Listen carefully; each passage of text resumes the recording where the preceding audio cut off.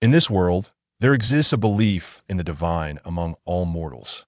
They beseech gods and Buddhas for protection, the attainment of wealth, or the blessing of their descendants. Yet, in the realm of the underworld, there are also many who harbor skepticism towards these celestial beings. They seek solace in the pursuit of treasures hidden within ancient tombs or the fortune found in nefarious deeds. Some may claim that the immortals are extravagant and possess extraordinary powers, yet few genuinely believe that these deities observe the absurdity of our world. However, at this very moment, deep within a secluded cave nestled among the western mountains of the Gili dynasty, an extraordinary and beguiling immortal has opened his eyes. He appears as a youth of 18 or 19, his gaze vacant, clad in a tattered dark blue robe, seated cross-legged amidst shattered stone fragments. Can such a disheveled figure truly be an immortal? It is the 7th month, and as the sun sets ablaze, the remnants of its heat linger in the air. Yet the temperature within the cave is peculiarly elevated. Dappled light dances through the nearby waterfall, casting eerie shadows upon the cave walls, which are entwined with dark red vines that resemble blood vessels, pulsating ominously, while myriad whispers infiltrate his mind. The immortal furrows his brow, turning his head slightly. His keen gaze is drawn to the sole source of illumination within the cave, where cool water cascades from above, surging into the lake below. Yet, lurking in the shadows are the terrifying visages of countless faces. His frown deepens. The name Wu Xian flashes through his mind, seemingly his own.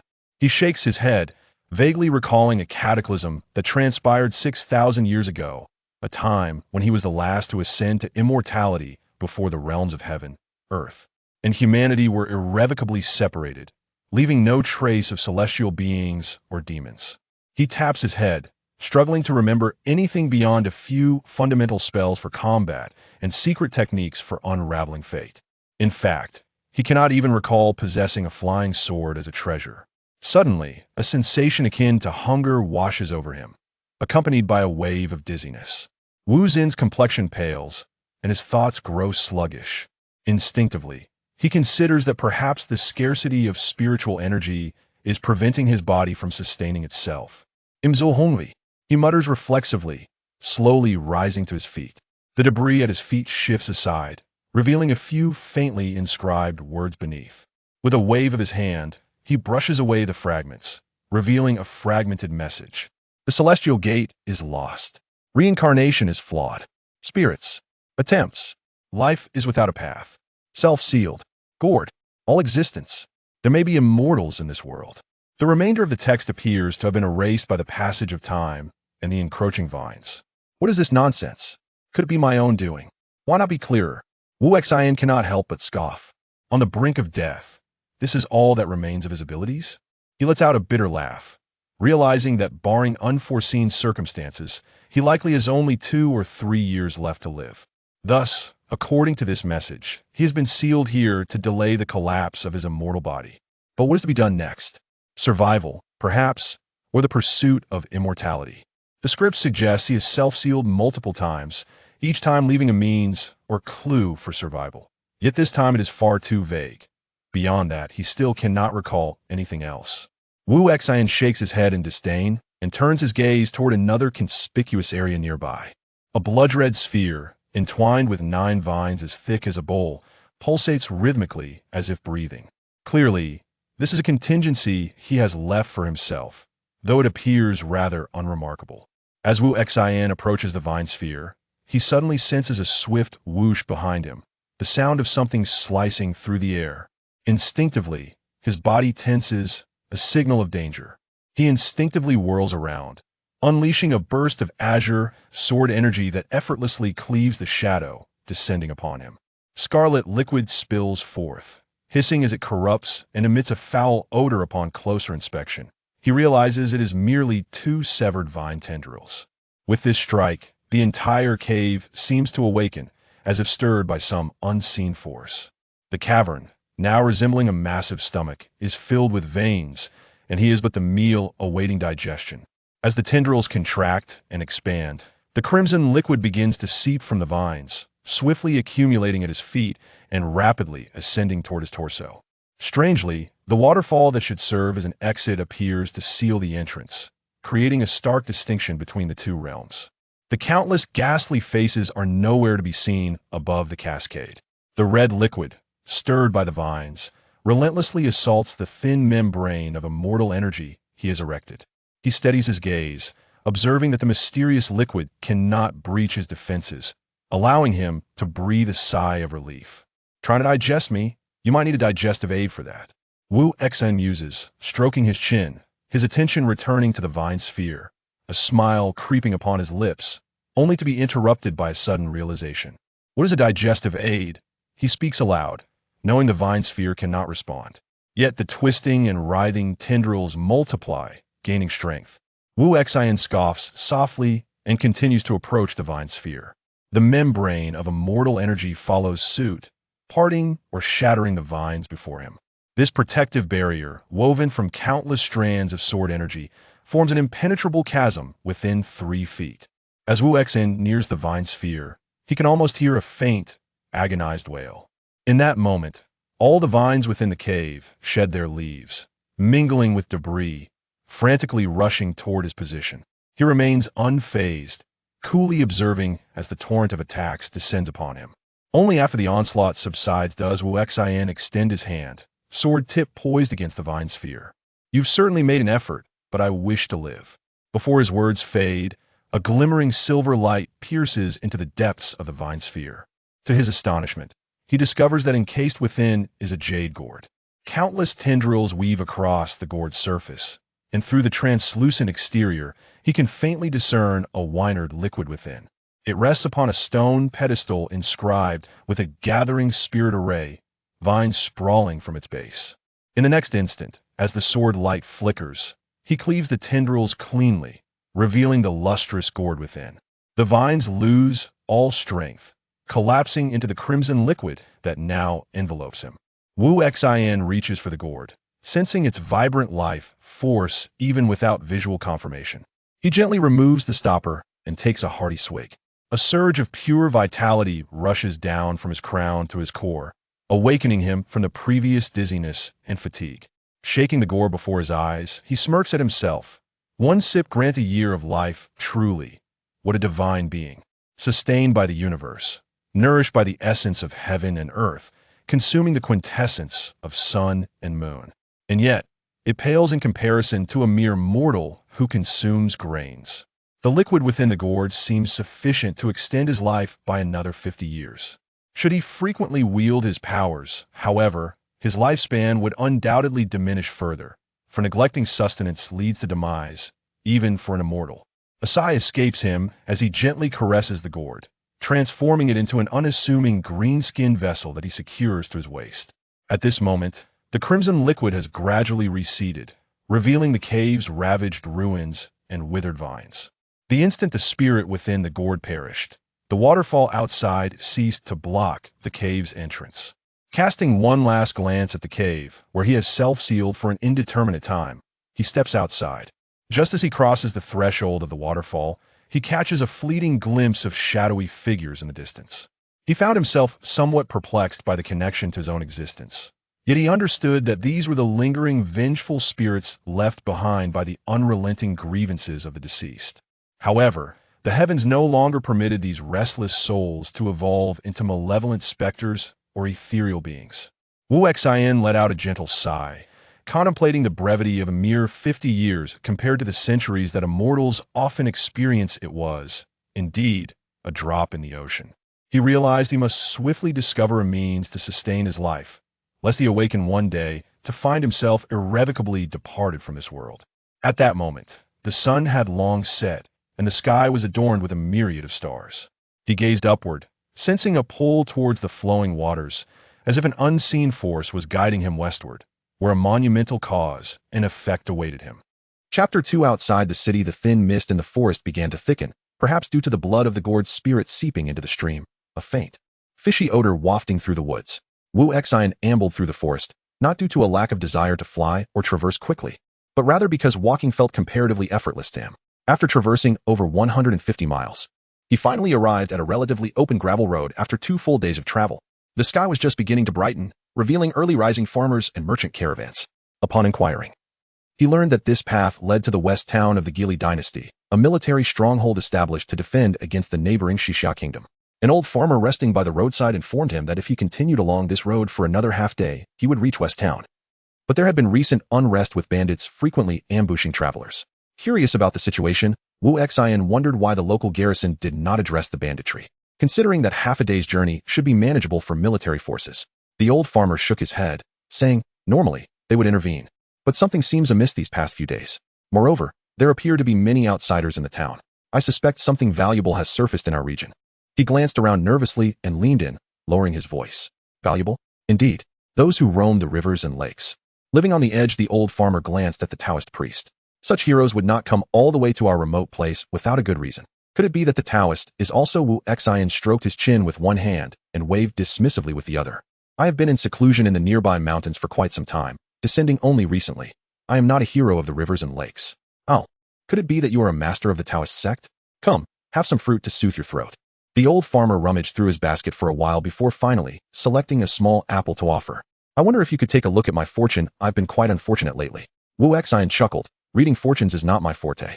I wouldn't want to delay you further. No worries. Just share your thoughts. I'm merely seeking a bit of good fortune, the old farmer insisted, pressing the apple into Wu Xian's embrace, clearly hoping for flattery. You wouldn't believe it. Just the other day, the earth dragon stirred in the mountains. It was terrifying. My fruit trees were knocked down. Who knows? Perhaps the treasure those heroes seek is hidden in the mountains. Wu Xian sighed with a wry smile, about to respond when he heard the distant sound of horses and carts approaching. A 10-man contingent slowly made their way toward them. At the forefront was a young gentleman dressed in finery, a sword hanging at his waist, sitting tall on his horse, exuding an air of scholarly heroism. The remaining 9 riders were armed guards. Noticing this, the old farmer hastily picked up his burden and departed, evidently wishing to avoid any entanglement with these vagabonds. Hey, why is that old man leaving? Do I look like I eat him? The young gentleman, looking down from his steed, approached Wu Xian and clasped his fists in greeting. Wu Xian smiled faintly, holding a non-confrontational attitude, merely waving his hand and turning to continue on his way. Yet, this demeanor seemed to pique the young man's interest further. Master Taoist, let us not be so unfamiliar. I observe your attire, he remarked, is rather tattered. Have you perhaps fallen victim to banditry? Internally amused, Wu Xian remained silent, merely shaking his hand dismissively. No need, no need.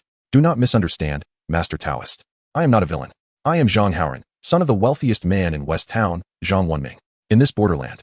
Who does not know the benevolent Zhang Haoran? He prattled on, his voice echoing in the desolate wilderness. Wu Xian listened with a sense of resignation, turning his head slightly to clasp his hands. My good fellow, we are strangers. If you have something to say, please speak plainly. It is Zhang Haoran. May I know how to address you, Master Taoist? He inquired with a smile, returning the gesture. Wu Xian, a humble seeker of the Tao. Wu Xian spread his arms, showcasing his worn Taoist robe. This is the style of a poor Taoist. I wonder what advice my good fellow might offer? I did not mean any offense. Though your robe appears tattered, it is remarkably clean. Zhang Haoran smiled, inspecting him. He was about to continue with a compliment when he noticed Wu Xian's frown and hesitated. I mean no harm. I am merely curious about your attire. I would like to invite you to join me, for mutual protection. Wu Xian rolled his eyes internally, about to respond when suddenly, another figure blocked their path. A burly, bald man lay sprawled across the road, casually munching on an apple. Beside him stood the old farmer, looking submissive, along with a tall spear. Seeing the approaching individuals, the old farmer did not bother with greetings, simply waving his hand as 13 armed men emerged from the forest, surrounding the group, declaring in a bold voice. This mountain is mine. These trees are mine. If you wish to pass, leave behind some toll. As the proclamation ended, the bald man stood, tossing aside the apple, and with a swift kick, spun the spear, expertly catching it in his hand. The rush of wind from his movements imparted a sense of the spear's weight and the man's formidable strength. Yet, Wu Xian's gaze was drawn to the apple core on the ground, its color reminiscent of the gored spirit's blood, momentarily causing him to lose focus. The bald man wiped sweat from his brow, his tone impatient. It's so hot, it's unbearable. Can't you all hurry up so my brothers can wait? At this moment, Zhang Haoran dismounted, his demeanor calm, clasping his fists in greeting. Noble warriors, under the vast sky, why resort to thievery? I am Zhang Haoran, and I love to make friends. Why not lay down your weapons and transform from thieves to heroes? How about we become friends? Wu Xian could not help but laugh, showing no sign of panic. I can attest to that. He truly enjoys making friends. The bald man burst into hearty laughter. Who would have thought we had a valuable hostage? With a swift motion, he kicked the ground, his spear flying toward Zhang Haoran with blinding speed. What began as a simple robbery now appeared to require Zhang Haoran's presence as a guest. The chilling undertone in the bandit's voice was apparent to all. There's nothing more to discuss. I may not be a master, but I have some knowledge of martial arts, Zhang Haoran declared confidently, drawing his sword from his waist, ready to speak further. However, before he could finish, a flash of silver cut through the air, and the bald man's spear was already aimed at his chest. His movements were incredibly swift. In the blink of an eye, the spear had thrust forward with lightning speed, targeting Zhang Haoran's vital points one after another. The remaining guards had yet to react, their swords still sheathed. Zhang Haoran leaped into the air, executing a backflip, his sword swinging wildly in front of him, barely avoiding the bald man's spear, only to find new threats awaiting him. The bald man observed the expressions and movements of the group, confident that none possessed true skill. He discreetly signaled to his comrades, who rushed toward the rest, seemingly intent on leaving no survivors. With a thunderous shout, the bald man propelled himself off the ground, lunging toward Zhang Haoran's right shoulder with his spear, aiming to incapacitate him. Zhang Haoran's expression changed drastically as he swiftly drew his sword to parry, while his left hand swept the scabbard toward the bandit leader's neck, preparing for a counterattack. His arms moved like twin dragons, executing both offense and defense with grace and precision. This sudden maneuver took the burly bandit by surprise. It seemed that the young noble from the city was not without merit, though escaping was no simple task. As the two sides clashed violently, many of his own bodyguards fell in battle. Despite his desire to assist them, he found himself unable to break away from the fierce gunplay of the burly man. Meanwhile, the old farmer who had spoken earlier approached Wu Xian with a cheerful grin, brandishing a long knife, yet maintaining his earlier jovial demeanor. Will the Taoists still grant me a divination? Wu Xian chuckled softly, responding, You truly believe I am merely an ordinary Taoist, don't you? Upon hearing this, the old farmer's face shifted in shock, his body seemingly frozen in place, as uncertainty crept into his tone. This was because there were indeed some disheveled Taoists in the martial world who feigned weakness while coming from reputable schools. Are you? Wu Xian smiled. Your discernment is commendable. I am indeed not a chivalrous hero. The old farmer, enraged, suddenly swung his knife towards Wu Xian's face, shouting, How dare you deceive me? Today, I shall. Before he could finish, the Taoist vanished from sight. The old farmer, bewildered, was met with a series of resounding slaps across his face. The Taoist reappeared in an instant, chuckling lightly. What if I do deceive you? The farmer fumed, bellowing, A sneak attack? Is that the mark of a hero? Once more, he lunged with his knife, this time with even greater ferocity and speed, far surpassing the earlier bandits. Wu Xian, however, remained unperturbed. With a gentle pull and a flick of his wrist, employing an unknown technique, he redirected the farmer's long knife. The blade flashed, and the farmer's arm was severed, sending him tumbling to the ground, clutching the stump and crying out in agony. Wu Xian remarked, Though I am not a chivalrous hero, I am certainly not an ordinary Taoist. It appears you have been quite unfortunate of late. The old farmer hurriedly pleaded, I am to blame. I am to blame. Ignoring his severed arm, he began to slap his own face repeatedly, turning it a deep shade of red and purple. Wu Xian sighed. Consider it a lesson for your folly. You may leave now. The old farmer breathed a sigh of relief and fled swiftly, disappearing in an instant, abandoning the others without a second thought. Chapter 3 Outside the city 2 After effortlessly dealing with the old farmer, Wu Xian did not pursue the bandits further, but instead watched with curiosity. Meanwhile, the bandit leader, seeing one of his men flee, was taken aback. The old farmer was the second strongest among them, and his silent escape indicated that the Taoist's prowess was formidable. How about it? Are you shocked by my brother's strength? Zhang Haoran laughed heartily. Although he secretly marveled at the Taoist's abilities, he maintained an air of nonchalance, appearing entirely unfazed. The large bandit, however, seemed unconvinced and wore a cold smile. Zhang, what are you pretending for? Don't think I don't know you two are not allies. I'll tell you the truth. Today, you must come with me. The Zhang family, seeking treasure in this town, should be aware of the depths of its dangers. Zhang Haoran paused briefly, then laughed aloud. Ah, so you're after me. You just saw us come from the western mountains and want to interrogate us about the legendary figures there. What nonsense about treasure hunting. Aren't you here for the same reason? Ridiculous. Huh, your father told you nothing, yet he treasures you enough. Zhang Haoran's body shook as if a thought struck him. He did not respond, but his sword became more aggressive, slashing and thrusting with ferocity. Yet it could not touch the large bandit at all. Your guards are nearly finished. It's best to surrender. At this moment, only 2 or 3 of Zhang's guards remained, and they were on the verge of being completely wiped out. Zhang Haoran, anxious, glanced at the Taoist, who still appeared to be enjoying the spectacle, and shouted, Wu Xian, stop watching and help me. At the end of his words, the large bandit was startled. His focus diverted, causing his men to slow down. Seeing Zhang Haoran about to break through to rescue his comrades, the bandit leader swept his weapon to obstruct him again. Zhang Haoran did not retreat, but charged forward, gritting his teeth. He maneuvered through the swirling shadows of spears, the sword sheath spinning alongside him, deflecting the long spear and aiming directly for the bandit's face with incredible speed and ferocity, the spear barely brushing against his clothing. Despite the bandit leader's rapid retreat, he broke out in a cold sweat, hastily countering with 2 thrusts, shouting, "This kid is desperate. I'm afraid I won't be able to hold back. Finish off those men and come help me. And you, Taoist, do yourself a favor and leave. Don't meddle."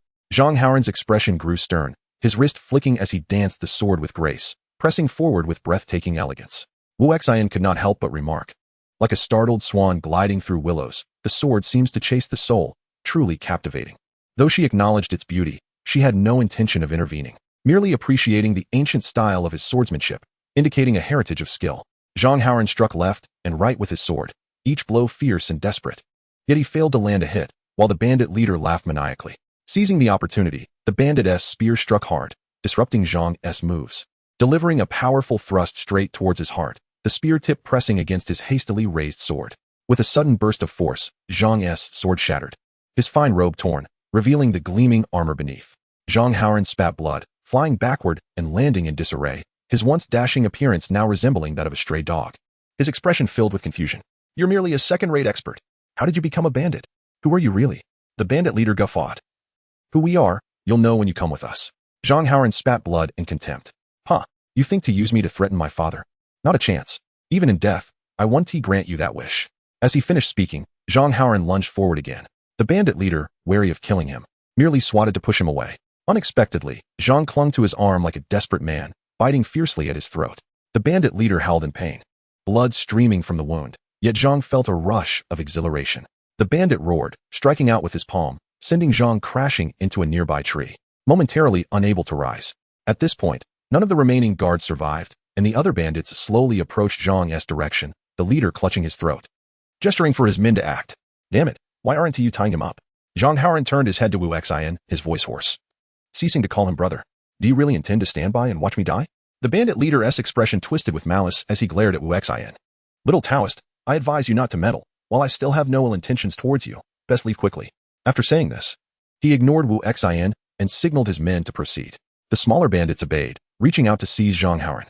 Just then, the closest hand suddenly snapped in midair, the bandit collapsing to the ground in agony. The bandit leader and the others were startled, turning to look at the Taoist, who stood still with arms crossed, showing no signs of movement. If that were the case, how had the arm been severed? The bandit leader's expression fluctuated as he stared at Wu Xian. "You foul Taoist. I hope you're not the one behind this, or else." He waved his hand again. The remaining men exchanged glances, cautiously advancing towards Zhang Haoran. Suddenly, 2 more arms fell, and 2 more bandits writhed in pain on the ground. The bandit leader's face shifted dramatically. He had been watching the Taoist closely, but had yet to see how he had struck. Could there be another lurking in the shadows? The mere thought sent shivers down his spine. Zhang Haoran, leaning against the tree, was equally stunned, muttering, "Could it be a first-rate expert?" The bandit leader, drenched in cold sweat, trembled. What first-rate expert? Just a coward hiding in the shadows. Suddenly, a voice rang out, "Coward? If that is how you feel, I must express my displeasure." With a gust of wind, Wu Xian vanished from the bandit leader's sight, appearing beside Zhang Haoran. Without even a visible movement, the remaining bandits dropped dead, each with a hole the width of a finger in their throats.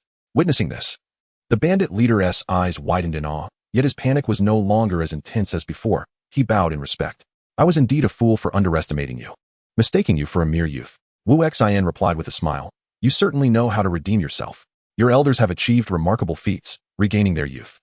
"Is it my fault?" The bandit leader's expression shifted dramatically, yet he forced a smile. "Elder, you jest. It's my fault. But I was simply following." Before he could finish, a flurry of slaps echoed, landing on the bandit leader's face, just as they had on the old farmer earlier, but with much more force. After receiving a barrage of slaps, he was left with blood spilling from his mouth, unable to utter another word. Wu Xian remained beside Zhang Haoran, composed, as if he had not moved at all, though the smile had vanished from his face. Coldly, he remarked, "What? You refuse to acknowledge your mistake, and still wish to use others to pressure me?" The bandit leader stood frozen, trembling as he stammered, "I wouldn't dare, but I was merely following orders."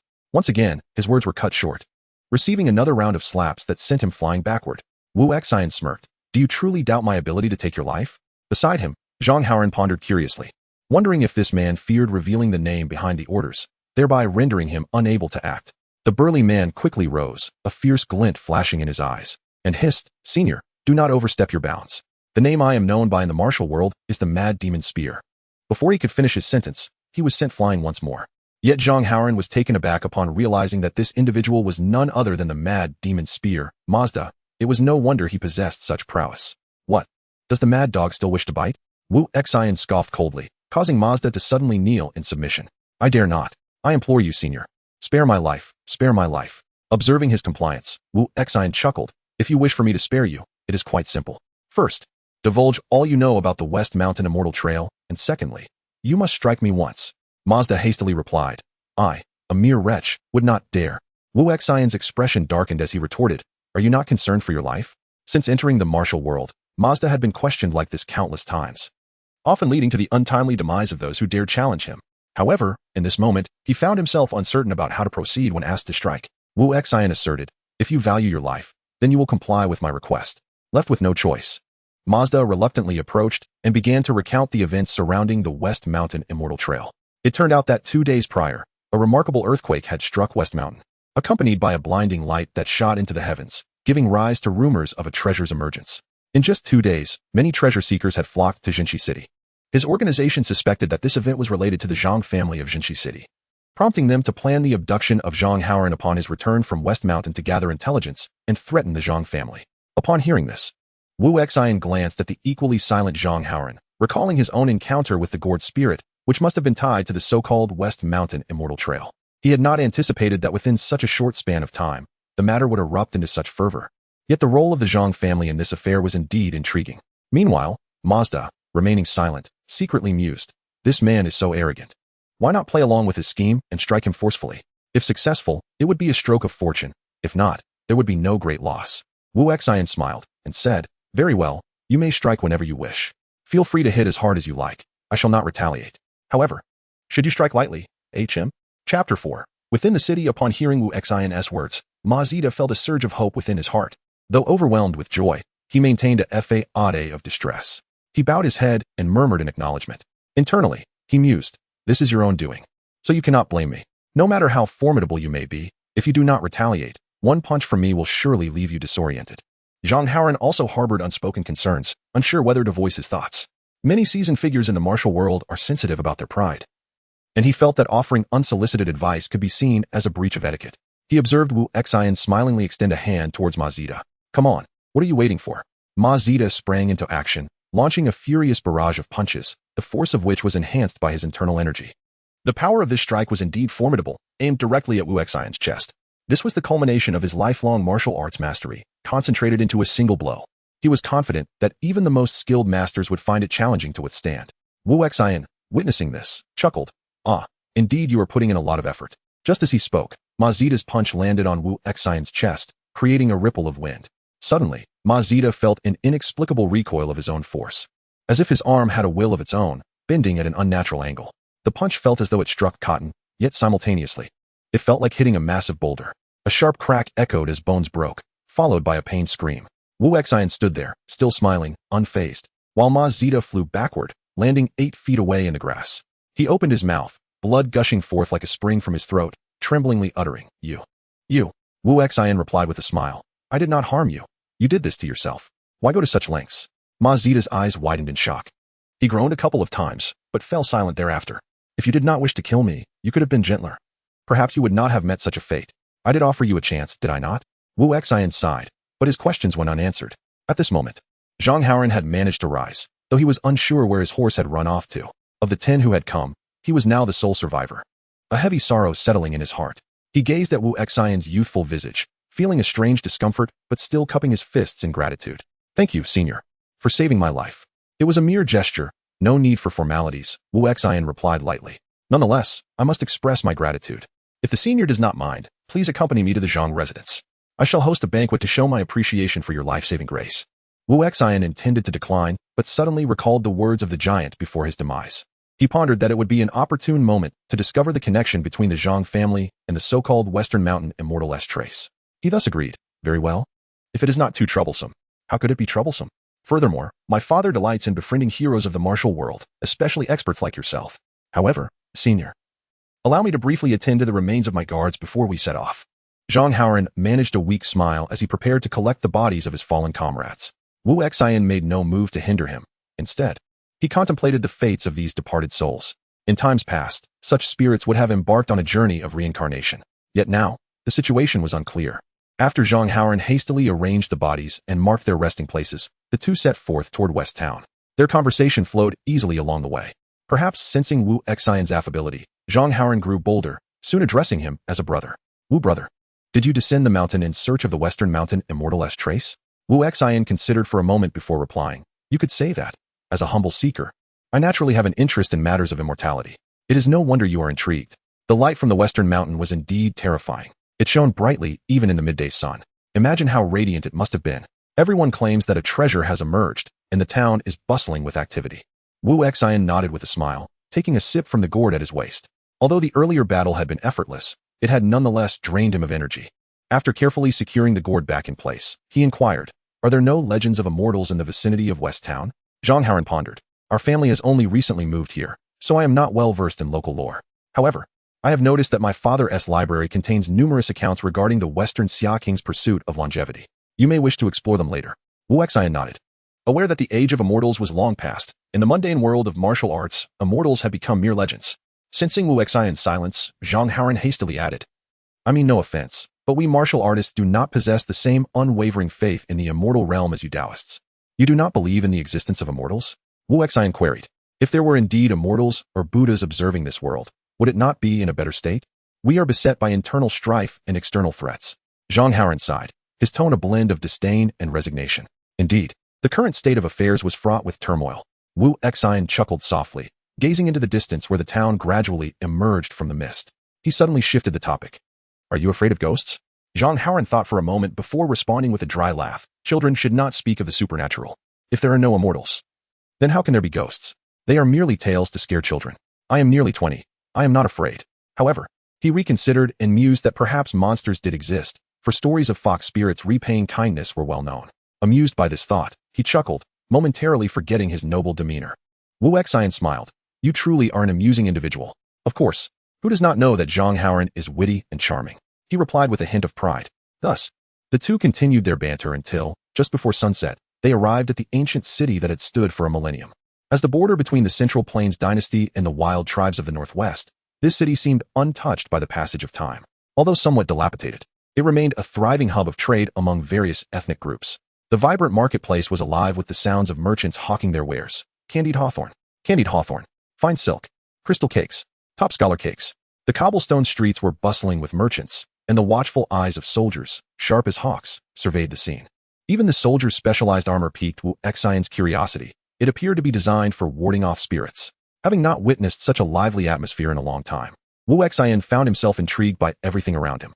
The July sunset bathed the long street leading to the city gate, illuminating the only tea house's blue cloth sign that bore the character for tea. Yet, at this moment, the tea house was devoid of customers. The tea master was seated at a street-side table, engrossed in a book. The table was adorned with an array of tea canisters and pastries, while a solitary patron occupied the adjacent table, whom he could not be bothered to attend to, as the visitor had been there for days without ordering tea, merely taking up space. Had it not been for the man's imposing stature, standing at 8 feet tall and exuding the ferocity of a tiger, he would likely have been ousted long ago. At that moment, Wu Xian paused before the tea stall, curiously lifting a canister of tea to his nose for a sniff. The tea master, initially disinterested in the plain-clothed Taoist, inadvertently caught sight of Zhang Haoran accompanying him, and his face brightened with a welcoming smile. Ah, Master Zhang, what a pleasure to see you. This is our shop's newly arrived pre-rain tea, crystal clear and fragrant, perfect for contemplative discussions. It is beloved by those of the Taoist path. Wu Xian accepted the canister from the tea master, inhaling the delightful aroma. The green tea's freshness blended perfectly, reminiscent of flavors he had not encountered in quite some time. He smiled, casually placing the canister back down. How about it? Wouldn't the Taoist like to indulge in a jar? The tea doctor maintained a beaming smile, evidently pleased that this individual could associate with young Master Zhang, suggesting that he was not lacking in wealth. Wu Xian chuckled softly and shook his head. Not only was he currently devoid of funds, but even if he possessed some, he would not prioritize purchasing tea leaves, a luxury of little necessity. Good fellow. Let us depart, Wu Xian declared, leading the way. Zhang Haoran responded affirmatively but deliberately lagged behind, casually seizing the jar of tea and placing a broken silver coin down. I shall take this tea. No need for change. The tea doctor, realizing he was indeed dealing with a scion of the Zhang family, accepted the coin with a grin. However, he noticed the burly man occupying a nearby seat stand up to leave and could not help but mutter under his breath, a money-losing venture. Having been here for several days, he hasn't ordered anything, and his surly demeanor has frightened away quite a few patrons. When he turned back, he discovered that Zhang Haoran had already departed and hurriedly pursued Wu Xian, who was walking ahead not too far away. Chapter 5. The Zhang family of West Town is undoubtedly remarkable, being the home of the wealthiest family. Although they began their journey in the jewelry business, what is truly astonishing is the Zhang family's meteoric rise, seemingly without warning, to become the richest in this chaotic western region within just 2 years. Their relocation to the west has only been for a mere 5 years, which raises eyebrows. Hence, whispers abound in the town that the Zhang family harbors some unspeakable secret. Otherwise, how could they ascend so rapidly and maintain such stability? I surmise that they must have acquired some extraordinary treasure from the Marquis of West Town. Are you suggesting that the Zhang family's acquisition of the Marquis' estate was premeditated? Beneath the crimson walls of the courtyard, a group of poorly dressed rascals huddled together, whispering conspiratorially, with peanuts and fruits in hand. In the midst of them, one individual was animatedly gossiping, his words spilling forth like a torrent. Is there any doubt? How else can we explain such a vast enterprise, with the city guards and those from the underworld, who could possibly comply with him? He suddenly lowered his voice, prompting the surrounding crowd to lean in closer to catch his words. Last year, those 5 tragic painters who met their demise, rumor has it they perished because they worked for the Zhang family. So, if you say the Zhang family is innocent, I shall not believe it. Young Master Zhang, do you concur? Upon finishing, he abruptly stood up, only to find the subject of his gossip before him. Zhang Haoran scoffed, parting the crowd to approach. Ah, you, Chen the rascal, I could overlook your gossiping. But to come daily to my doorstep, do you not fear that I might send someone to deal with you? As soon as Zhang Haoran finished speaking, the others surrounding them fled, leaving only Chen the rascal standing there, his expression awkward as he sheepishly raised the remnants of his fruit. I'm just trying to make a living. You know me, primarily because your family's tales are so fascinating, they could earn me a few fruits. Care for some? Zhang Haoran snorted, waving his hand dismissively. I would not dare partake of your peanuts, Chen the rascal. Who knows if tomorrow there will be rumors of the wealthy heir seizing provisions from the common folk. Oh, that could never be. It would be my honor if you would accept. Chen the rascal bowed deeply, his face plastered with a smile. But then he suddenly broke into a violent cough, spattering blood onto the crimson wall. The droplets shimmered with a subtle, eerie red under the sunset, which Wu Xian noticed, but chose not to comment on. Chen the rascal hastily wiped his mouth, his face a mask of ingratiation. Just a touch of heat lately. Spare me your theatrics, quickly leave. There are many outsiders about these days. Keep your tongue in check. Yes, I understand. Chen the rascal nodded vigorously, promising to heed the advice. Then he bolted away, casting a furtive glance at the Taoist beside him, perhaps contemplating what sensational tidbits he could gather next time. Wu Xian chuckled. So the customs here are so unpretentious, or is it true that your family possesses some extraordinary treasure? You hear him rambling? How would I not know if my family had any treasures? Zhang Haoran sighed wearily, and just as he finished his sentence, he recalled Mazda's earlier words, shaking his head and sighing. Some matters may simply stem from my own lack of strength. My father has not confided in me. In any case, we should return now. The treasure seekers in the city are still few, but in a couple of days, that may change. And then we can join forces to seek riches together. As Zhang Haoran spoke, he led Wu Xian toward the main entrance. The Zhang family residence exuded an ancient charm, and what surprised Wu Xian most was that this abode indeed bore traces of the extraordinary, such as the crimson clouds hovering above, an exclusive sight to his eyes. Time speaks not, yet history leaves its mark. Wu Xian could not help but murmur softly, which Zhang Haoran misinterpreted as awe at his family's residence. This house was acquired at great expense by my father. It was once the estate of the Marquis of West Town, a position of great significance, you see. Zhang Haoran continued to elaborate on the grandeur of the Zhang family, while Wu Xian feigned interest, responding in kind. Yet as he stepped into the Zhang residence, a wave of inexplicable familiarity washed over him. Before him flashed a torrent of shadowy figures, but the scene was not of the present. It was a different vision altogether. Vaguely, he saw a group of soldiers wielding weapons, seemingly besieging a city, amidst which stood a colossal alchemical furnace, flames leaping high, with blood-red patterns faintly visible around it, and distant, anguish cries echoed. At this critical juncture, why not stay at my home for the night? Tomorrow evening, I shall take you to that wonderful place I mentioned. What do you say? Zhang Haoran led Wu Xian to the western courtyard, confirming the arrangements for the day. However, Wu Xian was lost in his own reverie, entirely oblivious to what was being said. Ah, what? I said, I have already arranged for you to stay in the western chamber. Tonight, we shall wait for my father to return and enjoy a family banquet, and tomorrow night, I will take you to that splendid place. Believe me, it is truly magnificent. If not for the difficulty of booking at this hour, I would have taken you there tonight, Zhang Haoran said, his face brimming with anticipation as he opened the door to the western guest room. Inside, the furnishings were orderly, adorned with murals hinting at Taoist themes, clearly indicating that Wu Xian's accommodation had been meticulously planned. Wu Xian snapped back to reality, smiling as he entered the room. Taking in the surroundings before replying, I shall heed your arrangements, good sir. Upon hearing this, Zhang Haoren was delighted, casually placing the newly purchased jar of tea on the table before stepping out. You rest for a while. I will go find my father. I will have someone call you for dinner later. Wu Xian glanced at the tea jar on the table, silently praising Zhang Haoren's thoughtfulness. At that moment, as Zhang Haoren walked away, Wu Xian gently closed the door and began to scrutinize the room's interior. To be honest, there was an almost imperceptible chill pervading the entire Zhang residence, reminiscent of the waterfall before the western mountain cave, likely akin to the presence of vengeful spirits. However, this aura seemed to be suppressed by some force within the Zhang family, remaining dormant. Had it not been for his acute perception, coupled with the conspicuous crimson clouds above, he might have deemed the Zhang residence an ordinary abode. One could say there were indeed secrets lurking within this family. Contemplating this, Wu Xian returned to the chair, picked up Zhang Haoren's tea jar, and prepared to sip some tea to pass the time. Just as he was about to open the jar, he heard footsteps approaching the door. When the footsteps reached the entrance, 2 gentle knocks accompanied by a soft voice followed. Taoist Wu, the young master has sent someone to invite you to the dining hall. Are you available at this moment? Coming. Wu Xian opened the door, glancing at the deferential servant before him, smiling as he replied, let us go dine. Meanwhile, not far from the Zhang residence, in a secluded courtyard, 3 figures cloaked in black sat in silence.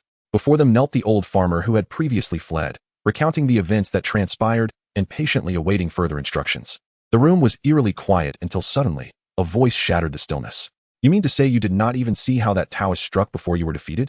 The low, gravelly voice emanated from beneath the black hood, obscuring the speaker's expression and emotions. Mazda struck with all his might, yet not only was I unharmed, but I was also left shaken. Then how did you manage to escape? The old farmer's expression shifted dramatically as he bowed deeply, tremblingly stating, He claimed it was because I offered him an apple, that he chose to release the little one. Yet, bound by duty, the little one dared not flee outright, remaining at a distance instead. Fortunately, that man kept his word. No, it is merely the little one's fortune to have returned safely. As his words trailed off, a profound silence enveloped the room once more. The figure in black gestured dismissively. Useless thing, enough, you may leave now. Hearing this, the old farmer kowtowed several more times before carefully exiting, closing the door behind him. A full 10 breaths passed before the figure in black spoke again. His martial prowess barely qualifies as mediocre. While I cannot discern his true capabilities, it is evident that the Mazda could only have been slain by someone of at least first-rate skill. First-rate? How many first-rate masters have perished at our hands? At this juncture, silence fell once more within the room. After a prolonged pause, the black-clad figure resumed the discourse. Could he possibly be a grandmaster? So young. Moreover, there are only a handful of true masters in this realm, and none bear a resemblance to him. Encountered midway, descending from the mountain. Could there be a connection to the legends of Shishan? Uncertainty loomed, yet regardless of the circumstances, that Taoist returned to the town of Shiqing alongside the young master of the Zhang family, a fact I witnessed with my own eyes. This implies that the Zhang family has likely gained the assistance of yet another first-rate master, including Hifu and Zhang Wenming. It indicates that the Zhang family openly possesses at least 3 first-rate masters. In summary, we must refrain from rash actions, as this aligns with the elders' intentions. However, we might seek an opportunity to probe into the background of that Taoist. This should be manageable, as the city is rife with individuals harboring ulterior motives, and we are not the only ones watching the Zhang family. If blame must be assigned, let it fall upon the Zhang family for coveting that secret. Chapter 6. The ghost of the Zhang family in the dining hall. Zhang Haoren and his parents, Zhang Wanming and Song, were seated. Upon seeing Wu Xian enter, they all stood to greet him. Zhang Haoren took Wu Xian's hand and brought him before his parents. Father, mother, this is Wu Xian, the Taoist. His prowess is formidable. He even effortlessly subdued the mad demon spear. Zhang Wenming scrutinized Wu Xian, surprised by the young man's age, and bowed in respect. First, I must express my gratitude to Taoist Wu for saving my son's life. Song also inclined her head, saying, Thank you, Taoist, for saving my son. Without you, I shudder to think of what might have happened. Wu Xian smiled and returned the courtesy. You flatter me. It was merely a trifling effort. Though it may have been a small favor to you, it is an immense kindness to our Zhang family, Zhang Haoren interjected, thumping his chest. His enthusiasm drew a frown from Zhang Wenming, who chose not to comment, but instead invited Wu Xian to take a seat. At that moment, the table was laden with an array of delicacies, and Wu Xian, not one to decline such hospitality, eagerly indulged. Though grains are not beneficial for maintaining a celestial form, he had long yearned for the exquisite flavors of mortal cuisine. As Zhang Haoren began to serve himself, Wu Xian followed suit, savoring the delightful banquet before him and relishing the joy of food and drink. Zhang Wenming chuckled. It seems tonight's feast pleases Taoist Wu. Wu Xian replied, You honor me.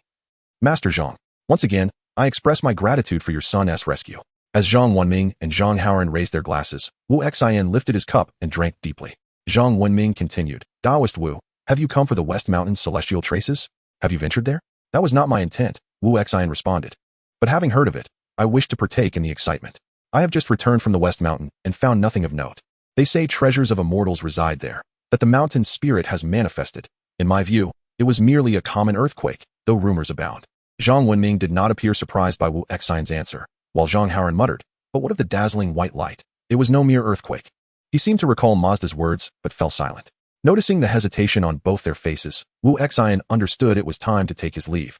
He rose and clasped his hands in gratitude. Thank you for your hospitality, Master Zhang. I may linger here for another day, but for tonight, I shall take my leave. Forgive the inadequate reception, Zhang Wenming said. Taoist Wu has traveled far and should rest. Someone, please escort Taoist Wu to his quarters. Zhang Wenming exchanged pleasantries before summoning a servant to guide Wu Xian back to his room. Wu Xian bowed and followed the servant out. In the dead of night, the sound of the watchman echoed in the distance, reaching Wu Xian's ears. Bang, bang, bang. The air is dry. Beware of fire. May peace prevail, and may nothing untoward occur. Bang, bang, bang. The air is dry. At this moment, Wu Xian was seated cross-legged on his bed, eyes closed in tranquil meditation. Hearing the watchman's call, he realized it was already the third watch of the night. Outside the courtyard, two figures had stood for a considerable time and seemed ready to depart. From their hushed conversation, it was evident they were sent by the Zhang family. Clearly wary of this unfamiliar presence. Black servant, you and the housekeeper remain here tonight. This Taoist possesses considerable strength. Should any unusual events arise, we must be prepared. Rest assured, if there is any ulterior motive, it shall not escape my notice. Ha ha ha, I have faith in your abilities. Just ensure your subordinates keep watch outside the courtyard. You may remain hidden.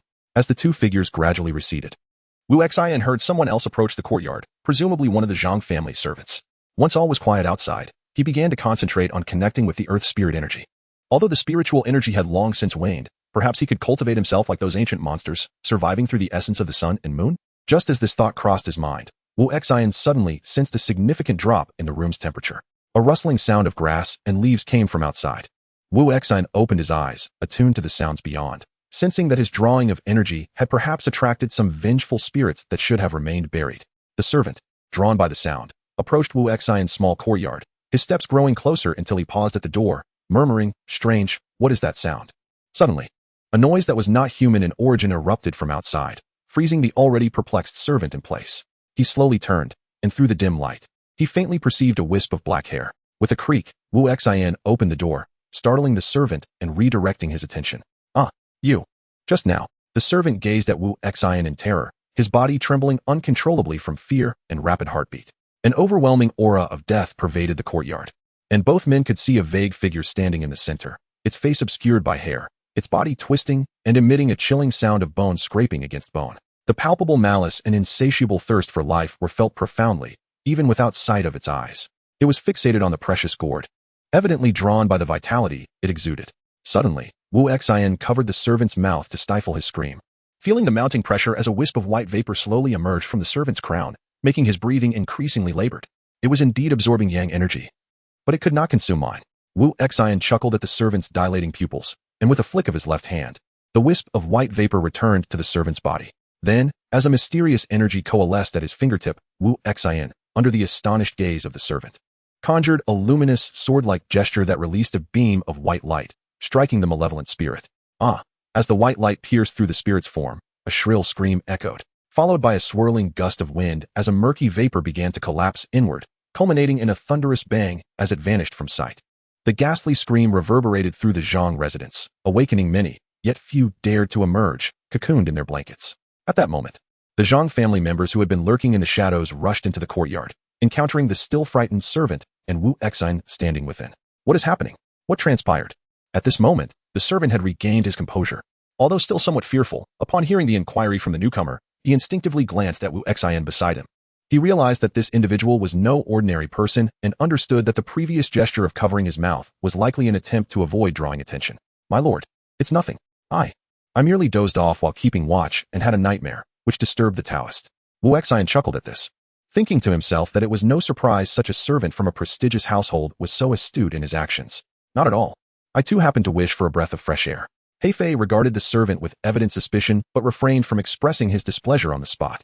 Thus, He clasped his fists and said, I shall take this person with me to prevent further disturbance to the Taoist's rest. Come along. The servant understood that further questioning awaited him and respectfully bowed to Wu Xian. I shall take my leave for now and return tomorrow to apologize to the Taoist. Wu Xian waved his hand with a smile, and as he watched the two depart, he turned his gaze towards the patch of grass in the southwestern corner of the courtyard. Just moments ago, a flash of crimson light had momentarily appeared, suppressing the wailing of the malevolent spirit entirely within the confines of the Zhang residence. Indeed, the Zhang family possessed something akin to a barrier that restrained the malevolent energy. Wu Xian lifted his eyes to the red clouds above and felt a sudden curiosity. In a realm devoid of spiritual energy, how could such spirits continue to exist? What sustenance allowed them to endure? Chapter 7. The Zhang family library. Early the next morning, the servant from last night had already been waiting in the courtyard for Wu Xian to awaken. Inside the room, Wu Xian had actually been awake for quite some time, having spent a restless night in silence without any fruitful insights. Just as he was feeling vexed, he sensed the presence of the person outside, recognizing him instantly. Yet the servant remained silent, perhaps out of concern that Wu Xian might still be asleep.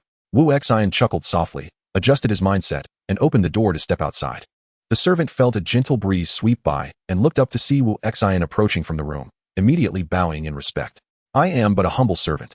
Greetings to Taoist Wu, and I thank you for saving my life last night.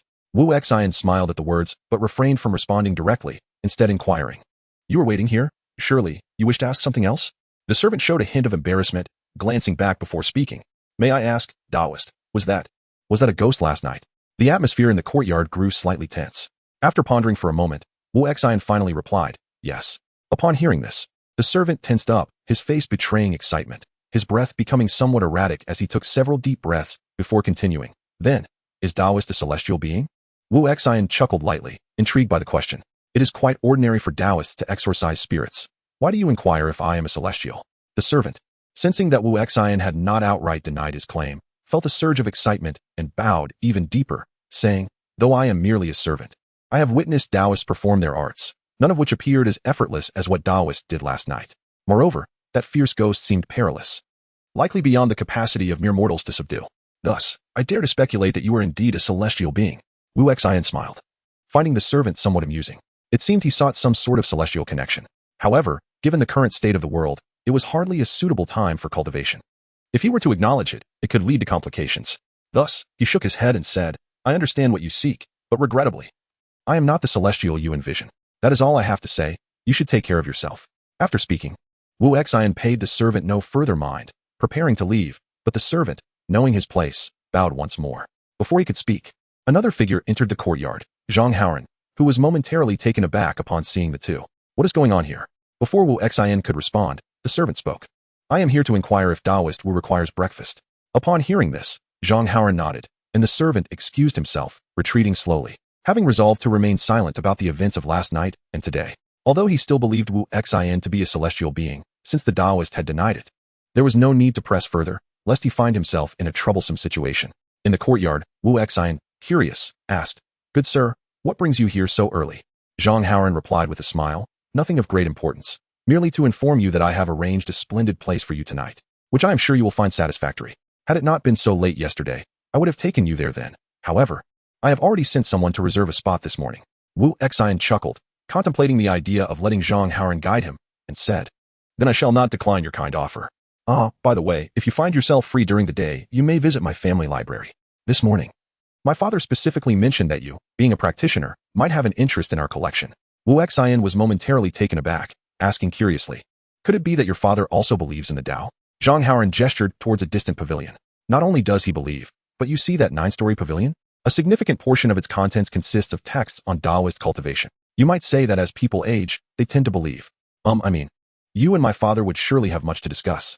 Wu Xian smiled, glancing towards the tall structure, which lay beneath crimson clouds, clearly a place of secrecy. Considering the Zhang family's surveillance from the previous night, he began to connect the dots. Could it be that the Zhang family, having failed to probe, now sought to draw him out? He clasped his hands and smiled, saying, Then I must pay a visit. In a certain courtyard of the Zhang family, Zhang Wenming sat in the main seat, addressing the servant, He Fu, standing before him. If that Taoist harbors any intentions towards the Zhang family, I trust he will reveal his true colors upon arriving at the library. As for the young master, sighing, he continued, I have conveyed all necessary information to him last night. As for the rest, we shall observe for now. The Zhang family library was vast, spanning 9 stories. Aside from the first floor, each level contained a reading room, with shelves brimming with various texts lining the walls. From the moment Wu Xian followed Zhang Haoran into the library, he felt a gaze fix upon him, and he sensed the existence of a vast space beneath the library. As he glanced at Zhang Haoran, who was enthusiastically introducing the library, he concluded that this Navi scion of a wealthy family remained oblivious to the deeper secrets at play, coupled with the clues he had previously gathered. Intriguing thoughts began to form in his mind. It was only when Zhang Haoran pulled him back to reality that he pointed to a middle-aged scholar seated in the central hall of the first floor and said with a smile, "I rarely come here. My father enjoys this place, and then there is Uncle Lin, who is the guardian of this library. But Uncle Lin is no ordinary servant. He has watched me grow, and I regard him as my own uncle." At that moment, the scholar known as Lin Shuqing, who had remained silent, finally bowed towards them with a smile. "I am Lin Shuqing. May I ask who this is?" Upon hearing his voice, Wu Xian recognized him as one of those who had conspired outside last night. Though he appeared frail, the energy within him was substantial, indicating that his abilities likely surpassed those of an average practitioner. Wu Xian returned the greeting, saying, "I am Wu Xian, a seeker of immortality." Zhang Haoran added with a grin, "This is a new friend of mine who saved my life outside the city, and I brought him home to express my gratitude. My father has already met him, and today he permitted me to bring him to the library." Lin Shuqing bowed again, feigning ignorance. "I thank the young Taoist for saving my young master's life. Since the master has given his approval, you may feel free to explore. Rest assured. Uncle Lin, we will be careful with the books. There will be no damage." Lin Shuqing smiled, saying, "You may go. It is of little concern. Should the young Taoist require anything, do not hesitate to seek me out." He stepped aside, revealing a staircase leading upward, adjacent to tables and bookshelves where Lin Shuqing had been seated. As the two ascended, Lin Shuqing returned to his desk, contemplating whether any renowned young Taoists in the martial world could match Wu Xian's capabilities. The Taoist moved with such grace, soundlessly landing. It was evident he possessed remarkable lightness of foot, indicating he was no ordinary individual. Yet, after much thought, he could not pinpoint anyone who matched this description. And he couldn't help but reflect, the martial world is indeed filled with hidden talents. One must never underestimate anyone. Chapter 8. The Zhang family library. 2. At this moment, the two individuals ascending the stairs, Wu Xian sensed that, as Zhang Haoran had mentioned, the library was primarily filled with legends about immortals and Taoist texts, with only a handful of historical records and tales from the martial world. He casually pulled out a volume titled The Green Forest Immortals Trail, pressed his thumb against the edge, and the pages began to flutter rapidly. Observing this, Zhang Haoran silently mocked. Is this what they call reading? Such pretentiousness from a martial arts master. He grabbed a book himself, mimicking the action without truly absorbing any content, and chuckled. These are merely ordinary local books, difficult to find at most. I wonder what my father collected them for. Noticing Wu Xian engrossed in his own world, he continued, Take your time to read. This is the reading room. I shall not intrude any further. I will call for you in the evening. Oh, if you wish for lunch, I can have someone bring it to you. Wu Xian finally lifted his head and smiled. No need for that. I will dine with Mr. Lin. Zhang Haoran laughed heartily, responded affirmatively, and descended the stairs without looking back. After a brief wait, once he confirmed that everyone had departed, Wu Xian waved his hand. In response, the books in the library levitated into the air, 36,000 volumes flipping their pages in unison. An ocean of information flooded into his mind. The structure of the Western region's martial world gradually became clearer, and he even began to speculate about the secrets of the Zhang family. The clues seemed to obscurely point towards an enigmatic yet apparent answer: immortals and longevity. The Marquis of Jinshi from 500 years prior. The Western Xia underground palace from 700 years ago. The Western Xia king, aided by an immortal, pacifying the Western region, ultimately constructing a palace for immortals, which later fell into ruin, with the king disappearing without a trace. Interestingly, the former Marquis of Jinshi also vanished under similar circumstances. It seems the underground palace lies beneath the Zhang residence. No wonder people say the traces of the Western Mountain immortal might be related to the Zhang family. Moreover, did the Marquis of Jinshi also bear the surname Zhang? Is there a connection? Wu Xian pondered to himself that if the Zhang family was indeed linked to the Marquis of Jinshi, they must possess knowledge of some secrets regarding the Western Xia underground palace. After gesturing for the books to return to their shelves, he exhaled deeply, only to realize that this exertion had cost him approximately 2 months of his lifespan, proving to be more exhausting than a physical confrontation at that moment. Perhaps hearing the commotion above, Lin Shuqing's footsteps gradually approached. Upon reaching the second floor, he found Wu Xian lost in thought before the bookshelf and, intrigued, wondered if this individual was truly not here to glean information. He had not anticipated someone could peruse the library's contents in such a brief span. Wu Xian came back to his senses, smiled at Lin Shuqing, and soon heard him say, If the Taoist has any specific books in mind, I am well acquainted with the library's collection and can procure anything you desire. Not at all, Wu Xian replied. It's just that seeing so many books is a bit overwhelming, and I'm uncertain where to begin. Lin Shuqing gently caressed the bookshelves, his gaze sweeping the area before he chuckled. With 36,000 volumes, it is indeed easy to feel dazed just a year ago. Someone claiming to be a disciple of the Qingcheng sect sought something here, but alas, found nothing. Wu Xian was taken aback and inquired, is that so? Might there be secrets hidden within this library? Lin Shuqing scrutinized Wu Xian for a long moment before gesturing invitingly. You jest, Taoist, however, since you seem disinterested in reading. Why not join me for a cup of tea downstairs? Noticing Lin Shuqing appeared to have something to discuss, Wu Xian nodded. That sounds agreeable. He followed Lin Shuqing downstairs. But to his surprise, the scholar did not pause. Instead, he headed straight outside, compelling Wu Xian to follow. Under the midday sun, which blazed yet felt tempered at the Zhang residence, they took their stand in the courtyard before the library. Lin Shuqing remarked, It seems the young Taoist has earned the trust of my lord, yet I still harbor a small doubt. Wu Xian glanced at the weapon at Lin Shuqing's waist and replied, May I inquire? After a moment's contemplation, Lin Shuqing observed Wu Xian's unassuming demeanor. Free from any trace of filth, moving with an air of serenity that belied any nefarious intent. He spoke candidly, Forgive my bluntness, but are you not seeking the secrets of my Zhang family by getting close to my lord? Wu Xian noted the weapon at Lin Shuqing's side, but remained unfazed. Smiling as he replied, It appears there truly are secrets within the Zhang family. It is not unusual for everyone to harbor mysteries. I implore you to answer my inquiries. Wu Xian honestly stated that he had no intention of approaching the Zhang family. It was merely the result of fate. Indeed, had he not encountered Zhang Haoran, he may not have come to the Zhang residence at all. He discreetly glanced at the crimson clouds in the sky, reflecting that he likely would not have arrived so soon. Lin Shuqing continued to observe Wu Xian, who glanced at the sky, prompting him to do the same. Though he saw nothing, ultimately he clasped his hands, smiling. Thus, I hope the Taoist will refrain from wandering about the Zhang residence to avoid misunderstandings. Should you require anything from my family, feel free to summon a servant or seek me out directly. Wu Xian nodded, responding briefly before excusing himself under the pretext of dining. He found a servant of the Zhang family, intending to follow him to the dining hall for a casual meal. However, the servant instead led Wu Xian back to his guest room, stating, Taoist Wu, I know you do not genuinely wish to go to the dining hall. It was merely a polite refusal. Is it customary for the Zhang family's servants to act on their own accord? Wu Xian remarked with a calm tone, betraying no emotion, which frightened the servant into kneeling. Taoist, please forgive me. I only. Wu Xian furrowed his brow and waved his hand, saying, Enough, explain yourself. Why this action? The servant stammered, It's actually, the house servant you saved last night is my elder brother, so I heard some things. Coincidentally, I was on duty in the library today and overheard your conversation with Mr. Lin. Which is why I acted without permission. Wu Xian was taken aback, but understood the sentiments people held towards so-called masters. He waved dismissively, Let us not speak of it further. In life, there are reasons for every encounter. You may leave. With that, he ignored the servant and returned to his room. Losing his appetite, planning to depart the Zhang residence after Zhang Haoran's banquet that evening, to avoid any further complications, he would then discreetly enter the underground palace for a closer look. By evening, at the hour of the dog, Zhang Haoran arrived as promised, accompanied by a burly man with a dark face, whom Wu Xian recognized from the previous night as He Fu. Zhang Haoran, oblivious, introduced, This is He Fu, my uncle. A top-tier expert, and he will accompany us to that place tonight. Wu Xian smiled, bowing in greeting, and curiously inquired, Perhaps it is time to reveal where we are headed tonight. I am quite intrigued. Ha ha ha, secret. Just follow me. Chapter 9. In the celestial tower atop the Zhang family library, Zhang Wenming gazed at the departing trio, letting out a gentle sigh. Since the first day the so-called celestial traces appeared on the western mountain, numerous wanderers from the martial world had ventured to investigate, including officials from the court. However, after finding nothing of significance, these martial artists began to gather within the city due to other rumors. They suspected that the so-called celestial traces of the western mountain were somehow connected to the legend of the Western Xia King, Changsheng, from centuries past.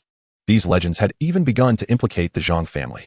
As night fell, the town of Jinshi was abuzz with life, seemingly unfazed by any border restrictions, as if no one cared whether enemy spies might infiltrate their midst. Instead, it was a scene of revelry and merriment. In the words of Zhang Haoran, this was due to the might of the court and the multitude of martial forces in the western regions, all of whom were eager to serve their country, thus deterring any would-be invaders. The most bustling area of the city was Jin Street, not far from the Zhang family residence. The finest establishments, restaurants, theaters, gambling houses, and brothels crowded this street where golden lights shone brightly, giving rise to its name. Zhang Haoran led the way through the throngs of people, his expression filled with excitement, as if he were flaunting his most treasured possessions. Wu Xiong, do you know that the fine wines of Jin Street might be beyond the reach of even the nobles in the capital? He proclaimed, following closely behind. He chuckled at this, clearly agreeing with the sentiment, while Wu Xian merely smiled without responding. His nonchalant demeanor prompted Zhang Haoran to exclaim, "Why are you not curious? You seem to enjoy drinking." Wu Xian replied with a light-hearted chuckle, "It's all right, it's all right. You can put on a brave front now, but soon you will understand the prosperity of Jin Street." As Zhang Haoran finished speaking, he plunged into the crowd, guiding Wu Xian swiftly through the bustling street, showing no interest in the lively atmosphere around them. Before long, the trio arrived at a more crowded area, and following Zhang Haoran's gesture, they could see a massive sign inscribed with the words Taibai Tower. The tower, a magnificent octagonal wooden structure rising 9 stories high, was the tallest building on Jin Street. As they approached, the grand edifice came into view, with white ceramic walls and colorful glazed tiles that shimmered like gold. Even the bells hanging nearby were gilded, giving the impression that this was indeed a celestial abode left behind by divine beings. Zhang Haoran grinned. "What do you think? Taibai Celestial Tower is the place I specially reserved for you tonight." Wu Xian inquired with curiosity, "What makes this wine house so special?" Zhang Haoran, shaking his head with a grin, replied, "Heavenly Jade Capital, 12 towers and 5 cities, celestial beings caress my crown, bestowing eternal life." "Are you unaware of the 12 celestial towers of the world?" Seeing Wu Xian's bewildered expression, he sighed, assuming an expression of disappointment. "It seems you are indeed a novice in the martial world. The 12 celestial towers are divine abodes of the immortal, each unique. But Taibai Tower is most renowned for its celestial dew and exquisite liquor." "Celestial dew? Are you referring to the finest wine in the world?" Wu Xian asked, following Zhang Haoran inside, while curiously surveying their surroundings. A vast circular stage captured their attention, where over 10 beautiful maidens danced gracefully, the sounds of flutes and pipes resonating throughout the expansive space that reached up to the roof. Inside the tower, a variety of martial artists congregated, surrounded by the cacophony of patrons lost in indulgence. "I wonder what the true celestial palaces are like. But who cares? If this world possesses such wonders, why should we believe in ethereal celestial realms? One sip of celestial dew, and you shall rival the immortals." Zhang Haoran trailed behind a man in white, gesturing for the two to follow. "However, it is only served in 2 pots at the hour of the dog each day, so you must be quick." Wu Xian, intrigued, asked, "Quick? Are we allowed to take it by force?" Zhang Haoran rolled his eyes and chuckled. "Wu Xiong, you are quite amusing. Of course, we cannot simply seize it. Who would dare?" He Fu chimed in with a laugh, explaining, "The Celestial Tower is one of the most powerful organizations in the martial world, its strength unfathomable." At that moment, the man in white turned back, smiling as he said, "Esteemed friends, the elegant chamber on the 2nd floor awaits you. Please enter." Once Wu Xian and the others stepped inside, he pointed to a young boy within the room and continued, "Tonight, Qingfeng shall serve you." After bowing, the man in white slowly departed. The boy, appearing no older than 7 or 8 and dressed in a simple gray robe, stepped forward and bowed, saying, "It is my pleasure to serve you, esteemed friends. I am Qingfeng." Though his voice was youthful, he spoke with an unexpected gravitas. He gestured toward the corridor outside, smiling.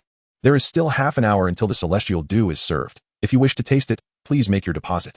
Before he could finish, Zhang Haoran had already taken out a gold ingot and placed it in a basket by the door, saying, "We understand the rules. 1 pot of celestial dew cannot be delayed." Qingfeng smiled, witnessing the gold drop into the basket, and said, "In that case, congratulations, esteemed friends, you shall enjoy the dew."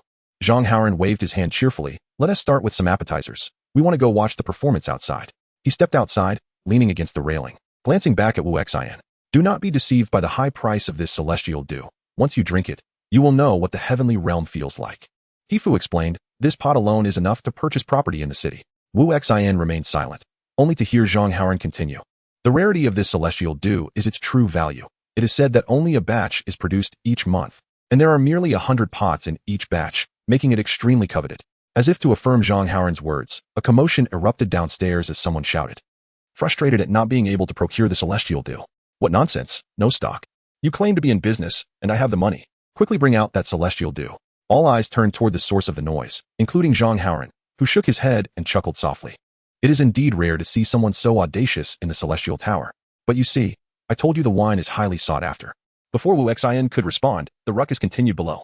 "Do not give me rules. You are just a big establishment bullying customers, thinking us easy prey." Upon hearing this, the crowd stirred, as the celestial dew's reputation loomed large, yet no one from the celestial tower emerged to quell the unrest, which was somewhat peculiar. However, no one paid it much mind. The patrons inside relished the spectacle, and if they intervened too soon, it would dampen the excitement. Thus, Zhang Haoran called down, "But this is the rule. Everyone is treated equally. Perhaps the esteemed hero should return another time." The man, clearly infuriated by this response, executed a light leap and landed on the 2nd floor. Though his physique was gaunt, His bones were robust, with broad shoulders and hands that reached down to his knees.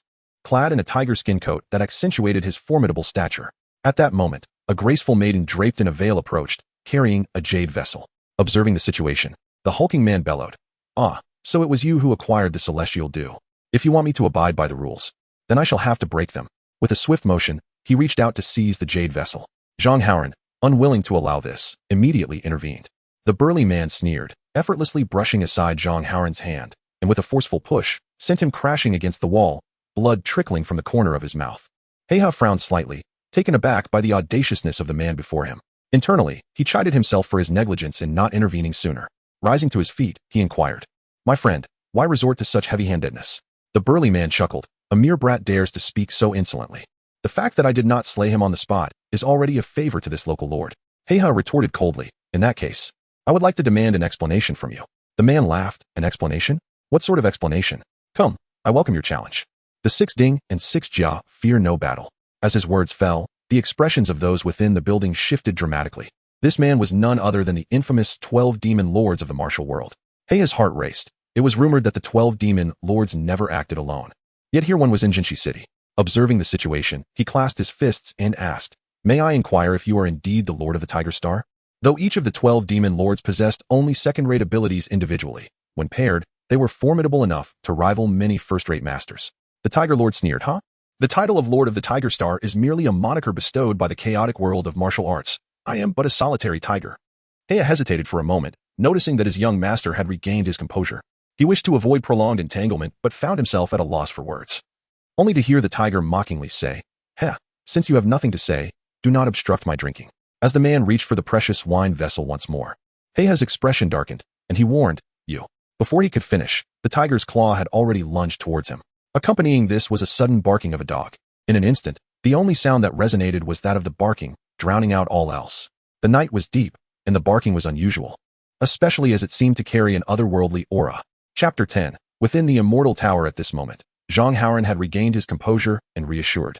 "Do not be afraid, Taoist. The 12 demon lords delight in their tricks and illusions. It is merely a ploy to gain the upper hand. We must not be deceived." Wu Xian remained silent. Suddenly, amidst the cacophony of barking dogs, a shadow surged forth, a massive black dog with gleaming white fangs. This creature, with a body like a tiger and a head larger than that of an average adult, leapt onto the second floor, emitting low growls. Its eyes gleaming with an eerie crimson light, a sight most terrifying. However, upon closer inspection, Wu Xian discerned that beneath the dog's hide lay a gaunt, emaciated old man. A chilling voice emanated from the dog's mouth, chuckling, "Ah, as expected from the Zhang family of West Town, true warriors." The dog grinned, its mouth nearly splitting to the roots of its ears, revealing a sinister human face concealed beneath the canine exterior. This dramatic entrance indeed sent shivers through many. Zhang Haoran swallowed hard, questioning, "Canines, are you human or beast?" The dog replied with a sinister laugh, extending its hands to resemble dog jaws, lunging towards Zhang Haoran's neck. Though Zhang Haoran was on high alert, he did not suffer the same fate as before. Instead, he faltered and retreated. He dared not confront the creature head-on, as Black Husband was entangled with the Tiger of Yin and could not come to his aid. Naturally, he sought to divert the creature's attention to Wu Xian. Seeing the young Taoist, the dog disregarded him and continued its pursuit of Zhang Haoran, claws slashing towards the Taoist's eyes. Wu Xian, however, was not one to back down. Although the dog moved with remarkable speed, it could not evade Wu Xian's keen perception. With a swift motion, he seized the creature's wrist, and with a sharp crack, the dog's paw was torn off. Flesh and bone wrenched away. Blood gushed forth, splattering like petals upon the veil-clad maiden, shocking the onlookers. No one had anticipated such ferocity from the young Taoist. The black dog, too, was formidable. After a howl of pain, it rolled about, feigning defeat, but suddenly launched a surprise attack at Wu Xian's lower regions. Had it been an ordinary person, they would have surely fallen prey to this beast. Yet, Wu Xian seemed to see through the ruse. The severed limb was thrust towards the black dog's neck, pinning it firmly to the ground, blood gushing forth like a fountain. Meanwhile, the Tiger of Yin, engaged with Black Husband, was already rendered speechless, his very soul shaken. Even he, a notorious killer, was astonished by this calm demeanor, oblivious to the murderous intent surrounding him. What terrified him further was the Taoist's cold gaze directed at him. Wu Xian sighed lightly, declaring, "Since you are brothers, you shall accompany him." As he uttered the last word, he closed the distance to the Tiger of Yin, his hand pressing firmly against the latter's chest. To the astonishment of those watching, the tiger remained motionless, unable to retaliate, as if crushed beneath an invisible weight. In the next heartbeat, he was cast down the stairs with tremendous force, like a lifeless dog, falling into silence. As night deepened, the streets remained lively. Yet within the Tai Tower, an eerie stillness prevailed. All present stood frozen in place, too astonished to utter a sound. Only one person, moments later, attempted to flee the crowd in panic. He was swiftly seized by a masked man in white robes, lifted off the ground, revealing him to be a gaunt figure resembling a cross between a man and a monkey. The masked man chuckled. "Since you are brothers, you shall join them." With a voice neither masculine nor feminine, he casually snapped the monkey's neck as if it were an everyday occurrence, tossing the lifeless body to a nearby young man in white. He then glanced at the Taoist on the second floor.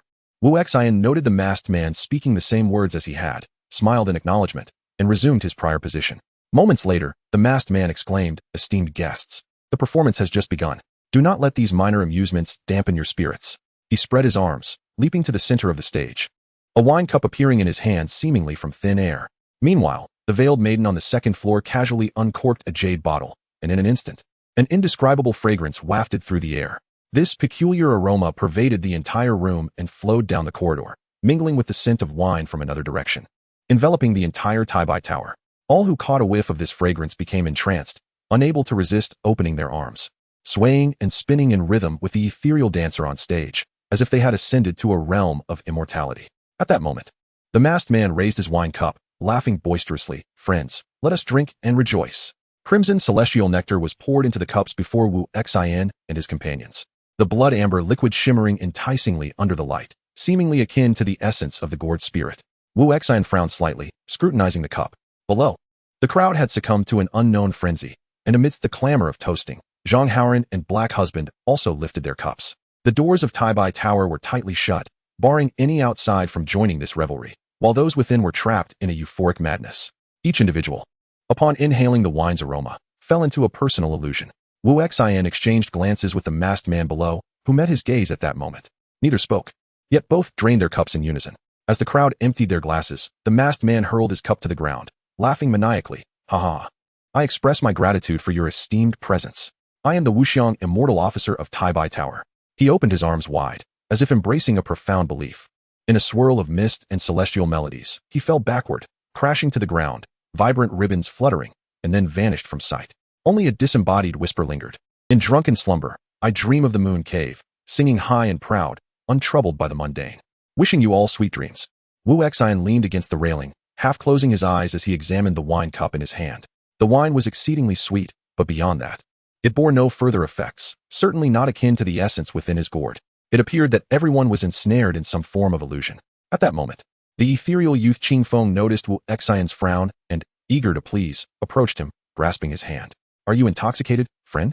Allow Qing Feng to assist you back to your quarters for a brief rest." As he spoke, a subtle internal energy flowed from Qing Feng's hand into Wu Xian's body, only to vanish in the blink of an eye. Wu Xian's expression remained unperturbed, yet his mind was as clear as a mirror, comprehending that this was merely a test from the young attendant.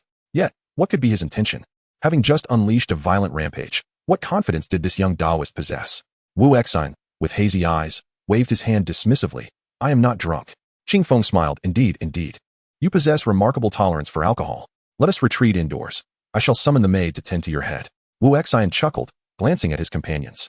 Zhang Haoran had been dancing merrily in the corridor for over half an hour, while Black Husband leaned against the table, resting with his eyes closed. At that moment, the earlier veiled maiden returned with fresh drinks, her attire unchanged as she tread upon the bloodied floor, gently refilling Wu Xian's cup with new concoctions. The new brew remained a deep crimson, imbued with an exotic fragrance. Chapter 11. Within the Celestial Tower, Part 3. In the Celestial Tower, on the second floor's elegant room, Wu Xian, amidst a flurry of shoving, seemed to regain his composure and once again pushed away the drinks offered by the celestial youth. Cultivators are not inclined towards such earthly desires, and moreover, the Taoist had already consumed quite a bit this evening. "You should attend to them," he said. The celestial youth smiled. Indeed, esteemed Taoist, you are a revered practitioner of this age. However, the others have already succumbed to inebriation, and it is my fortune to serve you with more wine." Gazing around, Wu Xian noticed Zhang Haoran had already slumped over his desk, mumbling something about dancing. He observed that Hifu remained slouched against the table, motionless. Wu Xian found it amusing and turned his attention back to the celestial youth, inquiring, "Are all those who dwell in the Tai Tower like you, so young and already seeking their fortunes?" The celestial youth replied, "Fortunate to have been taken in by the master, Otherwise I fear I might have been taken away by wild dogs long ago. He shifted the topic, continuing. Those of my age, there are indeed a few, yet they too are unfortunate souls. While the young celestial spoke of pity, Wu Xian found it somewhat contrived. It seemed that not every room was graced with the presence of celestial attendants. The celestial youth feigned ignorance of Wu Xian's insinuation, smiling, indeed. It is all a matter of fate. Those with fortune shall have their share, while others are attended by celestial maidens and youths. Wu Xian chuckled, interesting indeed. It is the Tai Tower. Yet, I wonder if the other attendants possess even a fraction of your skill. Upon hearing this, the celestial youth's expression shifted, and he nearly dropped the wine jug in his grasp, forcing a laugh. You must be intoxicated, esteemed Taoist. The beds within are quite comfortable. If you are not in haste, you may consider staying the night. His words were casual, but there was a tremor in his tone. A telltale sign of the peculiar nature of his martial arts, which were difficult to detect unless engaged in combat. Yet, today he had been exposed. And recalling the grim fate of the 12 demonic lords, fear gripped him. Wu Xian accepted the wine jug, poured himself a cup, and remarked, Are you truly a celestial attendant of the Tai Tower? Or do those of the Tai Tower prefer to conceal their identities? Much like that formless celestial official. Rubbing his temples, he continued, I understand you might wish to test me, but it cannot go on indefinitely. The celestial youth broke into a cold sweat, his voice quivering. Esteemed Taoist, you jest. Wu Xian sneered, Do not tremble. First tell me, are you a person of the celestial tower, or are you allied with those lowly creatures? Or perhaps, are you all in cahoots? The celestial youth swallowed hard. Think carefully before you speak, Wu Xian urged. The celestial youth stiffened, trembling as he stammered, Esteemed Taoist. I am but a timid soul. At that moment, a flash of fire illuminated the room, revealing a figure in a white robe and mask, the formless celestial official from before. Wu Xian feigned ignorance, continuing to observe the celestial youth, seemingly indifferent to the newcomer. The formless celestial official spoke in a gentle tone. I did not expect to find another little mouse. His voice was as soothing as a spring breeze, yet he held in his hand the lifeless body of a white-robed man. Wu Xian turned to glance at the figure, recognizing him as the one who had guided them upstairs. At this moment, he was as dead as one could be. The celestial youth, upon seeing the corpse, was so startled that he scurried behind Wu Xian, hiding beneath the table, revealing only a terrified young face. The formless celestial official chuckled lightly. Forgive me, esteemed Taoist. It seems I allowed some beasts to infiltrate my celestial tower. He surveyed the room before producing a gold ingot from his robe and placing it on the table. Tonight's wine bill shall serve as my apology, and this jug of celestial nectar as well. Wu Xian watched as the formless celestial official conjured a jug of celestial liquor from seemingly nowhere, commenting, Such exquisite wine. It is a pity it shall be squandered in my hands. You jest. To be consumed by me is its destined fate. The formless celestial official slightly inclined his body towards Wu Xian, smiling. But first, allow me to take this little mouse away, lest it disturb your rest. Wu Xian smiled without responding, and the formless celestial official stepped forward, addressing the trembling celestial youth hidden beneath the table, O little mouse. Indeed you are as timid as a mouse. Why not come out? Upon hearing this, the frightened youth's eyes darted, and though fear gripped him, a fierce determination flashed across his features. Suddenly, he drew forth a claw-like weapon, launching an attack towards Wu Xian's back in a desperate bid to fight back. You all bully mice. I will fight you to the death, he cried out. The claw struck with lightning speed, yet unbeknownst to him, Wu Xian seemed to possess a sixth sense, not turning around but effortlessly redirecting with his right palm, causing the youth to miss his target. In an instant, the youth impaled himself on his own weapon, gasping in horror. Wu Xian, holding a cup in his left hand, dispatched the youth with a flick of his right hand, startling the formless celestial official. Wu Xian remarked, A mere mouse dares to act ferociously. The formless celestial official chuckled nervously. The techniques of the Taoist are indeed remarkable. What a deft maneuver. Wu Xian chose not to engage further, instead asking, There should not be any other beasts infiltrating tonight, correct? Of course not. They are all here. Please wait, esteemed Taoist. I shall have someone come to clean up immediately. Seeing Wu Xian nod, he departed the room. Shortly thereafter, 2 white-robed men entered, removing the corpse and scattering peculiar powders that swiftly erased the bloodstains, leaving behind a hint of floral fragrance. Wu Xian was intrigued, realizing that the celestial tower was no stranger to such dealings. Once all outsiders had left, Zhang Haoran and Hifu remained asleep, as if nothing had transpired, except for the addition of a gold ingot and a jug of wine. Meanwhile, the white-robed men carried the corpse alongside the formless celestial official down the corridor, eventually entering a secret chamber where they laid the body on the ground and retreated.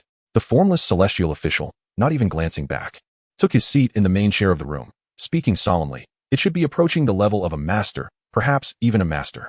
A voice emerged from the shadows. Is he truly such a young master? He appears to be just in his early 20s. The speaker was cloaked in black, sitting beside the formless celestial official. This group was none other than the black-robed individuals who had conspired near the Zhang family, also intent on abducting Zhang Haoran. They were indeed members of the Celestial Tower.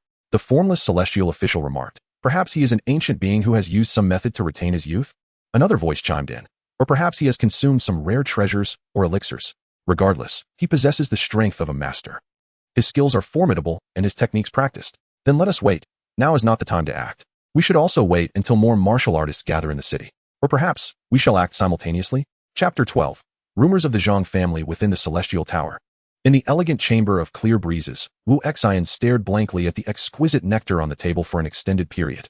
This liquid, derived from the blood of the gourd spirit, served little purpose aside from inducing hallucinations. He sighed gently. In the 3 days since descending the mountain, he had expended nearly half a year's lifespan. Fortunately, he had gathered some clues regarding immortals, thus his life had not been squandered in vain. Wu Xian toyed with the jade bottle containing the celestial nectar, his brow furrowed as he murmured to himself. How to enter the underground palace. Perhaps he should visit the Zhang family to see if there exists an entrance to the palace. He glanced at Zhang Haoran and Hifu, who were still deep in slumber. The celestial nectar might also serve as a clue.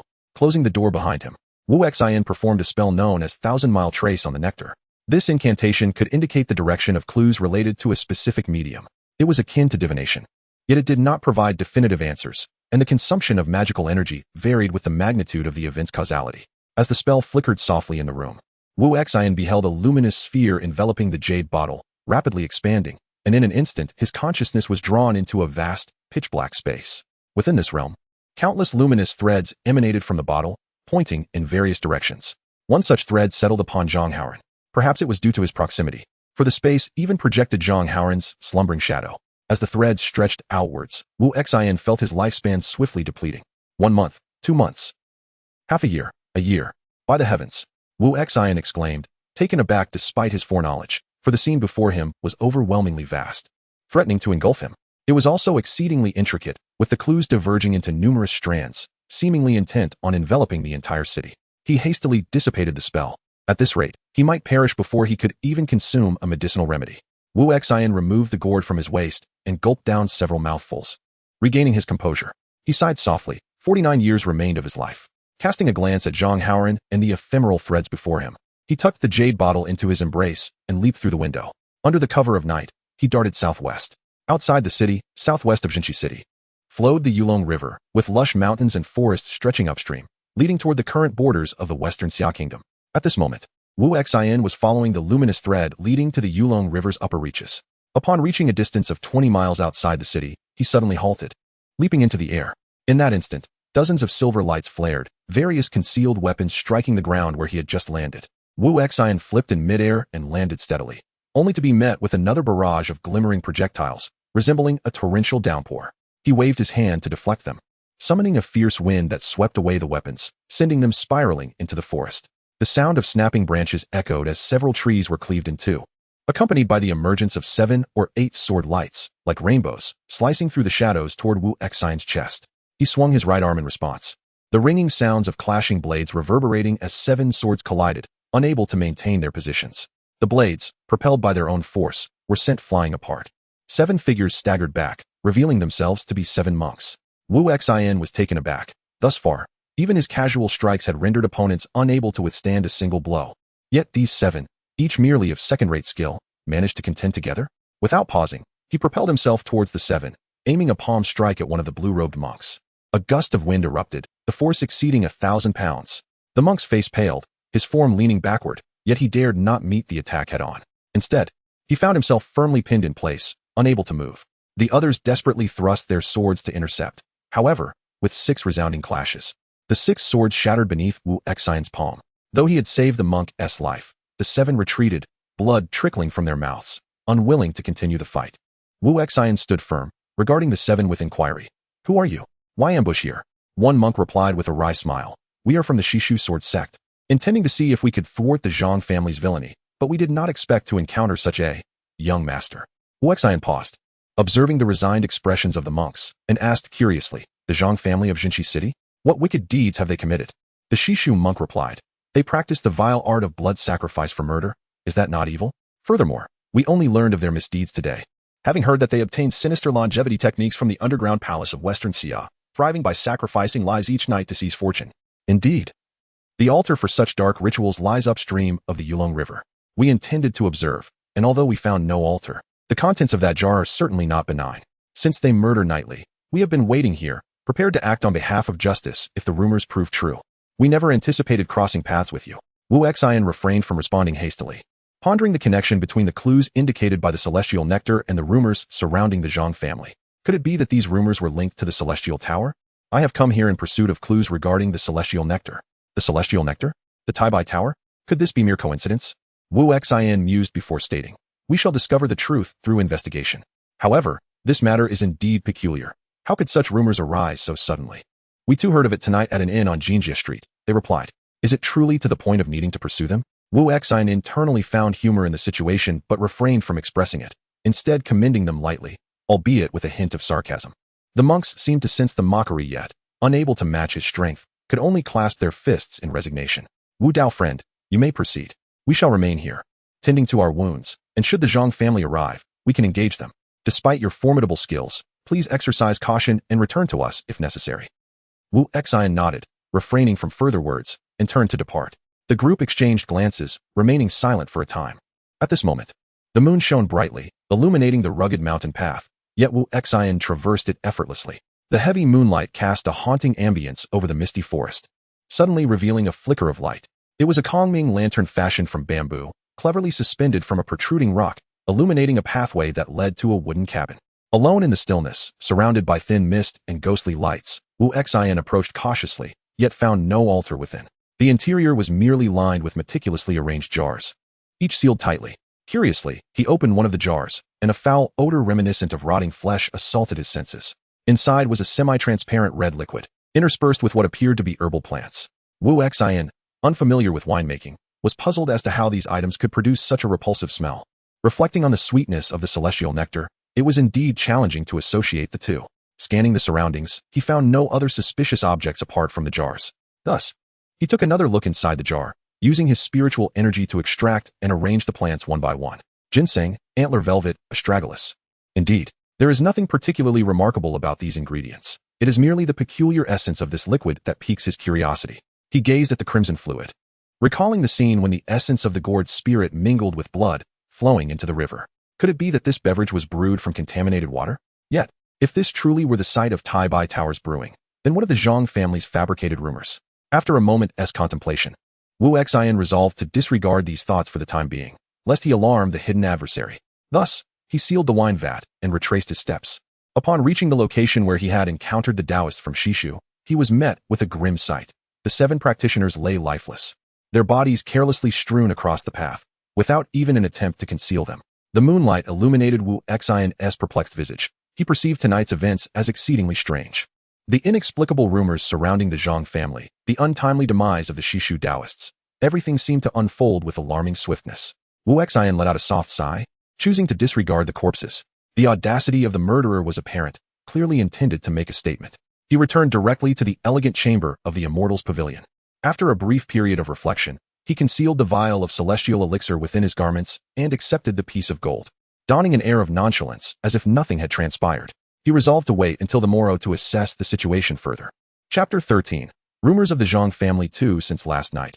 Whispers regarding the Zhang family have gradually spread throughout the town. Numerous versions of the tale have emerged, predominantly revolving around the Zhang family's hefty acquisition of the Ho residence in the west of the town. Speculations abound, ranging from secrets of immortality to the mysteries of amassing wealth. The essence of these rumors harkens back to the legends surrounding the Western Xia King's quest for eternal life, who is said to have constructed a grand tomb. It has now been confirmed that this tomb lies beneath the Zhang family estate. Thus, the recent occurrences at Shishan Mountain may very well be attributed to the Zhang family's discovery of some profound secret. Chun Popi continues to gossip under the crimson walls of the Zhang residence. Yet today, his audience is notably larger. This secret likely touches upon matters beyond the mortal realm, which may have triggered the recent tremors. He gestures towards the heavens, hinting at something significant. At that moment, a voice calls out, "It is true that the Zhang family has not been widely spoken of in the martial world. So, if they have prospered here, it must indeed be due to the fortune of that Western Xia tomb." As soon as the words are uttered, the crowd erupts into a cacophony of chatter. Chen Popi chuckles, replying, "This esteemed hero speaks wisely. Everyone, Ponder this. Why has the previously obscure Zhang family flourished upon their arrival here? Another voice chimes in. Are you implying that the Zhang family possesses some nefarious sorcery capable of usurping one's fortune? Chinpopi responds. That remains shrouded in mystery. But do you know the current standing of the Zhang family in this town? What standing? Comes the retort. They are a force even the city guard dare not offend. Among the myriad of characters in the crowd, it is evident that someone has sought to tarnish the Zhang family's reputation. You know about the Immortals Pavilion, right? Know it. What nonsense.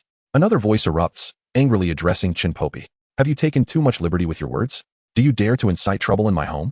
At that moment, Zhang Haoran enters the fray, accompanied by Black Husband and Wu Xian, pushing through the throng. Today, however, Chinpopi remains undeterred, perhaps emboldened by the crowd's presence. Young Master Zhang, he declares, justice resides in the hearts of men. As the eldest son of the Zhang family, why don't you enlighten us on how your family attained such prosperity? Zhang Haoran's face flushes with anger as he retorts, our family is in the jewelry business. Who among you is unaware of that? A voice from the crowd interjects. There are others in the city who deal in jewelry. What we wish to know is why your family's business has thrived. Is that not so, everyone? Amidst the chorus of agreement, Zhang Haoran finds himself at a loss for words. After all, he is not the one managing the family business. He can only boast about the quality of their jewelry. But his claims fall on deaf ears. Just then, the crowd begins to stir, and a commanding voice booms. General Wang, the city guard, approaches. Step aside, all of you. The name General Wang echoes thrice, and soon a towering figure, nearly 8 feet tall, strides forth, flanked by a retinue of armored soldiers. Zhang Wenming, the head of the Zhang family, steps forward to greet him, clasping his hands in respect. Brother Wang. Before he can finish, General Wang raises a hand to silence him, speaking gravely. Head of the Zhang family, you are aware that the emperor has been dispatching envoys to seek the divine. For both sentiment and reason, I must inquire. Zhang Wenming forces a smile, fully aware that throughout history, emperors have always valued their own lives above all. I understand your predicament, General Wang. Given our relationship, I shall not make things difficult for you. He pauses briefly before continuing. As for the tomb beneath my family estate, it does indeed exist, but it is not the tomb of the Western Xia King. I am uncertain of its nature. I had intended to report it to the court, but alas, it has led to misunderstandings. General Wang smiles. You are wise, Brother Zhang. I shall certainly report this to the court and credit you for your diligence. Internally, Zhang Wenming scoffs at the inconsistency of General Wang's attitudes, but maintains a pleasant facade. However, with so many heroes gathering in the city, I defer to your judgment on how to proceed. He observes General Wang, who seems deep in thought. In truth, Zhang Wenming feels quite helpless about revealing the tomb, as the news has spread like wildfire overnight. It is not only historical records that speak of its location. Even those who spread the rumors likely possess means to access it. What troubles him most is the orchestrators of this situation. Linking it to the recent happenings at Shishan Mountain, Zhang Wenming feels overwhelmed, pondering that perhaps revealing the existence of the tomb would be preferable to being outmaneuvered by lesser individuals. At this moment, Zhang Haoran and Wu Xian have joined Zhang Wenming, and they overhear General Wang proclaim, as the saying goes, all land under heaven belongs to the king. Thus, this tomb naturally belongs to the court. Before the crowd can react, he continues, however, this is a matter of protection. The government has a duty to ensure it is not recklessly destroyed or misused, for it belongs to everyone. Upon hearing this, the crowd buzzes with excitement, and someone immediately inquires, when can we commence our exploration of the tomb? General Wang glances at Zhang Wenming and replies, let us set it for the afternoon. I need to confer with Brother Zhang to gather information and make preparations, ensuring everything is in order. The assembled martial artists readily agree, recognizing the need to maintain decorum, and many begin to disperse to prepare or share this news. General Wang remains to manage the crowd and provide answers, while Zhang Haoran quietly converses with Zhang Wenming. Father, is it true that we have a tomb beneath our estate? Is it truly a divine palace? It is indeed a tomb. Before he can elaborate, Zhang Haoran exclaims, so, I am not merely a second-generation rich heir, but a second-generation immortal? At this, even Wu Xian rolls her eyes, and Zhang Wenming finds himself both amused and exasperated. While we have been here for some time, we have not explored much, nor have we yielded any significant findings. However, this statement provokes snickers from those nearby, with some mocking. How convenient. Had the news not been leaked, the Zhang family would have concealed the existence of the tomb for much longer. To claim there are no findings? I find that hard to believe. The crowd murmurs in agreement, and even Zhang Haoran begins to harbor doubts. After all, it has been 5 years since the Zhang family relocated. It is difficult to believe there were no discoveries during that time. Yet, he refrains from voicing his skepticism. General Wang, too, remains composed, raising a hand to quell the restlessness of the crowd. Enough, I trust Brother Zhang's integrity. Let us remain calm and await the afternoon's unveiling of the tomb. He then motions for Zhang Wenming to lead him inside the estate, seemingly uninterested in further engaging with the martial artists. Meanwhile, among the crowd. A figure clad in a Taoist robe clutches a sword, fixated intently on Zhang Wenming. Only after Zhang Wenming and General Wang have entered the residence does he turn and depart. Wu Xian instinctively glances back at the departing figure, pondering that the Taoist robe bears a striking resemblance to one she encountered the previous night. Chapter 14. The Western Xia Tomb. It is possible that treasures have long been concealed. The events of Xishan could very well be the doing of the Zhang family. Indeed, with nothing left in Xishan, the treasures must have been taken by the Zhangs. Amidst the rising tide of rumors, Wang Li, accompanied by 6 loyal guards, followed Zhang Wenming and others into the Zhang residence, heading toward the family's library. At this moment, Zhang Haoran gradually realized that the library might indeed serve as the entrance to the tomb, and that his uncle Lin was the guardian of that entrance. Suddenly, Wang Li asked with a hint of implication, "Are we certain that the Xishan incident was not orchestrated by Brother Zhang?" Zhang Wenming tilted his head, noticing that Wang Li remained focused ahead, seemingly casual in his inquiry. He replied with conviction, "Of course not. I am not very clear about the situation at Xishan either. To be honest, the Zhang family has merely constructed an entrance to the tomb in recent years and has only roughly sketched a map. It appears the tomb is quite expansive. Indeed, it comprises a total of 16 grand halls, yet we have yet to explore those palaces. I harbor some concern. You know how cautious merchants can be, wary of this and that." At this moment, Zhang Wenming resembled a merchant rather than the head of a household, let alone a top-tier expert.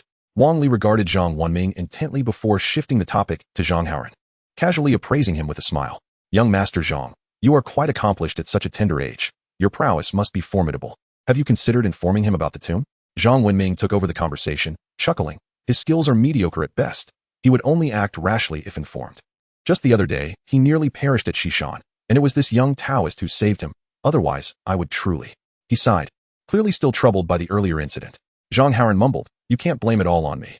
Wang Li then turned his gaze to Wu Xian, who appeared calm and self-satisfied, causing Wang Li to realize this Taoist was indeed extraordinary. Ah, how the heroes of youth arise.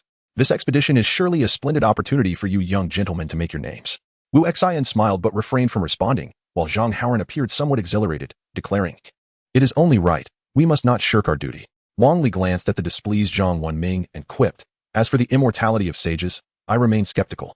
Hauntings among the dead are largely fabricated, yet there must be numerous treasures to be found. We shall rely on Brother Zhang to prevent any unscrupulous individuals from getting there first. I shall do my utmost." Zhang Wenming acquiesced, then pointed to the library ahead, saying, "The entrance is right here." At that moment, Lin Shuqing had been waiting for some time. Upon seeing the guests, he immediately approached and saluted.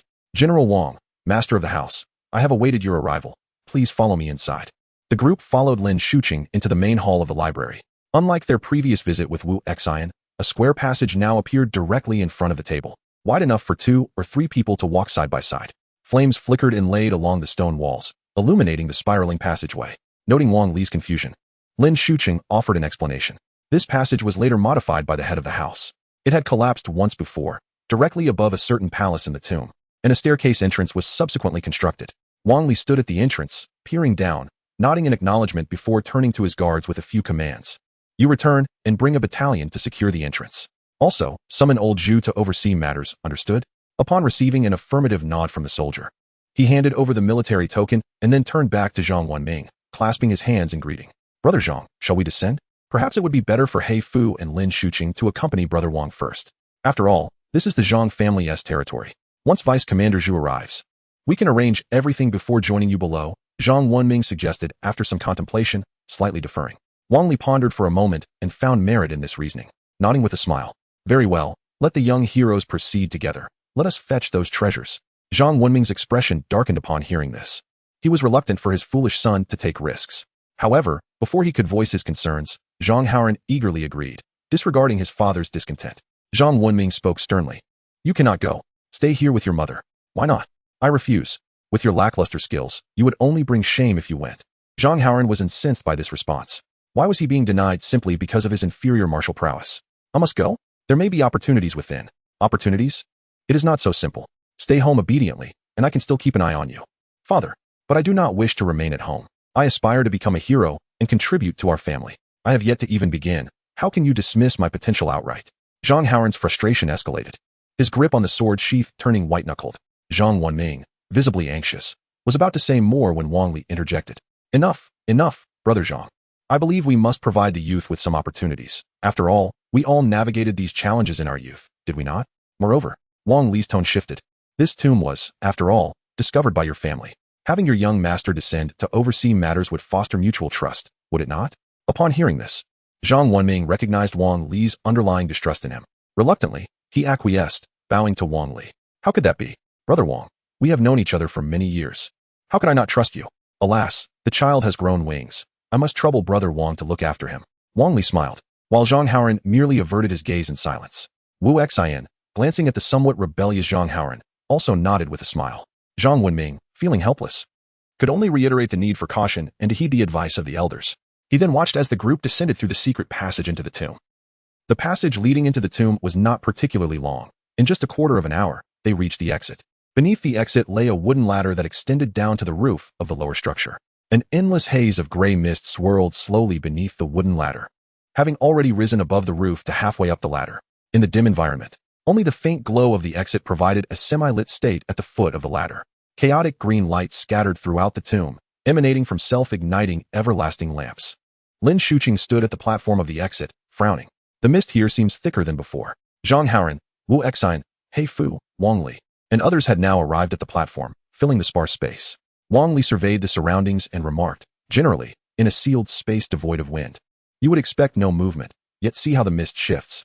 It indicates that there may be more than just this entrance to the tomb. Indeed, it must be those rumor-mongering thieves. They likely entered as well. Moreover, the everlasting lamps in the tomb are activated by mechanisms. They ignite only when someone arrives. Lin Shuqing's words caused Wang Li to frown, speaking solemnly. So, someone has indeed preceded us? Correct. The everlasting lamps ignite for a day each time they are activated. The green light before us indicates that they are ahead of us. Suddenly, a faint but distinct hissing sound echoed from a distant void, prompting everyone to look sharply in that direction, where two additional green flames appeared. Zhang Haoran hesitated, uncertain. Did it just light up two more everlasting lamps over there? Wu Xindao remarked. Indeed, there are two additional green lights. It seems someone or something has passed through. We should descend now. They have ventured further and faster than us, likely in pursuit of something. Upon finishing his statement, Wang Li hesitated to leap from the platform, instead fixing his gaze on Lin Shuqing, evidently wishing for him to proceed first.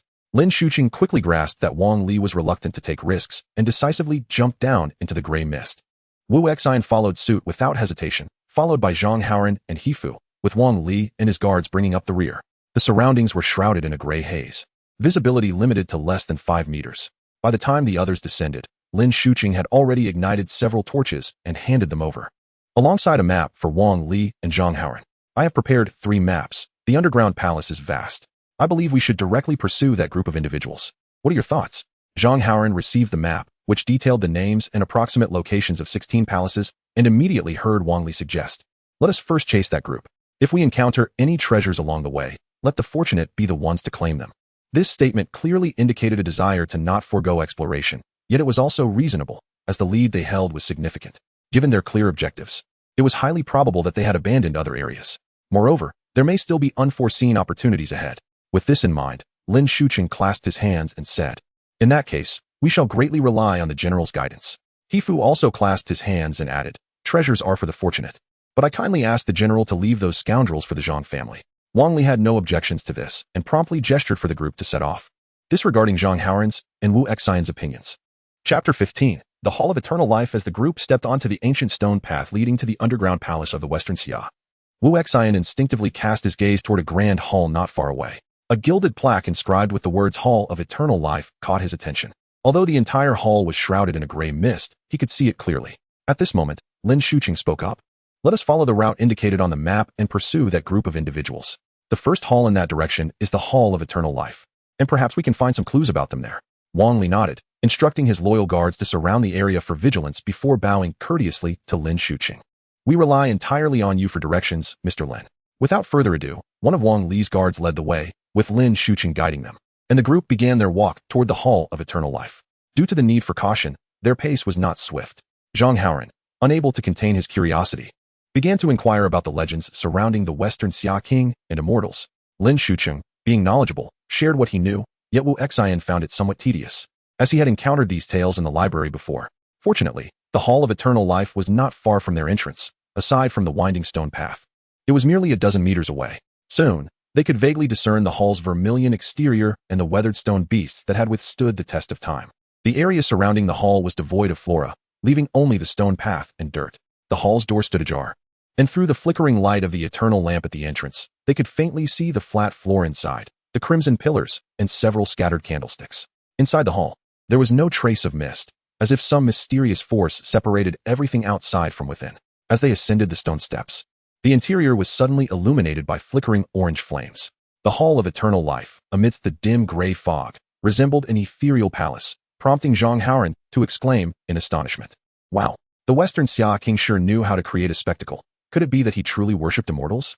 Lin Shuqing chuckled. This is likely a type of gravity mechanism.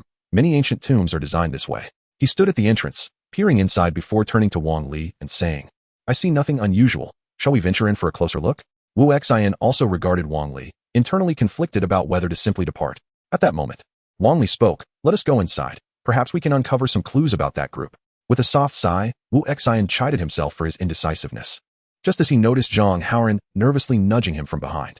Perhaps due to his frequent readings of supernatural tales, Zhang Haoran's face bore a distinct expression of fear as he cautiously pressed against Wu Xian, urging him to move forward step by step. There are no ghosts in this world. Even if the Western Xia King were still alive, he should be considered an immortal. You startled me. Zhang Haoran began to ramble, seeking reassurance from Wu Xian, anxious about the possibility of encountering something dreadful. Wu Xian internally rolled his eyes, assuring him, it's all right. It appears as if someone has been here. He patted Zhang Haoran on the shoulder, stepping ahead of the others. While Lin Shuqing was still cautiously leaning in to peer inside, Wu Xian boldly pushed open the hall's door and entered. The rest of the group paused for a moment, but were pleased to see him take the lead. Once they confirmed that nothing alarming occurred, they all followed him into the Hall of Eternal Life. As the vermilion door slowly creaked open, the interior was fully revealed. A peculiar white statue sat cross-legged on a lotus throne at the center of the hall. The statue was entirely pale, seemingly composed of animal bones mixed with clay, with a skull-like face crowned with a five-skull headdress and adorned with a half vajra on top. Its four bony hands struck a dance-like pose, while behind it were murals of burning bones. As the group gradually approached, a shroud of darkness seemed to envelop their hearts. Zhang Haoran leaned in for a closer look, asking, what is this statue? Why does it feel so unsettling? Seeing his curiosity, Lin Shuqing explained, it likely represents the emergence of life from death. Many deities from the western regions embody such contrasts. The skull symbolizes death, yet it concurrently signifies life. Wu Xian too sensed this strange dichotomy. The statue felt neither divine nor entirely alien, yet he instinctively scrutinized the entire hall, finding no evidence of otherworldly beings. The Hall of Eternal Life was intentionally filled with such contrasts, causing him to furrow his brow deeply. The Taoist arrangement. Aside from the haphazardly placed candlesticks on the incense table, the dusty bowls and plates, and some clearly non-Taoist ritual implements, was enveloped in darkness, contrasting with the warm glow of the central lights. All of this made Wu Xian begin to doubt whether there truly existed a means of salvation within the Western Xia underground palace. Noticing Wu Xian's furrowed brow, Zhang Haoran cautiously inquired, what troubles you? Is there something amiss? All eyes turned to Wu Xian, who pondered for a moment before shaking his head. It just feels very strange. Strange? What do you find peculiar? Wang Li asked. Wu Daozhong, as a practitioner of the Tao, do you recognize which deity this is? Wu Xian shook his head, replying, I do not know who it is.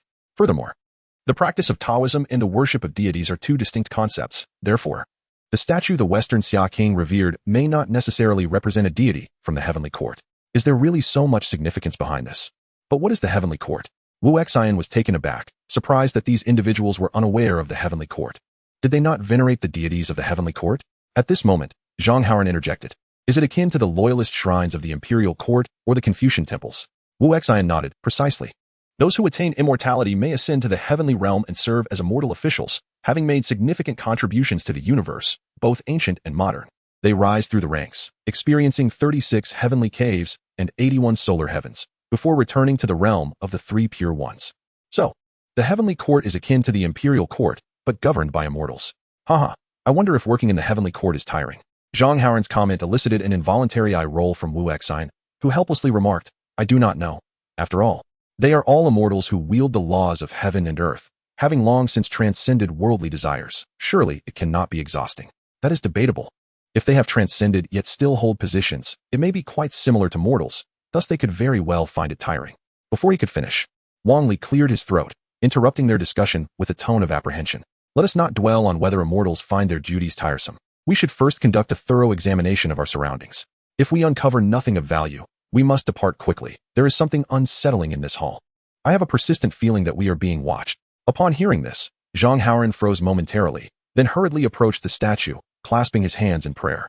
May the gods protect us. Let us not encounter anything foul. Wu Xin, intrigued by Zhang Haoran's conflicting sentiments, approached the statue, intending to speak. When he sensed a peculiar aura emanating from within it, he scrutinized the white bone statue and patted Zhang Haoran on the shoulder. You may want to stop praying. I have the impression that this thing is watching us. The group paused, startled, and then turned their gazes toward the statue. Zhang Haoran lifted his head, staring into the statue's hollow eye sockets, unable to help but say, "Don't scare me. But, do you not find this statue eerily lifelike?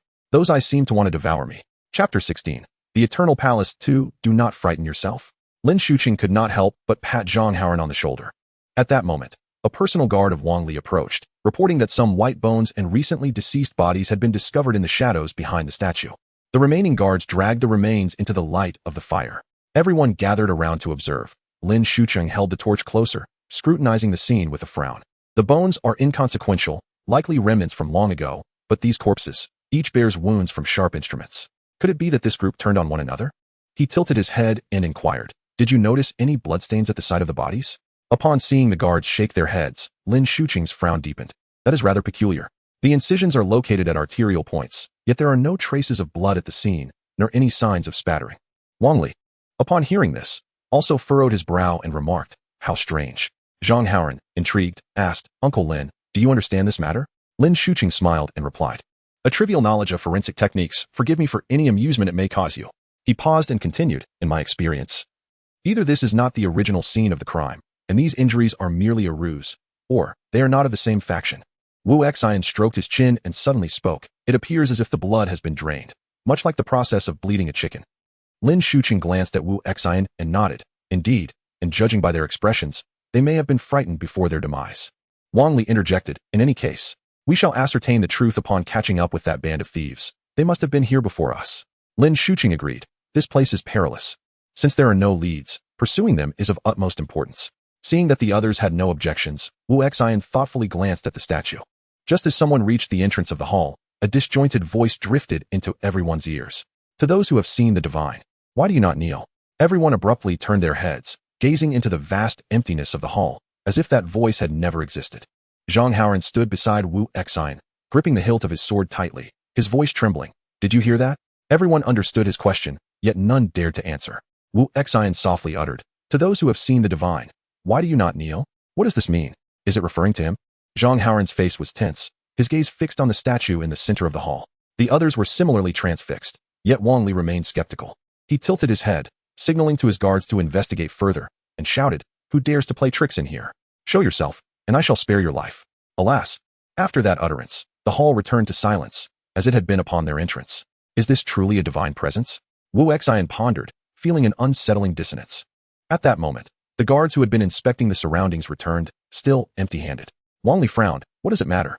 Hasn't your Zhang family encountered such occurrences before? Lin Shuqing smiled wryly. "General Wang, do you still doubt us? The Zhang family has never breached any palace chambers. Moreover, my young master is present. We have no reason to endanger our lives." Wang Li scoffed. "Precisely because there is no need for reckless risk, you should be well acquainted with this place." "No." He fixed his gaze on Lin Shuqing, his expression fierce as if ready to consume him whole, while the guards tightened their grips on their swords. However, moments later, Wang Li suddenly laughed. "I have known Zhang Xiong for many years, so I would never cast doubt. Nevertheless, we should leave post-haste. Regardless of who is toying with us, I believe the outside will be far more manageable than the interior." Wu Xin, intrigued, saw Wang Li's intent to depart and interjected. "The dragon battles in the wild, its blood dark and yellow when its path is exhausted. The fog outside is too dense, venturing out may not be prudent. We cannot simply leave like this." Contemplating, Wu Xin approached the statue, gazing into its eye sockets. The earlier voice must have originated from here. Zhang Haoran positioned himself beside Wu Xin, observing the statue's yellowed and mottled bone fragments. Suddenly, he thought he glimpsed a fleeting white shadow within the hollow beneath the eye sockets. A faint and decaying odor wafted forth. Startled, Zhang Haoran instinctively drew his sword and struck at the statue's neck. With a resounding clang, his full force strike left no mark on the bone fragments, even causing him to stagger back 2 steps. Yet, this strike revealed the stench of decomposition to all, and the bone fragments began to crumble away. Wang Li frowned and leaned closer, instinctively covering his nose as he stepped back. "This is foul. Surely some corpse is sealed within." Taoist. Did that voice truly emanate from within? A corpse? Are you suggesting that the Western Xia King worships a corpse? or that he himself resides within it. After all, it is called the Eternal Palace. Zhang Haoran retreated another step, covering his nose. Wu Xian gently nodded, confirming the source of the voice. Indeed, it came from within, and what lies inside is alive. At this revelation, everyone gasped in surprise, and Wang Li unsheathed his dagger, perplexed. Could it be a Zongzi? Lin Shuqing replied. If it were a Zongzi, could it speak so clearly? Wang Li queried. So this is the secret of the Western Xia King's immortality? To transform himself into a speaking Zongzi? Is this what it means to live? Wang Li's words piqued Wu Xian's interest. Upon reflection, it was indeed a thought worth considering. Yet he soon realized that such a form of existence seemed devoid of meaning. And besides, it did not necessarily have to be the Western Xia King. If it were indeed the king, those who had come before would not have advanced any further, implying that this was not their intended target. At that moment, Zhang Haoran spoke up. It need not be the Western Xia King. Consider this. The absence of that group here suggests this is not their objective. Perhaps these individuals are indeed part of the same faction? Wang Li then looked towards Wu Xian, saying, Young Taoist, the time has come for your expertise. Are you not most fond of exorcising evil? Wu Xian shook his head. This should not be a secret of immortality, but rather a creation of a corpse spirit. Lin Shuqing interjected. Indeed, I have encountered such in ancient texts. Akin to the corpse-driving practices of Xiangxi or the corpse poison of Yunnan, they can hardly be considered human. Uncle Lin, you even know of the Miao people's corpse poison. Impressive. Lin Shuqing replied with a confident smile. I have read extensively, thus. Enough of the flattery. Wang Li pointed at the statue, exclaiming, Look. At that moment, the bone exterior of the statue had nearly crumbled away, revealing its blackened, decaying yet taut skin, with fragmented bones resembling masks and armor. The white eyes, indistinguishable in orientation, slowly rotated. It intermittently uttered, To those who have seen the divine, why do you not kneel? Chapter 17. The Corpse King. That entity, crowned with 5 skulls, bore a striking resemblance to the statue. Rising to a height of 8 feet, it was evident to all that it was merely a grotesquely transformed corpse. With a thunderous roar, the ancient corpse released an overwhelming stench that filled the grand hall. Instinctively, everyone covered their mouths and noses, recoiling in horror, except for 2 individuals, Wu Xian and Wang Li. Damn it, whether it's human or ghost. I'll strike first and ask questions later. In an instant, Wang Li swung his blade, cleaving into the ancient corpse's shoulder. Though it inflicted no injury, the force of the blow sent the corpse sprawling to the ground, instilling courage in the surrounding guards. They too raised their weapons and struck at the fallen figure. But their efforts yielded little result. Meanwhile, the previously silent He Fu had approached the ancient corpse, delivering a powerful palm strike to its bony chest. The surge of inner strength was palpable, even to Wu Xian, who stood at a distance. The guards nearby were swept back several paces by the resulting shockwave. This was the might of a top-tier master. Wu Xian observed as the ancient corpse was propelled into the shadows, crashing into the bone city.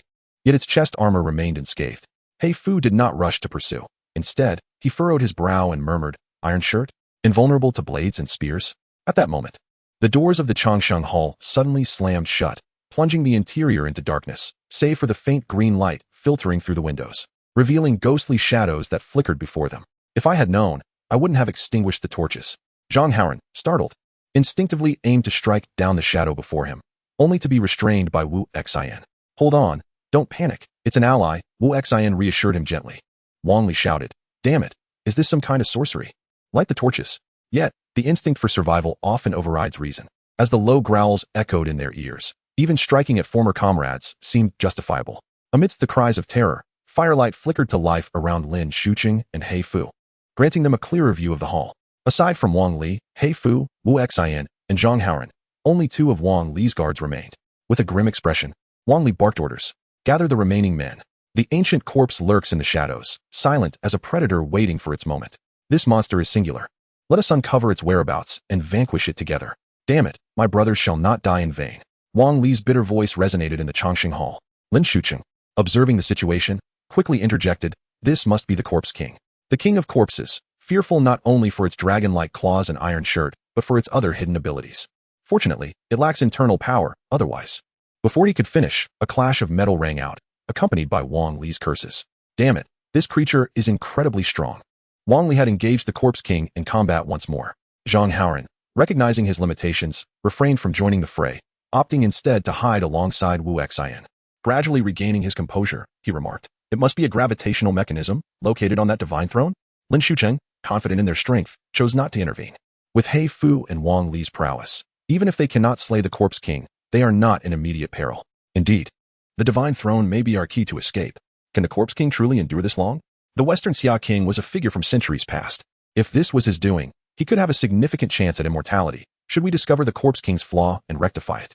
Wu Xian was taken aback by Zhang Haoran's insight, realizing the young man was not entirely inept. Achieving immortality is no simple feat yet. If you refer to this kind of immortality, it may indeed be more attainable. Lin Shuqing added, while the Corpse King is a failed experiment in the pursuit of immortality, it also serves as a tool for the Western Xia King's dominion. After all, it is quite fearsome. But what intrigues me is another matter, he continued, catching Wu Xian and Zhang Haoran's attention. Ancient texts suggest that the Corpse King thrives in places of accumulated corpses, feeding off the resentment and death energy. Therefore, do you suspect someone is nurturing this Corpse King? Zhang Haoran immediately recalled the corpses they had encountered earlier. Could it be that the Corpse King survives by consuming their blood? The Western regions. Now I understand. This is the master of the corpse forest. The 5 skulls, the bones, the bone city, all signs of life drawn from death. The divine right to rule. Those who resist the king's command shall be taken by the master of the corpse forest. Lin Shuqing's words evoked thoughts of deities akin to Buddha, leading Wu Xian to ponder whether the Western Xia King had encountered a Buddha rather than an immortal. Zhang Haoran scoffed. Using corpses to subjugate the ignorant is the tactic of petty states. Wu Xian, undeterred by Zhang Haoran's mockery, suddenly contemplated other possibilities. This is intriguing. Who exactly is nurturing this Corpse King? He glanced at Lin Shuqing, recalling the group that had first entered the tomb. At present, only these 2 factions seemed likely culprits. He also considered the tangled web of causality. If not for the clarity of Zhang Haoran's line of reasoning, he would have pursued that group for answers. Regardless, once they caught up with them, the truth would be unveiled. Lin Shuqing, observing the ongoing battle, concurred, exactly. And I suspect they may not possess the secret to the Western Xia King's immortality. Zhang Haoran, suddenly animated, momentarily forgot his initial trepidation. There must be a reason for their actions. Could it be that the direction they headed in leads toward the Western Mountains? Wu Xian pondered. That area does indeed lead to the Western Mountains. Then it must be. The upheaval in the land of the Western Mountains must have revealed new clues, prompting their actions. Lin Shuqing frowned, feeling a sense of unexpected foreboding, and asked with a hint of skepticism, could it be merely coincidence? If they already possessed knowledge of the tomb, wouldn't it be better for them to secretly seek treasure? Why drag the Zhang family and the martial world into this? Zhang Haoran considered this deeply, wishing to inquire with his father whether they had truly not explored the tomb. Did those individuals intend to muddy the waters because the Zhang family was also preparing for an expedition? However, he refrained from voicing this thought, instead stating, I'm not sure. Perhaps we truly need to question those individuals. Wu Xian remained silent, disinterested in such matters. His focus lay on the relationship between the Western Xia King and the Immortals. Was that Immortal still around? Had the Western Xia King succeeded? And was he somehow implicated in these events? He cast his gaze upon the Corpse King, recalling fragmented memories from his entry into the Zhang family estate. The Western Xia King, a devotee of the Central Plains Taoist teachings. Why then did he concoct an otherworldly deity? He subtly reached into his robe for the jade flask, discreetly forming a hand sign. A faint, elusive thread of energy instantly entwined itself around the Corpse King. Chapter 18. The Corpse Overlord Tu Wu Xian let out a faint sigh. The apparent answer did not bring him any joy. The causal threads triggered by the celestial nectar were simply too numerous, rendering them devoid of reference value. At this moment, Wang Li and He Fu were engaged in a fierce battle with the Corpse Overlord. The sustained output of nearly 15 minutes had caused beads of sweat to form on both their foreheads. No one could maintain such exertion for long, not even top-tier experts. They needed to eliminate it swiftly, or they would be dragged down. It was an unkillable monster, seemingly tireless. Come on, don't just stand there watching. Think of a way. Zhang Haoran suggested after some contemplation. General Wang, what about using fire? Generally, malevolent spirits fear flames, and since the corpse can be used to refine eternal lamps, it must possess corpse oil within, which would also make it vulnerable to fire. Lin Shuqing cast a surprised glance at Zhang Haoran and echoed, indeed, let's try fire. That won't work. Its skin armor is impervious to flames. He Fu interjected. How about we take turns distracting it? You can check its feet. Suddenly, Lin Shuqing shouted. Corpse overlords usually dwell in corpse accumulation sites, and due to their stiffness, their mouthparts are often concealed beneath their bodies to gnaw on corpses. Upon hearing this, He Fu exclaimed in agreement, and Wang Li seized a torch, understanding the implication. He swiftly delivered a kick, knocking the corpse overlord to the ground. Following the light of the fire, they indeed spotted 2 circular mouthparts beneath its feet, lined with layers of sharp teeth and oozing a repugnant slime. At that moment, Wang Li thrust the torch toward its mouthparts with speed and precision. A sizzling sound erupted, accompanied by the corpse overlord's howl as flames erupted skyward, enveloping the creature. The intense heat forced both Wang Li and He Fu to retreat. For a moment, the corpse overlord ceased its movements, its body engulfed in flames. Flailing its limbs in place like a jester, stripped of all aggression, everyone breathed a sigh of relief. Wang Li crouched down, observing the fire-dancing figure within the flames, and chuckled, "Huh? A dead ghost is still a dead ghost." He turned to Lin Shuqing and remarked, "Your Zhang family possesses remarkable talents. The more one reads, the better. I'll ensure my own brat reads more in the future." Lin Shuqing smiled, a hint of pride illuminating his expression. Heifu spoke up, "First, let us find a way out. This door isn't wooden. Breaking it down may prove challenging." He felt the door and turned to the others. Lin Shuqing suggested, "The mechanism should be at the divine throne. We can wait until the corpse overlord falls and then move it back. The door should." Before he could finish, Wu Xian interrupted, "But it may not be dead yet." Lin Shuqing frowned at this, opening his mouth to argue. However, his eyes caught sight of the smooth ceiling and the flailing corpse overlord, and he suddenly recalled the descriptions of the corpse lord of the corpse forest, whispering in trepidation, "No, while fire does repel malevolent spirits, this is the corpse lord. The corpse lord possesses a pair of dual forms, residing in the blazing flames of wisdom. Thus fire may not extinguish it, but rather empower it." Lin Shuqing's words changed Wang Li's expression. "There's another one. Indeed, a male and female dual form. The male raises his right hand holding a bone staff and cradles a blood-filled skull in his left. The female wields a treasure vase or a branch of worry-free flowers. Don't you think the arrangement of this eternal life hall resembles a treasure vase?"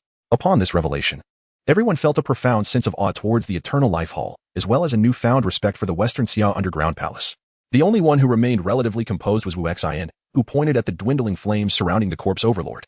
"In truth, you have already inflicted wounds upon this corpse overlord. It likely won't last much longer. Moreover, a living corpse is still a living corpse. Even if it is not afraid of fire, it will inevitably sustain injuries. Damn it, this little Taoist truly knows nothing of consolation." Wang Li cursed as he stood up, warily observing the corpse overlord. Wu Xian regarded it too, yet Wang Li's words caused a slight frown to crease his brow. The corpse overlord before them was clearly marred with cuts and imprints, seemingly sustained by sheer vitality. Why did Wang Li claim it was unscathed? However, he refrained from voicing his thoughts. At this moment, the flame-engulfed corpse lord had approached the original pile of bones. It bent down to grasp the legs of several skeletons. Using them as handles, flames spread along the bones, accentuating the towering figure of the corpse lord, wielding what Lin Shuqing had referred to as a bone staff. A legendary artifact.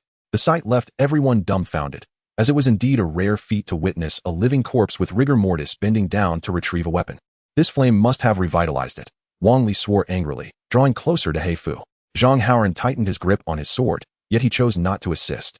Not out of unwillingness, but inability. Among such elite warriors, his own strength was insufficient to intervene without causing chaos. The path of martial arts required time to cultivate, unless, of course, one were to receive the teachings of a master as depicted in stories. At this thought, he couldn't help but glance at Wu Xian. Why was he so young yet so formidable? Zhang Haoran turned his attention back to the corpse lord, silently vowing, "I must grow stronger."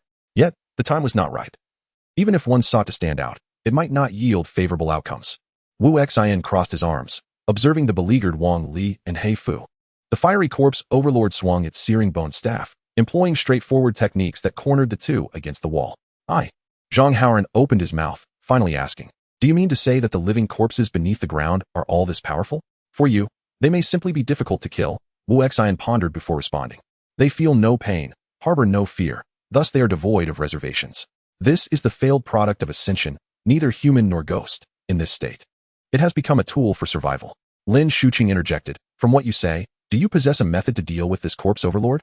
Zhang Haoran, now realizing, exclaimed, "Yes, you mentioned it being hard for us to handle. Do you have a solution?" Lin Shuqing was also eager to witness the Taoist's prowess, promptly clasping his hands in salute. "Little Taoist, please do not hold back. It would be regrettable if harmony were to be disrupted." His words were courteous but held an undercurrent of threat, suggesting that Wu Xian was concealing his true abilities to exhaust the strength of the Zhang family and Wang Li. "Indeed, Brother Wu, when the time comes, do not hesitate to act. There's no need for pleasantries." Zhang Haoran lowered his voice, adding, "Besides, offending the imperial court is not advisable." Offend the court? Wu Xian was unconcerned. Yet he had not anticipated that the rebellious men of the martial world would still regard the court with such trepidation. It was indeed true. Wang Li was overly protective. With his personal soldiers suffering heavy casualties, it was likely they would seek retribution afterward. Furthermore, they had already depleted his resources in the underground palace, making it unnecessary to strain relations above ground. It would be a futile endeavor. Lin Shuqing nodded in agreement, recognizing Zhang Haoran's perspective. "Why not let them perish here?" Wu Xian remarked nonchalantly, as if stating a matter of fact, yet it startled Lin Shuqing and Zhang Haoran, who hurriedly turned their gazes towards Wang Li. Fortunately, he seemed oblivious to their conversation. Moreover, Wang Li's two personal soldiers were positioned far apart. Brother, do not speak recklessly. Although Wang Li is somewhat protective of his own, he is, in essence, a decent person. There is no need for such actions. Zhang Haoran murmured, moreover, Uncle Hifu is still over there. Lin Shuqing added, to strike a man when he is down is truly not the mark of a hero. Wu Exine sighed softly and said, very well, good fellow, I shall borrow your sword for a time. Chapter 19 Departure. Zhang Haoran was momentarily taken aback, utterly unaware of what had transpired, as the sword in his hand was suddenly seized. Lin Shuqing's pupils contracted at the sight, equally bewildered by the Taoist's swift maneuver. All that could be heard was Wu Xian's commanding voice, followed by a crisp sound of a sword's chime as it vanished from view. Meanwhile, not far away, Wang Li was still cursing as he grappled with the corpse king. Damn it, none of you from the Zhang family can be relied upon. Dead broke and refused to lend a hand, yet you come up with foolish ideas. Lighting a ghost fire nearly cost me my life. In an instant, a flash of sword light appeared, and when it re-emerged, the blade had pierced the neck of the corpse king. Under the astonished gazes of all present, the sword light twisted, and the blade flew back into Wu Xian's grasp. Wang Li stared in shock as the corpse king was beheaded by the swift sword light, momentarily at a loss for words. The speed of the sword was astonishing, leaving behind only a lifeless body engulfed in flames. Everyone turned their incredulous gazes towards the serene-faced Taoist, who was now handing the sword back to Zhang Haoran, as if the recent act had been merely a trifling matter. Zhang Haoran, still dazed, accepted the long sword, and then exclaimed, no way. Brother, your flying sword technique is simply extraordinary. Wu Exine chuckled lightly, replying, just a little trick at that moment. Zhang Haoran was utterly captivated, having never heard of anyone in the martial world possessing such prowess. Lin Shuqing, equally astonished, elevated Wu Xian's abilities in his mind, reflecting on the fact that to achieve such a feat, one would need to reach a level of sword control that only a grandmaster could possess. Yet, the Taoist appeared so youthful, leaving Lin Shuqing's pride unable to accept the notion of such a young master. Thus, he attributed it to Taoist's secret techniques, subtly speculating whether this individual was of extraordinary origin. Just then, a flash of a blade struck forth, accompanied by Wang Li's furious roar. You smelly coward. Are you trying to play tricks on me? Wu Exine frowned slightly, standing his ground as he waited for the long knife to descend. At the last moment, he waved his hand to redirect the attack, pulling the assailant aside without retaliating, and turned his attention to Wang Li. General Wang, please remain calm. Calm my foot. It was my brother who died. Wang Li, evidently unwilling to relent, pivoted and launched himself into the air, executing a powerful strike downwards, his blood-red blade glowing ominously as it descended upon Wu Exine. Wu Exine furrowed his brow, feeling he had shown enough courtesy, baffled by the man's blatant disregard for reason. Just as he prepared to act, Lin Shuqing stepped between them. With a swift motion, he pointed his sword at Wang Li's blade, deflecting the force. General, please temper your anger. Let us not harm our camaraderie. Wang Li shot a glance at his remaining two guards, coldly retorting, you may have the numbers now, but do not forget, I still have a battalion outside. Are you confident you can keep me here? Lin Shuqing, observing Wang Li's guarded demeanor, sighed, Brother Wang, let us cool our tempers. It is all a misunderstanding. A misunderstanding? Let us see what you can say to justify that. Wang Li scoffed, his gaze darting between Wu Exine, Pei Fu, and Lin Shuqing, slowly inching closer to his two guards, clearly distrustful, yet hesitant to act recklessly, aware that the Zhang family did not wish to offend the court. Tension hung thick in the air as both sides remained on guard, yet neither made a move. Lin Shuqing glanced at Wu Exine, a resolution forming in his mind. Before sighing, General, this young Taoist is indeed not one of the Zhang family. As he spoke, Zhang Haoran frowned, ready to interject, but was halted by Lin Shuqing. However, he saved my young master's life just days ago, so conspiracy is out of the question. Wang Li chuckled coldly, refusing to engage further. Seeing this, Lin Shuqing turned to Zhang Haoran, sighed again, and then looked back at Wu Exine. Before he could speak, Wu Exine interrupted, there is no point in prolonging this discussion. Now that matters are settled, I shall take my leave. Wu Xian's intentions were straightforward. Since he was suspected, there was no sense in staying. Though he was indifferent, he felt a sense of inconvenience and decided it best to pursue the group he had initially sought. Noticing Zhang Haoran's hesitance, Wu Exine found it amusing and remarked, Good sir, in this ebb and flow of fate, do not become overly attached. The young Taoist's high-mindedness is commendable. Such a decision is beyond necessity. Lin Shuqing bowed again, while Wang Li observed coldly. His demeanor softened, yet the wariness in his eyes remained unyielding. Pei Fu too cast a deep glance at the Taoist before quietly stepping beside Zhang Haoran, patting his shoulder. Wu Exine, we are grateful for your assistance in pursuing our enemies. We may need to rest here a while longer. This was, of course, Zhang Haoran's pretext, but none dared to call it out at that moment. Lin Shuqing silently returned the corpse king to the altar. As the doors of the Hall of Longevity slowly opened, the dim green light and mist outside became discernible. Wu Xian glanced back at the group. Wang Li wore a cold smile. Lin Shuqing maintained a pleasant demeanor.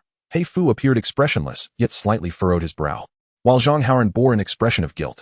Wu Xian smiled at Zhang Haoran, attempting to convey nonchalance, but to the others, it resonated differently. Wu Xian waved his hand casually, turning to step into the thick mist, vanishing from their sight in the blink of an eye.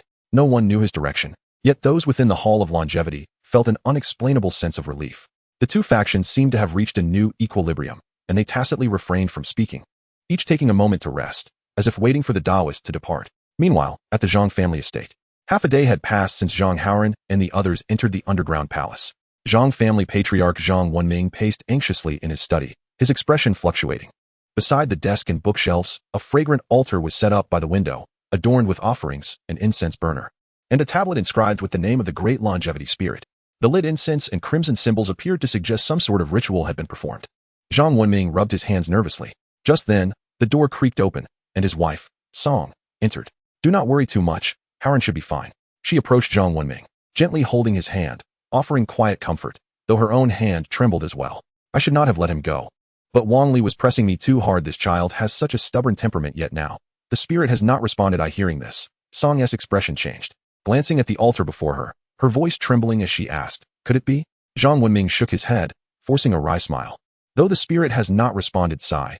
Do not overthink it. At this, Song abruptly withdrew her hand from Zhang Wenming's grip, her tone rising with emotion. That is my child, a piece of my flesh. How can I not worry? Zhang Wenming quickly embraced her, gently soothing her back. Do not be anxious, but Song twisted away, glaring at Zhang Wenming. If it were not for your words about hearing the call of our ancestors, proclaiming that our family is of the noble lineage of the town West Marquis and possesses a celestial destiny, would we have journeyed such a great distance to this western region? Would my son have dared to venture into the tomb? As Song spoke, she leaned on the desk with one hand while covering her face, weeping softly. Zhang Wenming sighed, reminiscing about the whispers from his dreams. The voice that assured him of the Zhang family's resurgence, revealing the secrets of immortality, and urging him to come to the western lands.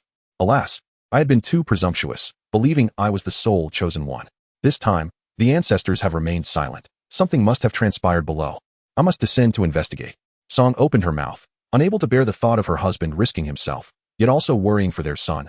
Ultimately, she found herself speechless. Zhang Wenming smiled gently, enfolding Song in his embrace as he consoled her. Do not worry, for I am the one destined to go down. I will surely bring our son back. Moreover, you are unaware of my capabilities, are you? The wind and snow sword is ready to re-emerge into the world. After all, it concerns the realms of the divine. If it is not meant to be, I shall return. Song tightened her hold around Zhang Wenming's waist, her voice resolute. All I want is for both of you to return. Chapter 20. The Hall of the Old Lord. As Wu Xian traversed through the gray mist, he refrained from inspecting the temples along his path, instead directing his course towards the group he had initially encountered. By observing the recently captured corpse spirit, he could surmise the methods employed by those who had preceded him. Thus, to uncover the secrets of this subterranean palace, seeking out the involved parties directly was, undoubtedly, the most efficient approach. With a clear objective in mind, he soon caught up with the group. Before him stood 5 individuals, currently resting within a grand hall. The doors ajar as they glanced up. The plaque above the entrance bore the inscription Hall of the Old Lord. Is this a legitimate Taoist temple? Wu Xian pondered. He quietly leapt onto the roof and gently lifted a tile, allowing him a view of the interior. The hall's arrangement bore resemblance to that of the Hall of Eternal Life, with the sole distinction being that the Hall of the Old Lord enshrined the authentic 3 pure ones. The interior was immaculate and orderly, the incense table adorned with offerings, indicating that someone frequently tended to this space. At present, 3 individuals were seated together, one clad in a black robe and hood obscured his features, while the other 2 were dressed as farmers in fitted attire, wearing loose short robes. The remaining 2 members were rummaging through the hall in search of something. One of the seated individuals inquired, is there truly a secret of the immortals over in the Western Mountains? It should be accurate. The silk manuscript had indeed mentioned another Taoist palace hidden within the subterranean realm, and it was the orientation of the immortal traces in the Western Mountains that led them to this Hall of the Old Lord. The man in the black robe replied in a hushed tone, I have summoned you here precisely because of your understanding of the Taoist ways and your skills. Of course, our Taoist stone and the Taoist sect share a profound connection. As they say, even thieves have their principles, and the Tao can be pilfered as well. Enough of that irrelevant chatter. The reason for your presence is that I believe you are the most suitable for this task. The black-robed man's tone was laced with impatience and barely concealed irritation. Yes, but the leader is absent this time, primarily due to matters concerning several other forbidden zones. I hope you do not misunderstand, one of the Taoist stone members said, his tone a mix of flattery and deference, though lacking sincerity. What rank do you hold in Taoist stone? The ever-communicative member of Taoist stone chuckled. I am ranked 7th, known as Tao 7. This is Tao 6. He gestured towards his companion. Oh, even the top 3 did not come? The black-robed man remarked with a hint of mockery. You jest. The rankings within Taoist stone are merely for convenience. Each of us possesses our own skills. And the leader sent us here because he deemed us most fit for the task, Tao 7 replied amicably. The black-robed man scoffed, a chatterbox and a mute. Truly a match made in heaven. Tao 7, unfazed, playfully asked, but may I inquire who you are among the leaders? I dare not claim to be a leader. I am but a humble cook, the black-robed man replied. So, it turns out he is merely the cook from Tai Bai Tower. No wonder he seems so irritable. Tao 7 jested, though the cook's voice rose an octave, his gaze piercing as he fixed it on Tao 7. What did you say? Tao 7 quickly waved his hands, clarifying that he was only joking. I am merely curious. How did the Zhang family and those from the martial world become involved? Could it be that the manager arranged this? Indeed, the Zhang family suddenly intervened a few years ago, though there has been no conflict since. The manager suspects that the immortal traces in the Western Mountains may be linked to them. The manager believes that since this matter has stirred the martial world, it would be prudent to let the Zhang family take the lead. Since the manager is overseeing the situation, it seems there is great potential for success. Tao 7 smiled, yet his tone shifted. However, it appears those individuals are preparing to enter the subterranean palace. I wonder if the manager has any new instructions? The cook snickered. Let them come. Once they arrive, they will inevitably be trapped, just like those imperial officials, obscure and foolish. They will sooner or later find themselves laid bare before us. Just focus on your own tasks. Indeed, in the forbidden lands of the Western region, few truly understand the intricacies, Tao 7 replied with a smile. At that moment, a member of Taoist stone, who had been surveying the surroundings, approached, holding a small booklet filled with freshly penned notes. Leader 7, we have gathered most of the information. The old lord statue seems to conceal some enigmatic void behind it. Furthermore, the star map on the reverse side of the stone wall likely leads to a passageway to the Taoist palace. Can we blast it open with gunpowder? The cook asked, following Tao 7 and Tao 6 to the stone wall. Tao 7 examined the star map, shaking his head. I fear that would not work. The rock is too unstable for explosives. Moreover, the wall is exceedingly thick, and it would be challenging for an ordinary person to discern any concealed passage. However, the entrance itself should not pose too much difficulty, perhaps merely some passwords, akin to a lock mechanism. The three of them inspected the stone wall once more, then turned to examine the small hole behind the old lord's statue before returning to the center of the grand hall. Tao 7 glanced at the star disk held by the statue, deep in thought. After a brief examination, he confirmed it was indeed a mechanism, but pressing it yielded no response, prompting him to fall into contemplation. The cook could not hold back any longer and asked, what are your thoughts?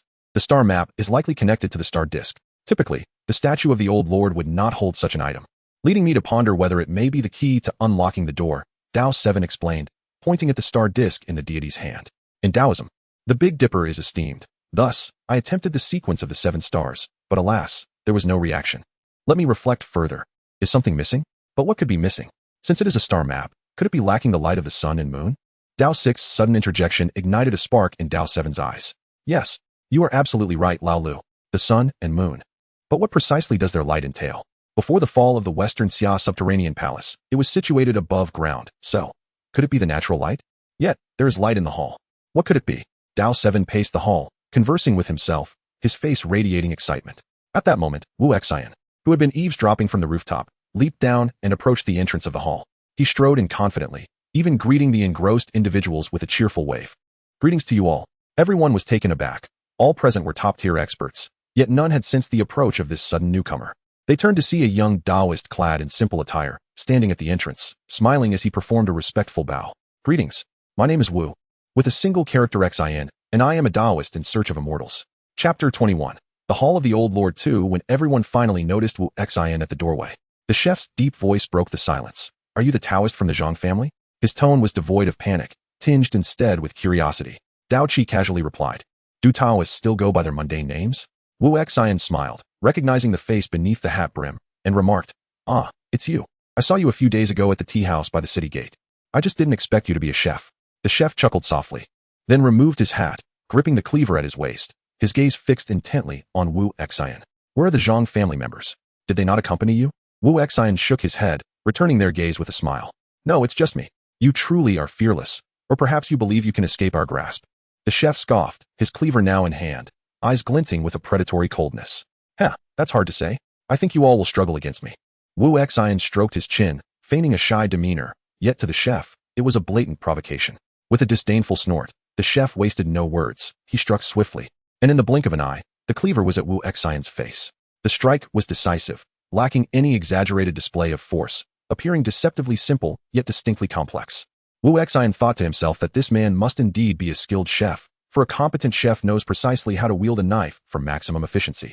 However, the chef's movements were equally swift. Though the cleaver reached Wu Xian in an instant, he narrowly evaded it, gradually deciphering the chef's technique through several exchanges. The chef's cleaver appeared to follow a set pattern, yet it was adaptable, each strike adjusted according to Wu Xian's movements, embodying the principle that the formless can surpass the formed, and that the formed can seem formless. This is quite an impressive chef. Wu Xian mused silently as he deftly dodged the chef's relentless attacks. Each strike was challenging to evade, yet he managed to sidestep them with precision, transforming the scene into one of sheer terror for the chef and the Dao Stone members. At this moment, beads of sweat began to form on the chef's forehead, his astonishment surpassing mere words. A sense of helplessness engulfed him, devoid of internal energy and martial arts techniques. It was simply a battle of one striking and the other evading.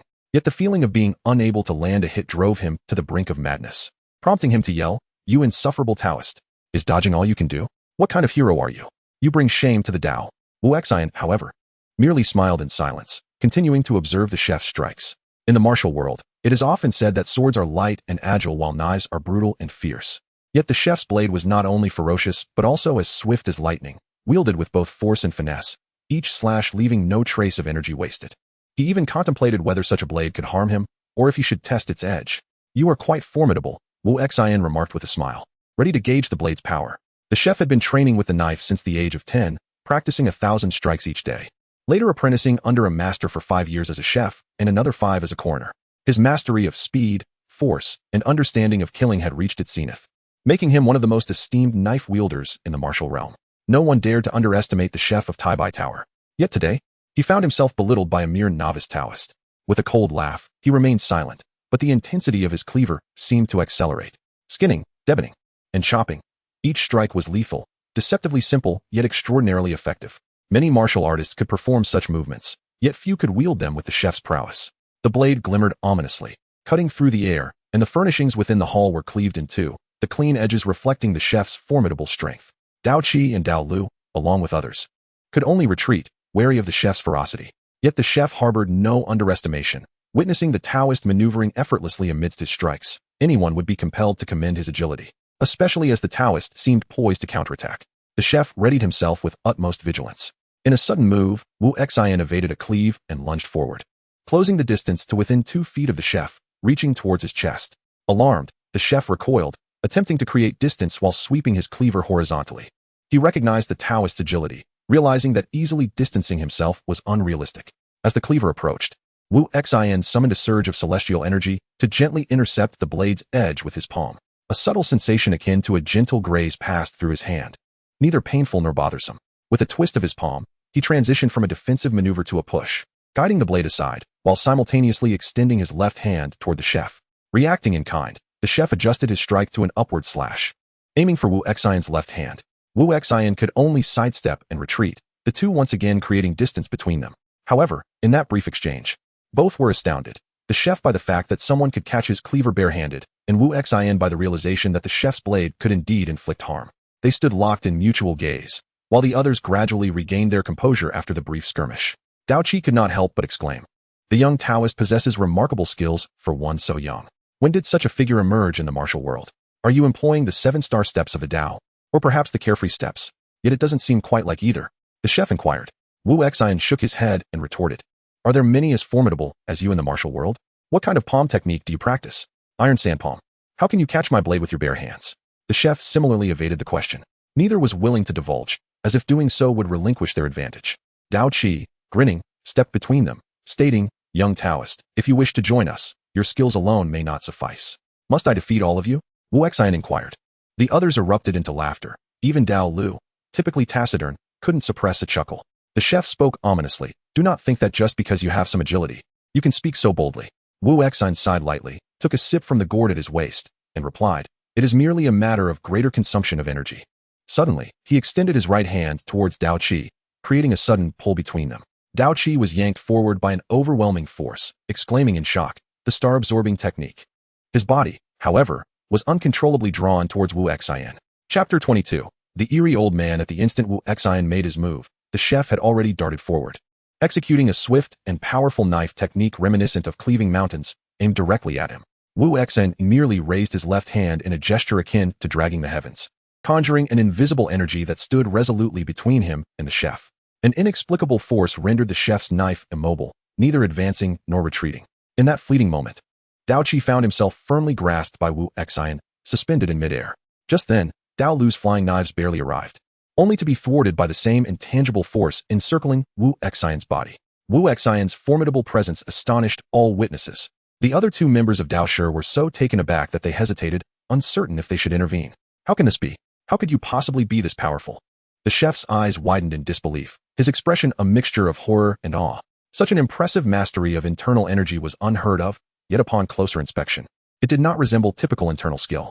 Overwhelmed, he blurted out, "Are you a grandmaster?" Dao Qi, equally shaken, contemplated the absurdity of encountering such a young grandmaster. Though his voice was stifled by Wu Xian's grip, his eyes conveyed the same sentiment. Wu Xian merely smiled, refraining from responding to the chef's inquiry. Meanwhile, Dao Lu, sensing the terrifying presence before him, ceased his assault and began to cautiously retreat into the shadows, contemplating the feasibility of escape. "You need not strike again. I had no intention of killing you. I merely wished to accompany you to explore this underground palace," Wu Xian said, glancing at Dao Lu before releasing the two men. Ensuring they landed safely before continuing, "I initially intended to follow you quietly, but I thought it best to introduce myself. This matter I must report to the shopkeeper," the chef murmured hesitantly. After a moment of silence, he tentatively mentioned the shopkeeper's name, but noticed Wu Xian's impassive expression, indicating he was unaware of the shopkeeper's significance. Taking a deep breath, he resigned himself to the situation, stating, "You may proceed with us, but regarding the treasures. The treasures can be yours. I harbor no interest in them. My curiosity lies solely in the secrets of the immortals. As I mentioned before, I am merely a seeker of immortals." Wu Xian waved dismissively, observing the two members of Dao Shi whispering to the chef. He watched as they swiftly departed from the Laojun hall, the tension seemingly dissipating. The chef, overwhelmed, sank to the ground, exclaiming, "I hope you uphold your promise." Naturally, Wu Xian replied with a smile. "Now, let us continue pondering the riddle of the sun and moon's light." Dao Qi chimed in cheerfully, as though they had always been comrades on this exploratory quest. "I believe we should place torches at the apex of the hall to simulate natural light and its angle of illumination." Wu Xian contemplated for a moment and pointed to the darkened windows above, where a faint green glow could be discerned outside. Dao Qi paused, then slapped his thigh in realization, exclaiming, "Indeed, how could I have overlooked that?" This underground palace was originally above ground, allowing light to permeate from all sides. "Yes, it must be so. Bring forth the torches." Actually, I shall do it myself." With a burst of excitement, he began to prepare the torches, swiftly climbing to the beams to secure them. As the flames flickered to life, Dao Lu skillfully manipulated the celestial disc in the hands of the Laojun statue. A clicking sound echoed, followed by a rumbling as the star-mapped stone wall slowly parted. However, at that moment, Wu Xian furrowed his brow slightly, sensing someone calling out to him. After a brief calculation, he sighed, "You all go ahead. I shall join you shortly." With that, he turned and departed, leaving the others in a state of bewilderment, unable to grasp the Taoist's intentions. Time rewinds to before Wu Xian entered the Laojun hall. Zhang Haoran and Lin Shuqing awaited the conclusion of He Fu and Wang Li's meditation before their group prepared to set out. As they stepped outside the Changsheng hall once more, the rustling sounds within the mist set everyone's nerves on edge, as if some unknown entity lurked in the shadows. Perhaps due to their recent encounter with the corpse demon, they remained suspicious and paranoid, sensing an elusive gaze watching them from the depths of the gray fog, accompanied by a damp, earthy odor. There must be something hidden within this mist. Zhang Haoran's mind fervently clung to this notion. He glanced at the others, noting their tense expressions. They must feel it too. "We need to stay calm. They are all more capable than I. We shall wait for their signal. No need to create panic. If there are no immortals in this world, then there certainly are no ghosts. It must be the work of that group." He reassured himself internally, gradually positioning himself within the middle of the group. Suddenly, Zhang Haoran felt a large hand land on his shoulder, startling him. He turned abruptly to find He Fu's face. "Don't be alarmed, with Shuqing and me here." Yet He Fu's words offered Zhang Haoran no solace. His mouth opened, but he trembled, fixated on the gray fog behind He Fu, convinced he saw an elderly man, dressed in splendid attire, yet his face was marred with age spots. Could that be the corpse spots? Zhang Haoran thought in terror, unable to utter a sound. Lin Shuqing, noticing Zhang Haoran's unease, followed his gaze but saw nothing but the swirling gray mist. "Young master, what is it? What do you see over there?" At that moment, Everyone halted, turning to look at him. Zhang Haoran swallowed hard, lifting a trembling hand to point behind He Fu. There is an old man. His quaking voice struck a chord with everyone, and Lin Shuqing glanced in the direction Zhang Haoran indicated. Yet there was still nothing visible. Wang Li inhaled deeply, gripping his knife as he advanced toward that direction, his figure gradually fading from view. Though Zhang Haoran could no longer see the eerie old man either. Nothing is there. Are you certain you did not misinterpret what you saw? Wang Li's voice emerged from the fog, though his tone bore no hint of relaxation. I don't know, but I truly saw a frail, elderly man dressed in fine garments, his face riddled with spots. Zhang Haoran hesitated, uncertain if it was merely his imagination. Could it be that group of martial artists has infiltrated? Wang Li furrowed his brow, emerging from the mist, stating, yet that doesn't align. If it were those martial artists, why would they hide? They would not shy away from us. They would surely come together. Young master, did you notice any other distinguishing features about the person you saw? The old man, although dressed in fine garments, wore muted colors, as if they had been worn for a long time. Most importantly, his eyes. I cannot be sure if he had eyes, for they were dark, like those of a corpse. Yes, his skin was exceptionally pale. Chapter 23. The eerie old man. Zhang Haoran's words left everyone feeling perplexed. How could he see so clearly in such dense fog? Faced with the numerous skeptical gazes, even Zhang Haoran began to question himself. However, based on the gentleman's description, it did bear a resemblance to a figure from the martial world. Lin Shuqing seemed to feel compelled to uphold his master's dignity and offered a vague statement. Yet his well-intentioned attempt to clarify only deepened the confusion. Was it possible that someone from the martial world had really descended upon them? Which friend has arrived? Why not step forward for a chat? No need to hide, Wang Li called out with his booming voice, but no one answered. Turning back, he noticed that Lin Shuqing and the others had furrowed brows, their expressions more troubled than before. He Fu, what do you think? Lin Shuqing glanced at He Fu, his tone laden with ambiguity. I don't know. Could it be other undead? That is indeed a possibility. The undead typically appear aged, gaunt, and in faded brocade, which aligns with what the gentleman described. Lin Shuqing nodded in agreement with He Fu's deduction, yet such conjecture offered little comfort. It inevitably evoked the legend of the dual corpses of the Lord of the Corpse Mound, and the thought of an undead lurking in the shadows, elusive and stealthy, sent shivers down their spines. Regardless, I believe we should hasten our pace and pursue that group, given the strangeness of this place. I trust our adversaries may become our allies, or at least exchange some information, Lin Shuqing proposed, but the silence that ensued left him momentarily at a loss for words. Zhang Haoran shot a glance at Lin Shuqing, inwardly chiding him. If assistance was truly desired now, why had they driven away Wu Xin in the first place? With that Taoist's prowess, there would have been little to fear from the Lord of the Corpse Mound. Furthermore, there was another possibility. Since the Corpse King is being cultivated by someone, could it be that the earlier group is behind it? Zhang Haoran's remark startled everyone, their brows knitting together as they found a semblance of logic in his words. If that were the case, it could very well mean that others had conspired to eliminate them. Lin Shuqing took a deep breath, forcing himself to remain composed. While that possibility exists, I still think we should pursue them. It's better than wasting time here. Besides, if the Corpse King is disheartened, that group may not be able to control it. Lin Shuqing's words resonated with Wang Li and He Fu, prompting them to nod in agreement. The two personal guards naturally followed Wang Li's lead, leaving Zhang Haoran with no choice but to comply. Despite bearing the title of the Zhang family's young master, the decision-making authority rested with Lin Shuqing. This scholar had subtly emerged as the brain of the team. How I wish I had more knowledge at my disposal. Zhang Haoran sighed inwardly. As he prepared to follow the moving group, he suddenly heard a shout from one of the personal guards. Who goes there? The abrupt shout startled everyone, and they turned to see a guard beside Wang Li drawing his sword, anxiously scanning the area. What is happening? Damn it, calm down. Wang Li frowned and approached the guard, patting him on the shoulder. My lord, there really is an old man.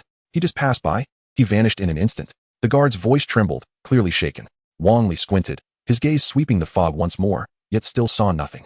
Did you see it clearly? Why, yes, I saw it clearly. Just now, an old man sauntered right past me, and I could see him distinctly, but he disappeared so quickly. It was as if he was a ghost. The guard's words plunged everyone into contemplation. While they did not truly believe in ghosts, the fact that two individuals had witnessed the old man made it difficult to dismiss. Could it be that an undead was indeed following them? Zhang Haoran grew increasingly agitated, not only out of fear, but also because the guard's account corroborated his earlier observation. Did you see it clearly? Was the old man's face marked, moving slowly and appearing weak? Yes, exactly like that, moving so slowly, yet he vanished in an instant. Everyone grasped the essence of their discussion, though it seemed of little use. They were merely left with an ambiguous, malevolent spirit in pursuit of them. The dragon battles in the wild, its path nearly exhausted. It seems that Taoist Wu has long since sensed something amiss in this fog. However, since that entity has yet to attack us, let us quicken our pace. If worse comes to worst, we can find a temple to take refuge in rather than remain here lost in thought. Lin Shuqing's suggestion quickly garnered consensus.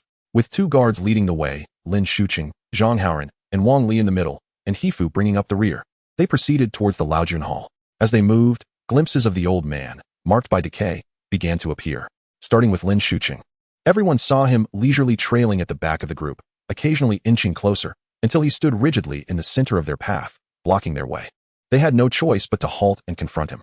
He stood silently, his hollow eye sockets devoid of light, his lips moving mindlessly in a silent rhythm. "Child, you have finally arrived." Zhang Haoran strained to read the old man's lips, struggling to comprehend the meaning behind the words. At that moment, Hifu had drawn closer to Zhang Haoran's side, while Wang Li unsheathed his long knife, fixating his gaze on the shadowy figure.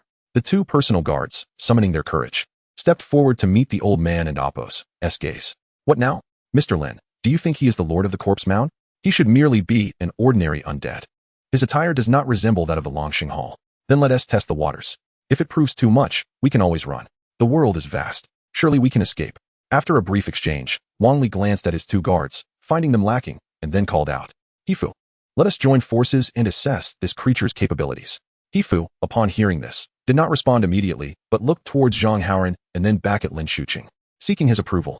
"Go on. You and General Wang have a good rapport. Swiftly subdue him. I shall stand by the young master." Lin Shuqing said as he moved beside Zhang Haoran, one hand resting on his waist, his expression serious as he regarded the 4 ahead. A fierce battle was about to unfold.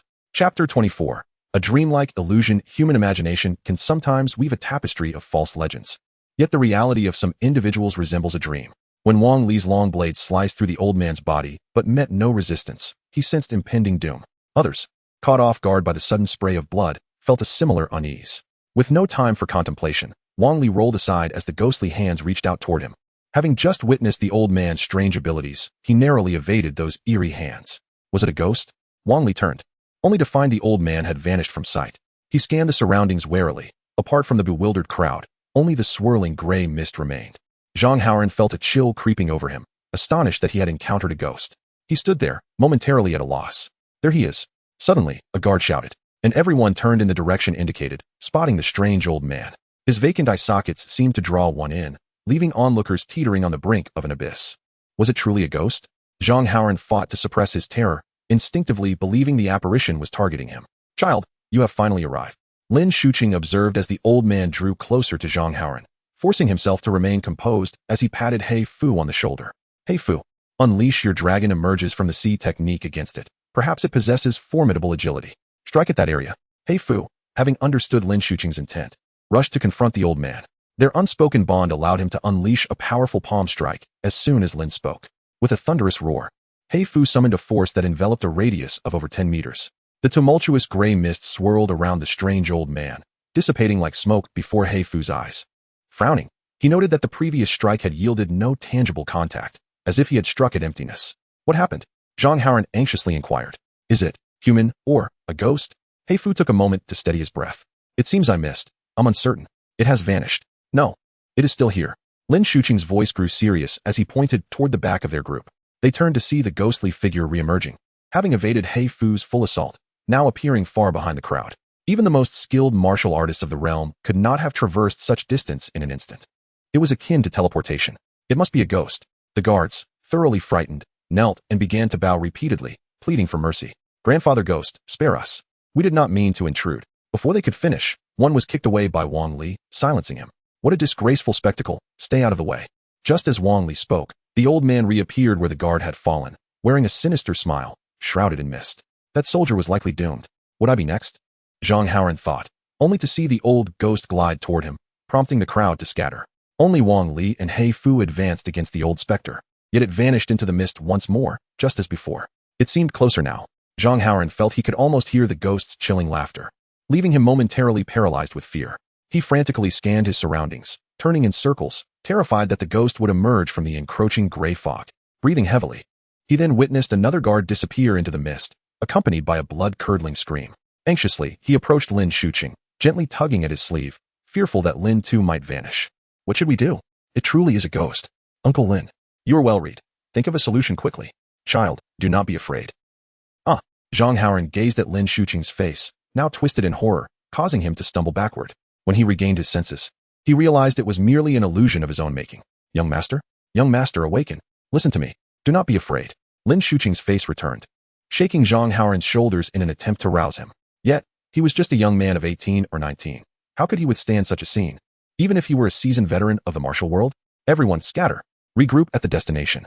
Lin Shuqing's voice, amplified by his inner strength, resonated clearly in everyone's ears. Even he, who prided himself on his intellect, chose to flee. Did everyone hear that? Remember your bearings and head to our meeting point. Turning to Zhang Haoran, Lin Shuqing insisted, Young master, I shall cover your retreat. You go ahead. Without waiting for a response, he flung Zhang Haoran away and turned to face the specter. Zhang Haoran was propelled far by that force, but he had no time to contemplate. The old ghost had abandoned the others, gliding directly toward him, prompting him to hasten his escape. This ghost certainly preferred easy prey. Zhang Haoran charged forward, head down, too frightened to glance back. Yet he felt that cold gaze not only behind him, but also within the mist surrounding him. He ran, unaware of how long he had been fleeing, until breathless. He raised his eyes to his surroundings, engulfed in gray mist, with eerie green glimmers scattered about, devoid of any architectural form. Yet, he spotted the old man's smile. Startled, Zhang Haoran stumbled and fell to the ground, instinctively retreating as the old man approached him. He then witnessed the ghostly visage begin to distort, melting into a chaotic, irregular form. It mirrored the turmoil in his mind, which had devolved into a state of primal fear, culminating in an uncontrollable scream. Ah, child, I have awaited your arrival. Ah, do not fear. Child, yes, just like that, follow your heart. Zhang Haoran, consumed by panic, retreated frantically, his instincts resisting a force that felt inhuman. Whispers, indistinct yet clearly audible, echoed in his ears. Overwhelmed, he clutched his head and rolled on the ground, pounding his temples in a futile attempt to expel those voices. Blood trickled down his brow, mingling with the dust. That voice sought to warp his thoughts, to enslave him to terror, urging him to succumb. He felt himself teetering on the brink of madness. Chapter 25. Dreamlike Illusion. 2. Zhang Haoran, gripped by fear, closed his eyes as if the darkness before him could shield him from the shadows surrounding him. Yet he could not escape the whisper that echoed in his mind.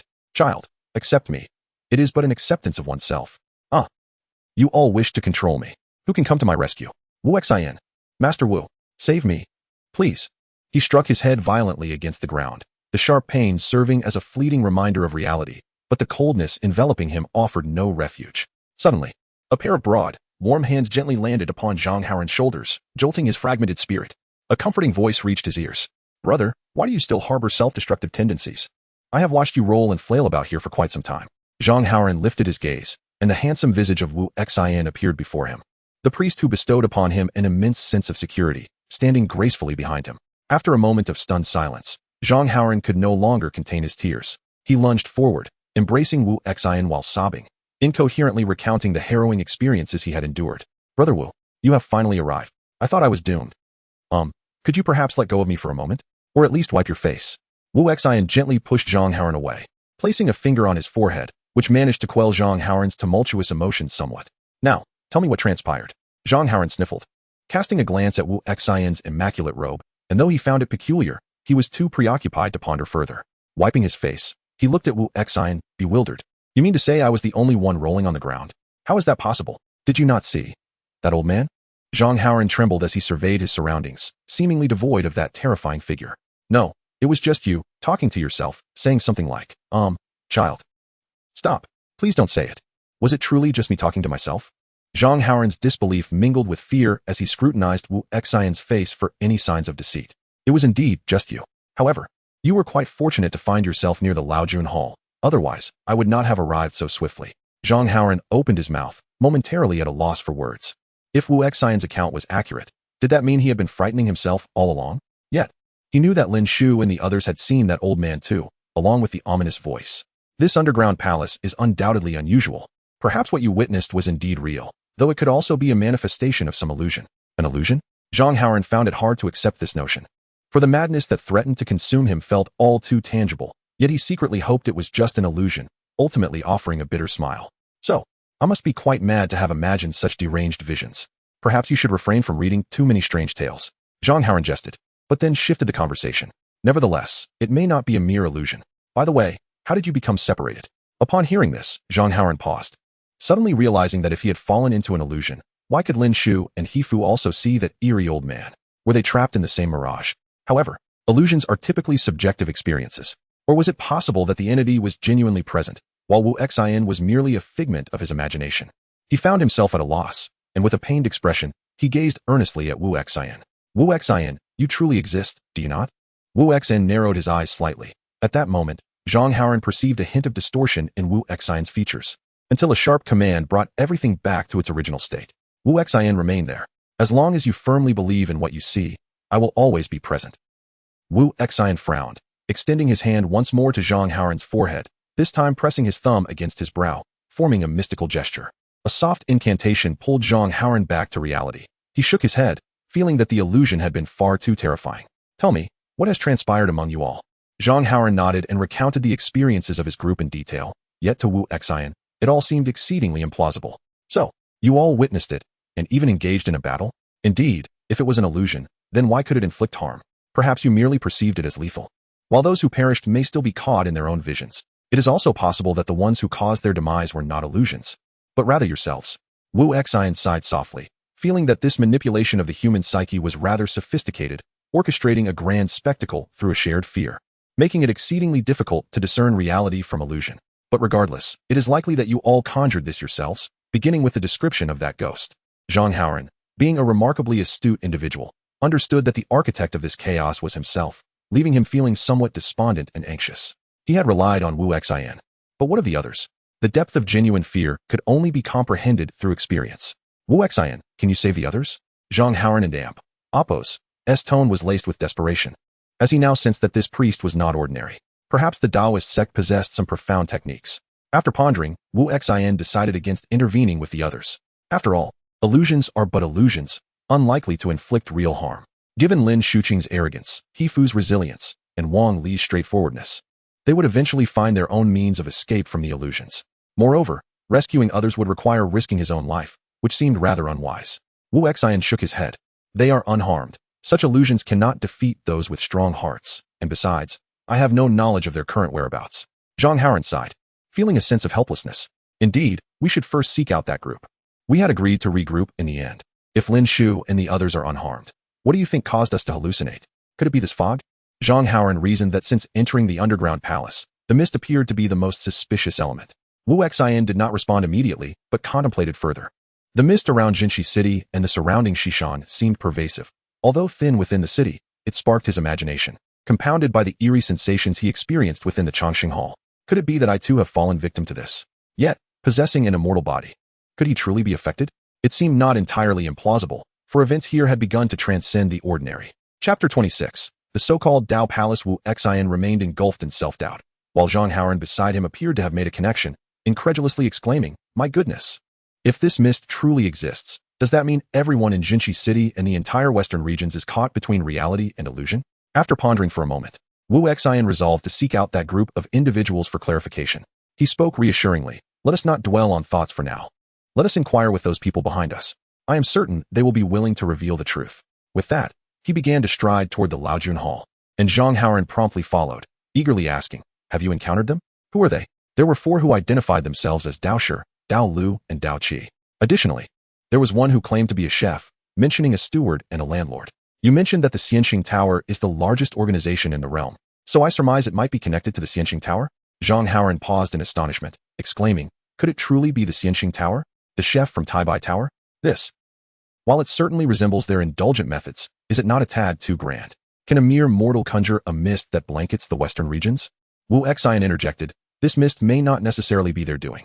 Let us not forget that this underground palace was crafted by the Western Xia people. Perhaps they have merely mastered a method to navigate without losing their way." As they continued their discourse, Zhang Haoran regained his initial vigor, speaking fervently. "Indeed. But with the involvement of the Xianxing Tower, this underground palace is likely far from ordinary. After all, they are not an insignificant force. They understand the intricacies of all walks of life. Stewards, chefs, waiters, and actors are all top-tier experts. Who would dare to mock an actor openly in the Jianghu? The chef of Taibai Tower, for instance, has reached an exceptional level of swordsmanship, said to be on par with the contemporary sword saints. Truly formidable." He continued. "And as for the Dao Shi, they are equally impressive. It is said there is nothing beyond their reach, and the 9 heads of their organization each possess unique skills." Before long, they arrived at the entrance of the Laojun Hall. Wu Xian glanced inside, and noted that the occupants had departed, presumably having accessed the secret passage leading to the Dao Palace. He turned back to Zhang Haoran and inquired, "This must be the place that group intends to reach. So is it here that you agreed to meet?" Zhang Haoran hesitated for a moment, then replied, "They did not specify a particular location. It must refer to the destination of that last group." Wu Exine asked, "Will you wait for them here?" Zhang Haoran shook his head. "I shall not wait any longer. Although I am uncertain of Uncle Lin and the others and Oppo's circumstances, as you mentioned, they should be fine.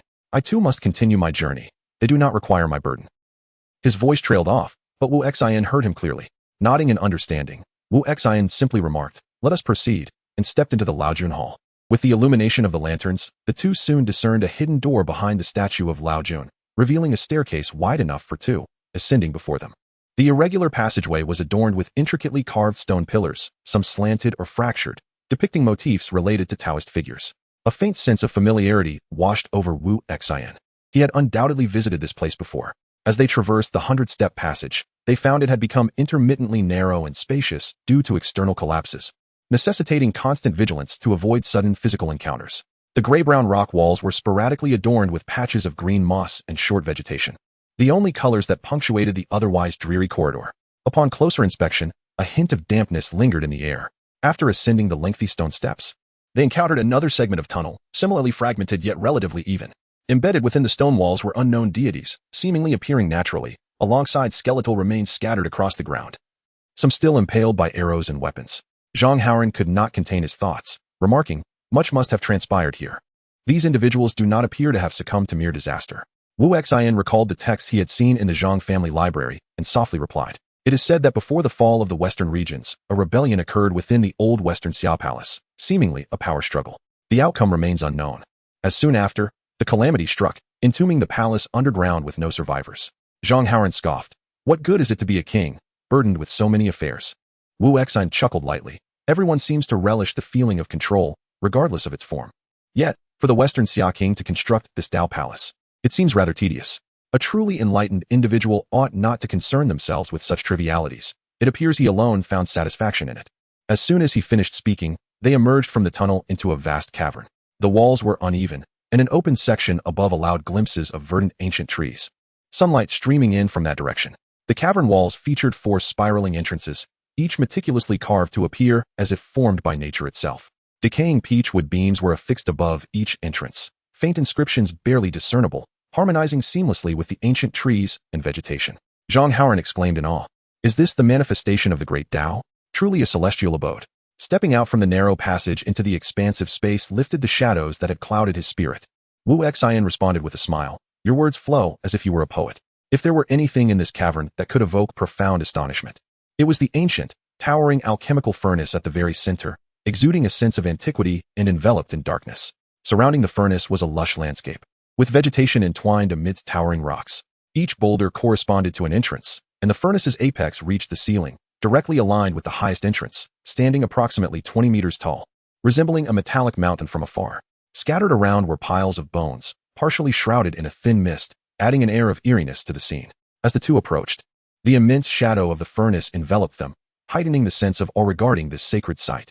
Closer inspection revealed that the legs of the furnace were sculpted into the forms of giants clad in Taoist robes, bearing the immense cauldron upon their shoulders, while countless smaller figures knelt in reverence beneath them.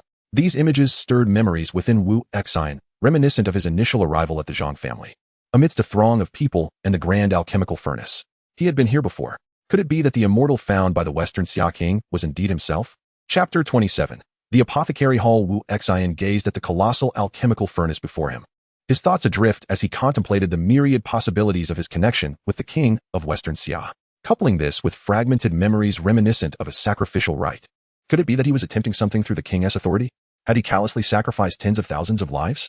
This notion seemed plausible. The concept of transcending emotions appeared to align with deeper truths. What manner of deities were these? He could not comprehend, yet they bore the weight of the furnace.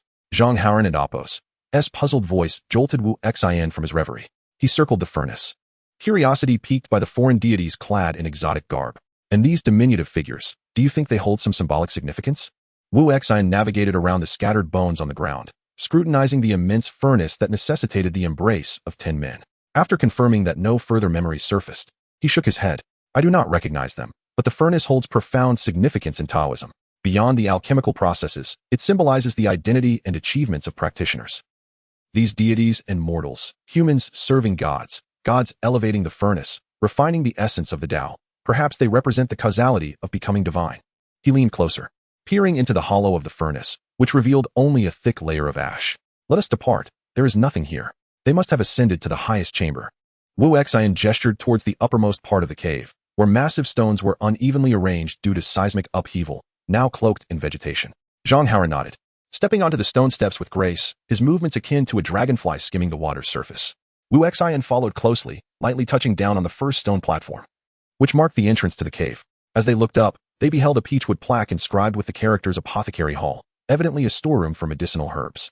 Shall we venture inside? Zhang Haoran inquired, his face brimming with curiosity. Wu Xian peered into the chamber, recognizing it as a rather ominous space, and gently shook his head. I believe you may not wish to see what lies within. Perhaps it is best to refrain. In this pitch darkness, what can one discern? Zhang Haoran quipped, his curiosity compelling him to take a couple of steps forward, raising his torch. The Apothecary Hall sounds like a place where wondrous elixirs might be found. As Zhang Haoran stepped further into the Apothecary Hall, Wu Xian followed suit, and the flickering flames illuminated the dreadful sight within. The chamber housed dozens of burlap sacks, each containing human remains, suspended in a fetal position, ensnared in a coarse hemp net, their arrangement irregular, some scattered across the ground. Wu Xian regarded the grim scene, surmising that these individuals had perished in the sacrificial rite. Meanwhile, Zhang Haoran had already begun to exclaim in horror, heavens, what in the world are these? Is the king of Western Xia truly so deranged as to use these for alchemy? Zhang Haoran's expression was one of sheer terror and disbelief as he pointed toward a massive stone table capable of seating 20. Atop which rested a mortar with a diameter of 1 meter, containing a thick stone pestle stained with dried black residue. Wu Xian fell silent for a moment, surveying the square room adorned with a cross made of skulls, and muttered, perhaps the king of Western Xia had succumbed to madness. He sidestepped the desiccated remains and approached the only wall devoid of grids, which bore a weathered mural depicting an arcane ritual and the alchemical process, likely elucidating the presence of the bones. Zhang Haoran, disinterested in examining the jars that might contain elixirs, stood beside Wu Xian and could not help but exclaim, alchemy? This is no divine practice. It is the work of a fiend, a true villain. The king of Western Xia is no saint, a demon king. Wu Xian cast a glance at Zhang Haoran, noticing his unwavering fixation on the mural, and replied calmly, the methods of cultivating immortality vary.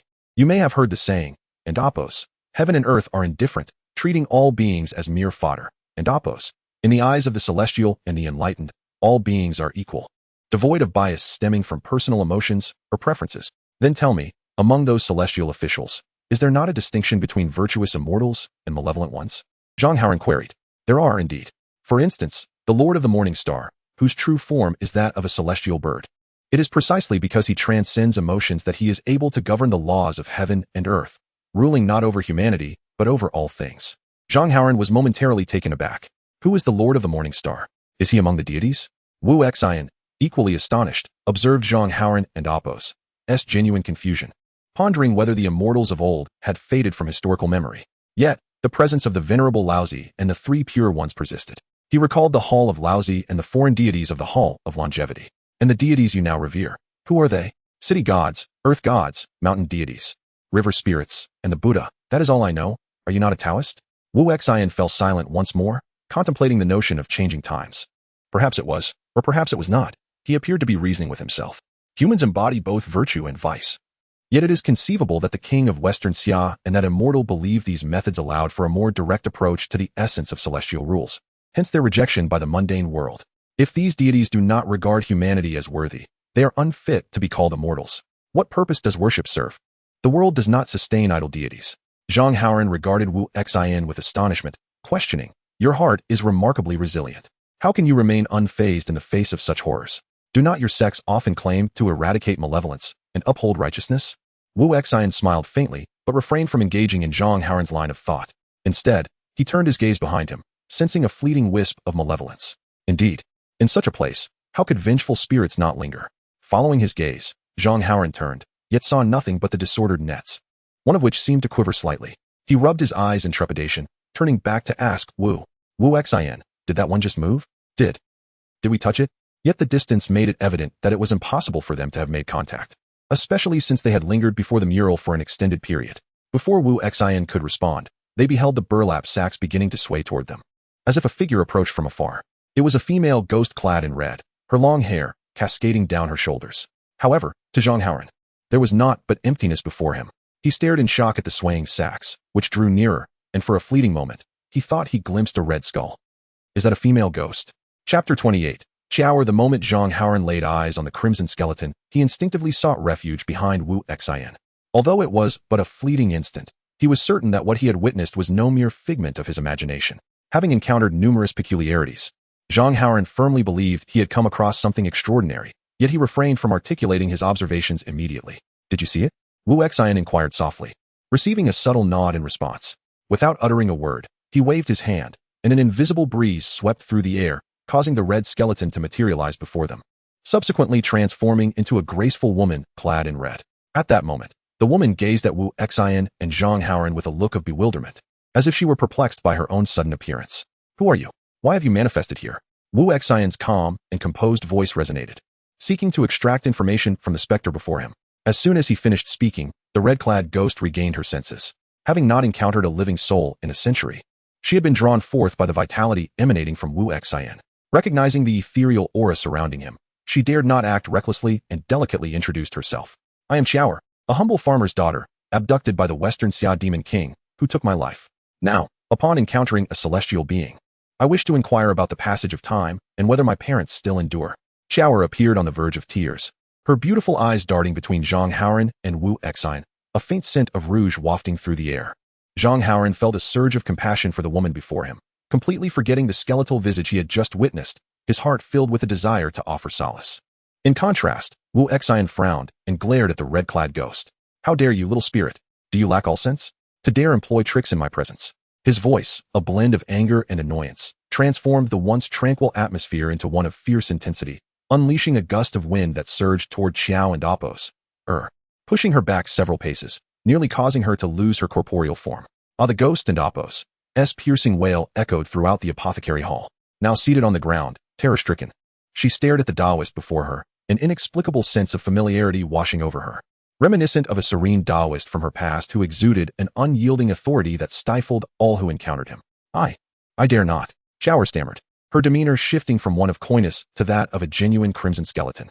Zhang Haoran steadied himself against a nearby mural, his gaze towards Wu Xian now filled with trepidation. Wu Xian let out a cold snort, stepping closer and regarding the spectral figure with an icy detachment. Tell me of the events that transpired. His frigid gaze compelled the ghost to instinctively shrink back, and she began to tremble as she spoke. As for the events of that time, I can hardly recall. I only remember being captured and trapped here, filled with fear and longing for my father and mother. Get to the point. Wu Xian interjected sharply. But I truly cannot remember. I recall being bound, and then I fell asleep. Upon waking, I found myself transformed into a ghost. You must believe me. Upon seeing Wu Xian and Apos' brow furrow, she hastily elaborated, it and Apos' true. I awoke and found myself wandering this room, unable to escape. Wu Xian sighed softly, realizing that relying solely on her memories would yield little. He gently inquired, why were you captured? It seems the Western Xia King sought the tutelage of a celestial master, who imparted mystical arts to him, demanding our assistance. But I do not understand. Yes, I did see that celestial being once, from a distance. He seemed to, as Xiao and Apos' spoke, her gaze intensified, her voice trembling. He seemed to. Wu Xian interrupted, enough. After awakening, did you encounter anyone else? How have you survived in this state? The ghost cast a fearful glance at Wu Xian, contemplating before responding, it seems to be these mists. I find it quite comfortable here. As for others, I have seen none. I was drawn out this time by a delightful fragrance. Wu Xian, intrigued, began to sense the mists surrounding them, realizing they might be remnants of flesh and blood, their origins perfectly aligned with the bones scattered around. Instinctively, he covered his nose, glancing at the bewildered Zhang Haoran beside him, and sighed without further comment. Nonetheless, Zhang Haoran, noticing Wu Xian's actions, recognized the mists posed a threat, especially given his earlier associations. He mimicked Wu Xian and Apos' gesture, covering his mouth and nose, yet hesitated, having inhaled them for so long. Wu brother, do you think these mists pose any harm? Wu Xian shook his head, rising to his feet. Aran and Apos, are you afraid of ghosts? Let us depart. There is nothing of significance to linger over. Zhang Haoran glanced at the ghost seated on the ground, contemplating that perhaps she was not as fearsome as he had initially thought, likening her to a benevolent fox spirit. Perhaps she, too, was a good ghost? She had claimed to have harmed no one. The ghost, reluctant to obstruct Wu Xian, noticed Zhang Haoran stealing glances at her and pleaded earnestly, celestial being, might you take Xiao and Apos with you? I have been here for so long, and I am afraid. Zhang Haoran hesitated, sensing Wu Xin's lack of intention to pause, yet he felt compelled to follow. The ghost approached him pitifully, beseeching once more, young master. Unable to resist the sight of the delicate ghost in such a woeful state, Zhang Haoran stepped forward and grasped Wu Xin and Apos' arm. Wu brother, I recognize your capabilities. This Qiao and Apos has committed no wrong. Why not take her with us? We could perhaps offer her guidance in the future. Wu Xin turned back, a half-smile playing on his lips, his gaze pointedly assessing Zhang Haoran.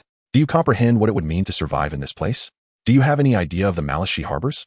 If it were to come to exorcism, I could perform it right now. At this proclamation, the ghost recoiled, retreating behind Zhang Haoran, too frightened to show her face. Witnessing her distress only deepened Zhang Haoran's empathy, as he shielded her protectively. But why should she be condemned? She had never harmed anyone.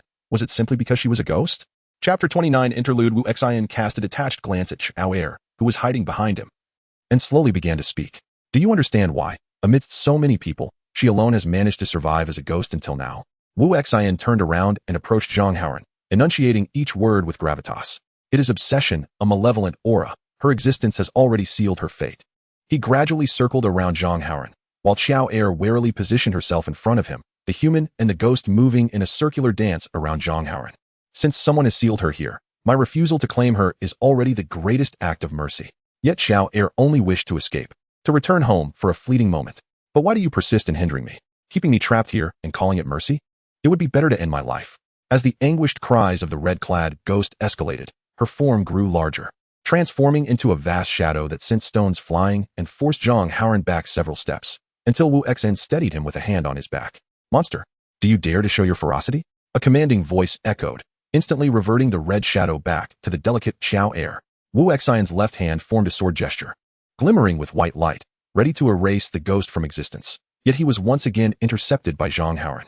Wu brother, do not act hastily. Zhang Haoran stood resolutely before Xiao Er, his expression tinged with sorrow yet imbued with determination. None of this was her choice, and now that she wishes to leave, as long as she does no harm, I wish to give her that choice. If she commits evil, should I fail to vanquish her, let her repay with this life.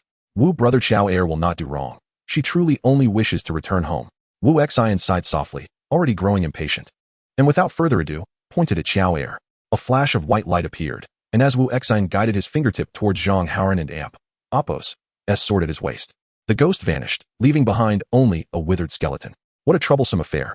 Since this is your choice, I shall grant it. Let her soul be bound to your sword, and may you carry her forth. But the consequences of your actions, you shall bear alone. Do not expect me to collect them later. Zhang Haoran, filled with delight, patted the sword at his waist. A flash of red light revealed Xiao Er and Apos' form, who bowed deeply to Wu Xin. Thank you, immortal. Wu brother. Does this mean I now possess a celestial sword? Wu Xin shook his head and slowly exited the apothecary hall. A celestial sword? Such fanciful thinking. It is merely a soul binding, and I must caution you. She can still survive by absorbing mist. Once you take her home, it will be your responsibility to provide her with life energy. Zhang Haoran chuckled, undeterred, and hastened to follow, while Xiao Er returned to the sword. It is fine. This is my choice, and I accept it. I shall diligently train to enhance my life energy, then bring Xiao Er back home. The sword at his waist shimmered in response. Wu Xin shook his head, pondering that mere diligence would not suffice. Life energy is a matter of fate. Yet, it seemed that even his own fate could be less certain than that of this young man. Simultaneously, within a nearby estate belonging to the Zhang family, two cloaked figures, deep in meditation, were taken aback by the return of Dao Shi and Apos as subordinates. One of them eagerly rose to inquire, "Why have you returned?" The two bowed, and one responded, "In response to Lord Xiao Er, some circumstances have arisen. Chef has sent us to inform the shopkeeper." He glanced at the shopkeeper seated at the head of the table, who nodded, prompting him to bow once more. "Stop dawdling, speak swiftly," Xiao Er urged, and the man, not daring to delay, began. Chef and the 6th and 7th leaders have located the Lao Jun Hall. In the end, they reached a temporary agreement with that Taoist, and I was sent back to convey the news. Upon hearing this, the shopkeeper exchanged glances with Xiao Er, astonished that the Taoist, brought back by the Zhang family's son, possessed such prowess. To be able to contend simultaneously with top-tier experts and the elusive Dao Shi master's such skill is likely only matched by you and the owner. Xiao Er, a young man under 30, was visibly astonished. The shopkeeper shook his head, replying, "It may require the owner and Apos' intervention from what I gather. The Taoists seem to have won with ease. We should prepare for the worst. If the owner engages, even a grandmaster would not pose a threat. Indeed, the owner and Apos' methods are unfathomable. merely to elevate our abilities. Mind your words. The shopkeeper interrupted sharply, sensing that Xiao Er was still too inexperienced. In any case, the performer has long departed. He and the chef have each taken a role in this matter, say. Did that Taoist encounter Zhang Haoran on the way from the West Mountain? Xiao Er pondered and affirmed. Indeed, they met en route. It is said he had been sequestered in the mountains prior to descending. Such a figure has not yet made a name in the Jianghu. The shopkeeper fell silent momentarily, a hint of uncertainty surfacing in his expression. Is it possible that this Taoist descended from the West Mountain? If he came from that direction, are you suggesting he hails from the Taoist palace in the West Mountain?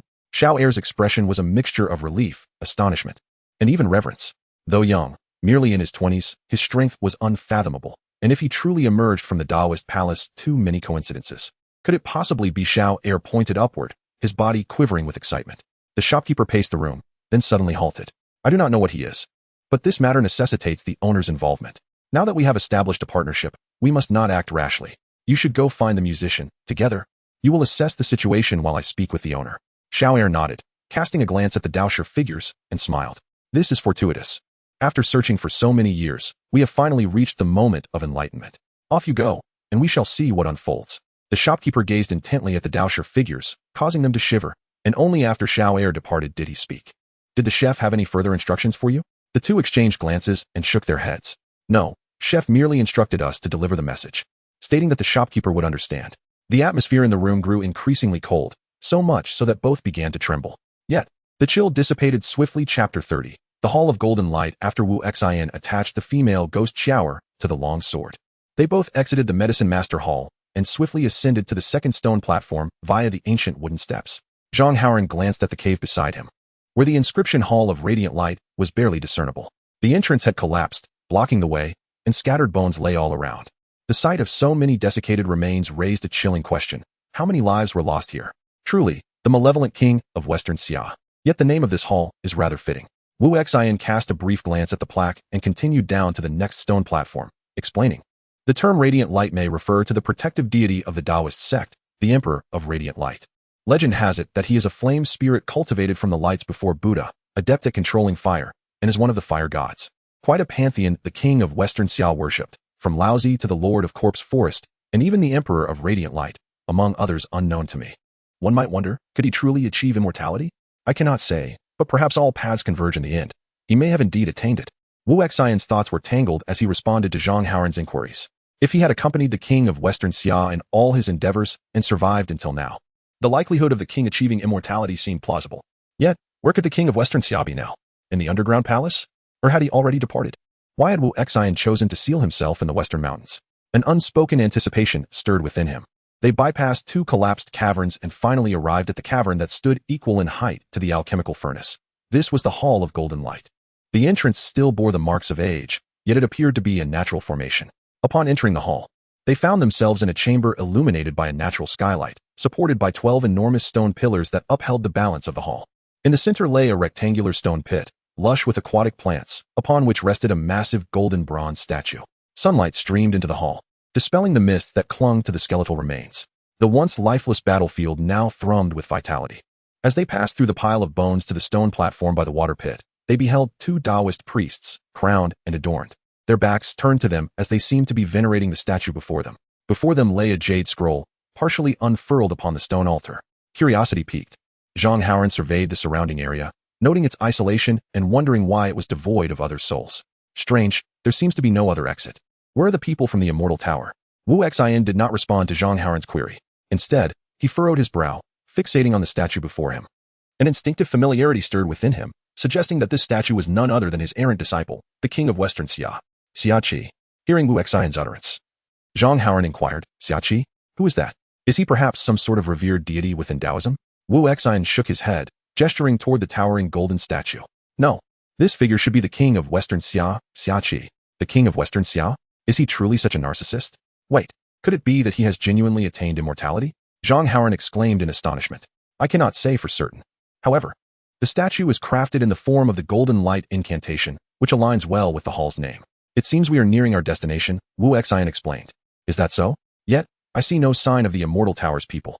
Wu Xian nodded and clarified, in the golden light incantation. There is a phrase referencing the grand cultivation of calamities to certify one and Apos, divine powers. Observing the scenes before us and reflecting on this hall of golden light, I surmise that even if this is not the final destination, it is certainly close to where Xia Qi may achieve enlightenment. Then there must be a hidden passage. Where could it be? Zhang Haoran mused, his gaze sweeping over the statue across the water pit. The two figures and the jade scroll were evidently pivotal. He stirred the water with his sword, attempting to gauge its depth, for his lightness skill would not allow him to traverse it. As he stirred the water, several flying fish burst forth, their blue stripes and white foreheads glimmering, with wings that fluttered and emitted bird-like cries, startling Zhang Haoran into a seated position. He had never encountered such peculiar fish before. What are these creatures? Could they be yet another kind of monster? Zhang Haoran exclaimed in panic, wielding his sword to fend off the bizarre fish that lunged at him. Wu Xian observed the strange fish that had landed, their sharp-toothed mouths snapping as they flapped their wings, seemingly intent on attacking Zhang Haoran. He frowned and remarked, "They resemble the auspicious mandarin fish, which ancient texts say heralds great abundance. Yet these fish appear to be predatory." At that moment, Zhang Haoran had overcome his initial fear, drawing his sword to slay some of the fish along the shore. Indeed, they hardly resemble auspicious creatures, but I must admit, their appearance is rather striking.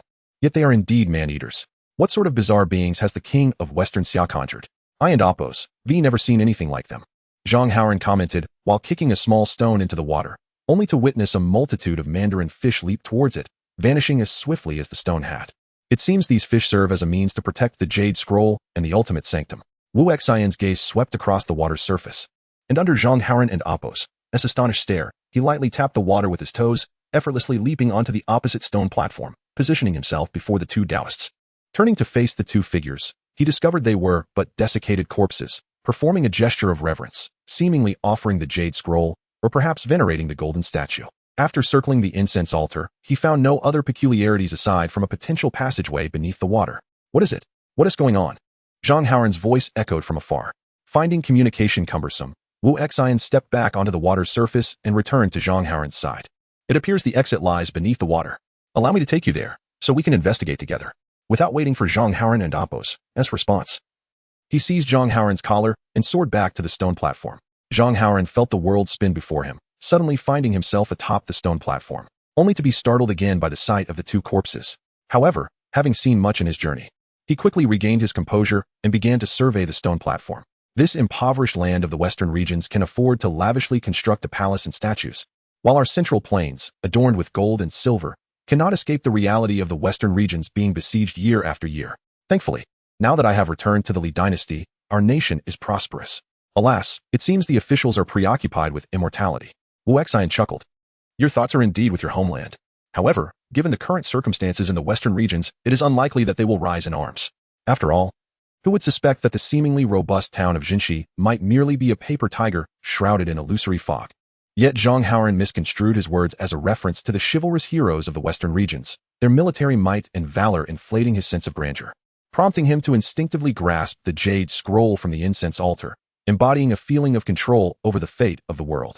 Chapter 31. A volume of celestial scriptures. As Wu Xian observed Zhang Haoran lift the jade slip, a crisp chime resonated, leaving only the sound of cascading waterfalls within the golden light hall. Zhang Haoran, feeling somewhat anxious, uncertainly remarked, Is it possible that too much time has passed, and this mechanism has malfunctioned? Wu Xian paid no heed to Zhang Haoran's question. He acutely sensed an unusual shift in the nearby corpse, which, combined with the earlier chime, easily conjured thoughts of a secret technique akin to corpse summoning. Just then, another short and urgent chime echoed, incessantly ringing, prompting even Zhang Haoran to acknowledge the peculiarity. Before he could articulate his thoughts, a swift sound pierced the air as a bony finger darted toward Zhang Haoran's chest. Alas, it was his misfortune to be too close to the corpse. There was no room for any extraneous reaction, only a swift turn of his body. As that finger penetrated his abdomen, Zhang Haoran let out a muffled groan and was propelled backward, crashing into the water, where the fish, sensing the scent of blood, surged toward him eagerly like ravenous cats. Simultaneously, Wu Xian noticed another corpse advancing towards him. With a mere wave of his hand, he dispatched it as effortlessly as swatting away a fly, sending it, and the corpse attacking Zhang Haoran, splashing into the water. These corpses, though slightly hardened and stronger, posed no real threat to him. Rather, Zhang Haoran's predicament in the water was far more troublesome. With a soft sigh, Wu Xian found himself unexpectedly in a position to save another life. Reluctantly, he waved his hand toward the waterhole. A gentle force parted the water around Zhang Haoran, isolating him from the ravenous fish and revealing a hidden passageway. The path created by the divine energy caused Zhang Haoran to lose his footing, landing on the ground. Eyes wide with fear as he watched the thrashing fish on either side. He then stared in astonishment at Wu Xian. His perception of Wu Xian's strength elevated significantly. Goodness, you single-handedly parted the waters. You are truly remarkable. Is your sect still accepting disciples? I wish to pursue the path of immortality as well. Wu Xian merely smiled in silence, noting that the wound on Zhang Haoran's abdomen was not severe, and despite his clothes being torn by the fish, it was evident he was not gravely injured. The waterhole was not deep, measuring less than 3 meters. Wu Xian leapt down beside Zhang Haoran and cheerfully remarked, "Your fate with immortality may very well lie within this jade slip. Why seek far when the answer is near?" Upon hearing this, Zhang Haoran opened the jade slip, revealing a flawless white surface devoid of any markings. There was nothing on it. Could it merely be a key to a mechanism? Wu Xian took the jade slip from Zhang Haoran's hands and examined it closely. Indeed, it was entirely blank, not a single character in sight.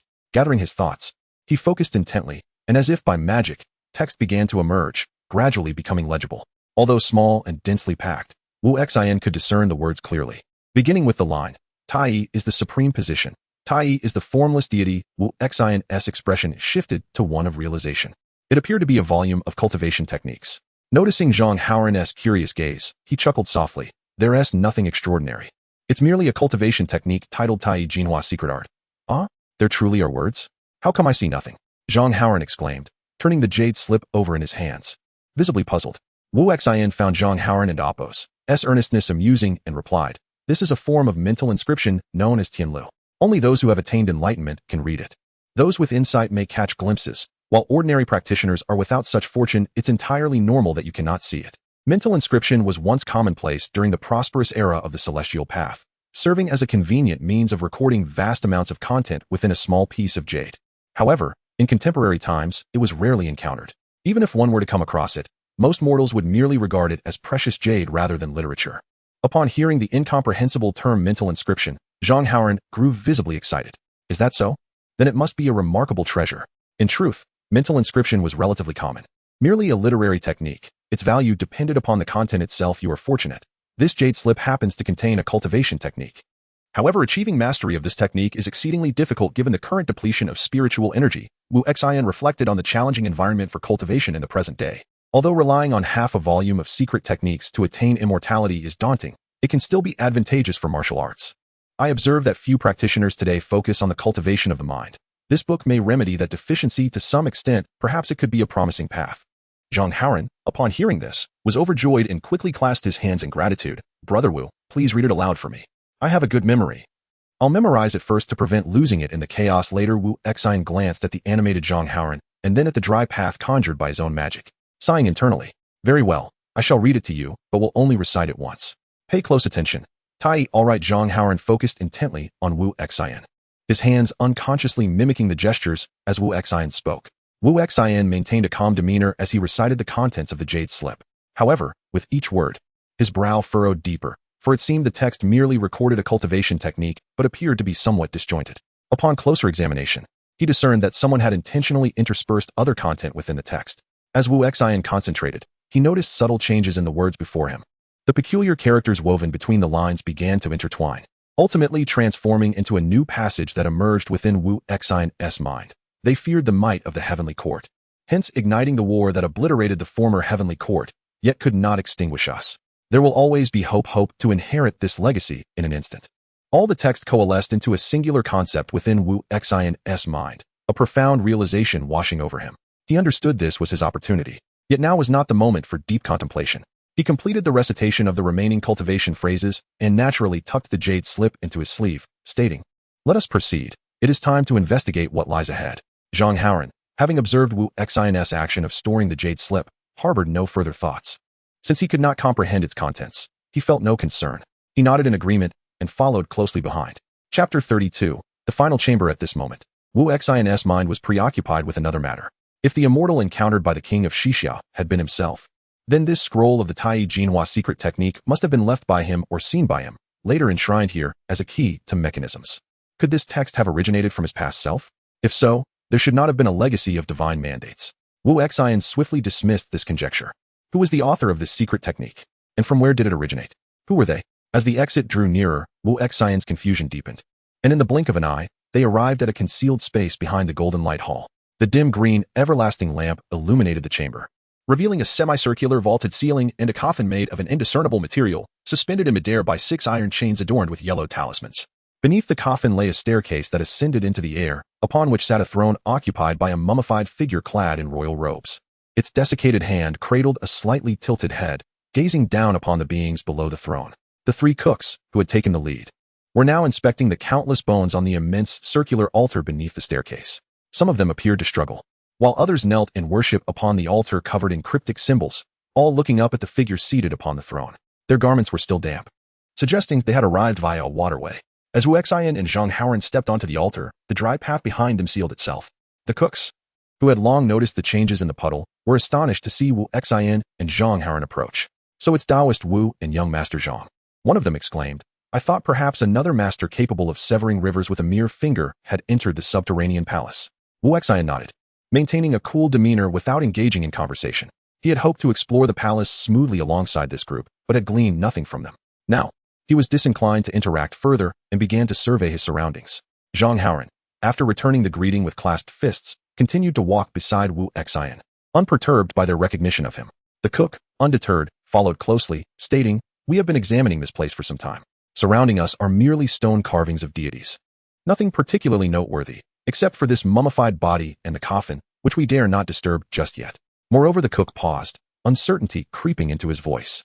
Noticing Wu Xian's gaze, he continued, "I have a persistent feeling of being watched. Have you also fallen prey to illusions?"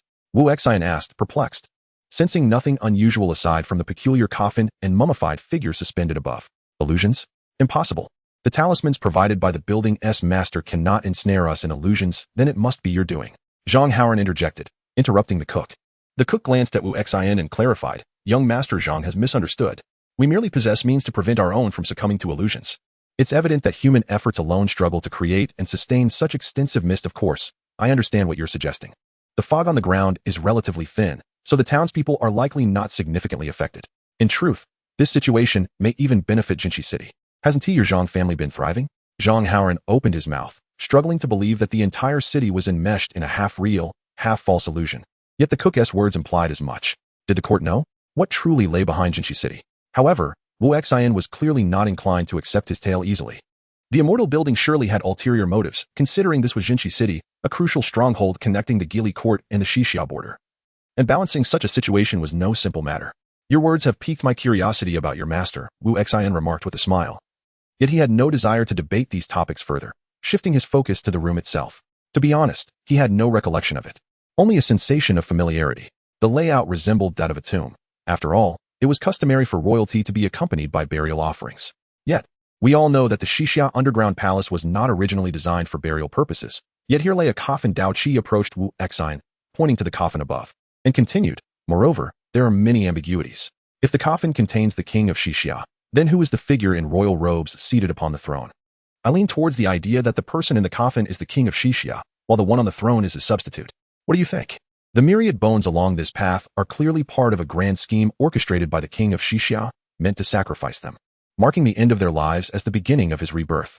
Wu Xian nodded but refrained from voicing his opinion, instead ascending the stone steps. He wished to examine the corpse, perhaps it would trigger a memory. As Wu Xian began to ascend the steps, he discovered that they seemed to have been added later, obscuring some continuous symbols at the junction with the altar and disrupting their original purpose. He continued upward until he reached the throne. Before him stood a gaunt man, devoid of any recognizable features. Yet, unlike the other mummies, every inch of his muscle perfectly adhered to his skeletal frame, his skin showing no signs of decay. Merely emaciated like dried meat, resembling a starving specter, yet possessing a subtle, unique aura. At that moment, Dao Qi prepared to inspect the coffin. He lightly stepped, utilizing the throne's stone steps and the surrounding rock walls, leveraging the iron chains suspending the coffin, and gracefully landed atop the coffin itself. The cook, seeing this, did not object, watching along with Dao Lu from the steps. Dao Qi lightly treaded upon the coffin lid and immediately noticed that it was covered in unfamiliar runes, which further convinced him that some ritual had indeed taken place here. He paced back and forth atop the coffin, scrutinizing every detail, aside from the incomprehensible text. He was astounded to find 2 familiar characters engraved upon the coffin lid. Wu Xian, these 2 characters are inscribed here. As he instinctively exclaimed, all eyes turned toward the figure seated upon the throne. It seemed he was indeed named Wu Xian. Wu Xian naturally heard Dao Qi's declaration, but could not fathom the reason behind it. Why was his name inscribed on the coffin? Was it possible that the coffin was intended for him, yet was instead used for the king of Xixia? Zhang Haoran and the cooks entertained even more thoughts. If the name on the coffin truly belonged to the figure before them, did that not imply a connection between this immortal and the king of Xixia from 7 centuries ago? Or could he, in fact, be the one who had lived for 700 years? The implications of this revelation left each person in profound shock, ignited by an insatiable curiosity. Who was he? Chapter 33. The coffin. Wu Xian stood in a daze, gazing at the coffin suspended in midair, taken aback to find his own name inscribed upon it. Wasn't he the occupant, the Western Xia King, Xiaqi? Instinctively, he stroked his chin and scratched his head, yet the enigma eluded his comprehension. Just as he contemplated leaping onto the coffin for a closer inspection, a thunderous heartbeat reverberated throughout the entire underground palace, halting him in his tracks. Thud, the room trembled in response, the sound arriving and departing with startling abruptness. Yet, everyone present understood that the sound emanated from the coffin above.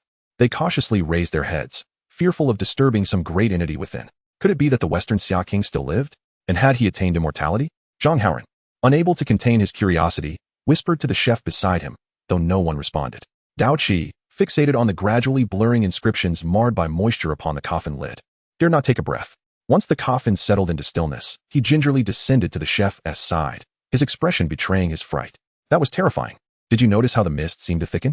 It appears to be seeping from the coffin's seams. Following Dao Qi's gaze, they indeed spotted subtle wisps of mist drifting from within the coffin. To Wu Xian, these wisps resembled tiny fragments of flesh, leading him to associate them with the countless skeletons strewn about, perhaps the remnants of some sacrificial rite, with the Western Xia King as the culmination of it all. What perplexed Wu Xian, however, was the absence of vengeful spirits or malice in a place where so many had perished unjustly after the realm of the immortals vanished. Zhang Haoran remarked in astonishment, "It seems this gray mist is indeed not the handiwork of your celestial abode." The chef glanced at Zhang Haoran but chose not to engage. To him, someone of merely mediocre martial prowess was not worth his attention. The pressing matter remained to ally with the inscrutable Taoist. Wu Taoist. Why not join forces and open the coffin together? Wu Xian regarded the chef with interest, curious about his intentions. Having witnessed the recent events, you now wish to pry open that coffin? Are you not afraid the Western Xia King might emerge to slay you? Isn't there a revered figure like Dao Zhang here? The chef countered. Does Wu Taoist not wish to discover why your name appears upon that coffin? Are you so certain that the Wu Xian inscribed there refers to me? Wu Xian mused. Perhaps you should reveal the true motives of your celestial abode to me first, and then we can discuss collaboration. Wu Xian smiled, looking down at the trio of chefs, while Zhang Haoran had already positioned himself at the foot of the stone steps, forming a standoff with the three. The chef scrutinized Wu Xian for a long moment, ultimately unwilling to squander the opportunity for cooperation. The goal of the celestial abode is, of course, to attain immortality. Wu Xian waved his hand dismissively. Spare me the grandiose platitudes. Let me ask you, are the 12 celestial abodes established in peculiar locations like Shenxi City? The chef hesitated, though he harbored suspicions. He shook his head. I do not know. Each place has its unique circumstances. Even the capital has a celestial abode, yet I cannot believe there are no peculiarities. I just do not know. Wu Xian gazed into the chef's eyes for a moment, considering that since the celestial abode existed overtly, it must also be accepted by the mundane world, regardless of any hidden oddities. Is your master an immortal? After pondering for a while, he posed the question, only to feel it was somewhat foolish. Just as he was about to retract it, the chef, eyes wide with alarm, pointed at the coffin above and exclaimed, "Stop talking. Look." Liquid of a dark crimson hue began seeping from the coffin's seams, resembling some foul black blood. The coffin itself began to tremble violently, the dark liquid dripping steadily, forming rivulets that coursed over the scattered bones, similarly staining the figure upon the throne, while a rancid stench pervaded the room. Wu Xian cautiously avoided the black blood, even using his powers to shield himself from the vile substance at his feet. However, those below the stone steps remained oblivious, preoccupied with dodging the ominous liquid. They could tell at a glance that it was no good omen, possibly harboring a curse like corpse poison. As the black blood tainted the iron chains, a series of 6 loud clanks echoed as the chains snapped, the massive coffin hurtling down towards Wu Xian with terrifying speed, as if it bore the weight of 1,000 mountains. Any ordinary person would surely perish from fright or be crushed. Even a top-tier expert would only have the option to evade such a sight. Everyone believed that the self-important Taoist should evade. Yet there lingered a faint sense of anticipation within them. Wu Xian stood calmly in place, not out of reluctance to flee, but because he sensed a peculiar shift in the corpses behind him, prompting him to remain still and observe. As the enormous coffin descended to within 2 meters above him, he raised his right hand, summoning an invisible force that whipped into a vortex, suspending the coffin's base. The massive coffin began to twirl gracefully, as if manipulated by a chef with a bamboo pole balancing a porcelain plate. To the onlookers, the spectacle appeared effortless. Yet the splattering black blood caused them to recoil in disgust, reminiscent of a child with an umbrella on a rainy day, their spinning motion provoking displeasure. Fortunately, none were tainted by the vile liquid. With a flick of his elbow, Wu Xin sent the enormous coffin crashing into the sacrificial altar, embedding it into the ground as black blood flowed forth. All present swallowed hard, noticing Wu Xin's reluctance to descend. The chef, Dao Qi, and Dao Lu removed their outer garments to wrap them around their shoes, cautiously approaching the coffin, while Zhang Haoran retreated to the corner of the stone steps. As the three drew nearer, they began to discern the faint heartbeat resonating from within the coffin. Upon reaching the coffin, they could distinctly perceive that the rhythmic thumping emanated from inside. They scrutinized the inscriptions upon the coffin, and indeed, in one corner, they found Wu Xin's name, etched in ancient script, easily recognized by Dao Lu and Dao Qi, who were well versed in such matters. It truly is Wu Xin. They circled the coffin, confirming that it housed a living being, yet found themselves unable to hastily open it, rooted in indecision. Dao Qi glanced at the fabric of his clothing, now steadily soaking in black blood, and suggested, "Let us step back. I believe we need to converse with Wu Daoist again. Standing here is not a solution." The chef nodded and retreated, yet Dao Lu remained still. "It's fine. I'll take another look. While the inscriptions are still legible, I'll jot them down. Just be cautious." Dao Lu felt warmth within, though his expression remained impassive, simply responding with a soft hum. Before turning back to the coffin's markings. At that moment, the coffin suddenly trembled violently, accompanied by the thunderous heartbeat. Everyone tensed, directing their anxious gazes toward the coffin. A pool of black blood erupted from the seams, splattering Dao Lu, who barely managed to shield his eyes with his hand. Chapter 34. The corpse immortal Dao Lu stood before the coffin, waiting for a considerable time. He could feel the black blood searing his skin, enduring the wait for further changes. Once he confirmed that the heartbeat was the only sound, he hastily wiped the black blood from his face. "Dao Lu, are you all right?" "Dao Lu, let go of me." Dao Lu. It seemed Dao Lu heard Dao Qi's faint cries. Confused, he turned around but saw neither Dao Qi nor the cook. Instead, he found himself in a childhood memory, his small courtyard blanketed in white snow, with a warm fire beside him. Lowering his gaze, he noticed a book on his lap. While golden brown bread slices were roasting on the stove, he could almost envision a puff of steam rising from the split bread. As he reached out, the stove seemed to topple, flames spreading, and the scene grew chaotic. Dao Qi stood before him, tears streaming down his face. Dao Lu felt a tickle in his throat and coughed a few times. "Seventh brother, why are you crying? Mother and father, why are you standing in the fire? Seventh brother, can you take mother and father with you?" Dao Qi gazed at Dao Lu, covered in filthy blood, his expression one of agony. Watching as Dao Lu wiped the black blood from his face, taking flesh and hair along with it, Dao Lu seemed oblivious to the pain, his expression lost in thought. "Seventh brother, I'm fine." Zhang Haoran, who had been hiding in the shadows, instinctively shrank back at the sight of Dao Lu's monstrous appearance, concealing himself deeper in the darkness to avoid being seen by the half-flesh, half-bone figure. Wu Xin stared blankly at Dao Lu, who repeatedly claimed he was fine. Dao Qi was firmly held back by the cook, incessantly murmuring but, while astonished by the power of the black blood.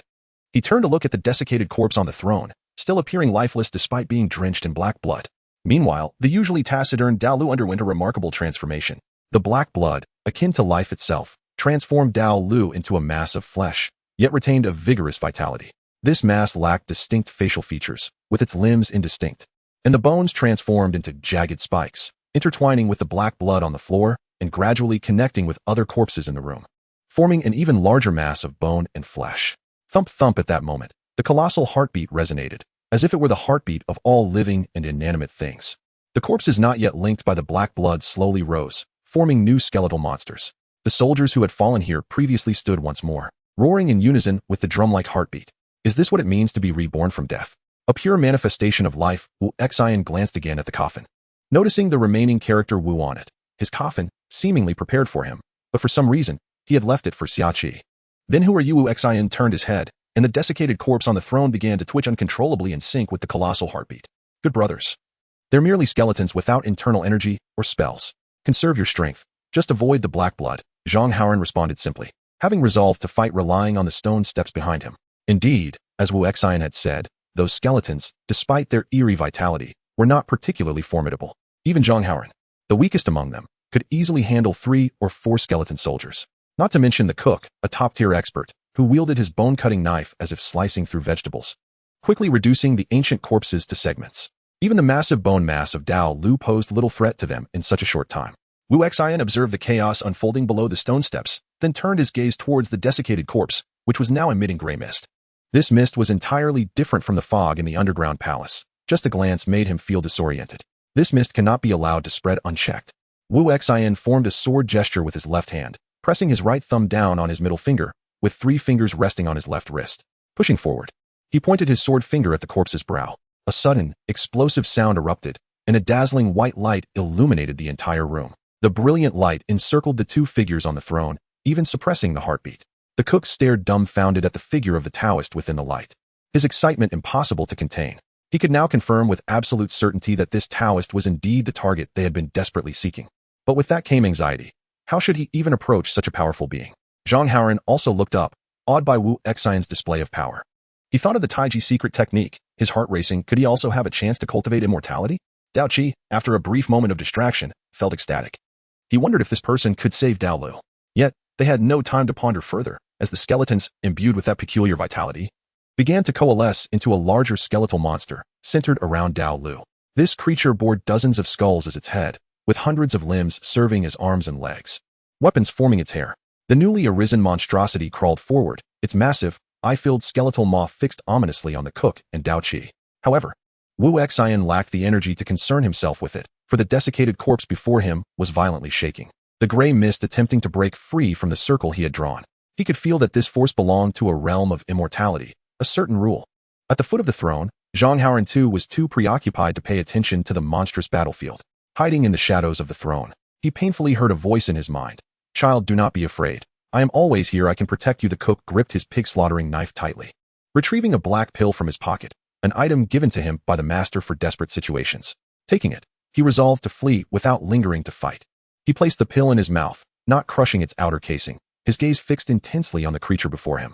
He had never encountered such a monster in his life, and was not prepared to run. He wanted to test his strength, for he knew that if he fled now, he might never again be able to wield a knife. The cook shook his head, casting aside his distracting thoughts, and focused unwaveringly on the creature before him. In a flash, his knife struck with a fierce and decisive blow aimed at the creature. He did not aim for the bone spikes, but rather utilized his agile movements to strike at the creature's flesh. The creature howled in pain, and a massive bone spike lunged toward the cook's position. Boom! The ground trembled violently, dust swirling around the cook, who narrowly evaded the strike, his knife swinging to deflect the debris. Boom, boom, boom! The colossal bone limbs descended in succession, forcing the cook into a frantic dodge. And Dao Qi found himself in a similar predicament. The immense limbs fell with exaggerated force, shaking the ground beneath them, the shockwaves roaring and sending dust flying, overwhelming the cook, especially as he saw the wounds he had inflicted on the monster had already vanished. A wave of defeat washed over the cook, his right hand gripping the knife trembling uncontrollably, while his left hand dug deep into his thigh, trying to maintain focus, yet he could not suppress the thought. In the face of such a demon, what use is martial prowess? Chapter 35. The corpse immortal too. The chef found himself maneuvering back and forth, pressured by the grotesque amalgamation of bone and flesh, with no opportunity to strike. Even when he occasionally swung his knife, it failed to inflict any harm. Fortunately, the abomination seemed hesitant to approach the throne, as if it harbored a certain fear of the figure seated upon it, granting the chef and Dao Qi a brief respite. After a moment's hesitation, Dao Qi retrieved a dark golden dagger from his bosom, an artifact he had obtained from an ancient relic. His reluctance stemmed from the fact that it was a bloodthirsty dagger. He gently sliced open his palm, allowing blood to flow along the blade. Strangely, the blood did not drip but was quickly absorbed by the dagger. Sensing the chef's curious gaze, he explained, I call it blood drinker. Once it begins to consume my blood, it will start to draw the blood of our enemies as well. I believe it may prove useful. The chef nodded, refraining from further inquiries, understanding that they were both fighting for their lives. Meanwhile, the monstrous entity surged forward again, and the two resumed their fierce battle. Indeed, the blood drinker dagger proved somewhat effective. It sliced through the creature's flesh, drawing forth blood, yet the beast restored itself in the blink of an eye. As the dagger began to siphon blood, Wu Xian keenly sensed its spiritual fluctuations, recognizing it as a spiritual artifact. He reached out, and the blood drinker flew from Dao Qi's grasp, flashing with crimson light as it plunged into the abomination, which began to frantically absorb its own bone and blood. The chef's knife finally began to leave marks on the creature's hide, an effect brought about by the blood drinker's suppression of its regeneration. Dao Qi stood momentarily stunned, watching as the creature he had struggled with for so long was effortlessly subdued by Wu Xian. Wu Xian was about to delegate the rest of the task when the still-sealed corpse seized the opportunity, extending its left hand towards him with a swift motion. A thunderous crash echoed as the hand shattered the light barrier, sending Wu Xian flying. Well, I underestimated you, he said, flipping midair to regain his balance. hovering at the same height as the figure on the throne. The corpse slowly rose, its eyes glimmering with an eerie light, locking onto Wu Xian with an intense gaze. A raspy voice emerged. "Friend, we bear no enmity. Why do you seek to disrupt my destiny?" His words resonated like thunder, even halting the attacks of the bone and flesh monstrosity, drawing the attention of all present to the two figures above. Wu Xian narrowed his eyes, scrutinizing the corpse before him. He realized this entity was merely a remnant of a celestial soul, not a resurrected ancient immortal, which alleviated his concerns somewhat. Though he maintained an air of calm, casually, he retrieved a gourd from his waist, took a sip, and chuckled lightly. "Destiny, are you referring to this coffin? Do you have some grievance with its master?" The corpse, sensing Wu Xian's insight, grew colder in tone. "Why must you feign ignorance?" Wu Xian frowned slightly, perplexed by the corpse's response. He had no prior knowledge of the situation, yet the corpse seemed to suspect him of coveting its fortune. Glancing at the coffin, he remarked, "It appears you lack sincerity, unwilling to divulge any information." The corpse paused, contemplating whether Wu Xian had discerned its origins, which only heightened its caution. Coldly, it retorted, "In this world, what does righteousness matter? If you truly wish to seize this opportunity, I would yield it to you. Why must you harm my corporeal form?" Wu Xian sensed the corpse had misinterpreted his intentions and was about to clarify when the bone and flesh monstrosity erupted into another furious roar, prompting Dao Qi and the chef to tense up. This time, however, it was the corpse that made its move. With a swift gesture towards the creature, the corpse immobilized it as if under a binding spell. The impatience and chill in its tone were palpable. "Silence. Do you not see that I am in conference?" With a single hand, it crushed the creature, which exploded into a cloud of ash. For Dao Qi and the chef, the abomination that had rendered them helpless disintegrated in an instant, leaving them in shock and fear, their gazes lowered in deference to the figure on the throne. The corpse's gaze swept over the three below, finally landing on Wu Xian as it smiled. "The path of immortality has become such a farce. What is wrong with me claiming its fruit? The opportunity to ascend is before us. Who would not be tempted? Ask them, what fault do I bear?" Wu Xian fell silent, struggling to comprehend why the corpse was entangled in notions of right and wrong. The corpse then turned its attention to the chef and Dao Qi, inquiring, "Do you wish to become immortal?" The chef instinctively glanced upwards, yet the throne, once clearly visible, now appeared increasingly obscured, revealing only a vague silhouette and a hazy light. His vision blurred, blood trickling from the corner of his eye. In a state of panic, he flailed his arms before him like a madman, until the noise he made proved unbearable, leading to his erasure. Beside him, Dao Qi dared not breathe, silently warning himself to keep his head down, to not look up. Wu Xian furrowed his brow and spoke, "I wish to know what transpired here originally. Do you wish to hear the tale of the king of Xixia? He was ruthless, sacrificing the lives of 100,000 soldiers for his own immortality. What do you think? Is my claim to his fruit not a righteous act?" The corpse continued, "Now, achieving immortality is a challenge. It was indeed his fortune to have found a true immortal master, who imparted to him the understanding of celestial opportunity." The corpse chuckled, pride evident in its tone. "But ultimately, it is my fortune. With this grand array, I shall ascend to immortality." Ha ha! The corpse's laughter reverberated throughout the chamber. Yet Wu Xian remained lost in thought, recalling how he had once informed Xia Qi of the potential for life's origins within all living beings. A revelation that ultimately led Xia Qi down the path of demonic transformation. Unfortunately, by the time he realized the implications, it was too late. Xia Qi had sacrificed countless souls, consumed by resentment, transforming himself into a monster, ultimately sealed away in a coffin by Wu Xian, confined within a subterranean palace. While Wu Xian himself had ensnared himself upon Xishan, it dawned on Wu Xian that he had yet to fathom why he had chosen to seal himself away on Xishan. Shaking his head, he finally regained his focus. "The path of life and death is a dead end. Having relinquished your corporeal form, you must surely understand this truth. Such grandiloquence conceals your true desire to claim this path for yourself. Cursed be you all for obstructing me." Suddenly, the corpse, in a fit of madness, clutched its head, staggering back to the throne, its eyes betraying a hint of insanity. "We shall meet again. But since you desire him, I shall relinquish him to you." Chapter 36. The fate of Xia Qi. As the corpse immortal pointed distantly, the coffin trembled violently, unleashing a torrent of gray mist that engulfed the entire room. The figure seated upon the throne, the corpse immortal, erupted into maniacal laughter.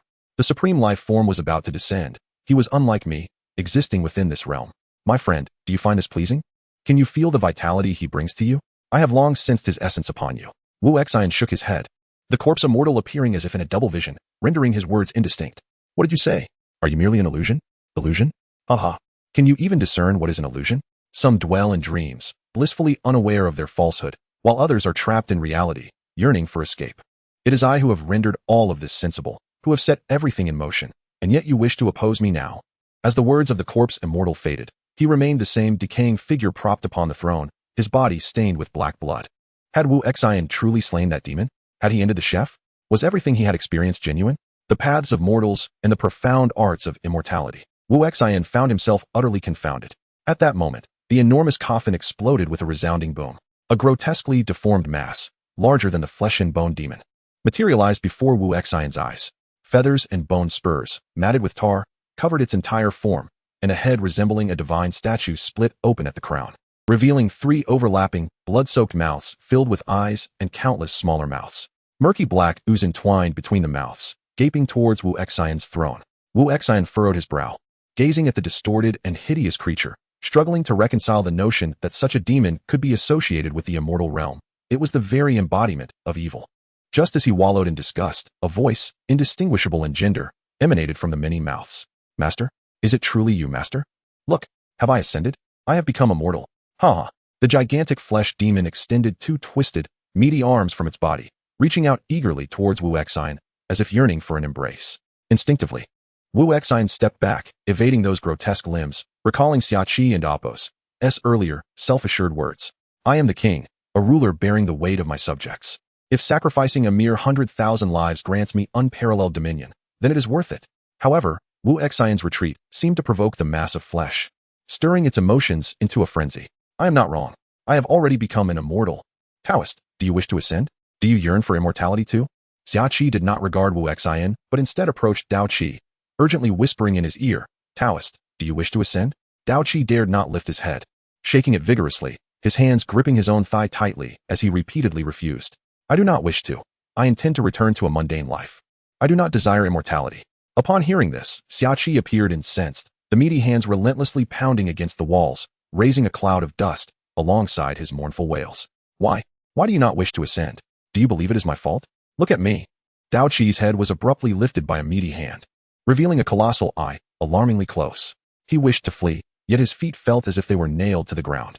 His body remained motionless aside from his racing thoughts, obscured by a foggy haze. Soon, he began to feel an exhilarating rush coursing through his body, his breath quickening, veins bulging uncontrollably, collapsing to his knees, unable to maintain eye contact, blood seeping from every orifice. Every part of Dao Qi's being surged with vitality, yearning to emerge, possessing its own will, eager to embrace life. Only Dao Qi's own will resisted, but he could not command his body, which began to transform grotesquely, merging and splitting, until he lost all semblance of humanity. I cannot look any longer. I must not gaze any further. I must close my eyes. Xia Qi chuckled. Behold, this is the visage of an immortal, the form you shall take. How beautiful it is.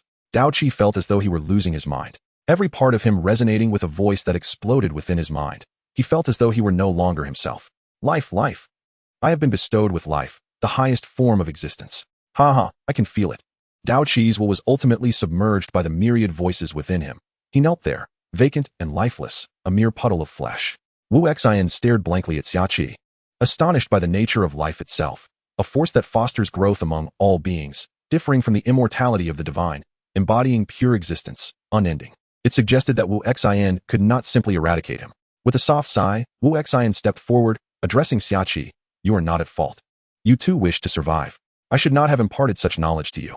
Wu Xian reminisced about his travels in the Western Xia realm, when on a whim, he sought to meet the so-called holy monarch. He had wandered through the palace and found the ailing King Xia Qi, who was lost in contemplation of a portrait of a young woman, occasionally reaching out to caress her image, chuckling foolishly as if he were a child smitten by first love. Wu Xian concealed his presence, intrigued by the twilight of this so-called holy king. Suddenly, Xia Qi felt an inexplicable freshness in the air, as though someone were observing him. Who? Is someone there? Perhaps due to his age, Xia Qi instinctively called out. In the next moment, an elderly eunuch tiptoed into the room. Your Majesty, do you have any commands? Xia Qi glanced at the eunuch but did not respond, instead scanning the room, repeatedly asking if someone was present. He could acutely sense the presence of a third individual in the chamber. This scene struck the eunuch as pitiful. The greatest monarch of Western Xia was truly fading. Just as he was about to discreetly summon a physician, a calm voice filled the room. Yes, the eunuch trembled, leaping to the emperor's side, his expression filled with vigilance as he surveyed the surroundings. Your Majesty, be cautious. Someone approaches. At that moment, Wu Xian's form naturally emerged from behind the portrait. The eunuch frantically called for guards, yet none appeared. The chamber had long been ensnared by Wu Xian's barrier. Xiaoqi seemed to realize no one would come to his aid. He raised his hand, halting the eunuch's actions. In that instant, he appeared once more as the authoritative monarch, no longer the child or the decrepit elder. Who are you? Chapter 37. The Destiny of Xiaoqi. I am Wu Xian, and I happened upon this place by chance. Upon hearing His Majesty's summons, I made my appearance. Wu Xian gazed calmly at Xiaoqi, harboring a curiosity about the reaction of this sovereign king. You, Taoist Wu, are you an immortal? He inquired. One could say so, Wu Xian replied, unfazed by the question that had been posed to him countless times before. However, he noticed a hint of disappointment in Xiaoqi's demeanor. He seemed to yearn for a response akin to those found in tales, where an immortal expresses gratitude for the grace of the sovereign that aids in achieving eternal life. Alas, his hopes were dashed. At a loss for words, Xiaoqi found himself in a state reminiscent of his youth when he had first encountered his own father, feeling an inexplicable nervousness. Although Wu Xian appeared youthful while he himself was aging, he instinctively bent slightly at the waist. Your Majesty need not be anxious. We can converse freely, even about the lady in the painting, Wu Xian suggested.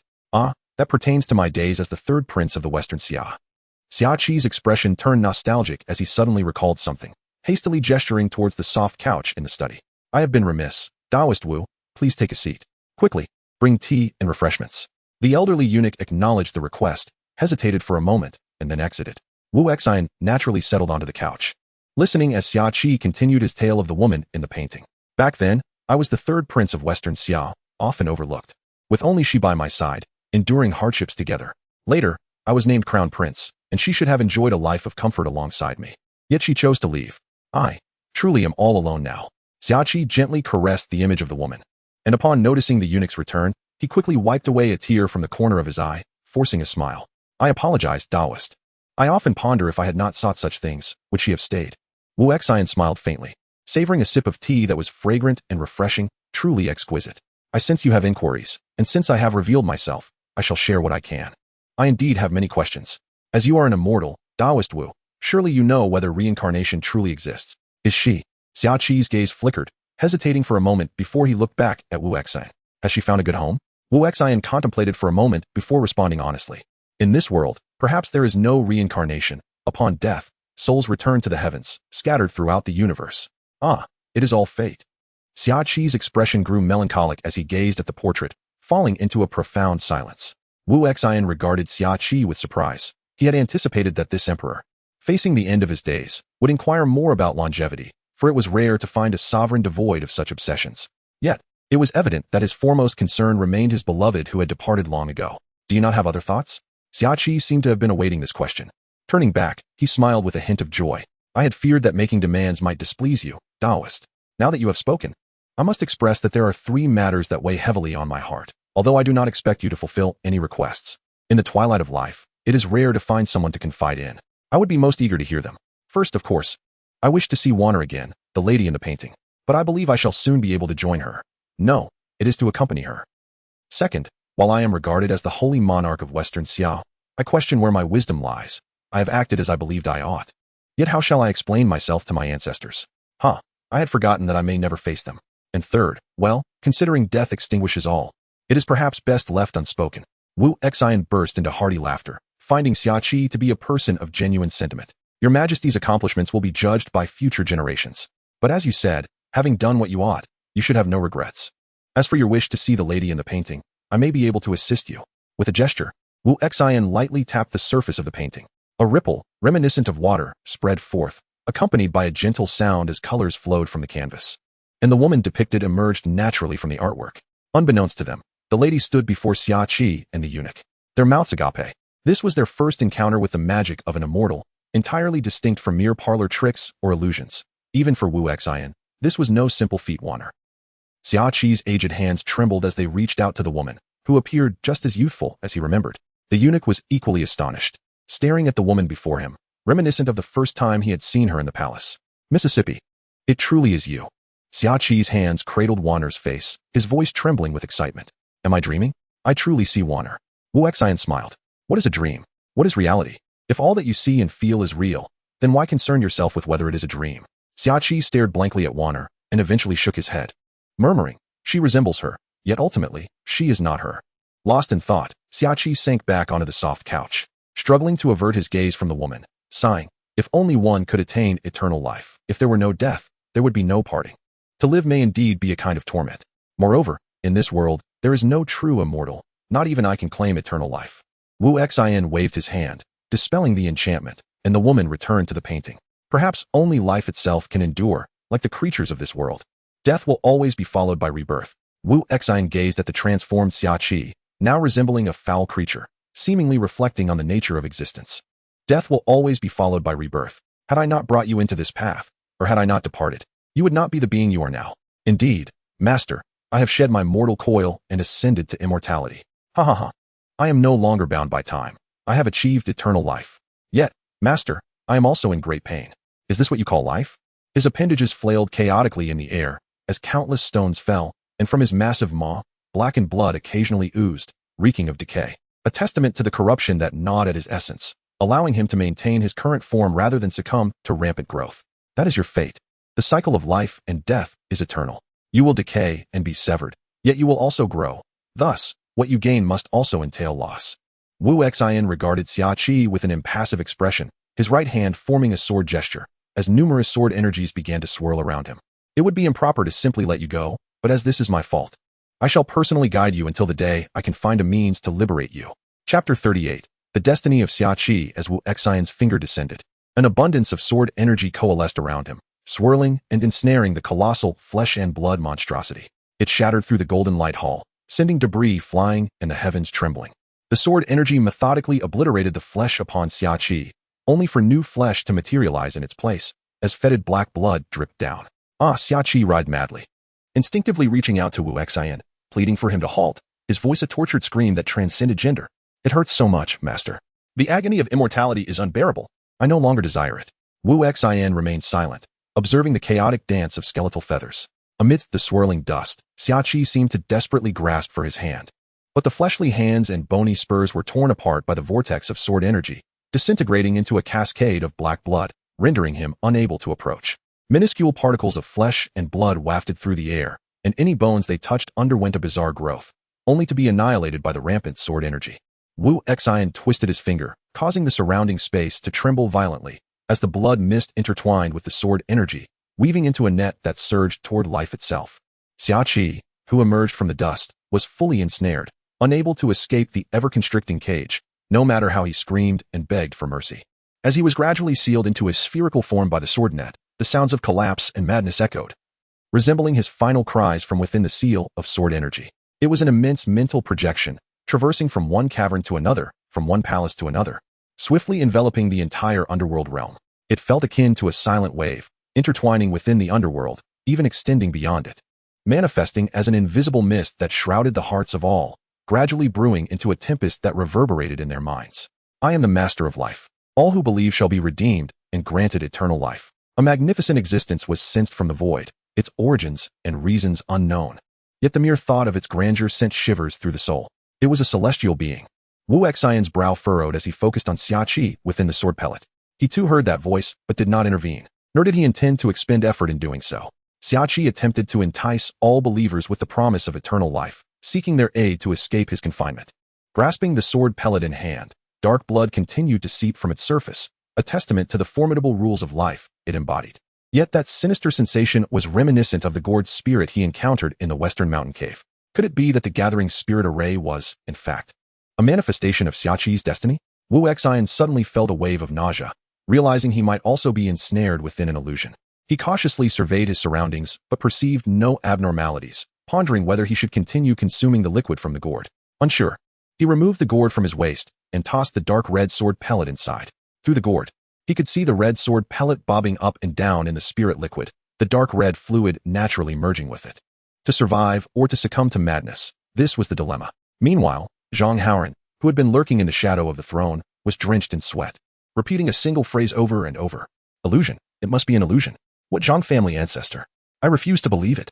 A voice tormented him within his mind, crystal clear, rendering his attempts to cover his ears futile, as if it originated from his very thoughts. Child, how could I possibly be an illusion? If I were, why can I still converse with you? No, you are an illusion conjured by the mist. You cannot deceive me. Zhang Haoran lowered his head further, unable to suppress a low growl. The mist? I am the true master above this mist. If you trust me and reveal your entirety, I can grant you power, even elevate you to immortality. Do you not despise your own impotence? Zhang Haoran clenched his teeth in silence, repeatedly striking his own head with his hands. It is merely an illusion, a pitiful creature that requires my consent. However, he had forgotten that the voice's master could hear his innermost thoughts, and it now grew increasingly frantic. What are you to question me? If it were not for that person, where is Zhang Wenming? Why is he not the one to descend? If he were here, would I need to waste time with you, a mere junior? I am your ancestor. Just as Zhang Haoran prepared to slam his head against the ground, a gentle breeze swept in, and he lifted his head to see Wu Xian approaching, holding a gourd, inhaling the surrounding mist.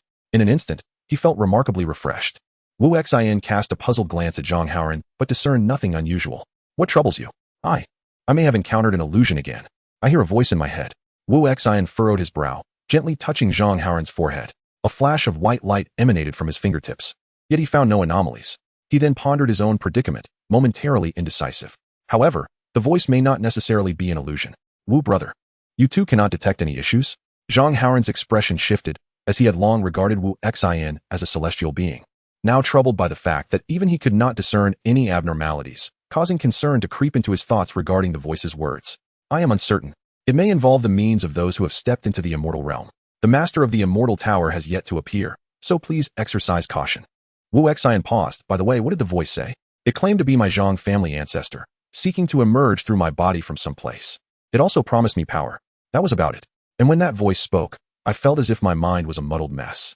As if something were trying to break free. So painful, so painful. Zhang Haoran recalled the earlier pain in his head, preventing him from focusing on specific details. Wu Xian pondered for a moment, extending his hand to inscribe a talisman in the air. With a flash of golden light, it was imbued into Zhang Haoran's mind. If it truly exists, it likely intends to use your body as a medium to emerge from some location, or to seize control. In any case, it is prudent to take precautions. This talisman will protect you for a time, and I shall sense it at the first opportunity. Upon concluding his words, Wu Xian raised the gourd to his lips, hesitating for a moment before taking a shallow sip. He had expended too much spiritual power this time. If he did not drink, he would likely perish imminently.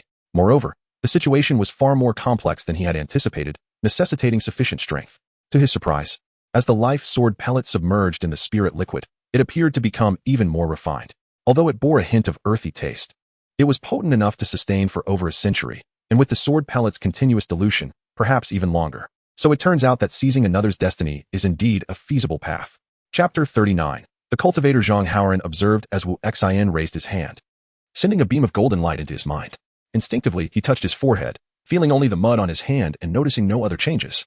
With a hint of concern, he inquired, I am aware of soul possession, as mentioned in bizarre tales, where a spirit takes over, and one ceases to be oneself. Is this method reliable? Should we perhaps try a few more times? Wu Xian, caught between laughter and exasperation at Zhang Haoran's exaggerated gestures, shook his head and replied, No worries. I shall come to your rescue when the time comes, rest assured. Zhang Haoran scratched his head and chuckled, finally noticing the shattered battlefield around them. Sunlight poured over the ruins, accentuating the verdant growth, filling him with a sense of hope. Yet, his thoughts turned to the Zhang family. I wonder how Uncle Lin and Uncle He are faring.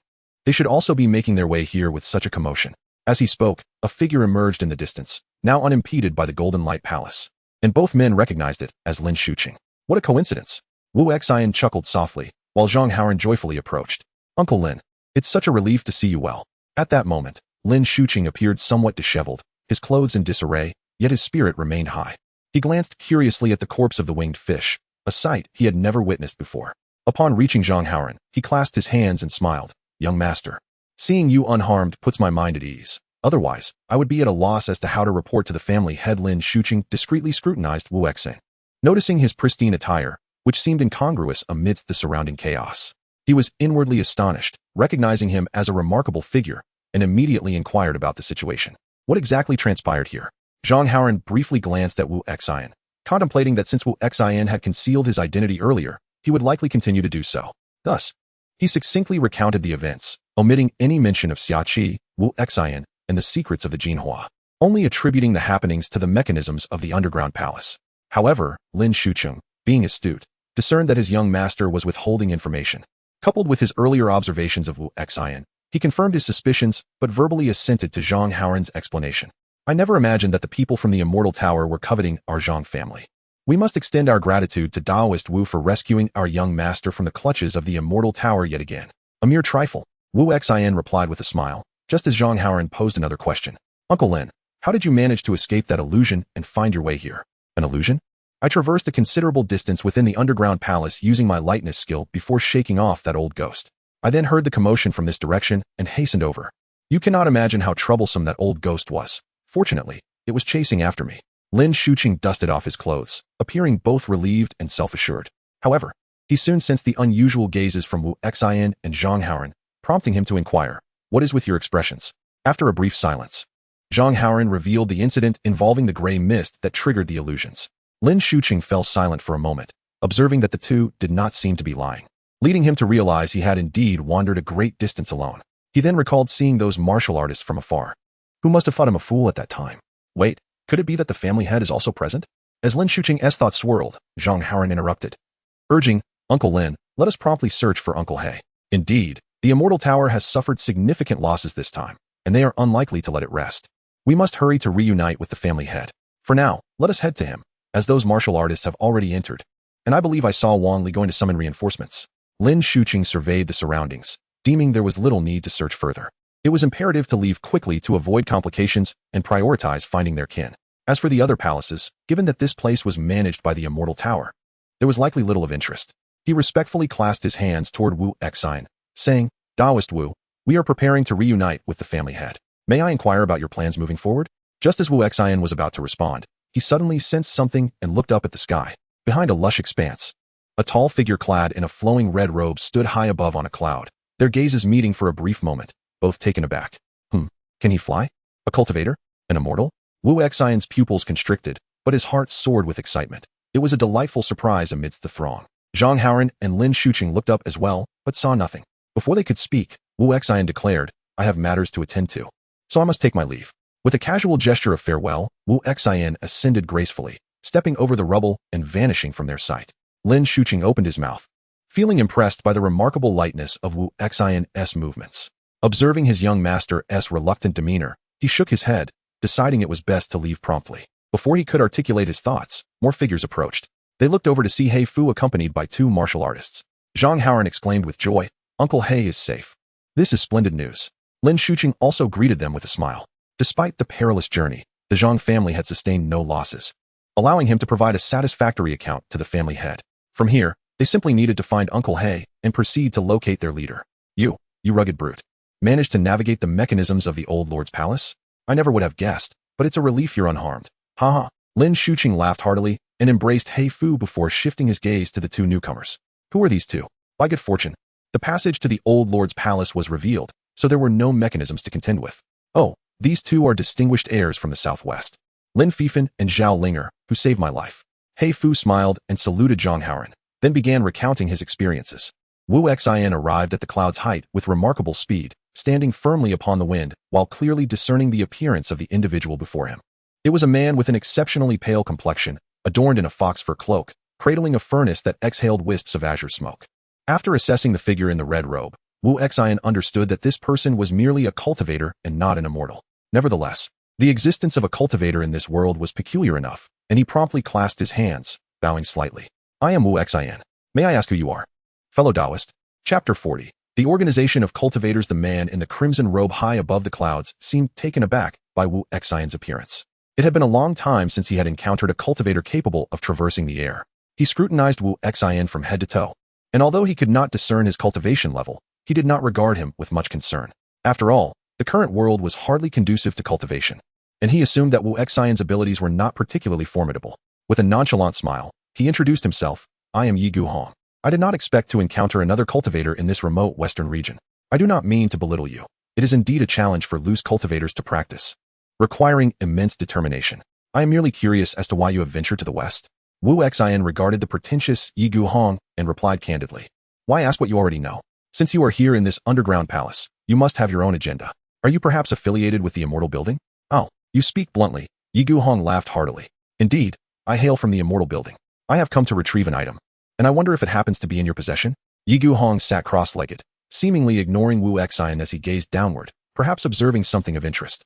Was there another treasure within this underground palace? Wu Xian, perplexed, followed his gaze and inquired, "What item? Have you heard the tale of the king of Xixiao? It is said that..." Yi Guhong did not directly answer the question. Instead, He began to narrate the story of the king of Shixia. Ultimately, the king sacrificed 10,000 lives to the heavens, gaining insight into the mysteries of life, but meeting his demise at the hands of an immortal. However, the essence of life is inexhaustible. The fallen king of Shixia split into pure life and pure spirit. The spirit, taking flesh as its vessel, formed the mist of the western region, which bewitched the hearts of men. We have captured it, yet the pure life remains elusive. As a cultivator, you surely understand how precious the mysteries of life are in this world. Yi Guhong raised his gaze to Wu Xian, a glint of malice flashing in his eyes, though his tone remained remarkably calm. If you possess that fruit of life, I implore you to surrender it. The immortal building will offer generous rewards. Oh, you are so certain it resides with me? Wu Xian replied, equally composed, his curiosity piqued. Moreover, I am intrigued to know what rewards you offer that could rival the mysteries of immortality. I cannot say for certain, but I believe you overheard the previous transmission. In the western region, few possess the capability to seize the fruit of life, and given your cultivation level, even if by some stroke of luck you acquired it, it would be of no use to you. You would likely be unable to suppress it. Yi Guhong chuckled, his gaze fixed intently on Wu Xian. You, my friend, understand that cultivation is no easy feat and must know the value of acting within one's means. As for rewards, I, Yi Guhong, have traversed the world for 200 years. Do you know the reason behind this? Wu Xian was taken aback. 200 years was indeed formidable in the current environment. Even a mortal's lifespan of 100 years is daunting, and this man had managed to extend his life through cultivation techniques. Though the circumstances were different from those of an immortal, there was considerable merit in such longevity. Affecting a tone of surprise, he remarked, 200 years? The immortal building truly possesses remarkable techniques. Thus, if you genuinely have the fruit of life, I urge you to hand it over. This will not only prevent the resurgence of the mist demon, but, after refining it into a Linglong immortal pill, we could share some benefits with you for your cultivation. Even if you later pursue the path of divinity, it would yield great advantages. Yi Guhong chuckled, as if discussing a trivial matter. Yet, the plethora of information he revealed intrigued Wu Xian. It seemed there were still demons in the world, and the so-called Linglong immortal pill could be utilized for cultivation, leading to a purported divine path. However, Wu Xian was puzzled. Could this person truly refine a life essence of such caliber? Nevertheless, he could not hand over the essence of Xiaqi. Pondering this, Wu Xian shook his head and diverted the conversation toward the gray mist. Since the immortal building has captured that mist demon, why does this gray mist still linger? It must be of significant importance to you. Seeing Wu Xian shake his head, Yi Guhong assumed he was indicating that the life essence was not in his possession. After all, he believed his terms were enticing enough to tempt any cultivator. He then turned his gaze downward and remarked, No rush, no rush. Let us first enjoy a spectacle. Our young one is quite talented. Let us see if that lad from the Zhang family can hold his own. If his performance is lacking, I might assist you in dealing with him. Wu Xian remained silent, yet he too sat down amidst the clouds, curious about what manner of organization the immortal building truly was. At that moment, due to Hifu's storytelling, others began to arrive, drawn by the immense noise. Thank you, young heroes. I shall remember this kindness on behalf of the Zhang family. Should you require assistance in the future, I, Zhang Haoran, will do my utmost, Zhang Haoran said solemnly, bowing to the two. Lin Shuqing and Hifu returned the gesture, and the atmosphere grew amicable, especially since Zhang Haoran had gained an immortal technique, rendering this journey a success. Uncle Lin, Uncle Hifu, we should depart swiftly. Uncle Lin is right. With such commotion, it may be difficult to explain to those from the Jianghu. As for other matters, we can discuss them once we see my father. Then you should hand over what does not belong to you.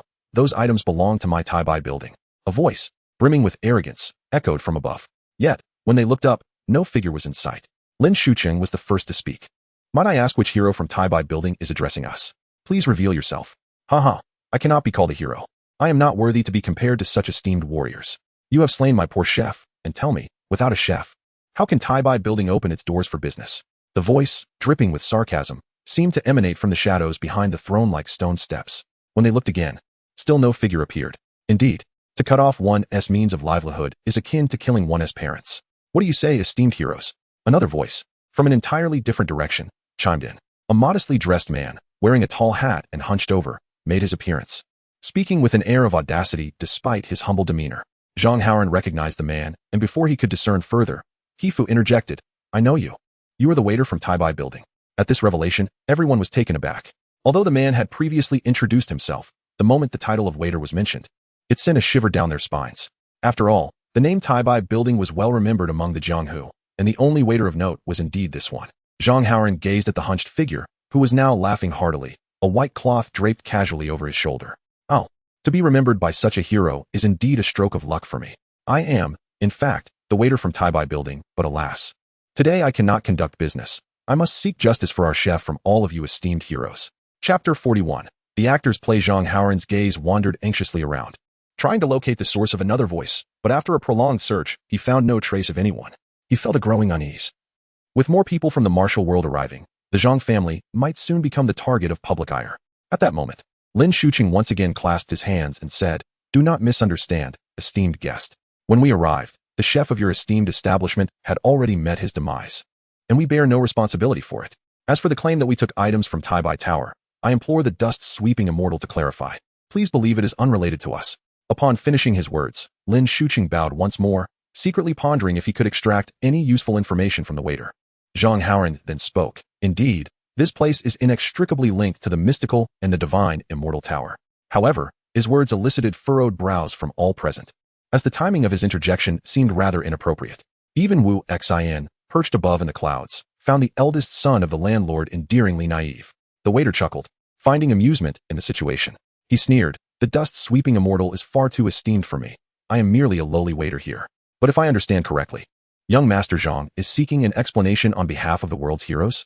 However, as he spoke, the waiter slowly approached the group, gripping the edge of the cloth draped over his shoulder, and continued mockingly, "But did you not say you had not seen the chef? How then do you know this underground palace is connected to my divine immortal tower?" As he spoke, the waiter's robust internal energy surged towards the group, prompting Zhang Haoran and his companions to instinctively adopt a defensive stance, wary of the waiter, yet hesitant to strike, knowing that a master from Taibai Tower lurked in the shadows. At that moment, the voice hidden in the darkness echoed once more, ambiguous in gender, shifting left and right, leaving listeners bewildered. "Dear waiter, are you so eager to serve before the guests have even enjoyed the performance?" Zhang Haoran caught a fleeting shadow, and in an instant, a figure with astonishing speed lunged towards the waiter, propelling him several meters away. As everyone stood in confusion, they were startled to see that the one who turned back to look was an identical twin of Lin Shuqing. Even more peculiarly, Zhang Haoran felt as if the clothes of this doppelganger were transforming before his very eyes to mirror Lin Shuqing's attire. Rubbing his eyes vigorously, he looked again, and there stood two Lin Shuqings side by side. All present instinctively took a few steps back, cautiously observing the two. Wu Xin in the clouds was equally intrigued, having immediately recognized that one of the Lin Shuqings was the faceless immortal of Taibai Tower. "Indeed, you can manipulate the misty illusions. What a remarkable skill. The secret arts of the divine immortal tower are truly formidable." Yi Guhong smiled, yet the others beneath him could not muster any mirth. One of the Lin Shuqings, after a brief moment of astonishment, shouted, "You are that faceless immortal from Taibai Tower? The one with 1,000 faces." The other Lin Shuqing echoed the exclamation, their expressions, movements, and voices indistinguishable. Nearby, the waiter had settled upon a boulder, grinning knowingly as he remarked, "Merely a performer, yet quite amusing. Just remember to keep an eye on the performance timing." Lin Fifan elaborated, "It is said in the martial world that the faceless immortal of Taibai Tower possesses extraordinary skin-changing abilities, with garments that are ever-changing. Furthermore, he is a top-tier master, capable of killing without a trace, leaving many in the martial world oblivious to how they met their end." He Fu added, "The reason actors are actors is due to their formidable mimicry skills, mastering all forms of weaponry. It would be challenging to discern authenticity through martial prowess alone." Despite this, Lin Shuqing was the first to draw his silver-scaled soft sword and thrust it toward the other person. In a flash, the other Lin Shuqing similarly drew a matching soft sword, parrying the attack. In an instant, the two Lin Shuqings were locked in combat, their blades flashing in a chaotic dance, leaving Zhang Haoran and his companions at a loss. What should we do? Whom should we assist? He Fu suddenly looked at Zhang Haoran and inquired, "Since the fight has commenced, should we first attempt to subdue the waiter?" Zhang Haoran glanced towards the waiter, who remained seated on the stone, grinning and waving at them, leaving him momentarily indecisive. To attack could allow the actor to seize the opportunity for a sneak attack, while refraining from action until other martial artists arrived seemed unwise as well. At this moment, the two Lin Shuqings had exchanged dozens of blows, still unable to determine a victor. Suddenly, one of them yelled, "Young master, previously, it was just the two of us. You must know how to inquire." "Inquire about what?" "It seems nothing was said." "Deceive him?" Zhang Haoran was momentarily taken aback but quickly responded, "Indeed. Previously, only I and Uncle Lin were present. There are matters only the real Uncle Lin would know. Everyone, be prepared. Do not aid the wrong person." Hearing this, He Fu and the others perked up, concentrating intently on Zhang Haoran's next words while cautiously guarding against the waiter's interference. However, before Zhang Haoran could speak, one of the Lin Shuqings laughed. "Young Master Zhang is quite clever. This makes it all the more entertaining." With that, the sword light, accompanied by a swirl of smoke, enveloped everyone, causing them to retreat instinctively. When the smoke cleared, Zhang Haoran discovered that everyone present had transformed into faceless figures, all dressed identically and sharing the same physique, yet devoid of features. What kind of sorcery is this? Zhang Haoran exclaimed, realizing that his own voice had morphed into an androgynous tone. A glance around revealed that everyone else had undergone the same transformation. The actor and Appo's methods were indeed bizarre, living up to their reputation, yet they found themselves at a loss. All were cautiously examining one another, fearful that their companions might not be who they seemed. The concealed actor observed the group with keen interest, noting their expressions of fear and hesitation, yet uncertain of how to proceed. With a smile on his face, he contemplated how to play with them when he saw Lin Shuqing seemingly about to speak. He quickly took a seat on the ground, shrieking, "Ah! Do not move. You! Stay back!" The actor's scream halted Lin Shuqing's words, drawing everyone's attention to the faceless figure. Zhang Haoran suddenly heard someone nearby scream, which startled him, and he turned to scrutinize the faceless figure with suspicion while discreetly observing the reactions of the others. According to He Fu's earlier descriptions, Zhao Linger, with her gentle disposition, was likely the one to collapse, while Lin Fifan, who harbored feelings for her, would be the most anxious. He Fu, unarmed, might be the one left standing, while the two with swords were likely Uncle Lin and the actor. As Zhang Haoran contemplated this, he was about to approach the two faceless figures when a shout abruptly halted him. "Everyone, do not act rashly. Actors revel in disguise. We cannot confirm identities with absolute certainty. Those who act first are likely to be the problem." Chapter 42. Unmasking and gambling. A remark from a faceless figure left Zhang Haoran momentarily paralyzed, as he found it profoundly reasonable. What if Zhao Linger was merely an actress in disguise? At that moment, even the faceless individual who bore a resemblance to Lin Fifan halted in his tracks. As uncertainty loomed over the group, Zhao Linger, who had fallen to the ground, rose and inquired, "What should we do now? Shall we simply wait?" After a moment's contemplation, Zhang Haoran concluded that idly waiting was not a viable strategy. Hesitantly, he gestured toward the faceless figure sitting at a distance, suggesting, "Why don't we first deal with that waiter? Regardless, if the actress wishes to remain concealed, she would likely join us in the fray, and then seize the opportunity to attack. However, with our guards up, it should not pose a significant issue, should it?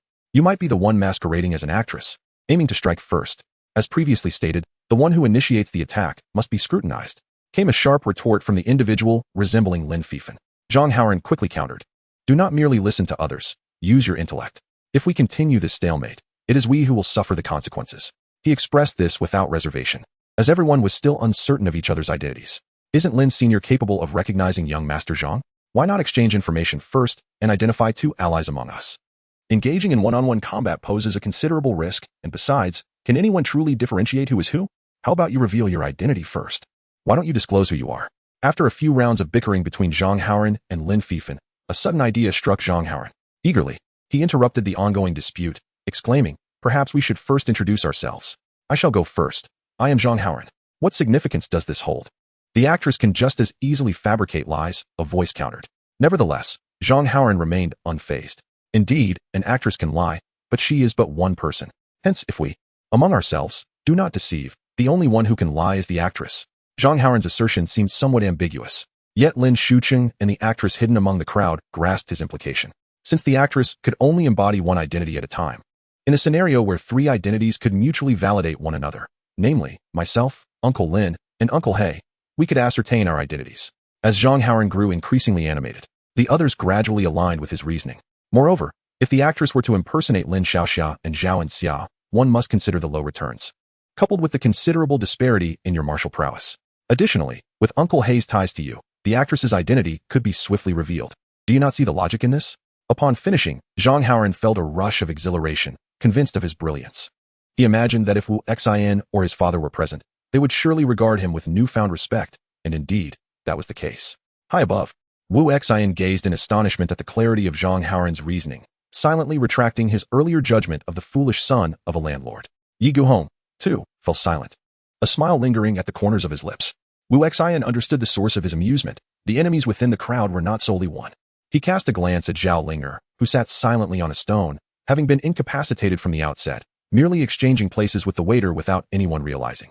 Zhang Haoran observed the faceless individuals lost in contemplation until one began to announce their identity. "I am Lin Shuqing. I am He Fu. I." As names were called out in succession, a voice suddenly pierced through the air, catching Zhang Haoran off guard. Well, as expected of young Master Zhang.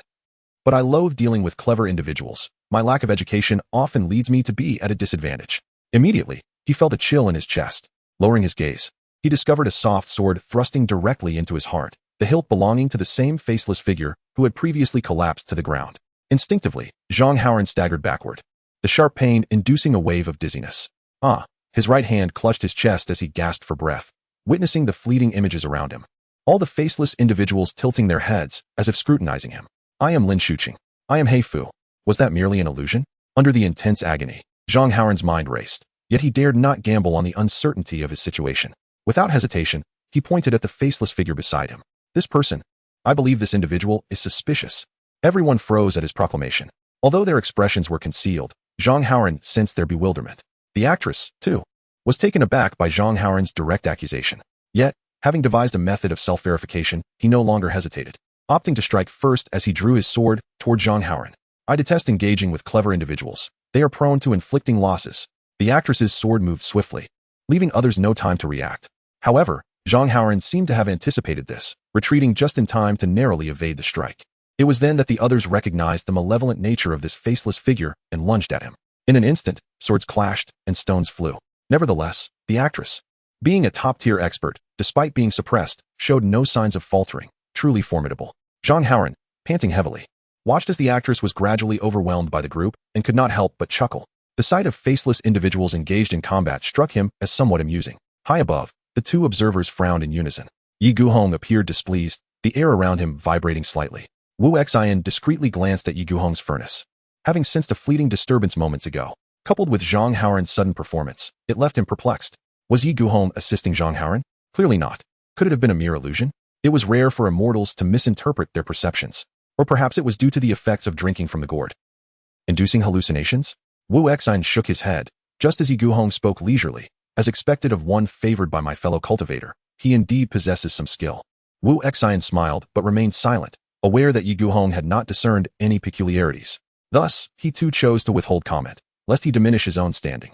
Yet, it seemed Yi Guhong was not inclined to let Wu Xian off so easily. Watching the unfolding drama grew tiresome. Why not place a wager instead? A wager on what? Let us wager whether young Master Zhang can survive in the underground palace. Should he fail, you shall surrender all that you acquire from the palace. If he succeeds, Yi Guhong paused before continuing. If he survives, I shall recommend you for entry into the true immortal pavilion. Chapter 43. Life is a play. Upon hearing this, Wu Xian shook his head. He had little interest in joining the immortal pavilion and instead turned his attention to the, I rather fancy this, shall we wager on it? Yi Guhong was momentarily taken aback, but, perhaps due to his confidence, immediately acquiesced without a second thought. It seemed fair enough, as this was a precious gift from my elder. After Yi Guhong agreed, Wu Xian fell silent, resuming his watch over the unfolding situation below.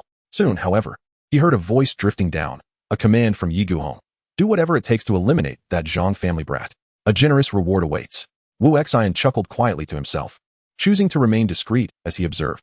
Zhang Haoran surveyed the chaotic battlefield, noting that as the fighting intensified, two faceless figures began to withdraw from the fray. Those must be Lin Fifan and Zhao Ling. The clash of first-rate masters was beyond the capacity of these second-rate fighters, and they gradually retreated to Zhang Haoran's side, where the three stood vigilant, eyeing the distant waiter. One of them spoke. Once the two elders have dealt with the actors, we should all be able to return to our original forms. Yes? It's hard to say. We might be poisoned, seeing nothing but illusions. We may have to wait for the effects to wear off. Zhang Haoran suddenly recalled the pervasive gray mist that enveloped the city, uncertainty creeping in. I don't know. Let us take it one step at a time. After all, I've mentioned the mist to you. Though you say that. It seems we've encountered no issues thus far. The faceless figure beside Zhang Haoran rubbed his hands together. Yet, I feel we cannot simply wait idly. Zhang Haoran turned, regarding the faceless figure with a puzzled expression, anticipating his next words. At such close quarters, staring at a featureless face stirred a sense of discomfort within him. An undercurrent of unease beginning to spread through his senses, he licked his lips. What is on your mind? A light chuckle emanated from the opposite faceless figure, followed instantaneously by a swift, lightning-like sword. In the blink of an eye, it was poised at Zhang Haoran's throat. It is not my custom as a waiter to keep guests waiting for their meals. Let me take your life for a little entertainment. Zhang Haoran was struck with dread, feeling a chill at his neck, a sensation that surged toward his mind. Just as he thought he would be pierced, the sword coiled around his neck like a serpent, transforming into a piece of white cloth. This is the waiter's rag. This person is a waiter from the immortal pavilion, who is seated over there. Zhang Haoran's face flushed crimson with blood. He barely had time to react before being subdued. Any further movement could lead to the waiter severing his neck with a swift motion. In that moment, a profound sense of helplessness flooded his mind, leaving him gasping for thought and unable to articulate a word. One hand clutched the rag tightly, while the other grasped the sword, feeling utterly lost. As urgent cries and mockery echoed in his ears.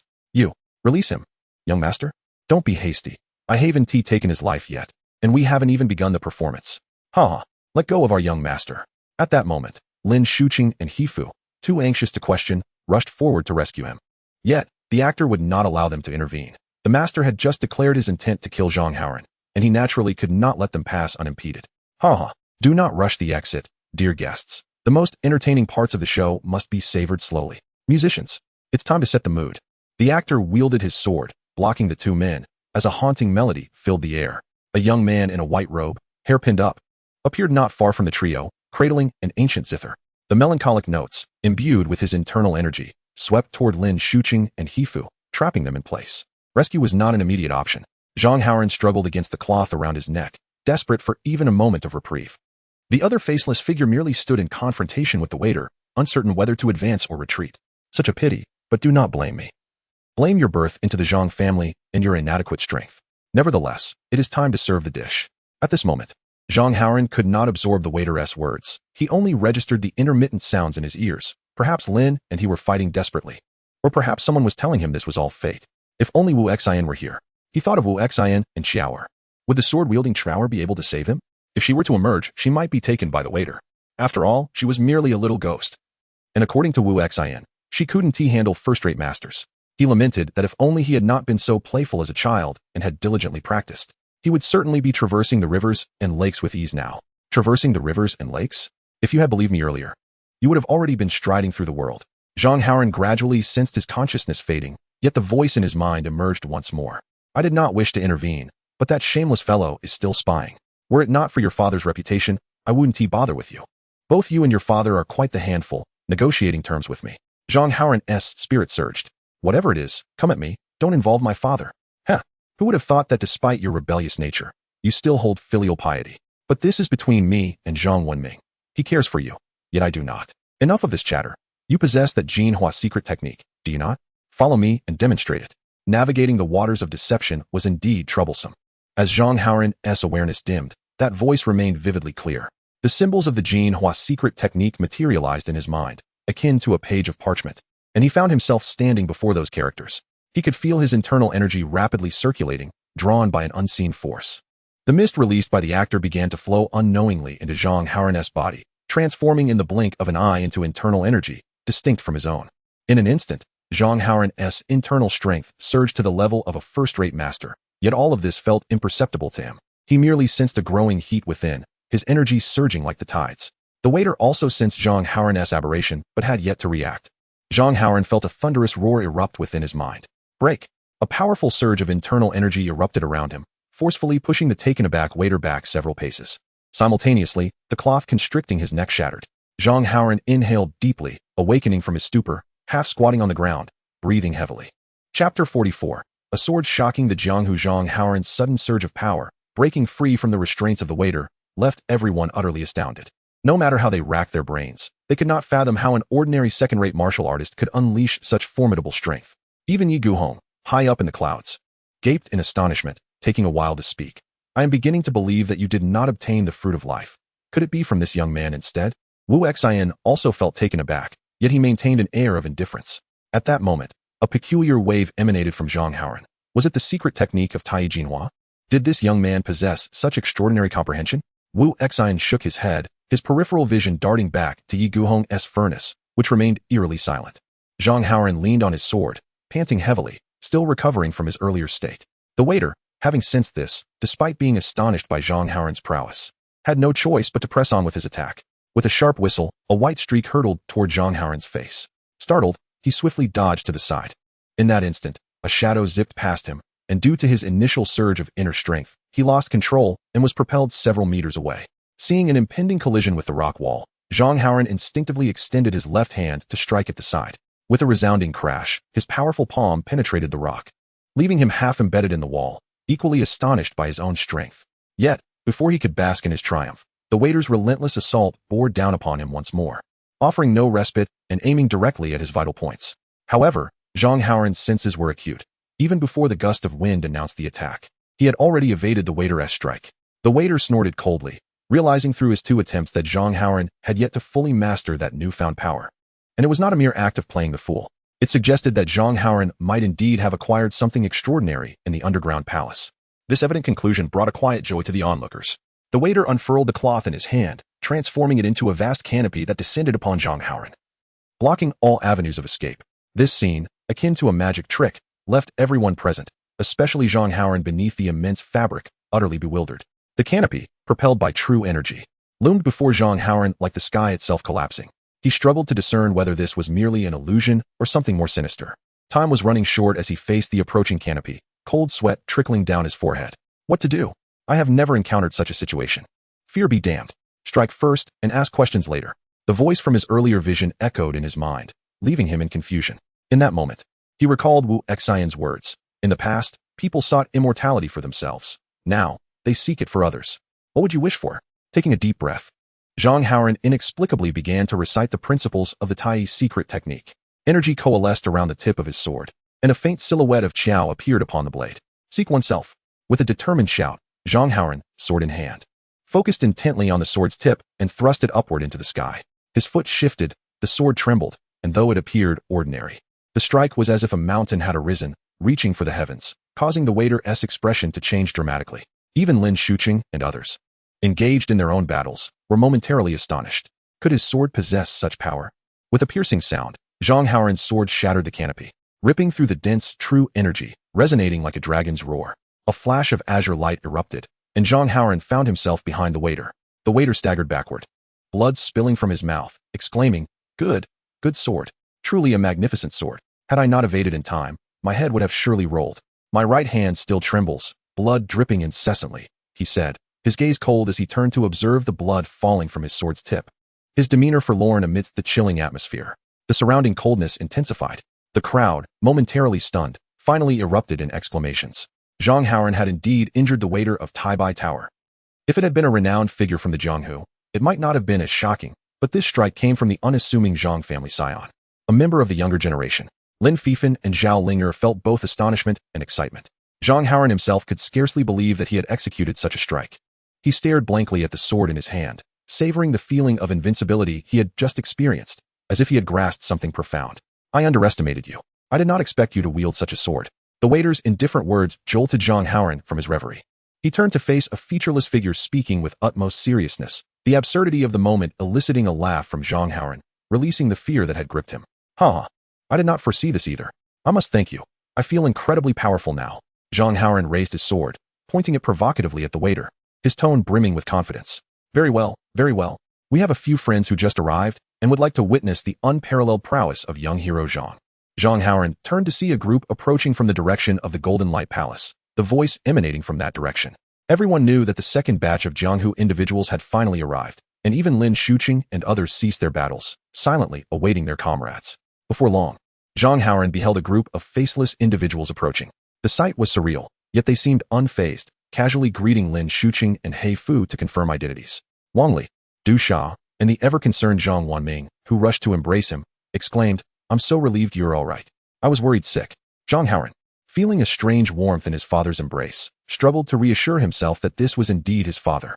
Only when he raised his head to see familiar faces reappear did he realize that this illusion had shifted according to his thoughts. He embraced Zhang Wanming tightly, now filled with genuine joy. Lin Shuqing and He Fu returned to their original forms, and a cold voice interjected, All right, enough reminiscing. How about someone shares what has transpired here? Chapter 45. The world of Jianghu, a face devoid of features materialized before Zhang Haoran. He strained to discern its details, but was unable to do so as Lin Shuqing and the others had. The faceless figure at the forefront spoke coldly. The attendants, musicians, and performers of the Immortal Pavilion have arrived, along with the members of the Zhang family. If I am not mistaken, the treasure is already in your possession. Why not present it for the enlightenment of your esteemed friends? Before the others could respond, the performer chuckled. Bloodhin Du Sha, you great hero, to be honest, we have yet to lay eyes on any treasure. However what? The performer smiled lightly and turned to Zhang Haoran, saying, But it seems the treasure must be with this young master from the Zhang family. After all, how could a mere second-tier individual like him, at such a tender age, have suddenly increased his strength enough to injure an attendant? The crowd gasped in surprise, whispering among themselves. This person could injure an attendant? The treasure must be with him. Did you not see how they were all protecting him just now? Yet this lad does not seem weak either. Did we not hear he is merely second tier? Wang Li narrowed his eyes and scrutinized Zhang Haoran before breaking into a grin. Nephew, you are indeed fortunate. Stay close to your uncle, and do not wander off lest you be captured. Zhang Haoran, watching Wang Li approach, thought to himself that he certainly could not allow this fellow to capture him. He immediately took a couple of steps back, clasped his fists, and forced a smile. Uncle Wang, I truly do not possess the treasure. Please do not heed their nonsense. Whether or not it is nonsense, it still requires young Master Zhang's cooperation for us to search. Du Sha interjected, directing his gaze at Wang Li, barely glancing at Zhang Haoran. General Wang Li, spare us the grandiloquent rhetoric. It is but a jest. We ought to see the truth through action. Upon hearing this, the surrounding crowd began to stir, echoing his sentiment. Indeed, let us see the truth through action. This was the will of the people, and the court could not disregard it. These children of the Jianghu, who had little allegiance to the court, were loath to spare it any face, particularly within this underground palace where life and death were left to fate, and wealth was determined by one's abilities.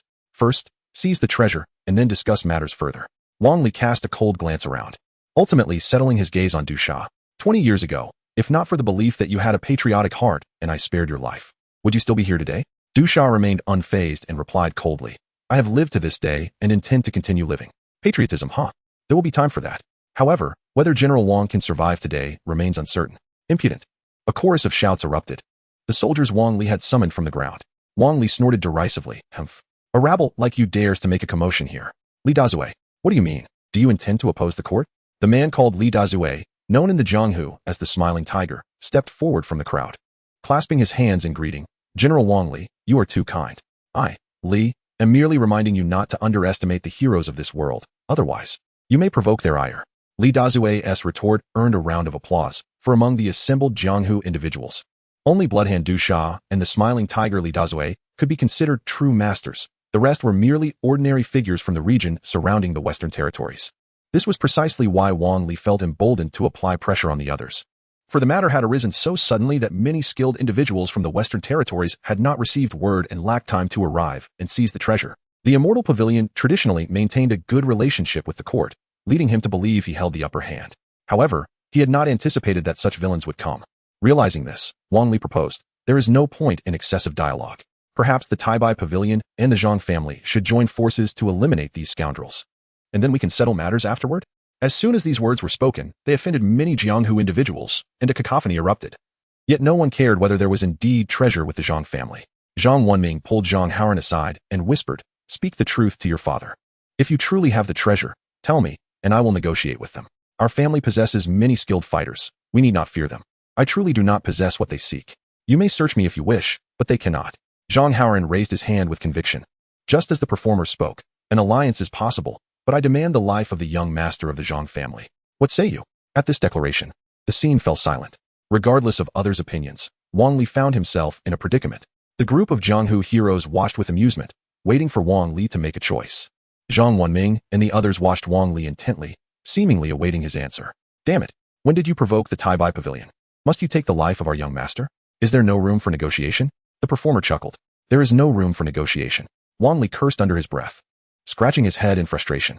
Ultimately, he drew his sword and, accompanied by a group of men, approached the ranks of the Taibai Pavilion.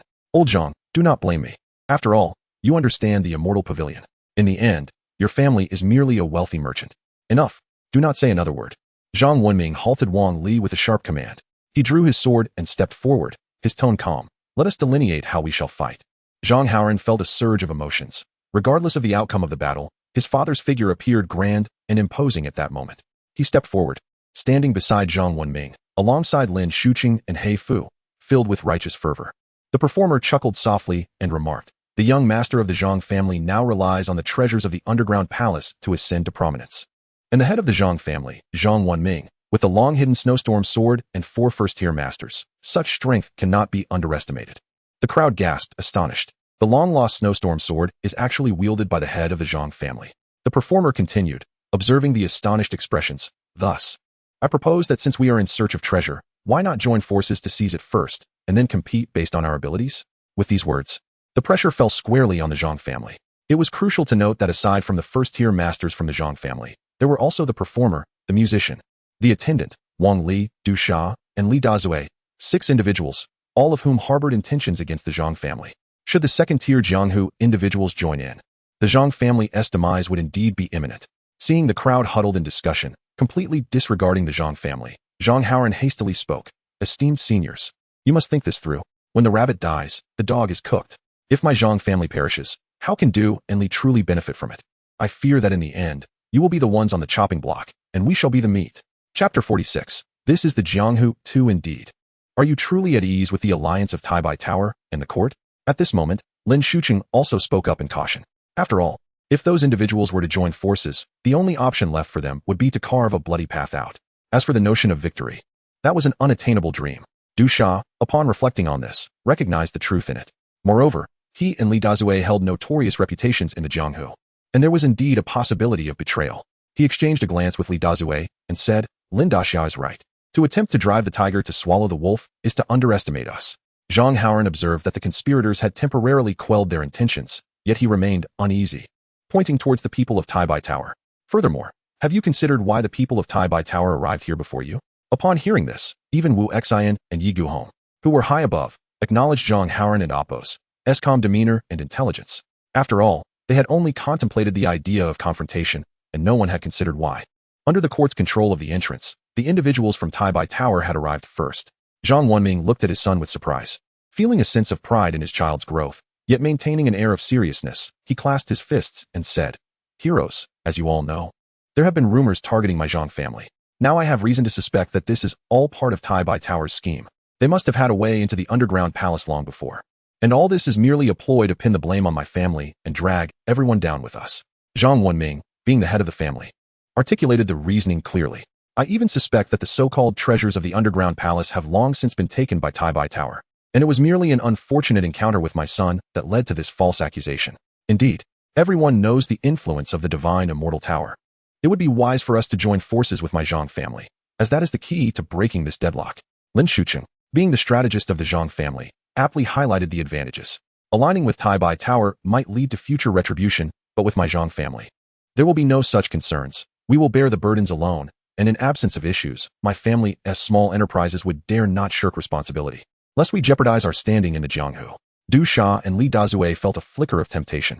Yet the Zhang family had yet to articulate how the benefits would be divided. It was unnecessary for them to rush to express their stance. They decided to wait and observe how Taibai Tower would respond, thus falling silent and glancing back and forth. At that moment, another voice emerged from the crowd. Whether it is a false accusation or not, it is well known that the young master of the Zhang family has already ascended to the ranks of the elite. An indisputable fact. As for your concerns, I assure you that as long as Zhang Haoran is alive, Taibai Tower will not disturb you in the slightest. The crowd turned to see an elder approaching with measured steps, yet his speed was astonishing, and in an instant, he was before them. The actors and others bowed in reverence, exclaiming, Master. The crowd was taken aback, not expecting the master of Taibai Tower to personally arrive. He was a figure of legendary stature. In the martial world, masters are exceedingly rare. Within a nation, there are scarcely 10 who can be named. And with divine immortal tower's reach across all nations, their masters number at least 12, not to mention the enigmatic owner of the tower. Since it was the master speaking, his words held immense weight. Faced with such a figure, Du Sha and Li Dazue were naturally inclined to flatter him, acknowledging his status. For in terms of martial prowess, one master could easily overpower them tenfold. I ask you, boy, have you obtained some celestial secrets? Hand them over honestly, and I may spare your life. Du Sha's gaze was icy as he fixed his stare on Zhang Haoran, while Li Dazue slowly moved closer, clearly having made their choice. The other second-rate fighters hesitated, stepping back to observe, for although numbers are advantageous, they understood that the first to engage would meet swift demise. In an instant, the balance of danger shifted, and now all eyes were on Zhang Haoran. The people of Taibai Tower subtly surrounded Lin Shuqing and his companions, with the master standing firm, allowing Du Sha and Li Dazue to advance towards Zhang Haoran. The young man playfully dug at his ear, his eyes seemingly saying, just wait for your demise. At that moment, someone shouted, up. Du Sha lunged forward, delivering a palm strike aimed at Zhang Haoran's face. Amidst the swirling dust, two crimson shadows of palms intertwined, marking the signature move of Bloodhand Du Sha, the Blood Shadow Ghost Hand. Having long been on guard, Zhang Haoran would not allow such a strike to land. He deftly wielded his sword, executing a flowing dance with the blade aimed directly at the gap between the ghostly hands, intending to disrupt the attack. Du Sha felt a surge of joy within, though his expression remained impassive. His blood-red gloves, forged from meteorite iron, were known throughout the Jianghu. They were as resilient as they were striking, covered in barbs that would incapacitate anyone who dared to touch them. Unbeknownst to Zhang Haoran, As long as he could seize the sword, the rest would be left to Li Dazue, making it an effortless endeavor. With a roar, a gasp, and then a dragon and amp, Appo's roar, Zhang Haoran thrust his sword forward, unadorned yet powerful, causing Du Sha and amp, Appo's palm strength to falter. He could not help but exclaim in surprise, attempting to forcibly retain the sword. Watch the claws. The smiling tiger, Li Dazue, roared as he lunged with his tiger claw towards Zhang Haoran and Appo's arm. However, just as Zhang Haoran raised his sword, the sound of a dragon's roar erupted, and the sword was drawn, blocking both men in their tracks. Zhang Haoran smiled and said, "Gentlemen, do not underestimate the younger generation." Du Sha scoffed, "You arrogant brat, do not let pride be your downfall." Li Dazue, with a grin, remained silent, preparing to attack Zhang Haoran once more. Simultaneously, the individuals from Divine Immortal Tower, along with Wang Li, launched their assault on Zhang Wenming and his companions to prevent them from aiding Zhang Haoran. The 7 elite fighters engaged in a chaotic melee, dust swirling. Yet none could gain the upper hand. For Zhang Wenming, the wind and snow sword, despite years of seclusion, remained nearly at the level of a master, managing to hold his ground against Wang Li and the second-in-command without losing ground. Above in the clouds, Wu Xian silently observed the ongoing battle below, feeling a twinge of boredom and an impulse to intervene. The earlier ripple had vanished without a trace. The mundane skirmishes of mortals were not what he wished to witness. The only surprise was Zhang Haoran's apparent ability to naturally employ the Golden Blossom secret technique. While it did not achieve the effects of immortality, it was enough to astonish those around him. After all, even in his time, it took days to grasp the fundamentals of cultivation. Yet, Zhang Haoran had merely recited it once and was able to utilize it. Yi Guhong, perhaps sensing Wu Xian's annoyance, chuckled, "Look at these people. They do not even know what they are fighting for, yet they rush in recklessly. How amusing. I have heard that elite fighters are scarce, and masters are exceptionally rare. Yet I see many such skilled individuals among you." Chapter 47. Awakening the comrade seems to have a penchant for jesting. However, where might a mere ant find a master? Yi Guhong chuckled lightly, then with a hint of pride, continued, "If Taibai Tower wishes, we could easily summon numerous so-called masters, yet ultimately, one must maintain a semblance of balance. I find myself increasingly intrigued by you all." Wu Xian smiled, contemplating whether it would be prudent to seize Yi Guhong immediately. Yet, a flicker of concern arose within him. What if there were hidden masters backing him? It would complicate matters if he later found himself in need of assistance. Thus, he quelled the thought. Yet, it seemed Yi Guhong sensed something amiss, for he sneezed unexpectedly. Turning his head, he noticed Wu Xian lost in thought below and inwardly cursed his misfortune. Meanwhile, Zhang Haoran and Du Sha had exchanged over 100 blows without a victor, astonishing all onlookers and leading them to conclude that Zhang Haoran must possess some celestial treasure. The whistling wind rushed past him, and he paid no heed to the rapidly flying debris or the surge of qi, gradually acclimating to his rapidly advancing prowess. He found dealing with Du Sha and Li Dazue was no longer as harrowing as at the outset, yet their pressure intensified. Having built his reputation over many years, how could he fail to subdue a rising star? Du Sha and Appo's heart hardened, and he recklessly lunged at Zhang Haoran. His formidable inner strength distorted the air around his bloodied hand, rendering it even more sinister. Zhang Haoran, sword in hand, parried the attacks from Li Dazue and Du Sha, propelling himself backward but sustaining no injuries. He felt a sense of assurance, knowing that as long as his father remained unharmed, he could surmount this challenge. Casting a glance toward another battlefield, he chanced upon Zhang Wenming, who was being ambushed and gravely wounded by an actor. A flash of blade descended upon him, executed with precise timing and positioning. Although the force of the blow was fierce, the wind it generated was not overly threatening, as Zhang Wenming's longsword deflected it without inflicting any harm. However, the real danger lay in the actor's flying cloth, a perfect blend of softness and strength. Unscathed by Zhang Haoran's earlier attack, it combined with the actor's faceless tricks, leaving Zhang Wenming momentarily defenseless. In a moment of desperation, he perceived 4 faceless figures materializing before him, as another sword lunged towards him. In the ensuing chaos, his body bore countless wounds, each figure taking turns to attack, all of them injured yet relentless. When Zhang Haoran looked back, he witnessed the actor delivering a palm strike to Zhang Wenming's chest, sending him flying and causing him to cough blood. "Father!" Zhang Haoran cried out, his concentration shattered. The heart technique of Jin Hua faltered, and Du Sha struck him in the chest, leaving wounds that drew forth blood and sent him hurtling away. Before he could regain his composure, Li Dazue's claw descended towards his head, a fierce strike that threatened to shatter Zhang Haoran's skull. His eyes widened in terror as his instinct compelled him to raise his sword just in time to barely withstand the blow, though he felt the shockwave resonate painfully through his chest. Suddenly, 4 more figures from the martial world emerged, having stealthily awaited their moment. It seemed they had conspired to take advantage of the Zhang family's weakened state, hurling hidden weapons at Zhang Haoran, already at a disadvantage. He found himself overwhelmed by this sudden ambush. Before he could utter a sound, his left shoulder, right rib, chest, and abdomen were struck at vital points. Blood gushing uncontrollably from his mouth as he collapsed amidst the ruins, utterly incapacitated. Faintly, he could hear the mocking voices around him. What a clever lad, managing to.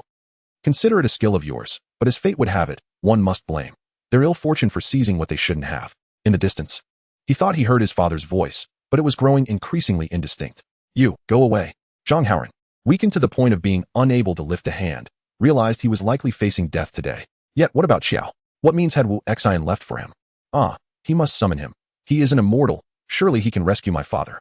Suddenly, hands intruded into his garments, rummaging through them. As the faceless figure seemed to be searching for something. Strange, why is there nothing? How could this be? Search again? Be thorough. This lad is peculiar. It stands to reason he must possess something. The voices of the two faceless figures echoed clearly in Zhang Haoran and Apos' ears, but alas, he was powerless to act.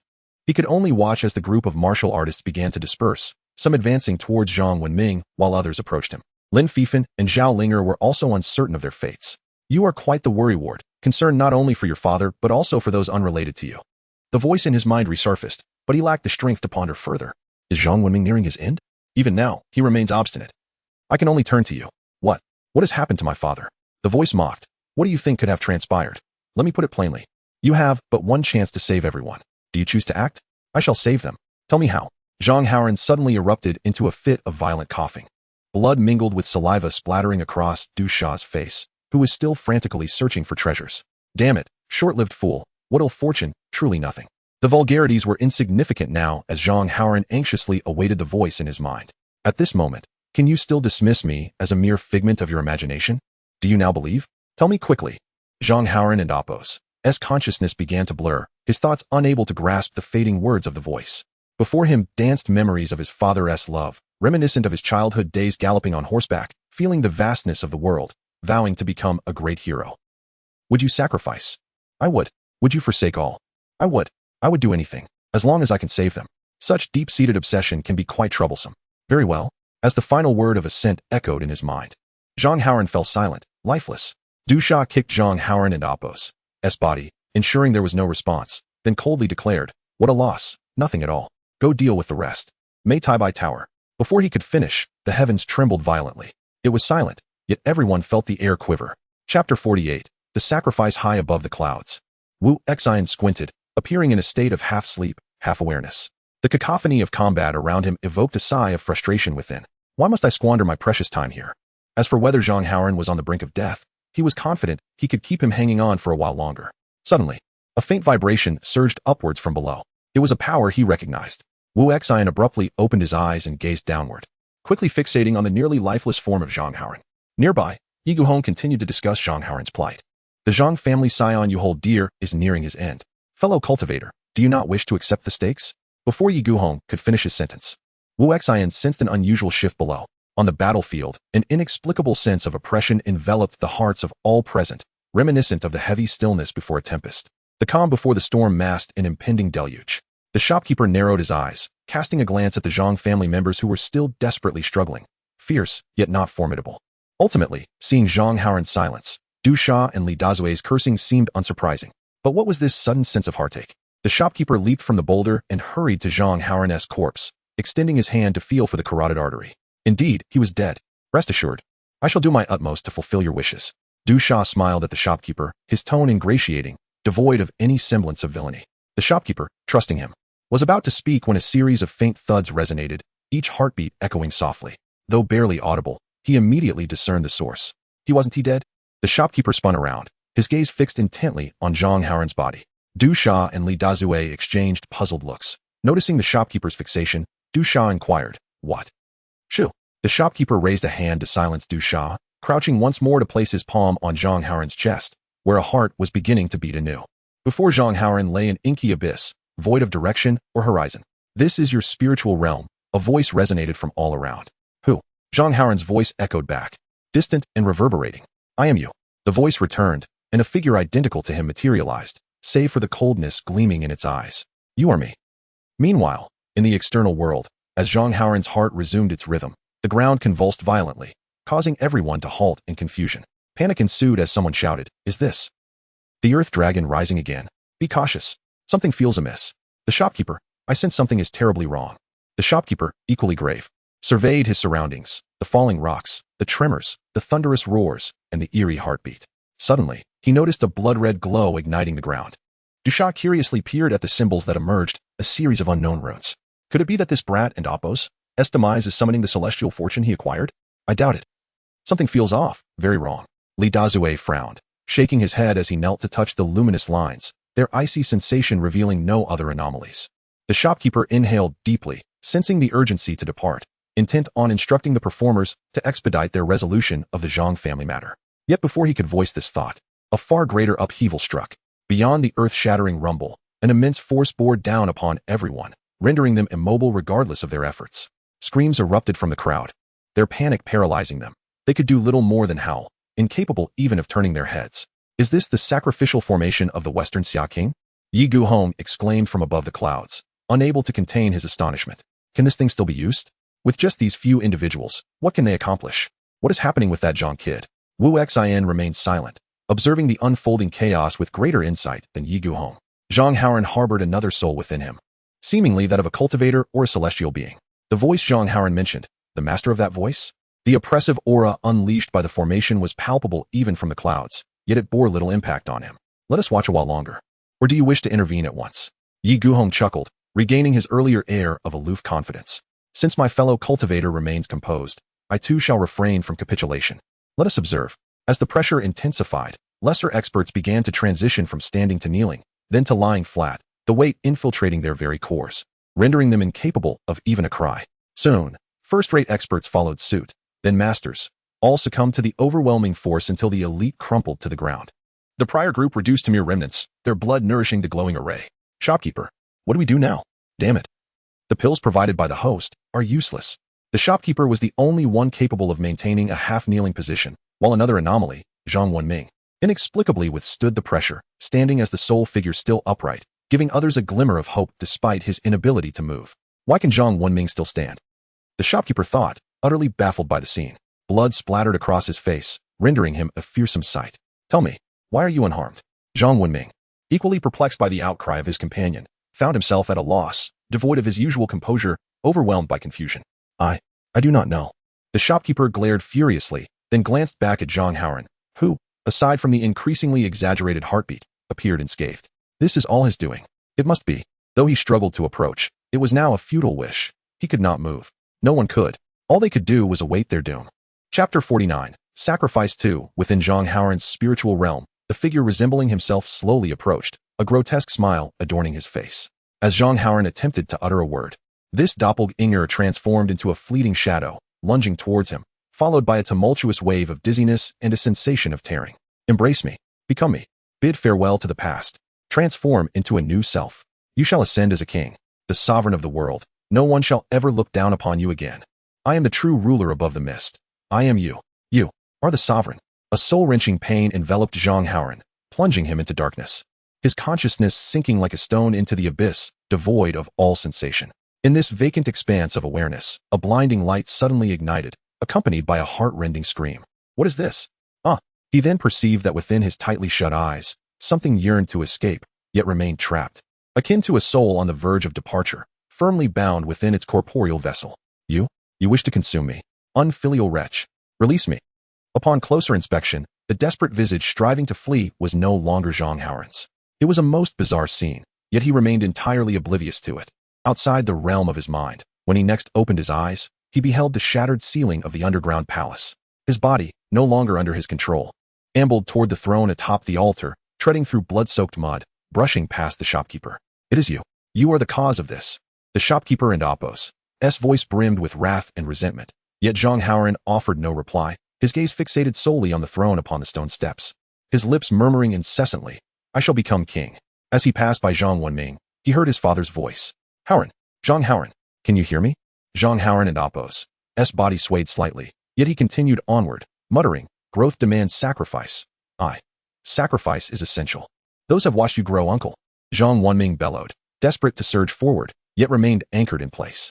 Oblivious to his father's pleas, Zhang Haoran stepped upon the bloodied stone, ascending the first step. While Lin Shucheng, Hifu, and the elite of the immortal building were crushed beneath him. Zhang Wanming gazed in anguish at his son, as if he comprehended the reason.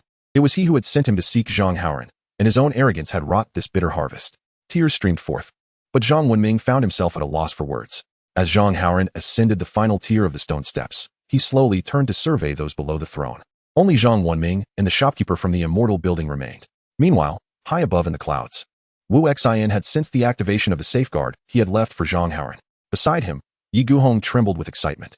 Fully convinced that the essence of life as fruit did not reside within Wu Xian, but was undeniably connected to Zhang Haoran. To be reborn from death. Is that not the essence of life? Yi Guhong's thoughts were solely fixated on hastening the conclusion of this ritual, eager to seize the final fruits of victory. He cast a furtive glance at Wu Xian, silently remaining vigilant. I cannot allow him to disrupt the life ritual. Wu Xian turned to inquire, are your people unharmed? Merely ants. Those who can fulfill their duty until the end are worthy. To sacrifice for life is commendable. Yi Guhong's voice quivered with a manic fervor, as if he had uncovered a monumental truth, murmuring, so that voice earlier resided within Zhang Haoran. Eternal life, shall be unlocked by me. Wu Xian furrowed his brow slightly, sensing something amiss about Yi Guhong, yet this was not the time for confrontation. At that moment, more martial artists entered the underground palace, arriving at this final chamber. However, unlike before, these individuals hesitated to approach the altar, each sensing the oppressive atmosphere that enveloped it.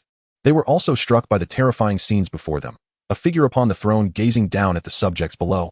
All those who dared resist lay dead. Standing upon the blood-soaked altar was but Zhang Wanming, with no other living soul in sight. What transpired here? Confusion and fear rippled through the crowd. Is that the head of the Zhang family and his son? What of the other experts?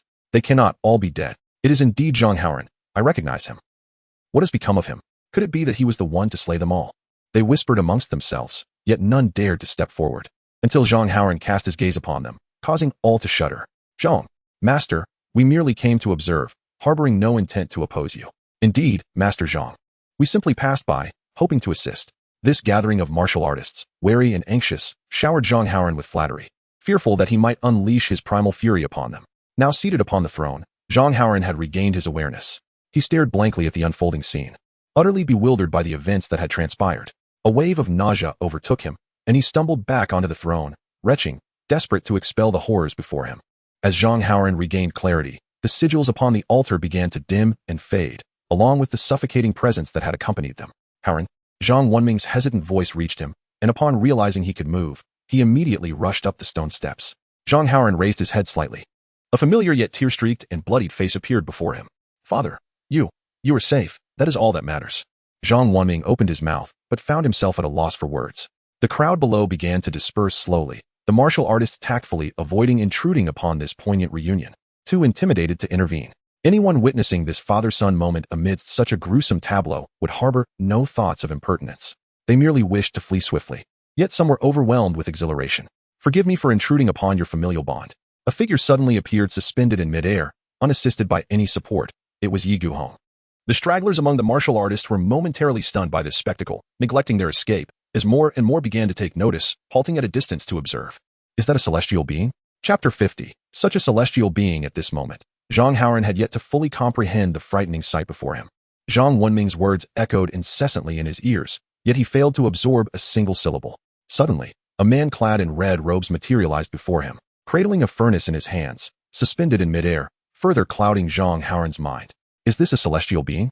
Although he had previously entertained doubts about Wu Xian's true identity and had begun to entertain the notion that celestial beings might exist, the sight of one standing before him left him momentarily speechless. Zhang Wanming, too, stood frozen, maintaining the gesture of patting Zhang Haoran's back. In the next instant, they beheld Wu Xian appearing beside the red-robed figure, standing shoulder to shoulder, which offered them a modicum of reassurance. At least this is a familiar celestial being. Brother Wu. I. Zhang Haoran gazed at Wu Xian with a complex expression, momentarily at a loss for words. Wu Xian calmly inquired, how do you feel? I don't know, but it feels as if something is in my mind. Zhang Haoran vigorously shook his head, and in his daze, he could faintly hear a voice urging him to leave. Yet, he was uncertain whether this was real or merely a figment of his imagination. Yi Guhong observed Zhang Haoran's pained expression, excitement evident in his tone. It resides within your body. It must be. Wu Xian, unfazed, descended beside Zhang Haoran and placed his hand on his forehead. He ventured deep into Zhang Haoran's consciousness and discovered the celestial power prison he had constructed. within which resided an elderly man in ordinary attire. The old man appeared ethereal, his skin seeming to dissolve into smoke, yet at times he coalesced into a solid form when colliding with the confines of the prison, roaring in anguish. "It is you." The old man evidently sensed Wu Xian's mental projection and shouted for release. Wu Xian manifested his presence, gazing at the old man with a serene demeanor. "A ghostly celestial? Yet, you seem somewhat different. Who are you?" The old man's state was neither entirely ghostly nor celestial, reminiscent of Xia Qi. Incomplete, as if he possessed only fragments of celestial rules. "I am the master above the gray mist, the eternal immortal spirit celestial lord. You, a mere Taoist, presume to desecrate a celestial being with your meager skills? Release me at once." The old man's voice reverberated throughout the mental realm, stirring a tempest. Yet his predicament within the prison rendered his words devoid of persuasion. "Is that all?" Wu Xian regarded the old man with an impassive expression. Connecting the gray mist and the title of the spirit, possibly linked to Xia Qi, and the likelihood was high. Especially considering Zhang Haoran's mention of ancestral words and the exploits of the Duke of Jinxi. "Did you manipulate Xia Qi and the sacrificial 10,000 vengeful souls? You are aware that Xia Qi has ascended to immortality, and you cannot alter that. Thus, the altar outside was altered by you. The throne was forged by you. And that corpse, was it you?" The old man fell silent for a moment, then erupted in greater fury. "You know I am a celestial being stripped of my mortal form, and still, you dare to be presumptuous." Wu Xian remained speechless, but gleaned some information from this statement and promptly retorted, "You should remain there for now." He withdrew from the mental realm, having completed this in the span of a breath. Then, he heard Yi Guhong ask, "What happened? Is it inside?" "Not at all." Wu Xian was aware of what Yi Guhong was inquiring about, yet Xia Qi was indeed absent, and he did not intend to elaborate further. "How is that possible? What was that just now?" "I refuse to believe it," Yi Guhong exclaimed, darting toward Zhang Haoran, intent on inspecting him personally, but Wu Xian intercepted him. "What is your intention? Do you seek to monopolize?" Yi Guhong's tone was frigid, as if encased in ice. "I address you as a fellow Taoist out of respect for our shared path. Do not overstep your bounds." Yi Guhong held a deep-seated disdain for wandering cultivators like Wu Xian, believing that in this inhospitable world for cultivation, one could achieve nothing without the support of a sect. As for the speculation regarding ancient beings, he had never entertained such thoughts, for such instances were exceedingly rare. Celestial beings were ultimately mere legends. If not celestial, how could mortals attain immortality? Wu Xian maintained a tranquil countenance, but offered no explanation, responding coolly, "The essence of life indeed does not reside within him." Yi Guhong was poised to speak again when a slightly trembling, excited voice broke in. Celestial being, are you a celestial being?" "Silence!" Yi Guhong roared in anger. Incensed at the interruption, his furious shout laced with true energy directed at the speaker. The unfortunate soul could not even muster a scream. The sound of Yi Guhong's ire was akin to a bone-slicing blade, separating flesh from bone, leaving naught but a skeletal remains. When a celestial being is enraged, the consequences are truly unpredictable. The others stood trembling in place, caught in indecision. Even the Zhang father and son seated upon the throne dared not utter a word. The onlookers who had begun to disperse hastily retreated, fearing the celestial's wrath would claim them as collateral damage. "You mortals are forever yearning for what you ought not to desire, perpetually begging. How tiresome." Yi Guhong turned, his gaze fixed on the group of newcomers as if they had irritated him countless times before. All deserve to perish. In a fit of excitement, he formed a seal with his right hand while conjuring a gray mist from the furnace with his left, sending it toward the group of wanderers. As the gray mist drew near, it transformed into a shroud, enveloping a dozen individuals. When the mist dissipated, all that remained were white bones. No one survived. The gray mist coalesced back into a swirling cloud, drifting back into the furnace, where faint, mournful cries could still be heard emanating from within. Wu Xian's expression hardened, sensing a connection between the gray mist and the old man in Zhang Haoran's mind, perceiving it through his celestial power prison. "Fellow Taoist, such bloodlust, does it not affect your Tao heart?" Wu Xian stood before Zhang Haoran with an unruffled demeanor to prevent this mad Taoist from suddenly becoming unhinged and resorting to murder for fruit. "Do you still concern yourself with the lives of these ants? It is said that only by forgetting emotion can one achieve celestial status. Yet it seems your cultivation is rather lacking." However, Yi Guhong chuckled lightly, redirecting his gaze to Wu Xian. "However, if you were to hand over this young master of the Zhang family to me, the previous promise still stands, the Linglong immortal pill. Now that is a treasure capable of providing spiritual energy to aid cultivation. Surely, you understand what that signifies. A pill that provides spiritual energy for cultivation?" Wu Xian fell silent, yet internally, waves of turmoil surged within him, for this implied that he might have alternative means to replace the gourd's spirit liquid. After all, according to his conjecture, while long-term consumption might be safe with Xia Qi's infusion, there was a risk of succumbing to hallucinations or losing oneself entirely. It was hardly worth the risk. The key question remained. Would that still be me? Wu Xian sighed softly and asked, "May I see this Linglong immortal pill?" Chapter 51. Such an immortal, such a treasure, how can one simply give away such treasures? Fellow Taoist, you must accompany me back to the Taibai Tower. Yi Guhong chuckled lightly, assuming that Wu Xian had made some concession, which only fueled his disdain as he soared towards Zhang's father and son, continuing. Those who recognize the times are indeed wise. If you can avert conflict, it speaks to your heroism. Once your cultivation deepens, I shall guide you into the Taibai Tower. Before he could finish, Wu Xian raised a hand to block his path. Yi Guhong frowned in irritation. What? Do you truly think I am easy to deal with? At the very least, you should address me as Brother Wu, hence. Zhang's son cannot be handed over to you under any circumstances. Wu Xian regarded Yi Guhong with a calm expression, his tone devoid of any hint of joy or anger, as if discussing an ordinary matter. Yet, it was precisely this indifferent demeanor that drove Yi Guhong to the brink of madness. He suddenly felt a profound sense of being undervalued, a feeling that was magnified in that moment. A mere rogue cultivator without any background. How dare he remain so unfazed? Could he truly be an unanchored rogue? Otherwise, how could he exhibit such audacity? Yi Guhong suddenly realized he had not inquired about Wu Xian's origins. Suppressing his urge to strike, he coldly demanded, I have yet to ask your identity. If you have a sect or a master behind you, I kindly request you to disclose it now to avoid misunderstandings that might harm our rapport. Wu Xian replied with unflinching calmness, I currently have no master, nor any sect. Upon hearing this, a tempest arose around them, the pressure intensifying, yet Wu Xian remained unperturbed. He could sense Yi Guhong's cultivation. Aware that he was far from attaining immortality, by familiar standards, he was merely a foundational cultivator who had just established his celestial foundation. Yi Guhong seethed. Are you toying with me? Though Wu Xian appeared utterly composed, Zhang's father and son were visibly anxious. Zhang Haoran, though bolstered by his newfound strength and worldly experience, was unaware of the oppressive aura emanating from Yi Guhong. However, Zhang Wenming understood that this was a power that transcended the mundane, one that even grand masters could not withstand. Considering the notion of a sect, he couldn't help but think that since this person was the master of the Taibai Tower, perhaps the so-called background he referred to was a matter of worldly affairs. Especially since the Immortal Tower was inherently a worldly organization, Zhang Wenming felt increasingly convinced that Yi Guhong's words referred to a sect of the mortal realm. After all, Zhang Wenming was oblivious to the intricacies of foundational cultivation. He merely thought that if an immortal looked down upon another immortal like Wu Xian, then the former must indeed be a more formidable being.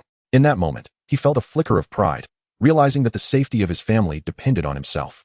Zhang Wenming hastily began, Immortal? Silence. How dare a mere mortal interrupt? Yi Guhong thundered, his fury boiling over. Although he was already enraged by Wu Xian's words, he could hardly contain himself now, completely forgetting his earlier claims of transcending emotions. In his fury, the might of his foundational cultivation surged forth, forcing Zhang's father and son to take refuge behind Wu Xian. They soon noticed that unlike the chaotic scene of stones and winds around them, the area surrounding Wu Xian remained oddly tranquil, akin to a towering mountain standing resolutely against the tempest. Zhang Wenming, feeling a momentary sense of relief, realized he had underestimated Wu Xian, and felt a twinge of shame for once looking down upon an immortal. Fortunately, the immortal was oblivious to his thoughts. Yi Guhong also recognized he had misjudged Wu Xian. Witnessing him maintain his composure under his overwhelming pressure while effortlessly protecting Zhang's father and son made him realize that the Taoist before him might be at the same cultivation level, though he never considered the possibility that Wu Xian could exceed him. In the realms of heaven and earth, it was exceedingly difficult for a cultivator without foundational support to advance, let alone enhance their cultivation, relying instead on rare treasures and fortuitous encounters. Individuals like Yi Guhong, who possessed background, had to expend immense effort to achieve foundational cultivation.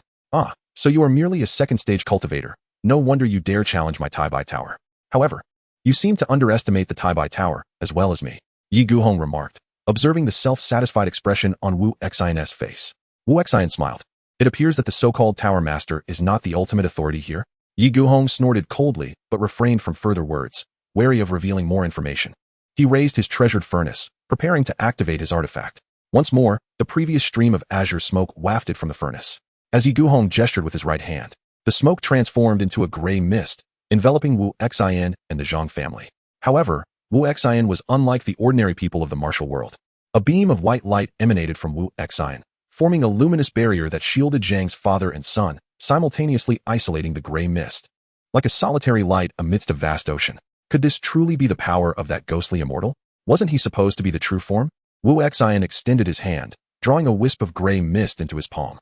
He indeed sensed a power that resonated with the essence of the mist. realizing that the furnace might be a part of a larger artifact. This implied that the Taibai Tower was undoubtedly connected to a more extensive organization, as Wu Xian contemplated. The surrounding gray mist shifted once more at Yi Guhong's command, revealing shadowy figures within, each a gray mist figure wielding various weapons, charging towards the trio. I think I see the souls of those martial artists who perished earlier. Zhang Haoran instinctively inched closer to Wu Xian, seeking solace. It was a primal instinct born from the horror of witnessing the resurrection of the dead, yet as he saw that those spectral weapons could not breach the protective barrier, his fear morphed into excitement and curiosity. Indeed, these were souls trapped by that artifact, unable to attain peace, forever ensnared within the mist, serving as puppets. How sinister. It was a fate that denied even the dead their rest, Zhang Wenming remarked, perceiving this as the utmost horror.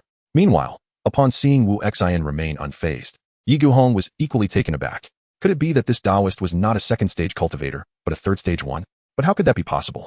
What immense fortune must one possess? Perhaps he had other treasures akin to the fruits of life, granting him such power? If only he could acquire them. As Yi Guhong entertained this thought, a surge of excitement coursed through him, prompting him to act decisively. He slapped his palm against his chest, forcing a mouthful of blood, which he sprinkled over the furnace. With a flash of blood light soaring into the sky, the gray mist shifted once again, taking on a bloody hue. As the spectral figures transformed into blood-red apparitions, the mist above coalesced into blades and spears, and with a soft command, a torrential rain of swords cascaded down from the heavens. In the face of this formidable assault, Wu Xian's expression remained unchanged, as if confronted with a trivial matter. He reached out, and the multitude of blood swords hesitated momentarily. With a mere flick of his wrist, Yi Guhong's treasured furnace found its way into Wu Xian's grasp, while the surrounding mist dissipated into nothingness. Ah, what a fine treasure. I had indeed won that wager. I almost forgot to claim my prize. Chapter 52. Such an immortal, how on earth did you accomplish this? What methods did you employ? Yi Guhong gazed incredulously at the scene before him. His own incantation interrupted as his precious treasure, the Huailu, was snatched away. What level of cultivation did this individual possess? Could he truly be so vastly superior to himself? As Yi Guhong observed Wu Xian, who was toying with the Huailu, he felt utterly at a loss, particularly considering that the Huailu was a gift from above. Should he lose it, he could face dire consequences.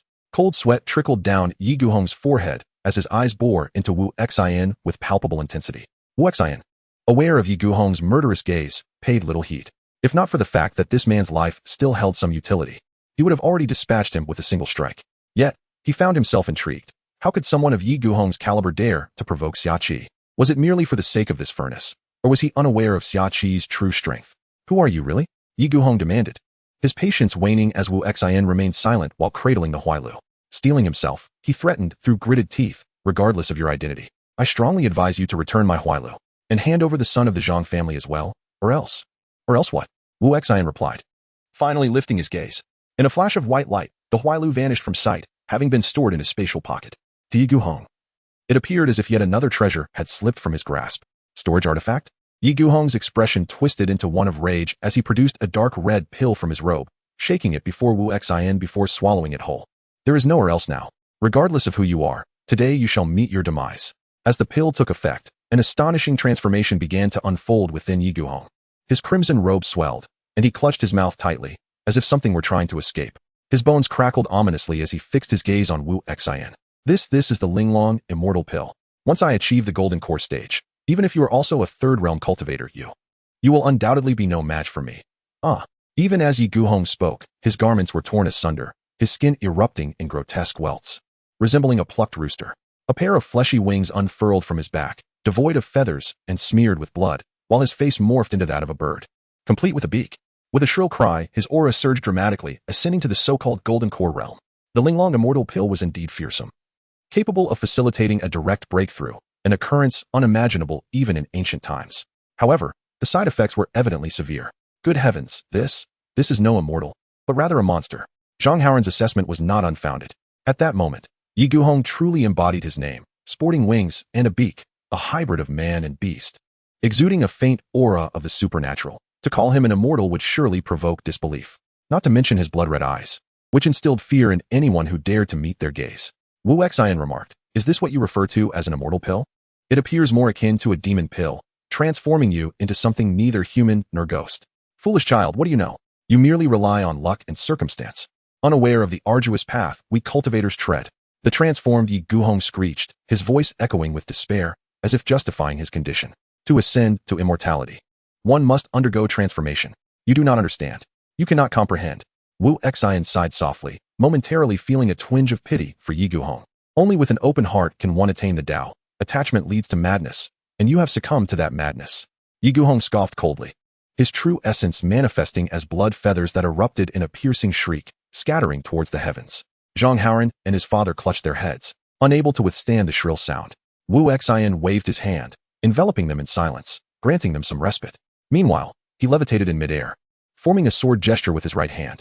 In that moment, an overwhelming pressure greater than that of the golden core descended upon the realm, forcefully dispersing the blood feathers and driving Yi Guhong into the ground. This is certainly not the power of a third realm. Yi Guhong's heart raced, his pupils constricting in disbelief.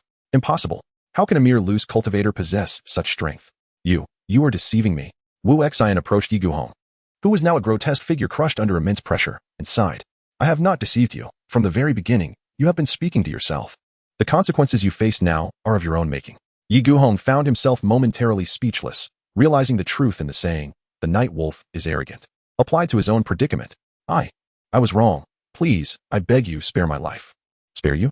The cycle of heavenly justice dictates that you, having taken the lives of so many innocents, cannot be spared.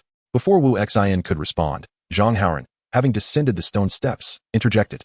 Though Yi Guhong could not raise his head, he recognized the voice and sneered, in the world of martial arts, who truly is innocent? Yet I do not wish to dwell on this. I simply ask you, as a fellow cultivator, to spare my life. First, you must answer my questions. Wu Xian replied, his tone calm and devoid of emotion. Are there many cultivators like you in the Taibai Tower? Yi Guhong, aware of Wu Xian's true intent, had no choice but to respond. I am the only cultivator in Taibai Tower. The rest are merely common folk. Only the tower master practices cultivation, while the others are all from the martial world. Is every location of the immortal towers responsible for overseeing places akin to the Western Xia underground palace? Not quite. But we are indeed searching for rare materials and treasures. Thus we accept individuals from various backgrounds in the martial world. They can provide us with more information and leads, which we, the cultivators, can then act upon to acquire the treasures. What about the gray mist that envelopes the western regions? I do not know. Yi Guhong's response did not surprise Wu Xian, as the origin of the gray mist pertained to forces beyond the scope of Yi Guhong's understanding. Considering the nature of the Huailu and its true essence, it was evident how formidable the forces behind the immortal towers were. It was likely that true immortals were involved. Wu Xian narrowed his eyes slightly, sensing an intangible connection. Speak of the individuals behind you, or your sect. Yi Guhong felt a chill run down his spine, as if a great terror were looming over him, making him hesitant to speak. After much deliberation, he finally uttered 4 words, Tai Xian Men. Wu Xian was momentarily taken aback, intending to inquire further. Suddenly, the heavens trembled, and a terrifying aura descended from above, instantly breaking Wu Xian's oppressive force. A streak of sword light? Chapter 53. The embrace of the furnace, a flash of sword light, a voice of intimidation, and a withered hand.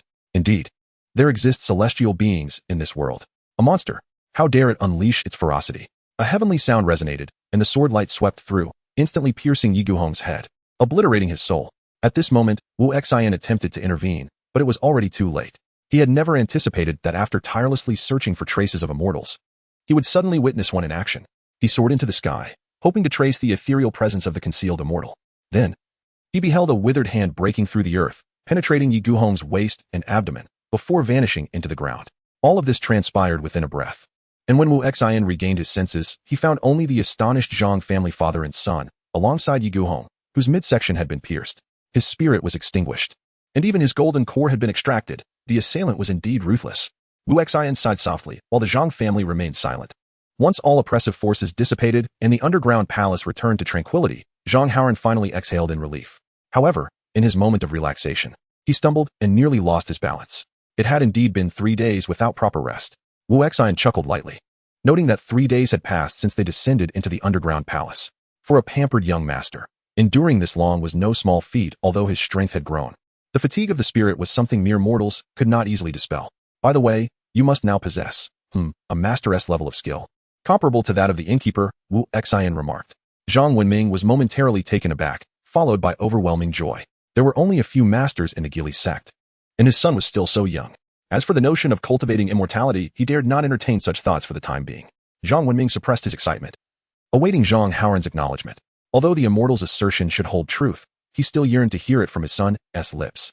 Zhang Haoran was also taken aback. He had no concept of a master, yet he could indeed feel the enhancement in his internal strength compared to his previous encounter with the waiter. His senses had also vastly improved, and he hesitated, saying, "I'm not sure, but I feel that if I were to spar with the waiter again, I should be able to defeat him effortlessly." "That settles it. You are undeniably a master. A 20-year-old master. Who would believe it if I said it out loud?" "Haha." Zhang Wenming laughed heartily, patting Zhang Haoran's shoulder, his eyes brimming with pride. Wu Xian also chuckled, saying, "You have turned misfortune into fortune. Thanks to the low spiritual essence of the gray mist. Otherwise, your body could not have endured it." So that voice was indeed. Wu Xian nodded, extending his hand to tap Zhang Haoran's forehead, a set of incantations flowing into his mind. "It must be at least half a ghostly immortal. But whether it is your Zhang family's ancestor, I cannot say. I did not inquire. You may ask it yourself. By silently reciting this incantation, you will be able to delve into the spiritual realm where it resides." "You encountered the immortal?" Zhang Wenming could not help but exclaim. "At that time, I implored it to save you."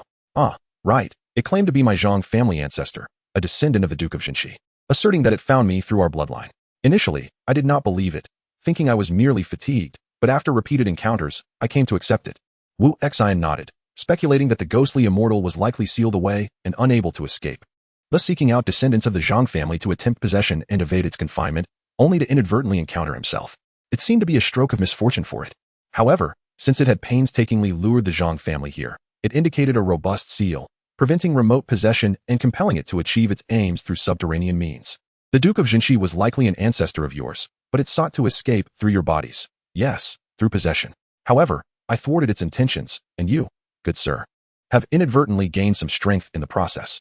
Wu Xian smiled, turning to Zhang Haoran and continuing, "Nevertheless, there remains a hidden peril.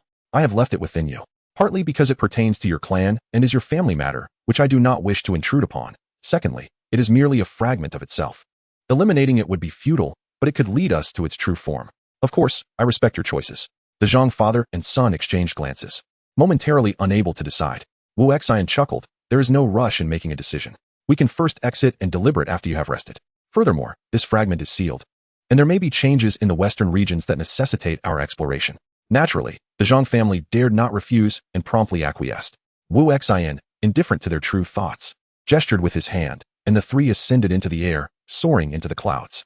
Both were in awe of the immortal's prowess, riding the winds with ease. Truly a carefree celestial being. This is the essence of a wandering immortal. Zhang Haoran marveled, feeling the winds rush past his ears. Wu Xian, however, replied with a smile, "There remains something to await. I am not a wandering immortal." Zhang Wenming inquired curiously, "To ride the winds and traverse the heavens, with no place one cannot reach. Is that not the essence of an immortal?"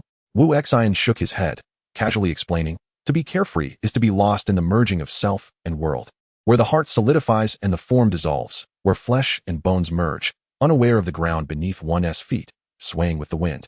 Akin to a leaf carried by the breeze, oblivious to whether the wind carries it or it rides the wind. Let us leave it at that. I believe the head of the Zhang family has many matters to attend to."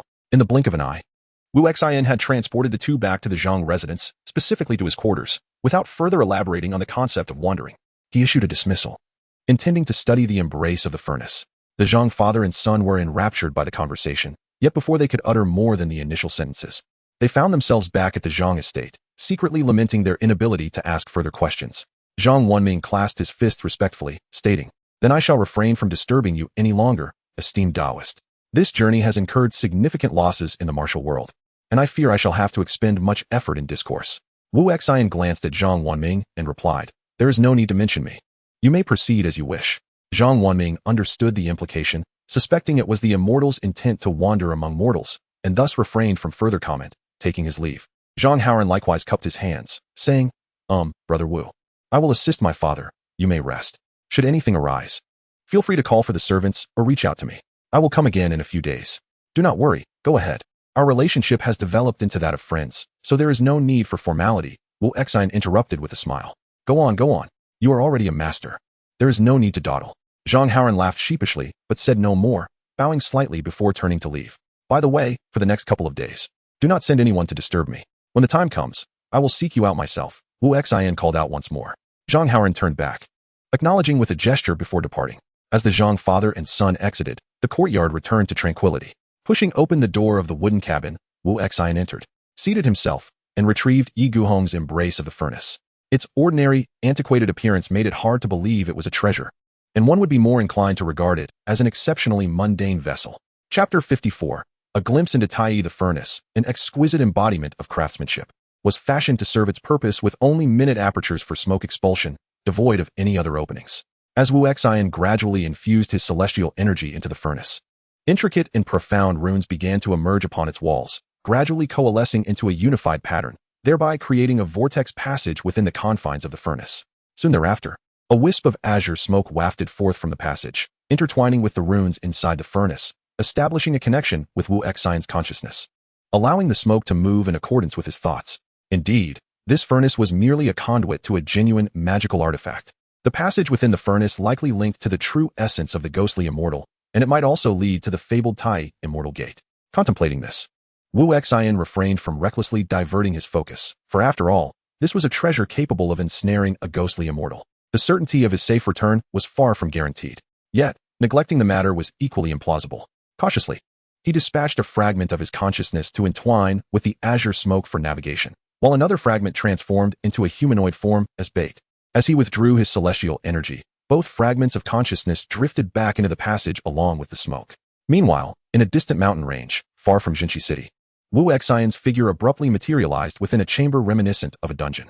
Following the direction of the returning smoke, he beheld a colossal mass of swirling black mist, perpetually shifting its shape, contained within a sphere enveloped by countless golden runes, with innumerable golden chains extending from the sphere. The chains seemed to incessantly siphon spiritual energy from the black mist. Wu Xian's humanoid consciousness had been forced out by the golden aura. Yet the fragment that mingled with the azure smoke successfully infiltrated the luminous sphere and merged with the mass of black mist. Shortly thereafter, as if sensing the intrusion, the black mist abruptly opened its eyes. Within a void of darkness, two enormous pupils, seemingly from another dimension, fixated intently on Wu Xian. The surroundings remained tranquil, and the entity did not expel the intruding consciousness nor exhibit any overtly aggressive behavior. Instead, after a prolonged gaze upon Wu Xian, it finally spoke. "You are the Taoist from Jinchi City? How did you manage to pursue me to this place?" Wu Xian performed a respectful bow and replied with a smile. "Indeed, it is but a humble individual." The ghostly immortal fell silent for a considerable time before finally uttering, "You have sealed my avatar and pursued me here. Are you merely here to witness my folly?" "Not at all. I have come to inquire about the situation and to investigate the organization behind the immortal tower." Wu Xian tilted his head, glancing at the two figures entering from behind. "Greetings, I." His words were abruptly interrupted as one of the elder figures clad in white robes initiated an attack. A golden longsword sliced through the air with astonishing speed and formidable force, wielded by a practitioner at the Great Ascension stage, now known as the Ninth Realm. This was indeed a formidable opponent. It is worth noting that beyond the Great Ascension lies the realm of immortals, a pinnacle even in the ancient immortal era.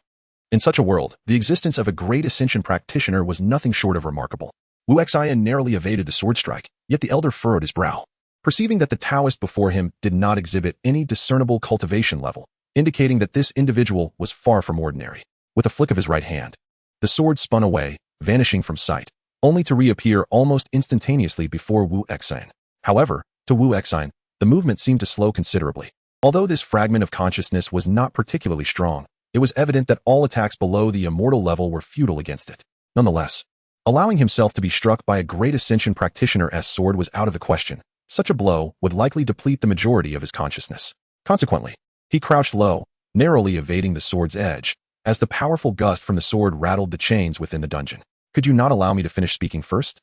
The elder who had struck first snorted disdainfully, his hands weaving intricate seals, summoning forth dozens of luminous swords. "You have trespassed into the sacred grounds of the Tai immortal gate.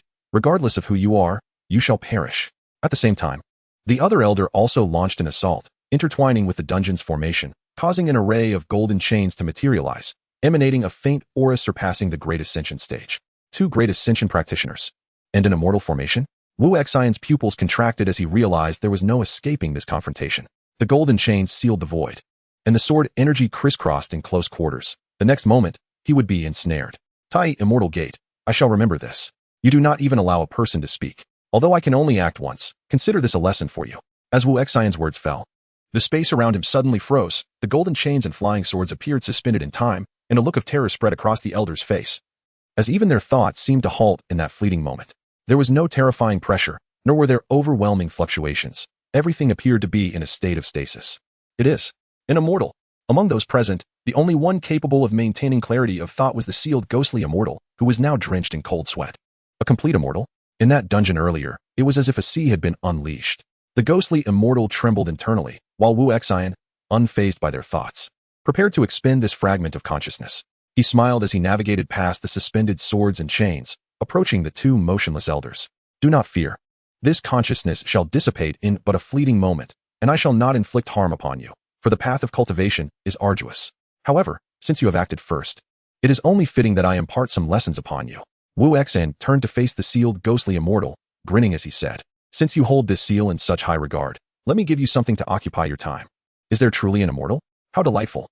Raising his gaze, he observed the golden swords and chains beginning to tremble, evidently indicating that an external force was encroaching. With a light chuckle, Wu Xian waved his hand, and this fragment of consciousness dissipated under the influence of a greater mental force, along with the golden chains binding the ghostly immortal. Yet, the ghostly immortal remained docile within the golden sphere until an elder radiating golden light materialized within the dungeon. Consider yourself fortunate. He regarded the bound, ghostly immortal, calculating with a furrowed brow, perplexed that he could discern nothing, before turning his attention to the two prostrating elders, commanding, You shall investigate any occurrences in the mortal realm, whether there are tales of immortals, and then submit a report. Yes, we shall obey the immortal's decree. The two great ascension elders nodded earnestly, yet after a prolonged silence with no response, they finally lifted their heads. The golden figure had long since vanished, and the dungeon reverted to its original state, the black mist swirling amidst the golden sphere and chains. However, both elders understood that everything had irrevocably changed. Once the dungeon was devoid of all presence, the ghostly immortal finally opened his eyes, sensing that the peculiar consciousness within him posed no threat, and gradually returned to tranquility. He knew that once that individual arrived, everything would transform utterly. Chapter 55. The esteemed master. When Wu Xian finally emerged from his seclusion, 10 days had elapsed.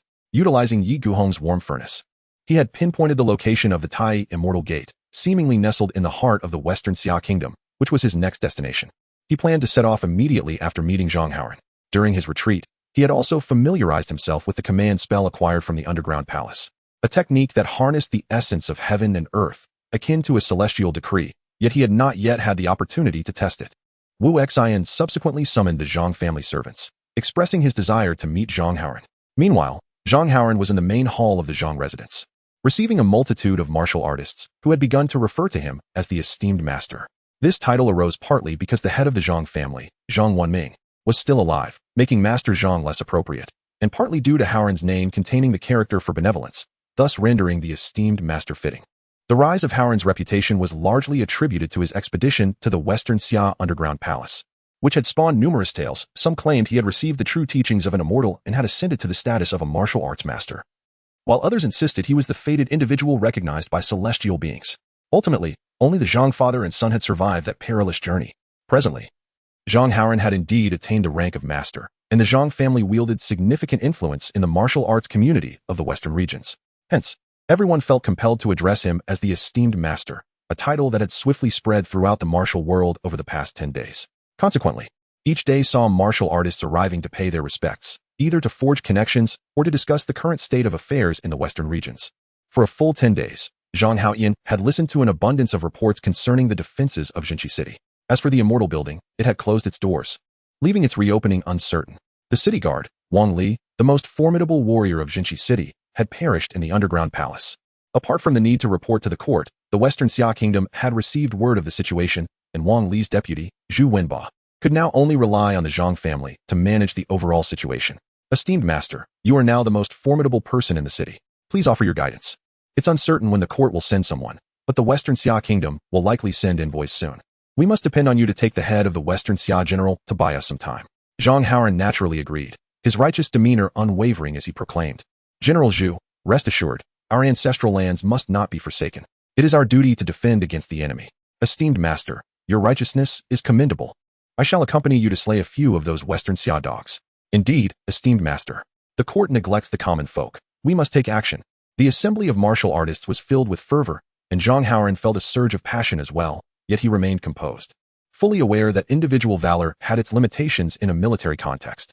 However, given his current status, he refrained from dousing their enthusiasm with cold water. At that moment, the servants announced Wu Xian's arrival, and Zhang Haoran's countenance brightened with joy as he immediately rose to welcome him. The others, sensing the significance of the visitor who could elicit such a warm reception from the esteemed master, followed suit with curiosity. They soon beheld Howard grasping the hand of a youthful Taoist, his face alight with delight. Yet, the question lingered. Who was this young Taoist, appearing even younger than Howard himself? It was no wonder the crowd did not recognize him. After all, those who had encountered Wu Xian during the underground palace expedition had perished, and even the last survivors had only glimpsed the backs of two immortals. Given the Zhang family's intent to conceal information, it was likely that only the Zhang family members were aware of Wu Xian's identity. Wu Xiang, you have finally emerged from your seclusion. I thought I would have to wait decades to see you again, Zhang Howard said, initially contemplating the passage of time as if it were a dream, fearing he might never see Wu Xian again. However, with so many eyes upon them, he chose to temper his words to avoid arousing suspicion or discontent. Wu Xian chuckled, teasing, you two have become an esteemed master, considerably more composed than before. You have indeed matured. The onlookers were intrigued. This youthful Taoist spoke with the tone of an elder, and Howard did not appear displeased. Wu Xiong, come quickly. I believe my father has been yearning to express his gratitude to you. Howard smiled bashfully, then turned to the assembled martial artists, saying, esteemed heroes, this is Wu Xian. Taoist Wu, my family's most esteemed guest. I must apologize for not being able to entertain you further today, but as for the city's defense, I, Zhang Howard, shall not shirk my responsibilities. General Zhu and esteemed heroes, please rest assured. The seasoned martial artists, recognizing the gravity of the moment, took their leave, discreetly committing Wu Xian's visage to memory to avert any potential misunderstandings in the future. Once all had departed, Zhang Howard led Wu Xian, somewhat apologetically, to find his father. Esteemed master, I had not realized you were so busy. I cannot accept your calling me esteemed master. It is merely a title bestowed by the martial world. Oh, to be honest, I still feel as if I am in a dream. Zhang Howard sighed as he walked, feeling that this was his true self, rather than the previous persona of the esteemed master. Wu Xian reassured him, do not be anxious. I understand your concerns regarding the influence of the gray mist, but the illusion created by the gray mist is fundamentally rooted in our reality. With the absence of the immortal building's control, its impact should gradually diminish. Once I confront the master of the gray mist, I will find a way to resolve it. Is that truly the case? Certainly. Observe. The Western Xia are preparing to mobilize their forces, which clearly indicates their awareness of the illusory prosperity within Jinshi City. Indeed, it was initially those in the martial world who began to notice the apparent inadequacies of Jinshi City's fortifications and the subpar condition of the soldiers' armaments. With Wang Li's departure, numerous reports have surfaced, revealing that this military stronghold in the western regions is not as secure as it seems. Zhang Howard chuckled bitterly, realizing he was using this troubling matter to console himself. He then inquired, are you saying you intend to seek out the master of the gray mist? That is, my family's ancestor? Wu Xian nodded affirmatively. Precisely. Thus, I have come to bid you farewell, preparing to depart for the Western Xia Kingdom after our meeting. Ah. So he resides in the Western Xia Kingdom. I have tried the incantations you taught me and inquired about matters concerning my Zhang family, but have not dared to ask anything further for now.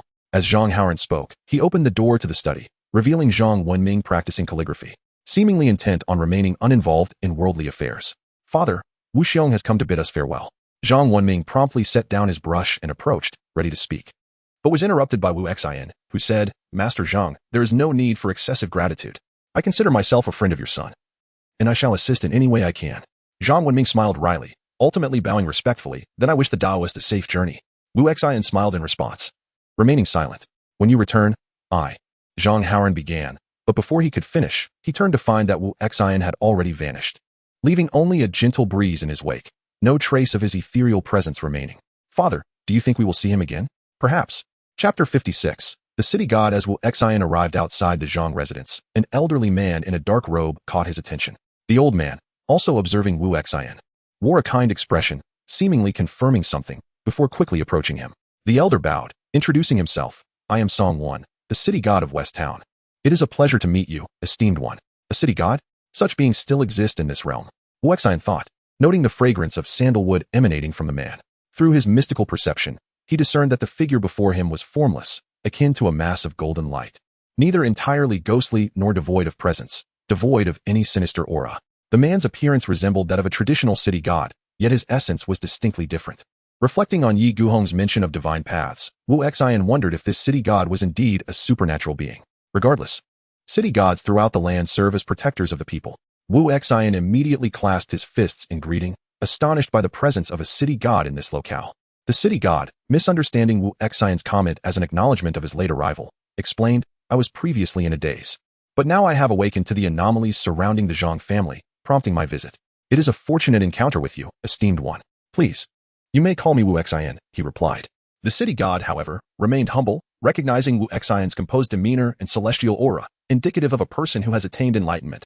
I shall continue to address you as Taoist Wu. I am uncertain if you have dined. I have arranged a small feast at a nearby tea house. Shall we converse there? Wu Xian gestured for the city god to lead the way, eager to learn more about the current state of the city god. It is better to comply with your invitation. Please, lead on. Navigating through the bustling crowd. The people around them appeared oblivious to the presence of a divine being and an immortal. The tea house they entered was situated on the bustling Jean Street, a three-story establishment with eaves adorned with glazed tiles. Unlike the ornate decorations of Jean Street, this tea house exuded an understated elegance, ideal for enjoying tea and conversation. Upon entering, a young attendant approached them enthusiastically. A quick glance revealed him to be an ordinary mortal. Welcome, esteemed guests. Please, follow me inside. We have elegant seating on the second and third floors. The second floor is lively while the third offers tranquility. Which would you prefer? Seeing the air of distinction about the two patrons, the elderly man in his opulent black robe, with his silver hair impeccably groomed, and the Taoist, whose slightly worn robe was still immaculate, made the attendant smile even more broadly. Please, allow us to take you to the third floor. I am Song, and I have made a reservation.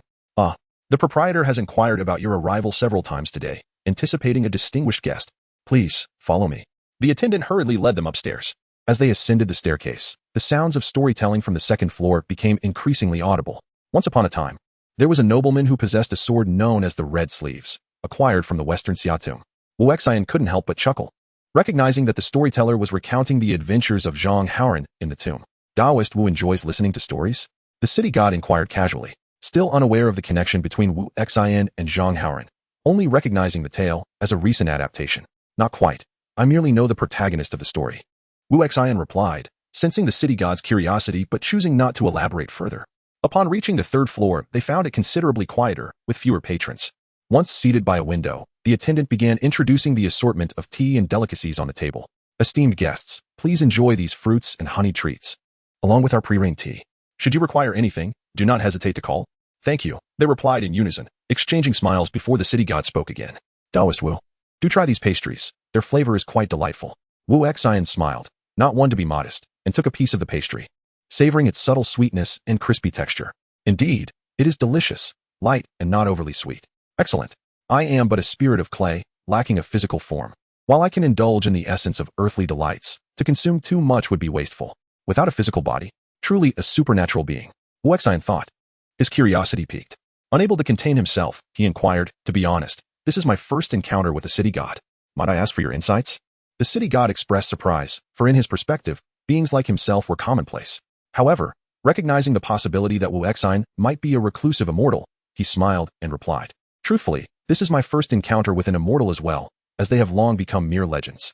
As the old city god gradually shared his experiences, Wu Xian began to understand the nature of the divine. It turned out that although there were no longer immortals in this realm, the world continued to function as usual. Those who performed good deeds were granted divine roles by the heavenly order, assuming the positions of city gods. The authority of the underworld had been integrated into the city god's governance, ensuring that while the realms remained distinct, malevolent spirits no longer roamed the earth. Though the mysteries of reincarnation persisted, city gods, responsible for their domains, relied on the incense offerings of mortals and were bound by heavenly laws. Unlike immortals who could transcend the three realms and escape the cycles of existence.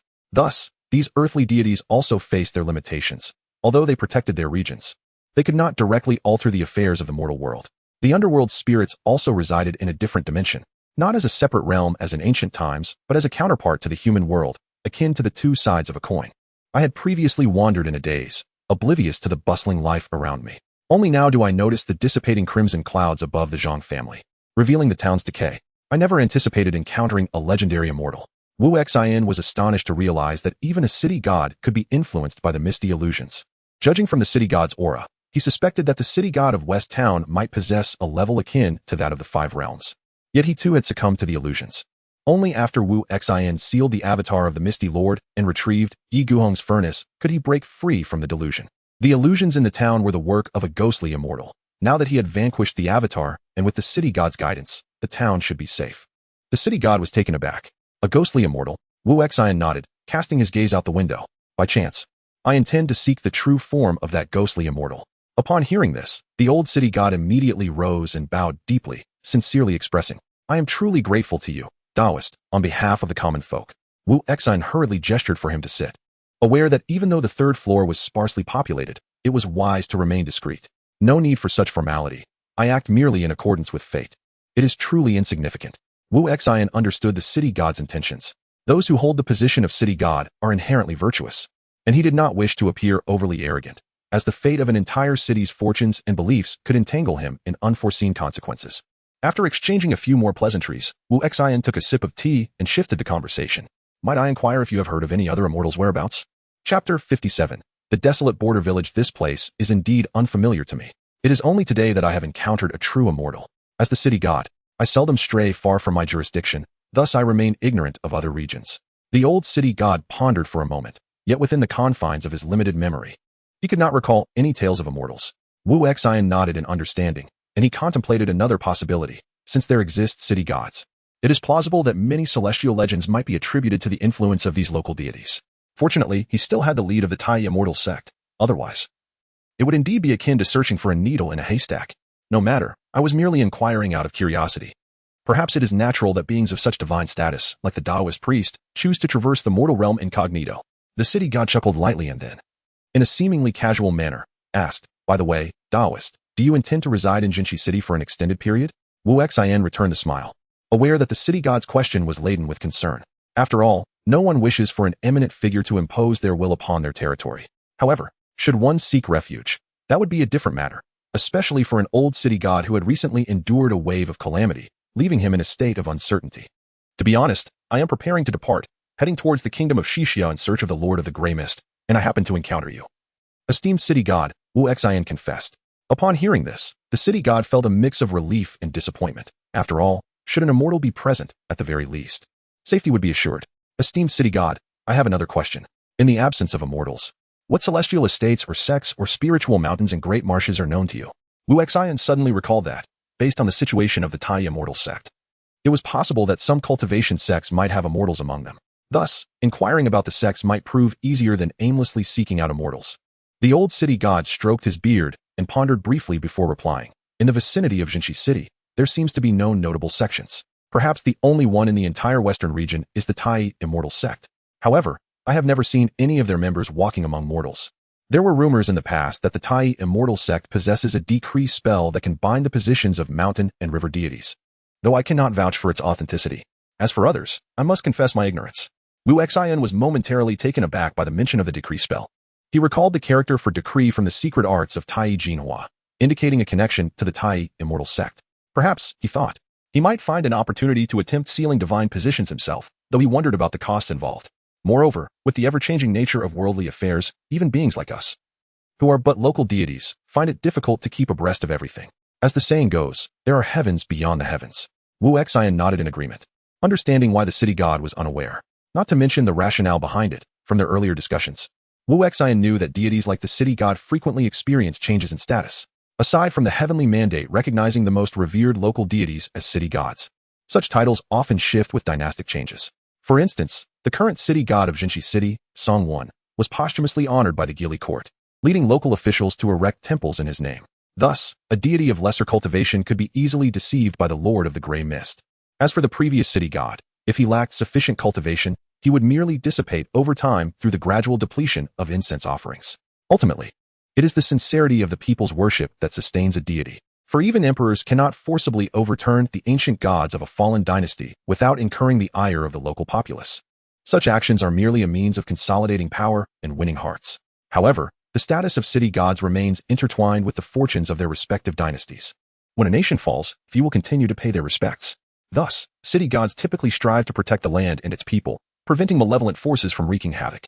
It is indeed intriguing that while emperors seek out immortals, they simultaneously dismiss the existence of spirits yet beseech their ancestors for protection. Wu Exine and the city god engaged in pleasant conversation, and before they knew it, afternoon had arrived.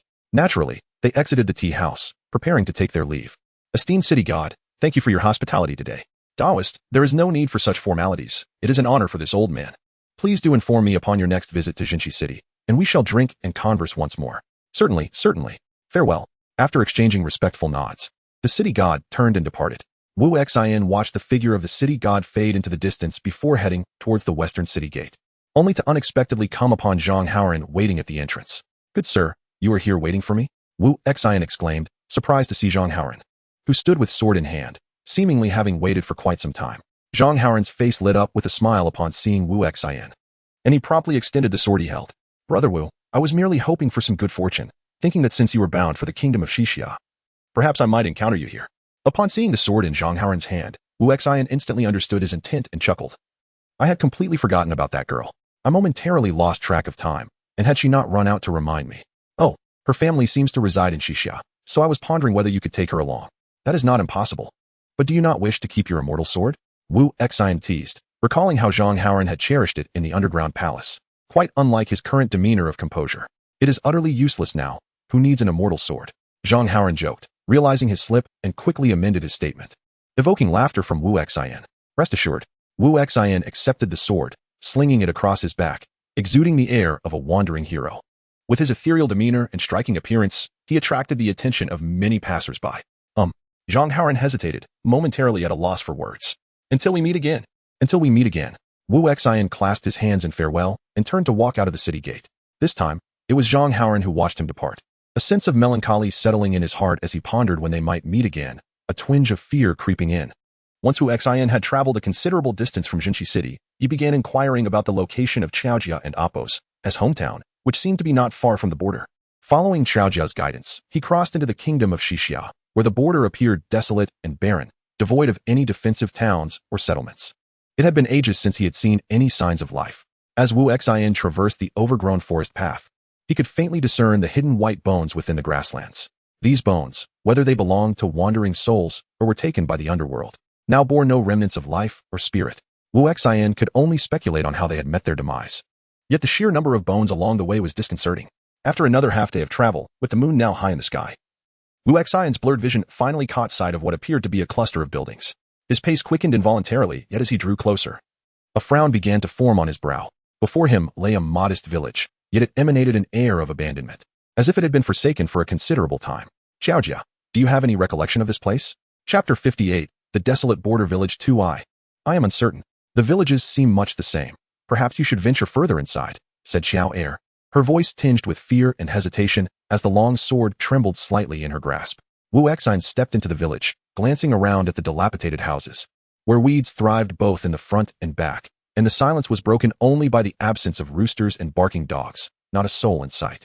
After wandering through the village for a while without encountering anyone, Xiao Er fell silent, prompting Wu Xin to return to a larger, vacant house at the village's entrance.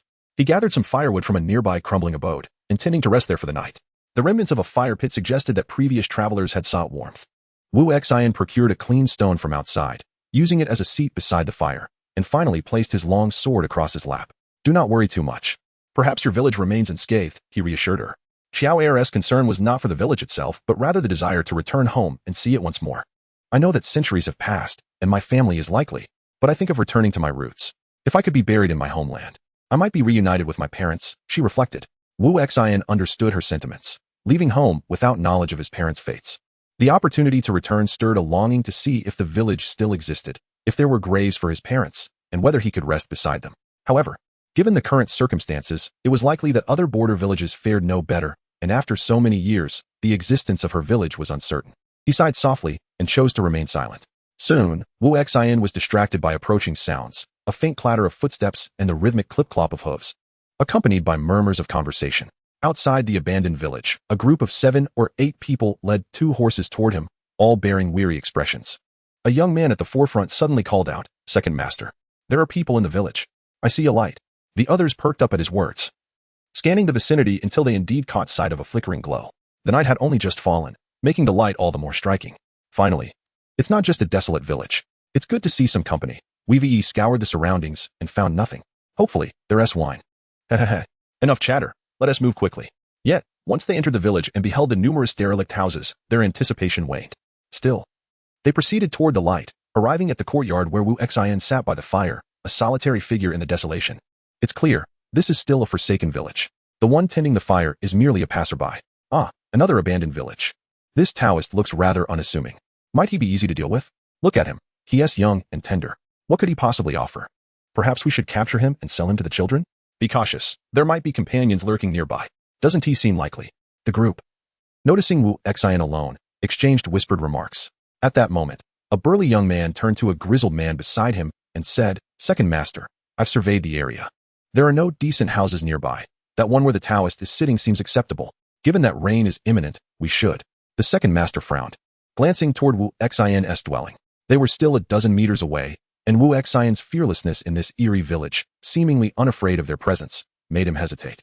This group comprised mostly of lowly bandits, and if they encountered someone formidable, it could spell trouble. We'll approach cautiously.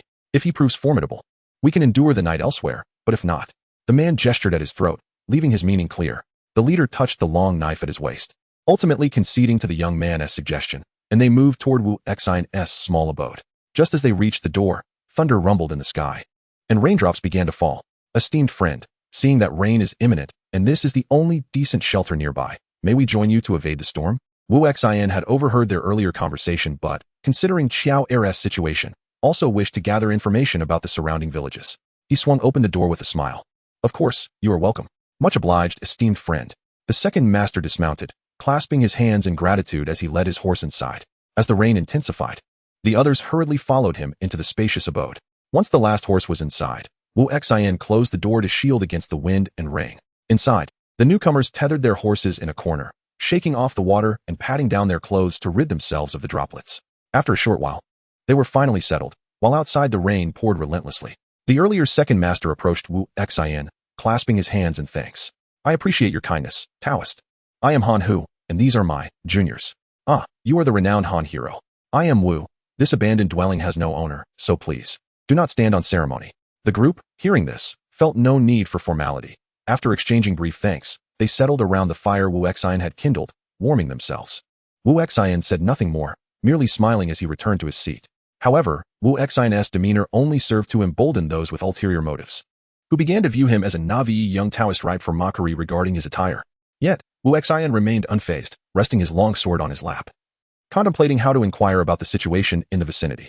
"Second Master, I reckon that Taoist's sword is merely for show. A true martial artist would never hold the hilt in their left hand, let alone fidget with it. Do not speak nonsense. What if he wields a left-handed sword?" Though Han Hu appeared stern, he was not truly angry, casting furtive glances at Wu Xian from the corners of his eyes. Such subtle actions were hardly unnoticed by Wu Xian, yet they provided him with an opportunity to engage. "I do not wield a left-handed sword. If I must be frank, I possess no martial skills at all." Han Hu remained skeptical, yet the others could hardly conceal their delight, calculating the potential profit from such a young and tender Taoist. Had it not been for Han Hu's discreet signals, they might have acted prematurely. "Han Hero, I have a question. Why is this area so devoid of human presence?" Upon hearing this, Han Hu deduced that Wu Xian was not a local, his attire suggesting he might have fled from somewhere. Chapter 59. The ghost of the village Wu Daoling was not a native of this land, was he? The Western Xia Kingdom is currently embroiled in conflict with the Geely Kingdom. The villages near the border have long since fallen into desolation. It is rumored that unclean entities linger there, and people have fled northward. In Huaiqing Prefecture, one might still encounter a few souls, but in these troubled times, alas, at war with the Geely Kingdom? How could I have been unaware upon my arrival from Jinshi City? Wu Xian furrowed his brow, pondering whether the reports of conflict with the Geely Kingdom were indeed true. Huaiqing Prefecture is hardly a place of refuge. It is said that the nobles there have a penchant for consuming the flesh of children. Ugh, corrupt officials. As Wu Xian listened to the young man's words, he glanced outside. The rain tonight felt particularly chilling. Indeed, he was not a citizen of the Western Xia Kingdom, but he was here in search of someone. Could he be from the Geely Kingdom? How audacious, setting forth alone without martial prowess. Han Hu chuckled, though his laughter concealed a hint of menace, gradually easing his wariness towards Wu Xian. A young foreign Taoist, unarmed, such an easy target is rare to encounter. The others, witnessing the Second Master's amusement, began to smirk and lick their lips in anticipation. Wu Xian, however, feigned ignorance and pressed on with his inquiries.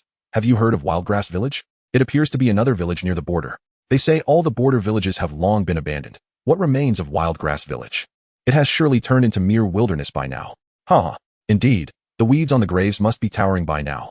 Ha ha." The group erupted into raucous laughter, some even inching closer to Wu Xian, subtly blocking his escape. He gently patted the trembling hilt of his sword, calming shower, and remarked, "Oh, splendid. I feared it was yet another desolate village, but it seems there are still so many people here. At last, I can feel a sense of security."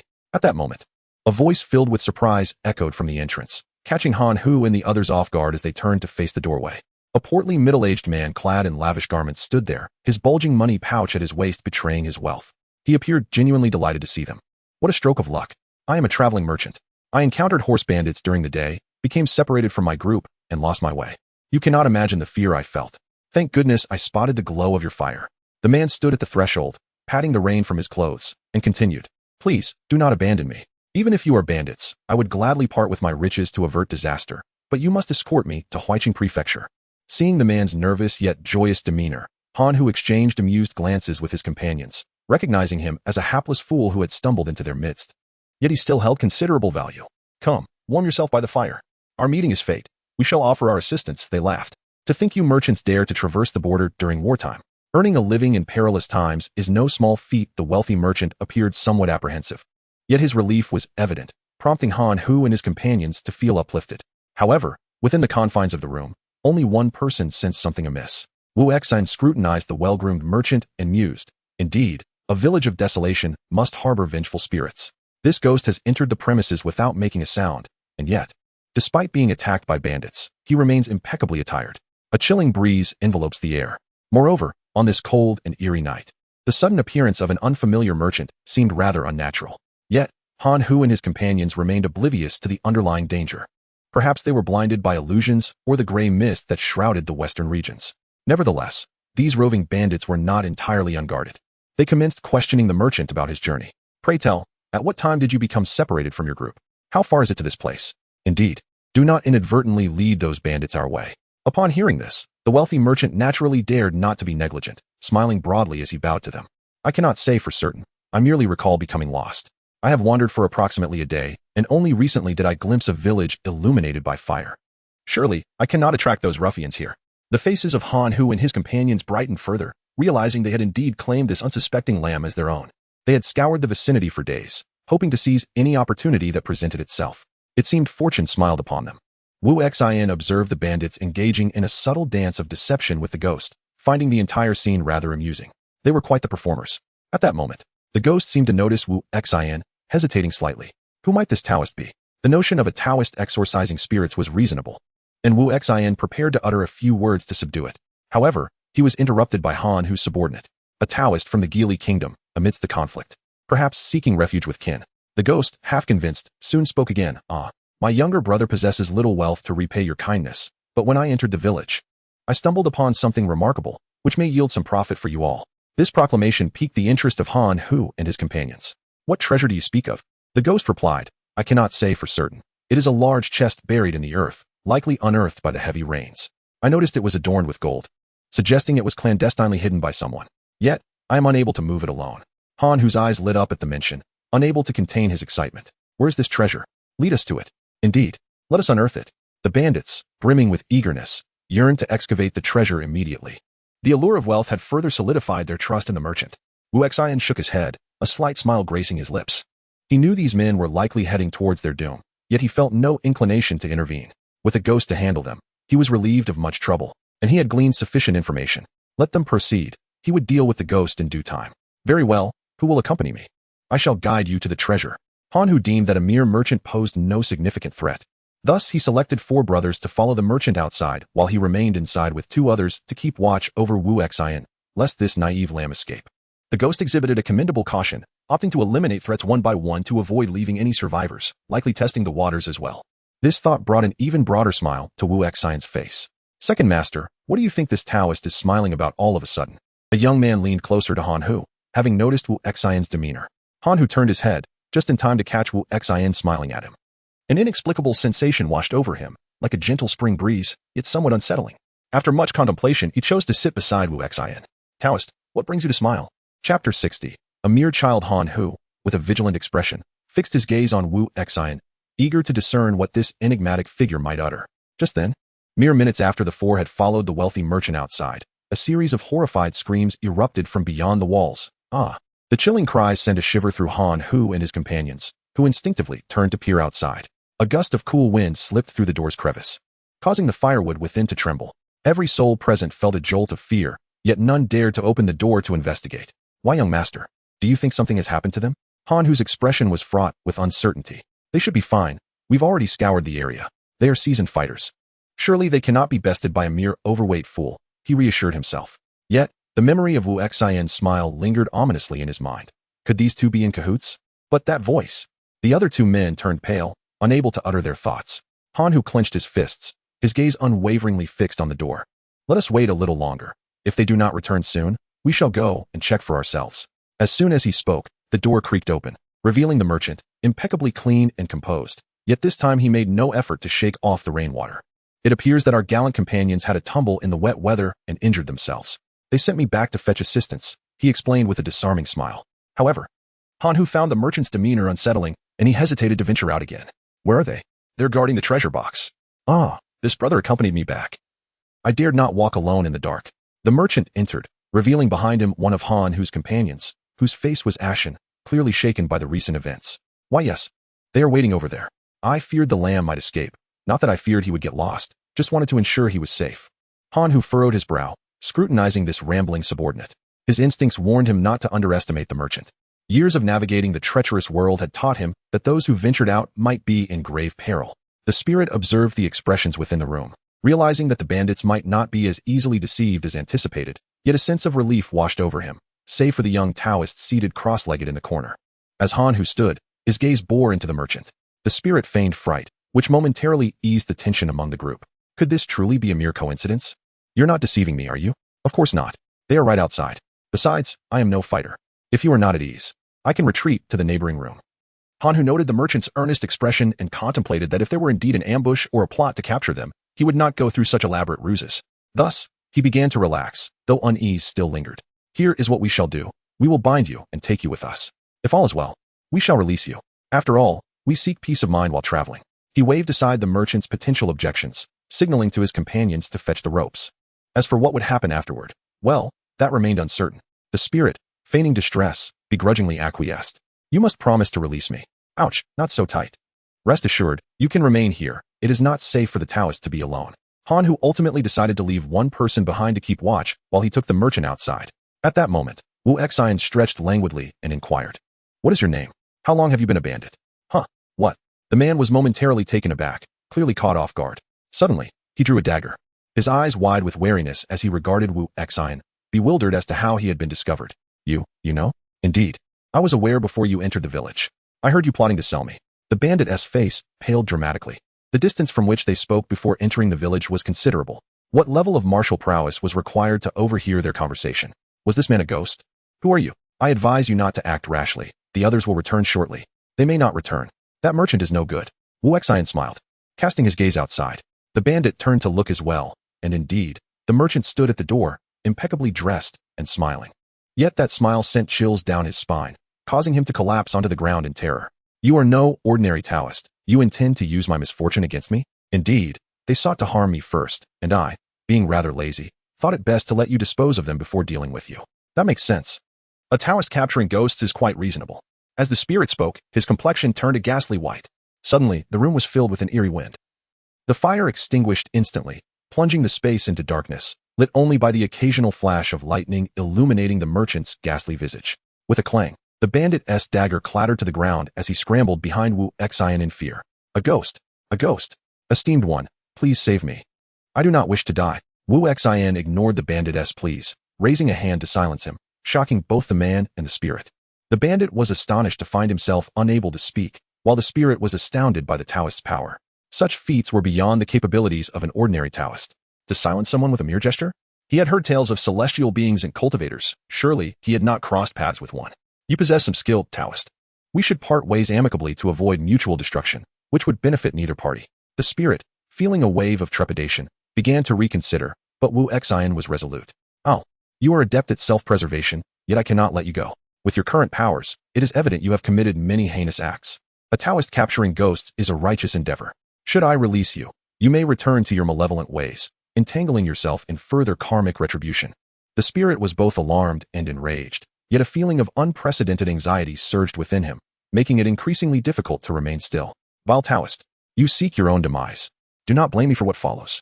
I shall feast upon you, and I assure you it will be far more delectable than any rancid flesh. A palpable chill enveloped the room. Even the objects around them began to frost over, while the horses in the corner whinnied restlessly. The bandit huddled on the ground, trembling uncontrollably, his eyelashes glistening with frost. Yet the Taoist remained unfazed, standing casually within the dim room, which only intensified the spirit's unease. At that moment, a thunderous roar echoed, as if a storm had erupted within the valley, and the sound of swords being drawn resonated, piercing the spirit's core with primal terror reminiscent of its awakening. The oppressive atmosphere of ghostly energy dissipated as if cleaved in two. A radiant sword, shimmering with ethereal light, hovered above Wu Xian's head, its tip aimed directly at the spirit, rendering it immobile in its attempt to flee. Begone! A voice, calm yet authoritative, whispered alongside the light. Chapter 61. Wild Grass and Huiqing. After a moment's pause, the once dimly lit room was transformed. A colossal cleft in the ceiling allowing the moonlight to cascade in, banishing the dark clouds and ceasing the rain. The specter had long since dissipated like snow under the sun. The bandit, curled on the ground, lifted his pallid face to gaze at Wu Xian. The long sword that had rested upon the Taoist's leg now hovered ominously above him, its blade glinting with an intimidating aura that instilled fear in all who beheld it. It had been some time since he wielded a sword. It seemed simpler than using one's energy to vanquish foes. Although the sword's energy was contained, the invisible might still permeated the surroundings, rendering the surviving bandit paralyzed with terror. Upon meeting Wu Xian's gaze, he promptly fainted. For the first time, Xiao Er experienced an indescribable sensation, a marvelous feeling as she leaned upon the sword. There was no pressure. Instead, a sense of boundless freedom washed over her.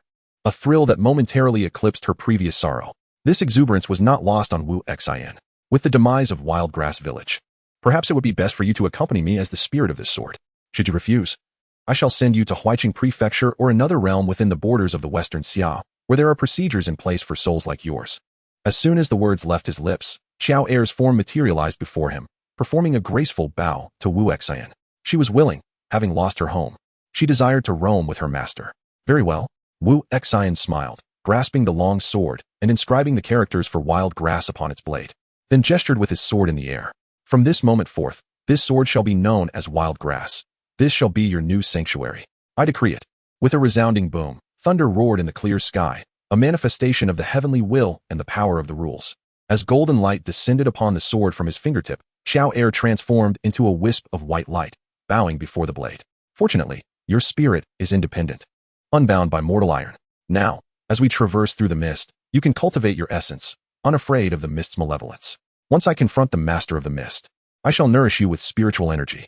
Upon uttering these words, Wu Xian felt the wild grass tremble lightly in his grasp, and he heard the joyous voice of Xiao Er resonating in his mind. Elated, he sheathed the wild grass and approached the surviving bandit, bending down to impart a breath of energy while dispelling his silence spell. Help! Save me! The bandit jolted awake, and upon recognizing Wu Xian's visage, he scrambled to his feet and prostrated himself, repeatedly bowing. Spare me, immortal. I did not know you were an immortal, please. Wu Xian frowned, interrupting. Enough? Listen to me first. Sensing the threat in his tone, the bandit fell silent, kneeling before Wu Xian, too intimidated to speak. What is your name? I am called Li Dashan, a mere commoner from near Huiqing Prefecture. However, after our village suffered from military disasters and famine, I had no choice but to become a bandit. I swear, I do not kill. They would have killed me instead. Li Dashan began to bow again. Wu Xian remained silent, reigniting the fire, which only heightened Li Dashan's respect. But I have never personally killed anyone. My crimes are limited to some trafficking. Yes, the real villain is Zhang, the high official of Huiqing Prefecture. He truly relishes devouring people. Devouring people? Have you witnessed this firsthand? Not exactly. It is merely hearsay. Wu Xian scoffed, believing in the existence of cannibalism in this world, understanding the grim realities that could drive such acts, yet finding it hard to accept that the nobility would engage in such depravity. Let us set that aside for now. Can you tell me the approximate direction of Huiqing Prefecture, and how far we are from here? Li Dashan hesitated, then pointed in a direction. Huiqing Prefecture should be about 1,500 miles from here. On horseback, it would take 2 to 3 days. Wu Xian observed the direction he indicated, quietly sensing the location of his spiritual doppelganger, which indeed seemed to be in the direction of Huiqing Prefecture, albeit farther away than anticipated. He contemplated whether to visit Huiqing Prefecture first. Are you certain we are at war with the Gili Kingdom? I have seen no signs of battle on my journey. Yes, we are at war, but I have not witnessed any armies clashing. I only encountered the defeated soldiers of our Western Xia. They pillaged the grain from our village. I heard the Gili army is approaching Huiqing Prefecture, but I cannot attest to its truth. Wu Xian nodded. If the Western Xia army had faced defeat, they must have engaged with something. But if it were not the Gili army, then what could it be? I intend to visit Huiqing Prefecture. As for you, please spare me. I can guide you, and I can. Li Dashan, terrified, began to bow fervently. I will not harm you. Accompany me to Huiqing Prefecture. Thank you, immortal. Thank you. The following morning, with the dawn's first light, Wu Xian strapped wild grass to his back and set off towards Huiqing Prefecture with Li Dashan. The pair rode for 3 days before nearing the boundaries of Huiqing Prefecture. The terrain along the border was desolate. Even the horse bandits were few and far between. As Li Dashan had stated, aside from their group, there were hardly any other bandits daring to operate in this barren stretch, primarily due to the meager spoils. Moreover, Wu Xian noted that the aura of negativity along the western Xia border was notably intense, with decrepit city god temples and earth god shrines lining their path, leading to an abundance of mischievous spirits. Although he vanquished them all, their sheer number was decidedly unusual. That night, under a sparse moon and starlit sky, visibility was excellent. The two kindled a fire at the forest's edge to rest. Li Dashan observed Wu Xian meditating with closed eyes. Despite their days of companionship, he still dared not come too close.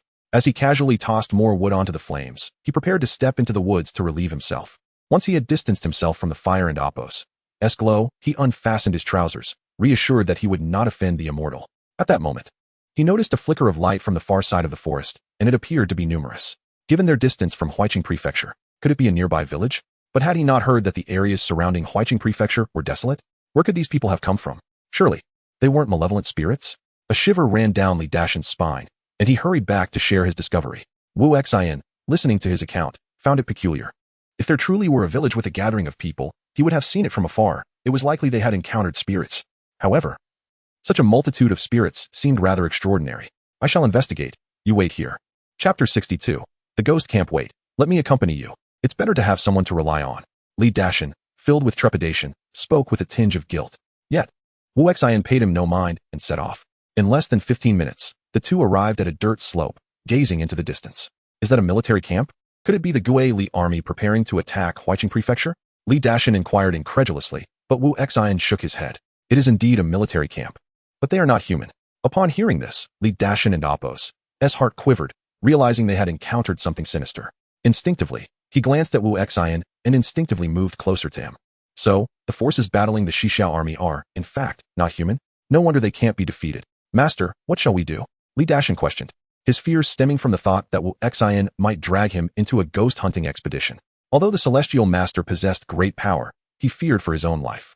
Wu Xian did not respond immediately. He surveyed the ghost camp where ominous clouds gathered above, a chilling aura permeating the surroundings, shrouded in a dense gray mist. Upon closer inspection, one could see wisps of vengeful spirits slowly flowing towards the camp center. This gray mist is indeed a fertile ground for ghostly cultivation.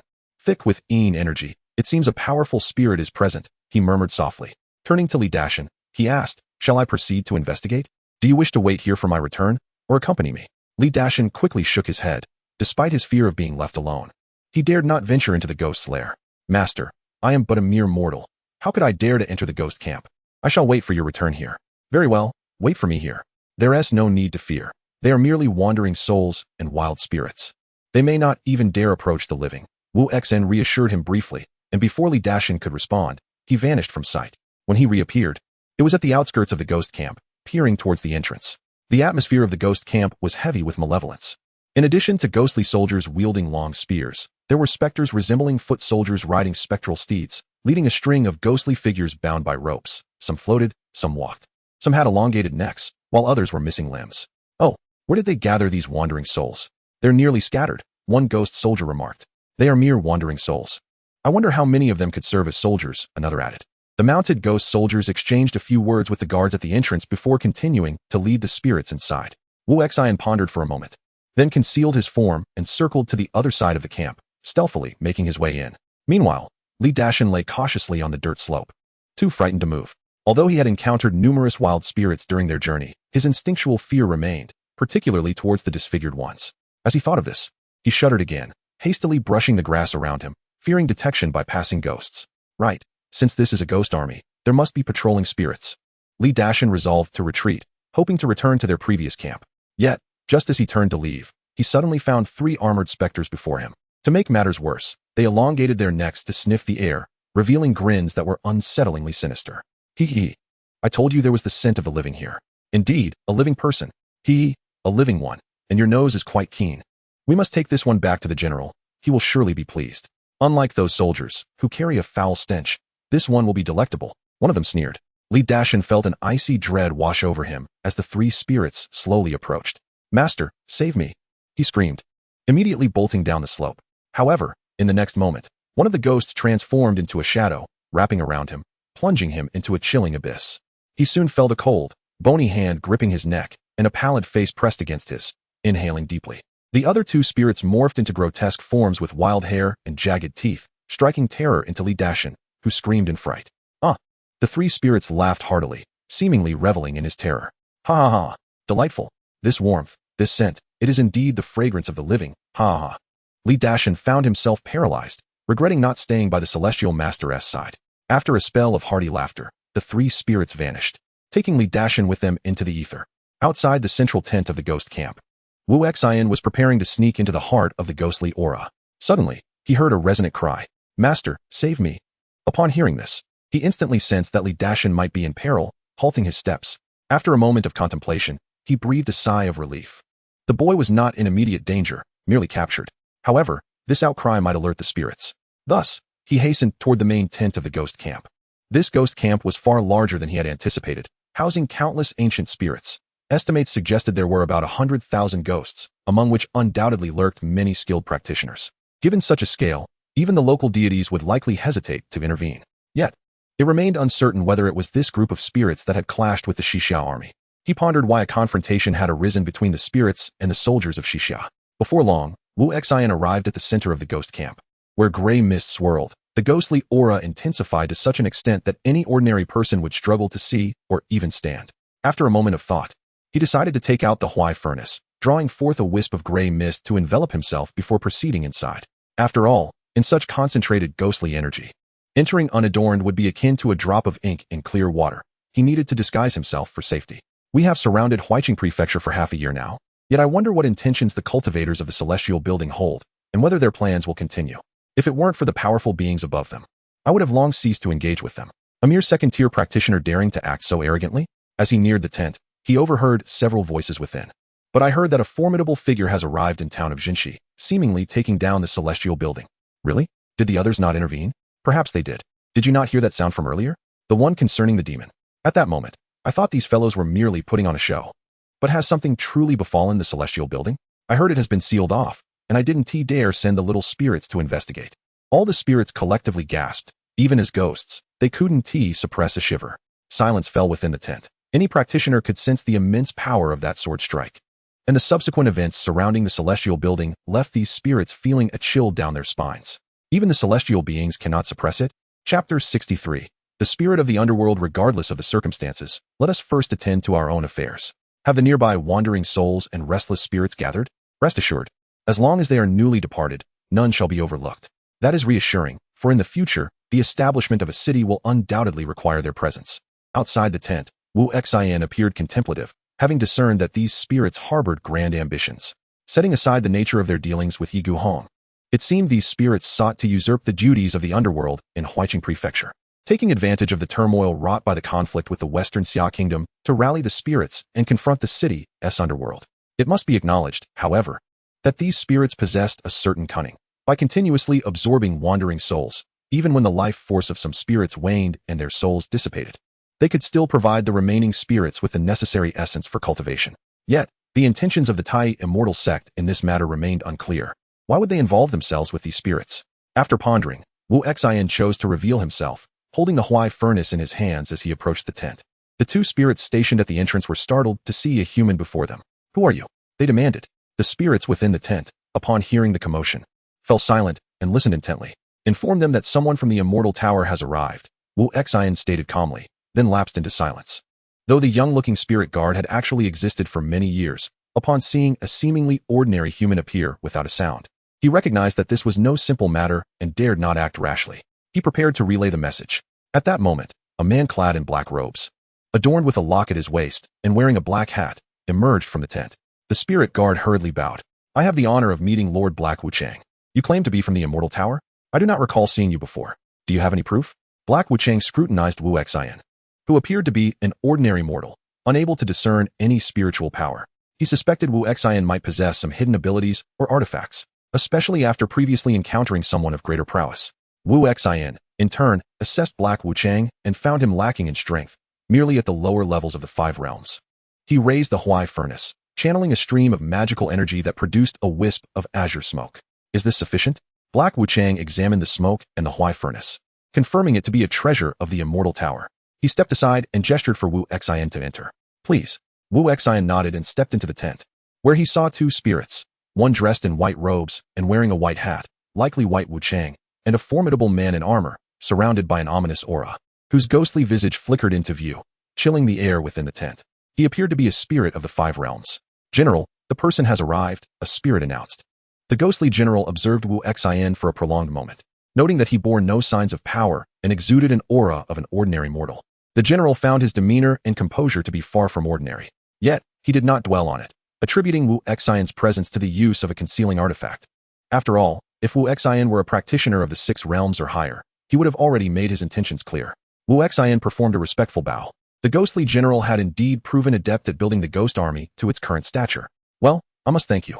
The casualties in Huaiqing Prefecture far exceed 200,000 each year. My contributions are negligible. However, has the Immortal Tower appointed a new leader? May I inquire your name? I am Wu, with the given name Xian. You should be aware that there have been recent events in the town of Jinxi. Wu Xian replied, his expression serene, revealing no hint of emotion. We lament the fate of Taoist Yi. His spirit and form have perished, rendering even ghostly cultivation unattainable. What knowledge does Taoist Wu possess regarding this matter? Indeed, what transpired there? Did even the immortals intervene? Wu Xian shook his head, unwilling to disclose the events in Jinxi, mindful that excessive information could expose him, particularly if these spirits had their own sources of intelligence. Let us set aside the affairs of Jinxi and discuss Huaiqing Prefecture instead. Though the ghostly general was curious about Jinxi, he did not press further. After a moment of thought, he spoke. All is progressing smoothly. The spirits surrounding Huaiqing Prefecture have essentially fallen under my command.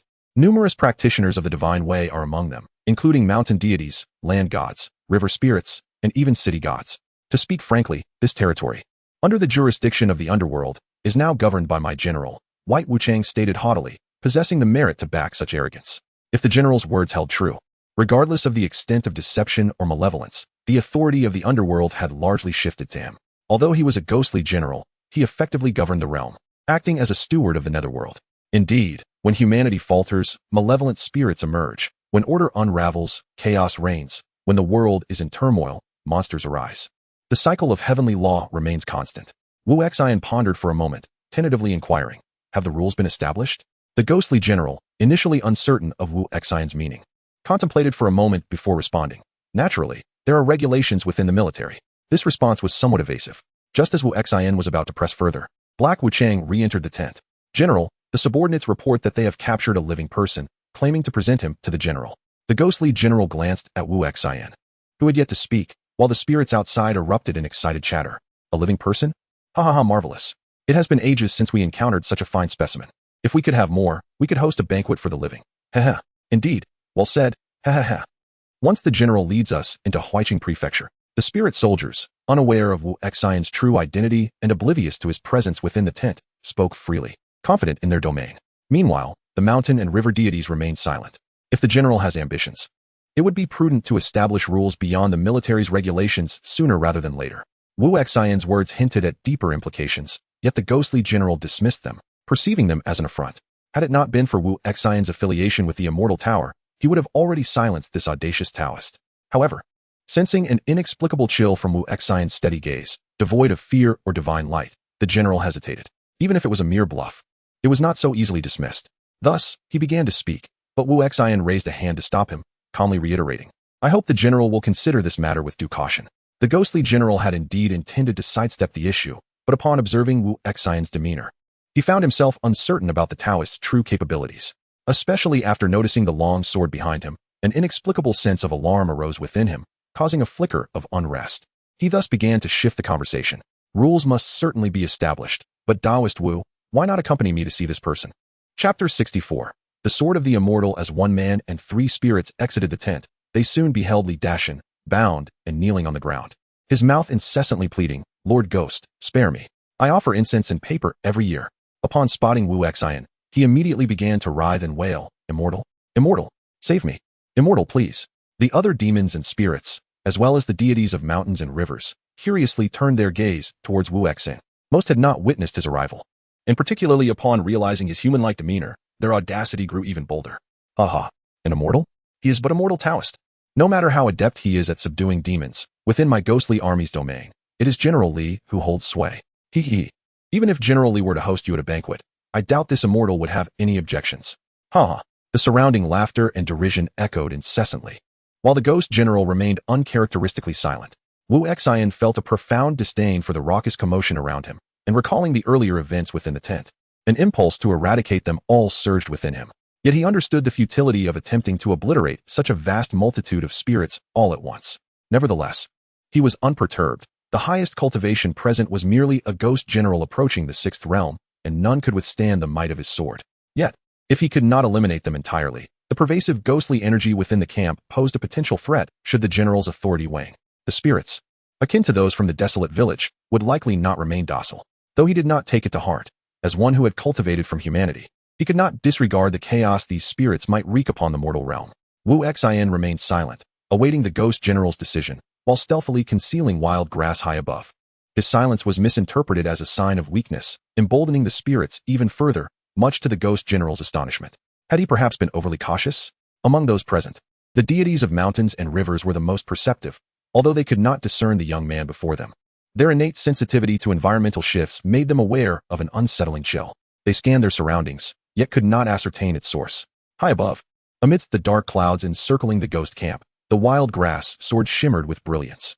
Ziz, ziz, the expanse of dark clouds stretched for miles, charged with the energies of the underworld, as subtle arcs of lightning coursed towards the sword's blade, etching a golden talisman upon it. Return to truth. Dispel evil and bind charm. Wu Xian excelled in swordsmanship, though it was not as convenient as the orthodox Taoist methods for exorcising demons. Yet, he possessed ample time to summon enough heavenly thunder, using the sword as a conduit to unleash a formidable thunderous technique. As Li Dashan's cries for mercy echoed amidst the vile words of the spirits, the ghost general's silence prompted an increasing number of ghost cultivators to gather before the tent, leaving only a handful of patrolling spirits. A sense of unrest washed over the ghost general, having cultivated to such a level. He was attuned to the subtle shifts around him. The sight of the mountain and river deities appearing disoriented and fearful intensified his unease. With a soft sigh, he recalled his collaboration with the immortal tower, tempering his ghostly aura, and turned his gaze to the gathering spirits. Grateful for your esteem, I, Li Tianxing, welcome your allegiance. Our ghost army now numbers 10,000, and it is time to convey some matters of importance. Those old ghosts who have followed me for years should be well aware of my ambition to establish a ghost city and create a sacred realm for the ghostly path. At this juncture, the spirits erupted in excitement, their cheers resonating like thunder. Furthermore, an immortal has promised me the authority to establish the underworld's dominion, to harmonize yin and yang. This is our opportunity for resurgence. Li Tianxing's words sent waves of exhilaration through the spirits. The promise of authority in the underworld resonated deeply with them, as they had all come from the ranks of lonely souls and wild spirits. They understood the implications, for it meant they could attain formal status as deities, akin to the mountain and river gods. At this moment, Wu Xian comprehended the benefits promised to Li Tianxing by the Tai immortal sect. The rumored talismans indeed possessed the power to enshrine deities, yet he remained puzzled by their true intentions. He then heard Li Tianxing continue, however, without rules, there can be no order. Today, I shall establish our first decree. From this day forth, our army shall not engage in live sacrifices or consume the living. If you value my leadership, abide by this rule. If not, feel free to depart. Upon uttering these words, Li Tianxing's eyes glimmered ominously as he cast a penetrating gaze toward Wu Xian, his ghostly aura erupting to envelop the skies above the tent. Taoist Wu, do you find this acceptable? His tone was chilling, and the palpable aura of dread swept through the gathering. Even the spirits, inherently composed of yin, felt a shiver run down their spines, prompting thousands to contemplate retreat. Li Dashan, now breathing a sigh of relief, dared not utter a word. Yet Wu Xian remained unfazed. All he sought was Li Tianxing's promise. Nonetheless, he could not suppress his own agitation. It was no wonder that the general managed to rally spirits. He possessed a certain wisdom in dealing with matters, understanding the difficulty of taking action against the deceased. However, Wu Xian was willing to offer his services, viewing it as a gift for establishing the general's principles. Wu Xian opened his divine eye, scrutinizing the multitude of spirits gathered, ensuring that none could escape his gaze. Li Tianxing and the deities of mountains and rivers felt a shiver of apprehension, particularly Li Tianxing, who looked up to find the dark clouds unperturbed. Yet an inexplicable chill coursed through him. No longer could he regard Wu Xian as a mere mortal.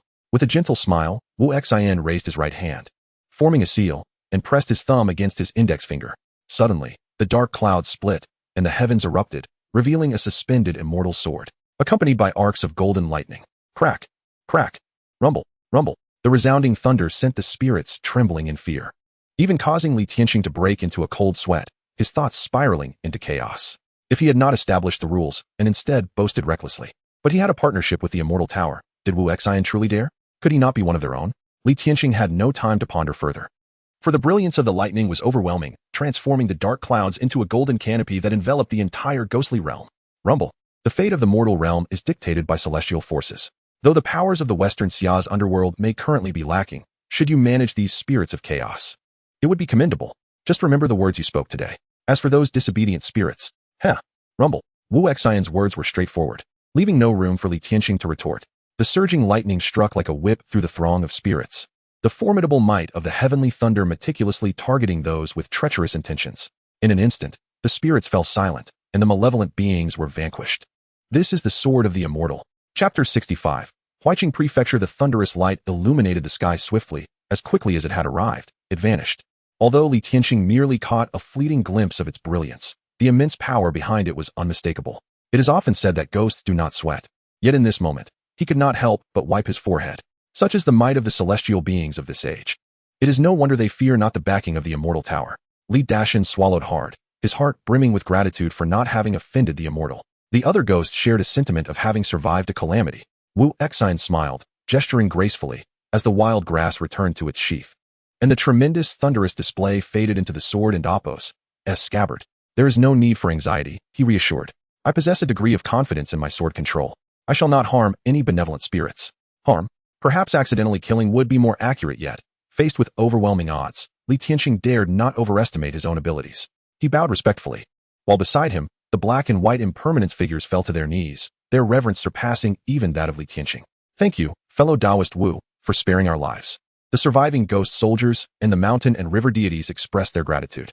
By now, you must have surmised my identity. Why not share what you know?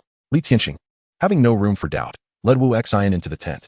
As for Li Dashan, he was instructed to retreat and cultivate. However, Li Dashan dared not leave, resolutely waiting outside the tent for Wu Xian to depart together. The other ghosts relented. Once Wu Xian was seated, Li Tianqing began to recount the collaboration he had with the immortal tower. It turned out that Li Tianqing was unaware that the force behind the immortal tower was the Tai immortal sect. He only knew that there was a powerful backing, which had led him to Li Tianqing through the immortal Yi Guhong.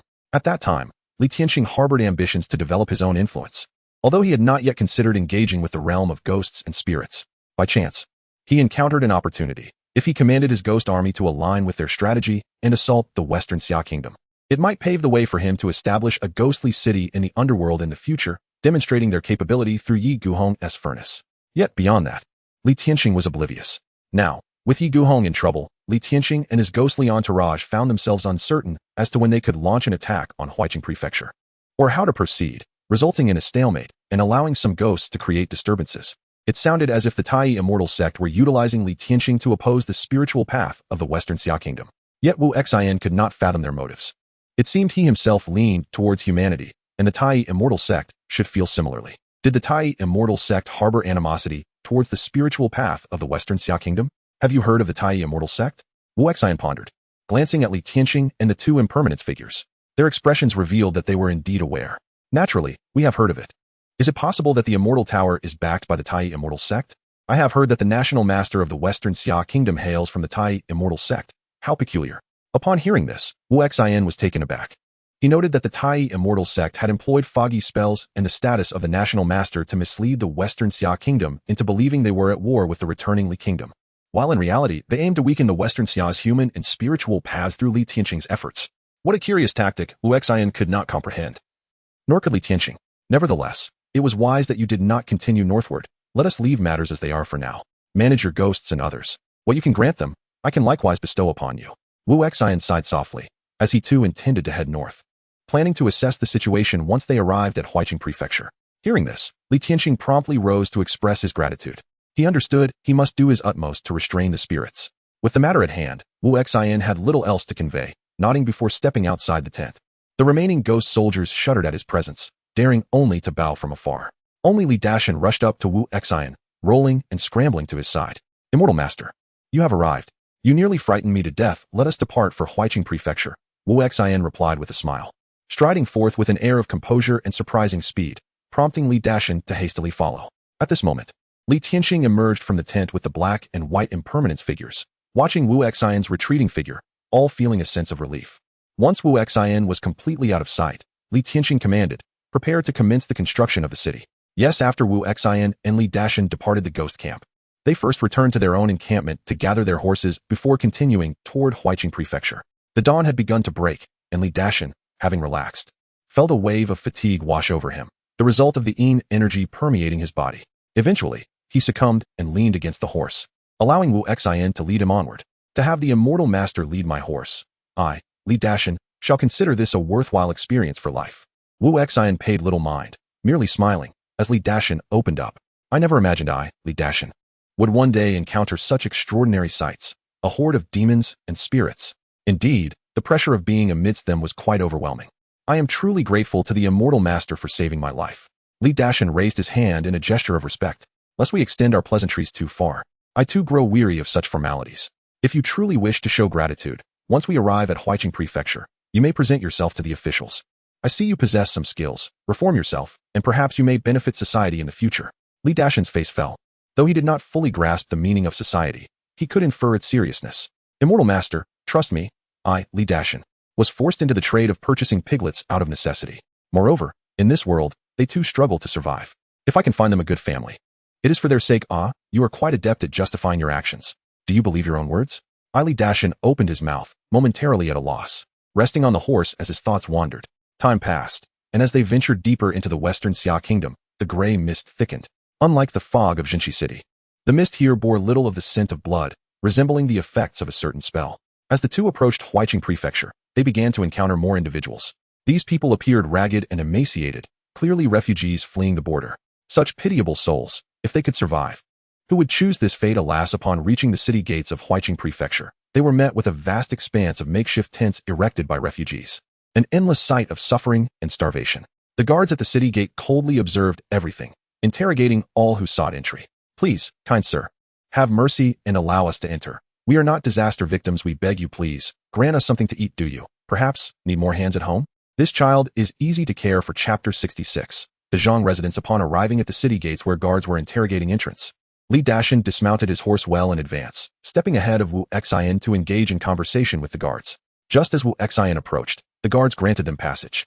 You may enter, but do refrain from using this gate in the future. Times have changed. Yes, I understand, Li Dashan replied with a grin, cautiously slipping a few pieces of silver into the guard and Appo's hand. Once inside the city, Wu Xian handed the reins of the horse over to Li Dashan, whose expression bore a hint of anxiety. Before you surrender, sell this horse and purchase some provisions to distribute to those in need. I hope you act wisely. Li Dashan fell silent, momentarily at a loss for words, finally managing a single reply. All right. Wu Xian nodded and turned to depart. Watching Wu Xian's retreating figure, Li Dashan pondered deeply. Ultimately, he complied with the sage's instructions, selling the horse and entrusting the money to someone trustworthy in Huaiqing Prefecture before setting off towards the government office alone. He mentally replayed the sights he had encountered along the way, desolate villages, the sage, ghostly camps, and the bizarre world around him. Upon arriving at the gates of the Huaiqing government office, his resolve strengthened. At that moment, he spotted the presiding magistrate's assistant, Wang, a trusted confidant of the magistrate Zhang Quan. Upon seeing Li Dashan, Wang and Appo's expression shifted dramatically. He quickly glanced around and pulled Li Dashan into the shadows beside the office. What brings you here? I told you to conduct transactions at the back gate. Is there something valuable this time? Magistrate Wang. I don't have any piglets this time. Li Dashan scratched his head, contemplating how to begin. No goods? Then why are you here? Wang's impatience was evident as he furtively scanned the surroundings, seemingly fearful of being seen. I am here to surrender. Ultimately, Li Dashan followed Wu Xian's advice, but before he could finish, Wang interrupted him. What? Surrender? You must be joking, Li Dashan. I don't have time for your foolishness. There are pressing matters at hand. As Wang attempted to leave, Li Dashan grasped his wrist firmly, but Wang struggled to break free, exclaiming irritably. While I am still calm, I advise you to leave quickly. Surrender? How could you even think of that? Just go. I cannot deal with you now. No. I genuinely wish to surrender. I have come to my senses. Is that not enough? Li Dashan's voice rose, startling Wang into covering his mouth and pushing him further into the shadows. Have you lost your mind? Stop shouting. Surrender? You think this is just your affair? Wang snorted dismissively. You better think this through, your friends. Enough of this. Today, we have an esteemed guest arriving. Do not hinder the magistrate's important business. Seeing Li Dashan struggle to speak, Wang scoffed, released his grip, and walked away. As Wang's voice faded into the distance, Li Dashan regained his composure but realized that his attempt to surrender might not be well received, especially since Wang had clearly communicated something to the guards before leaving. Li Dashan stood there, uncertain of his next move. Meanwhile, on the other side, Wu Xian had witnessed the entire scene. Having left a trace of his spiritual essence on Li Dashan earlier, he observed everything unfold. Huaiqing Prefecture was indeed rotten to its core. With the highest officials colluding with human traffickers, even surrendering was a challenge. One could only imagine the scale of other criminal activities occurring. Reflecting on Li Dashan's earlier remarks about the magistrate Zhang's cannibalistic tendencies, it was evident that such horrors were commonplace. Every household bore the pain of hidden corpses. Every room echoed with cries of despair. This was Huaiqing Prefecture, a place more dilapidated than the town of Jinqi. Yet, Wu Xian pondered, who could this esteemed guest be? After a brief contemplation, he approached a tea stall where the previously lethargic owner suddenly perked up. Sir, would you like to buy some tea? Premium pre-rain Longjing. This scene was reminiscent of his first arrival in Jinqi, and Wu Xian chuckled softly. I will take a jar. As he retrieved a piece of silver from his sleeve and placed it on the table, the owner's smile broadened, and he hastily prepared a packet of tea leaves. Certainly. Please wait a moment. I will wrap it up for you. Wu Xian, in no rush, observed the owner's movements while casually inquiring, by the way, could you direct me to the magistrate's residence? Upon hearing this, the tea stall owner's hands froze, his expression turning nervous as he regarded Wu Xian. Sir, you are. Do not be alarmed. I am merely asking out of curiosity. I've heard quite a bit about Magistrate Zhang and couldn't help but wish to see for myself. The tea stall owner, considering the implications of Zhang's reputation, looked Wu Xian up and down, dressed simply in a Taoist robe. He appeared rather unremarkable, but ultimately decided that it was wiser to say nothing. The magistrate's residence is no secret. You just need to follow this main road. Wu Xian noticed the shift in the owner and Appo's tone but dismissed it, gratefully accepting the wrapped tea leaves before departing. When the owner turned to fetch his change, he realized Wu Xian had already vanished, leaving him momentarily stunned. What a peculiar Taoist. Shaking his head in disbelief, the owner returned to his previous relaxed demeanor. Meanwhile, Wu Xian followed the path indicated by the tea stall owner, arriving at the magistrate's estate. Looking up, he confirmed it was indeed the Zhang residence. The grandeur of the Zhang estate was striking. As he stood at the entrance and gazed inward, the front courtyard was adorned with a multitude of decorations, rivaling even the estate of the Marquis in Jinqi. Wu Xian sighed softly, aware that with his magical abilities, he remained invisible to ordinary eyes. Even if they brushed past him, confidently striding into the Zhang residence, he meandered through the premises, quickly discerning that the so-called esteemed guest would not arrive until later that evening. The entire household was bustling with preparations, heightening Wu Xian's curiosity. To his surprise, he even spotted Li Dashan, disguised as a servant, blending seamlessly into the Zhang residence's chores, behaving as if he were indeed one of their own. Finding this amusing, Wu Xian decided to follow Li Dashan, observing him as he diligently assisted with the arrangements. Time passed until evening, and just then, the call announcing the arrival of a guest echoed through the gates. The esteemed master has arrived. Chapter 67. A life not worth mourning with the call of the doorman. The Zhang residence stirred into action. A young man clad in a blue Taoist robe entered gracefully, drawing the attention of all present. As he exchanged greetings with a portly middle-aged man in splendid attire, the remaining officials of Huaiqing bowed respectfully. The governor of Huaiqing, Zhang Yi, acknowledged the celestial master Tai. After a brief exchange of pleasantries, the group made their way to the grand hall prepared for the evening's banquet. Concealed beneath a spell, Wu Xian observed the departing Taoist with a contemplative expression.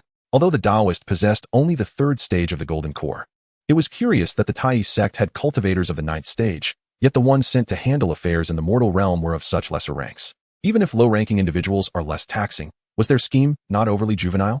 Accompanying the Zhang entourage to the hall, Zhang Yi deliberately arranged an additional seat beside the host's position for Chang Yan, demonstrating his respect. Once the guests were seated, Governor Zhang Yi eagerly raised his wine cup. Esteemed guests, allow me to introduce Chang Daozhong, a distinguished disciple of the national master. He has come to Huaiqing on official business. And on behalf of all citizens of Huaiqing, I extend our warmest welcome. Following the official's enthusiastic welcome, Chang Yan finally rose, a smile gracing his lips. I am grateful for your kind reception. My visit to Huaiqing is under the auspices of my master and his majesty, primarily concerning the military affairs between our nations. However, I noticed that the generals of Huaiqing seem to be absent this evening.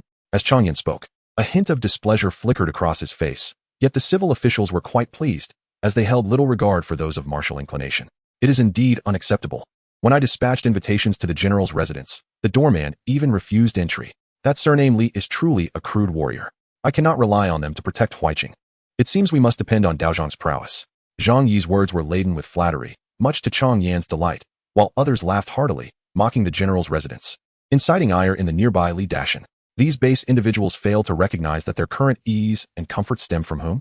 Ha! Let the banquet begin.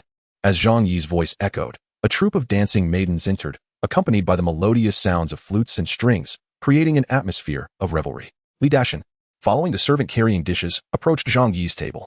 Since his failed surrender, he had been tormented by memories of the spectral soldiers, the dismembered spirits, instilling in him a profound fear of their torment and of suffering after death. His father once said, if one commits no wrongdoing, one need not fear the specters at the door, and likewise warned, those who commit vile acts shall descend into hell. Li Dashan believed that since his father had not gone to hell, he too would avoid such a fate. Though he could not alter the state of the world, he resolved to eliminate Zhang Yi, who had committed countless injustices, hoping that perhaps this act might atone for his sins, allowing him to reunite with his family in death. With a stroke of fortune, perhaps after today, he would no longer be deemed a villain. As he gazed at the approaching Zhang Yi, he lowered his head, suppressing his excitement so as not to reveal his intentions, fortunate that the music masked his movements. Let the disciple of the national master be spared for today, as his villainy remains uncertain, but Zhang Yi must die. Clutching the concealed dagger beneath the dish, he knew his opportunity was fleeting. Clang! With a swift motion, Li Dashan's dish shattered on the floor, and his right hand gripped the dagger, lunging toward Zhang Yi. Zhang Yi, taken aback by the audacity of the attack, let out a startled cry and fell backward, his corpulent body crashing to the ground, while the dagger halted mere inches from him.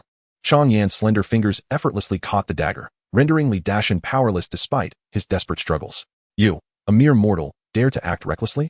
Li Dashan's heart raced, but he quickly reacted, releasing the dagger and seizing a pair of chopsticks from the table, intending to attack the now panicked Zhang Yi on the ground. At that moment, the guests finally grasped the gravity of the situation. Call for help. Capture the assassin. Yet Li Dashan paid no heed, his focus solely on the terrified Zhang Yi and the flying dagger that blocked his path. As he attempted to strike again, a tremendous force hurled him away. Chang Yan had sent Li Dashan flying with a single palm strike. Though he controlled his strength, the blow from a third-stage cultivator still caused Li Dashan to spew blood, collapsing between the pillar and the dining table amidst scattered cutlery and his own blood. The other officials gazed in awe at Chang Yan, who remained composed, exuding an air of tranquility. Indeed, this is the essence of a celestial being. Li Dashan shook his dazed head, only to feel an overwhelming force grip him, lifting him into the air. Speak.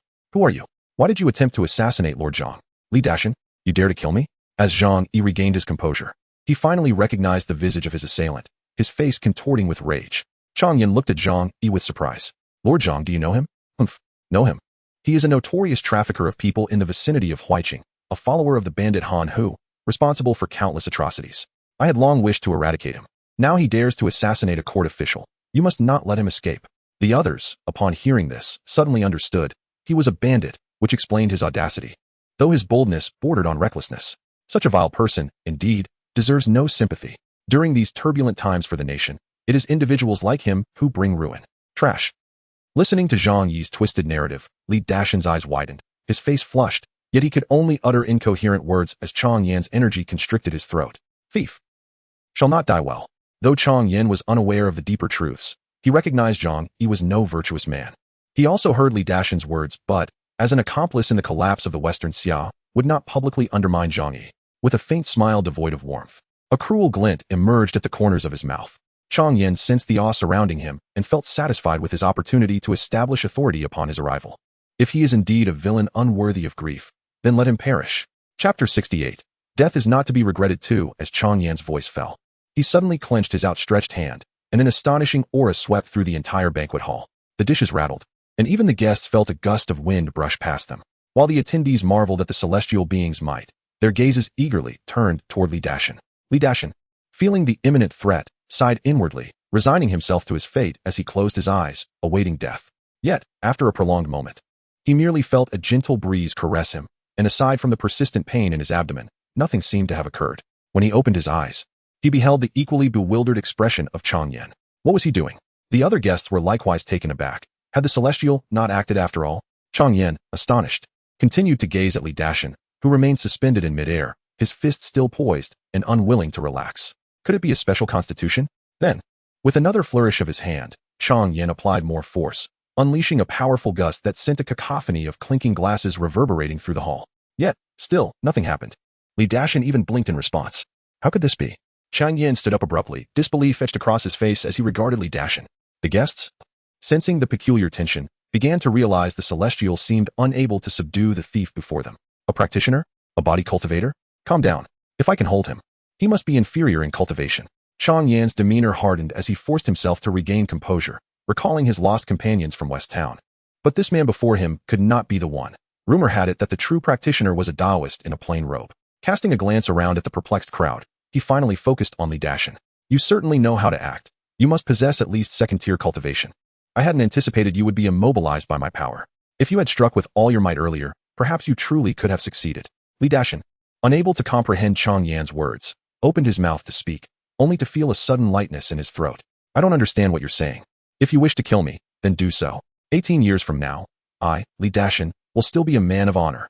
Huh. You refuse to drink the toast, and instead choose the penalty drink. At this moment, Zhang Yi grasped the implication of Chang Yan's words and felt a wave of fear wash over him. If Li Dashan were indeed a celestial being, then his leader, Han Hu, would undoubtedly be a far more formidable celestial. Am I finished now? A celestial master? You say he is also a celestial? How is this possible? He is merely a petty thief. Are you doubting me? Chang Yan was already irritated that he had failed to capture Li Dashan twice. And Zhang Yi's blatant skepticism was intolerable. He glared fiercely at him. The temperature in the hall plummeted, and no one dared to speak. Zhang Yi instinctively shrank back. Celestial Master, please do not be enraged. I merely thought of my superior, Han Hu. If he truly possesses such abilities, it might prove difficult to deal with him. Chang Yan's brows furrowed deeper at these words. When did so many practitioners emerge in the western regions? Wasn't it said that cultivation in the mortal realm had become exceedingly difficult? If Han Hu were indeed more powerful, my position in Huiqing might become troublesome. Fortunately, he is merely a bandit. Otherwise, I would have truly jeopardized my master's affairs. Do not compare me to that wretched Han Hu. That dead spirit has long since descended to hell. It seems you wish to accompany him soon, do you? Come quickly, you cannot kill me. I will eventually put an end to you. With a cold laugh, Chang Yan summoned his magical power, intertwining his hands in a complex gesture. A radiant golden light emanated from his chest as a necklace flew out from beneath his white robe, releasing a wisp of gray mist that coalesced into two enormous misty hands. As Chang Yan pressed his palms together once more, the gray hands simultaneously descended upon Li Dashan, still hovering in the air. Boom! A tremendous crash echoed, followed by a cloud of gray mist engulfing the entire hall, shattering the furnishings within. The guests fell to the ground, only to be met with a cacophony of even louder screams. How could this be? The crowd turned toward the source of the sound, and as the mist dispersed, they found Li Dashan still floating unscathed in midair. To their astonishment, he now exuded an aura befitting a celestial being. Chang Yan looked on in terror at the unharmed Li Dashan, his initial disdain transformed into fear. His magical sight was wide open, yet no matter how he observed, the figure before him was the same mortal he had suspended in midair. But could a mere mortal withstand his full force strike unscathed? What was even more alarming was that Li Dashan slowly descended, a mocking expression fixed upon him. Li Dashan, observing Chang Yan's inexplicable dread, felt a surge of satisfaction mixed with confusion. Is this celestial being an impostor, merely conjuring wind and mist? Yet, I must admit, it is quite refreshing on this sweltering day. Chang Yan remained silent, while Zhang Yi quickly reacted, realizing that Li Dashan had effortlessly thwarted Chang Yan's attack. He leaped to his feet and shouted at Chang Yan, "Well done. I did not expect you to be an impostor. It seems I, the official, have been remiss in not inspecting your credentials, allowing you to exploit this opportunity. Thankfully, Li the Celestial possesses keen insight and has seen through your deceit." Zhang Yi's outburst was nothing short of spectacular, leaving the audience utterly bewildered. Was this opportunism so swift? Even Chang Yan, who had cultivated for years, found himself momentarily incensed. "You fool. He's here to kill you. Do you think he will spare you for this?" Chang Yan glared fiercely, clearly unprepared for Zhang Yi's shamelessness. "I knew you were despicable, but I did not foresee you being this shameless. Bah, Li the Celestial is here for you. Li the Celestial and I have a partnership. How could he possibly kill me?" Zhang Yi, scurrying to Li Dashan's side, wore a fawning expression, evidently unaware of Li Dashan's surrender to the magistrate Wang. Otherwise, he would not be acting so naively, thinking that his relationship with Li Dashan would shield him from harm. Could it be that those beneath me coveted Li Dashan and Appos as wealth? Regardless, Zhang Yi believed there was nothing that money could not resolve. Li the Celestial, there have been misunderstandings. I am willing to raise the price tenfold. These individuals shall count as my purchase. I implore you, Li the Celestial, to eliminate them for me. As he spoke, he gestured toward everyone present, truly displaying a deranged audacity. Yet, circumstances dictated the situation, and soon the hall was filled with kneeling figures, cursing Zhang Yi and pleading for mercy. "Celestial being, spare us. Celestial being. Zhang Yi, you scoundrel. May you meet a miserable end. Li Dashan, however, looked utterly baffled. He truly could not comprehend what had transpired among these people. But in that moment, the furious Chang Yen struck. Dog official, die. The gray mist surged forward once more, this time directed at Zhang Yi. Celestial Master, save me. Zhang Yi, terrified, immediately ducked behind Li Dashan. But the mist was formless, swiftly engulfing both men. Li Dashan remained unharmed, yet Zhang Yi was instantly reduced to a skeleton, dead beyond recovery. Dog official, your death is no great loss. Thankfully, my friend did not save him. Chang Yen huffed coldly, and his demeanor toward Li Dashan softened considerably. Though Li Dashan remained bewildered by the unfolding events, nevertheless, it did not prevent him from spitting on Zhang Yi's remains. Bah, that dog official truly deserved to die. Chapter 69. The capital of the Western Xia. With the demise of Zhang Yi, Li Dashan felt a profound melancholy, although not at his own hands. He was at a loss as to what to do next, especially with an apparent immortal before him who seemed intent on his destruction. Chang Yen, noticing Li Dashan's unwavering gaze, dared not underestimate him. The ability to silently dismantle her methods suggested that should he strike, she might not withstand. Reluctantly, she conceded, now that Zhang Yi is deceased, it would be wise for you to depart swiftly. The words left her lips, and even she felt the heat of embarrassment flush her face. It was a stinging humiliation. Li Dashan surveyed the disarray of the hall and the fearful expressions of those present, then turned to Chang Yin with an expression of sudden realization. I believe you are an immortal sent by the court. Though our allegiances differ, you possess a kind heart. Truly, your intentions are noble. He suspected that all of this was merely a play orchestrated by Chang Yin, perhaps due to her status as a disciple of the state master. She was compelled to act against corrupt officials openly, and having encountered his assassination attempt, she seized the opportunity to eliminate Zhang Yi. In light of the immortal's noble intentions, he felt that enduring a bit of hardship was only fitting. No wonder the immortal was enraged while he remained unscathed. Li Dashan appeared contemplative, his thoughts laden with implication. And those present understood all too well, being seasoned individuals of the martial world. Their gazes toward Chang Yen were now steeped in fear and resentment. However, such a scene, such a misunderstanding, ignited Chang Yan's already simmering fury, prompting an outburst. This is an intolerable affront. Li Dashan regarded Chang Yen, still standing her ground, and thought her pretense rather theatrical.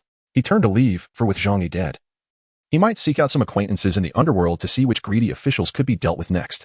The officials present felt a chill at the glance Li Dashan cast their way. Chang Yen, for her part, felt an inexplicable sense of relief. But just as she settled back into her chair, she noticed a figure appearing between her and Li Dashan, a Taoist clad in simple robes, a gourd at his waist and a sword upon his back, smiling benignly at her. Startled, Chang Yen leapt to her feet, her mind racing with her master's admonitions. Is it you? This exclamation drew the attention of all present to Wu Xian, who had appeared in silence, not as a sudden apparition, but as if he had always been there, unnoticed. Immortal, what brings you here? Li Dashan, regaining his composure, gazed at Wu Xian with delight, beginning to grasp the earlier events. It was the immortal who had protected him, not Chang Yan's feigned theatrics. I sought this Taoist friend, never anticipating to encounter you here, nor that you would be involved in an assassination attempt on the prefect. Wu Xian's tone was gentle, exuding a refreshing warmth. Li Dashan appeared bashful, donning a childlike grin, as if it was not he who had bravely faced death, but rather others. I turned myself in as you instructed, but they rejected me. So, thinking my life is worthless, I resolved to kill the corrupt official as atonement. I am aware of all your actions, which is why I intervened to save you. Li Dashan paused, then chuckled. So the immortal knows everything. I had thought the prefect's subordinates showed mercy. If you wish to atone, do so earnestly. Every life has its destiny, and karma will return. Take heed of your actions. Li Dashan immediately knelt, bowing his head in reverence. Rest assured, immortal, I shall seek out those children and their kin. If they spare my life, I will continue to eliminate corrupt officials. If they do not, then I deserve my fate and shall harbor no resentment. Wu Xian nodded, then turned his gaze back to Chang Yen, who felt a wave of unease wash over her. Taoist friend, what brings you to seek me? I have a keen interest in the Tai Immortal sect and wonder if you might facilitate an introduction. Wu Xian had gleaned some understanding of the Tai Immortal sect's affairs, but remained ignorant of their deeper motivations. His primary interest lay in the Linglong Immortal Pill, which could alleviate the side effects of the gourd's spiritual liquid, alongside uncovering the secrets of the Lord of Grey Mist. Moreover, since the Tai Immortal sect evidently harbored true immortals, they could potentially provide clarity on many matters.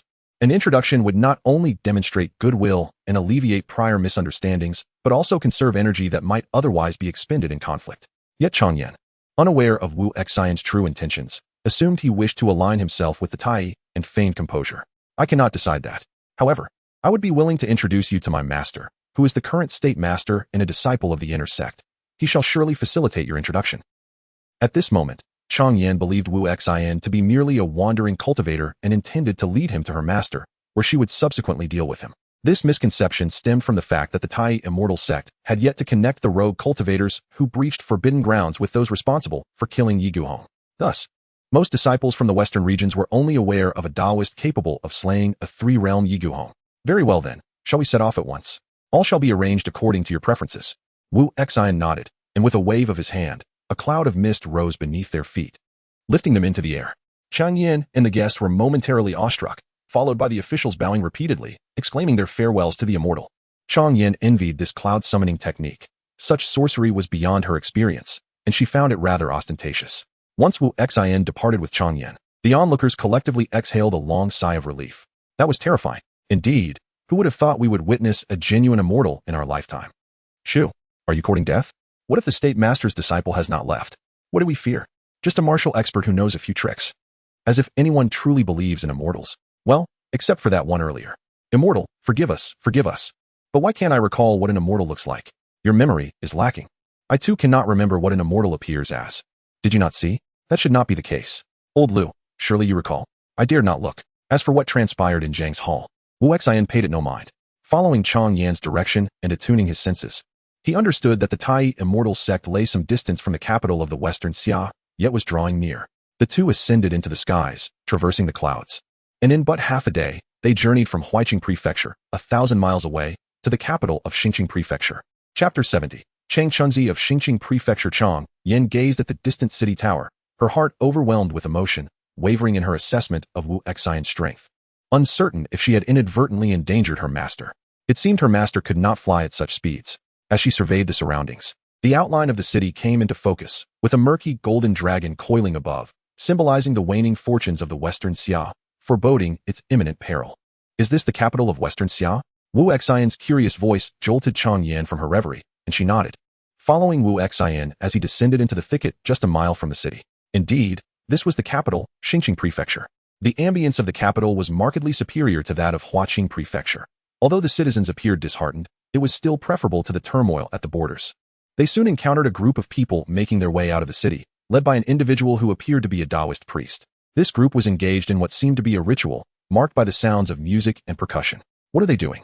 Chang Yan, hearing Wu Xian's inquiry, glanced at the group before responding. "They are likely performing rites to ensure the peace of the departed, perhaps also to ward off evil spirits. Given that the two nations are at war, such rituals are quite common."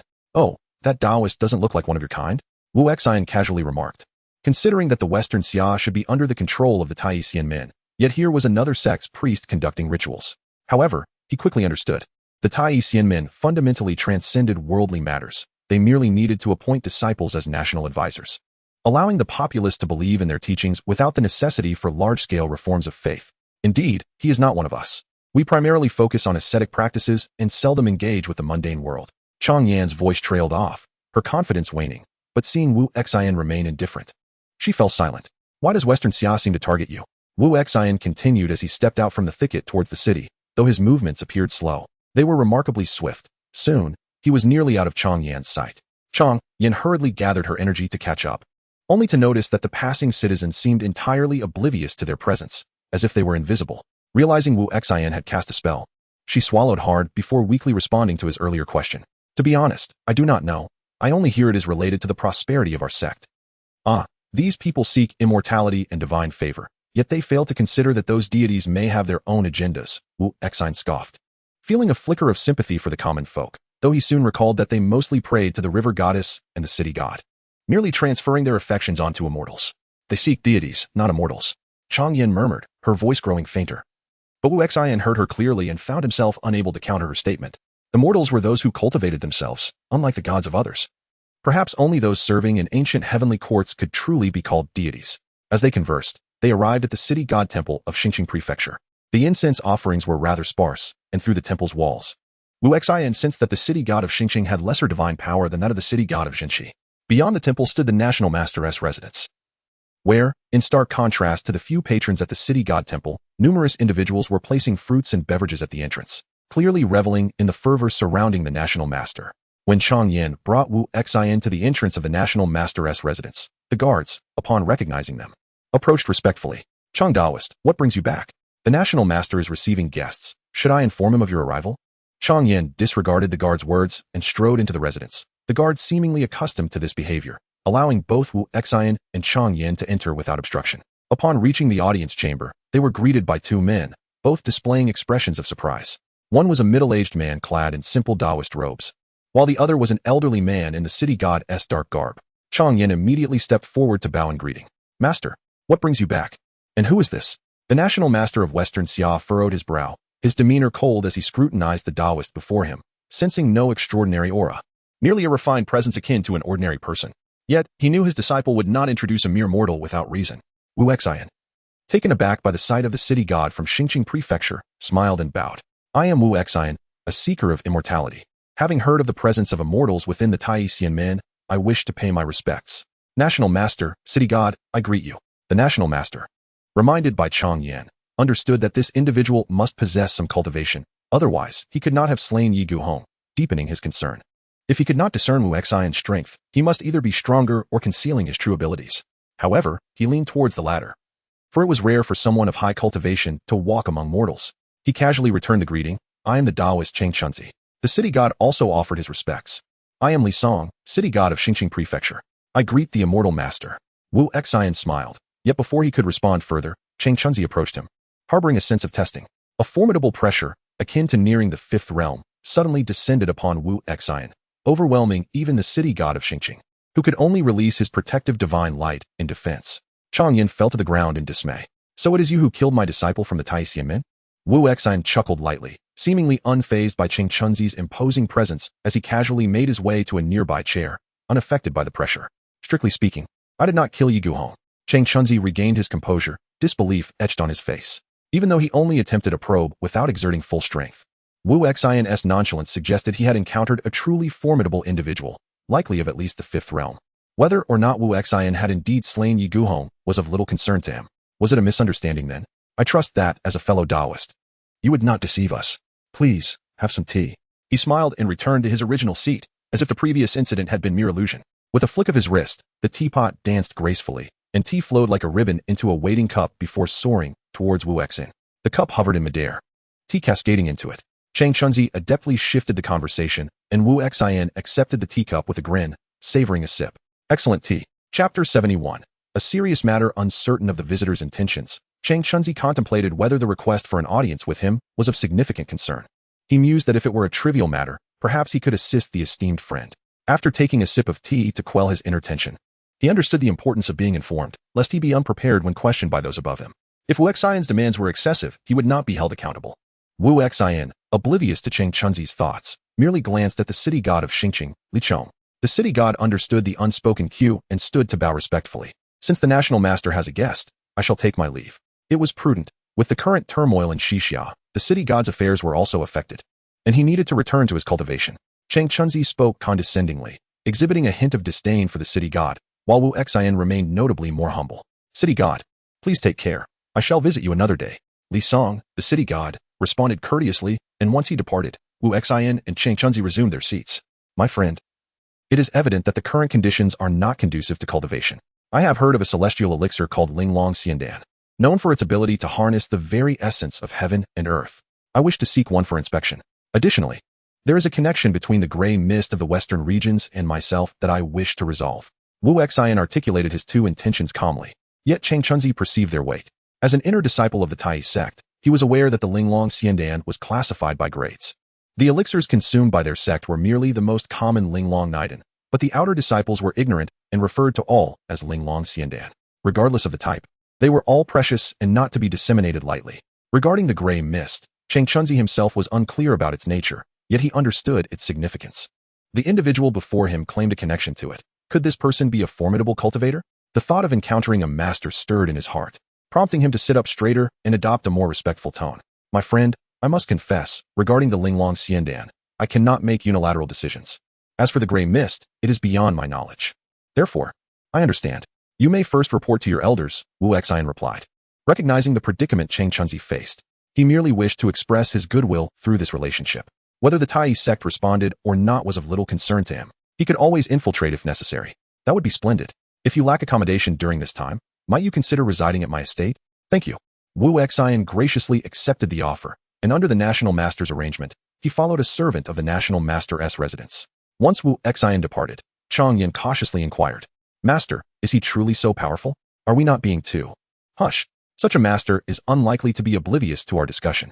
In any case, it is best for us to avoid provoking someone connected to the gray mist, Chang Chunzi instructed before leaving to report the situation to his sect. Meanwhile, after confirming his lodging with the servant, Wu Xian exited the National Master's residence and headed towards the nearby city god temple. However, just a few steps outside, he sensed several gazes directed toward him. How curious! Had he already encountered trouble upon arriving in Xingqing? As he walked nonchalantly, his spirit sense swept the surroundings. Noting 4 individuals by a tea stall, 2 by a fortune-telling booth, and a woman at a jewelry stall, 6 men and 1 woman. Judging by their vital energies, the woman appeared to be the strongest among them. All eyes were subtly observing Wu Xian, suggesting they belonged to the same group. Though Wu Xian felt somewhat beleaguered, he remained unfazed. They were merely ordinary martial artists. Should he choose to evade them, they likely could not pursue him. However, he intended to stay at the National Master's residence for a while longer, so leaving hastily would not be prudent. Thus, he passed the entrance of the city god temple and turned into a dark alley, where, as anticipated, the 7 individuals followed him. Wu Xian shook his head. After walking deeper into the alley for some time, he turned to find only a young woman trailing behind him. To an ordinary person, she would appear to be just another passerby. Yet, Wu Xian, with his keen perception, immediately sensed the 6 individuals concealed on the rooftops, likely waiting for an opportunity to strike. This alley is devoid of people. You need not hide, he declared. I have no desire to cause trouble. The woman's expression shifted slightly at his words, but she quickly regained her composure, while the other 6 remained concealed, seemingly wary of Wu Xian's potential trickery. Ah, are you speaking to me, young master? The 6 behind me, along with myself, have followed you all the way. As I am new to Xingqing, I must inquire where I have offended you all. Upon hearing this, the woman's face paled, and in the next moment, 6 dark figures descended from above, revealing the hidden assailants. To Wu Xian, their blades moved sluggishly. Let us discuss matters without resorting to violence. Blades are blind, do not harm the innocent. Noticing Wu Xian deftly maneuvering among the 6 attackers, the woman recognized she was facing a skilled opponent. Without hesitation, she drew a flexible sword from her waist and joined the fray.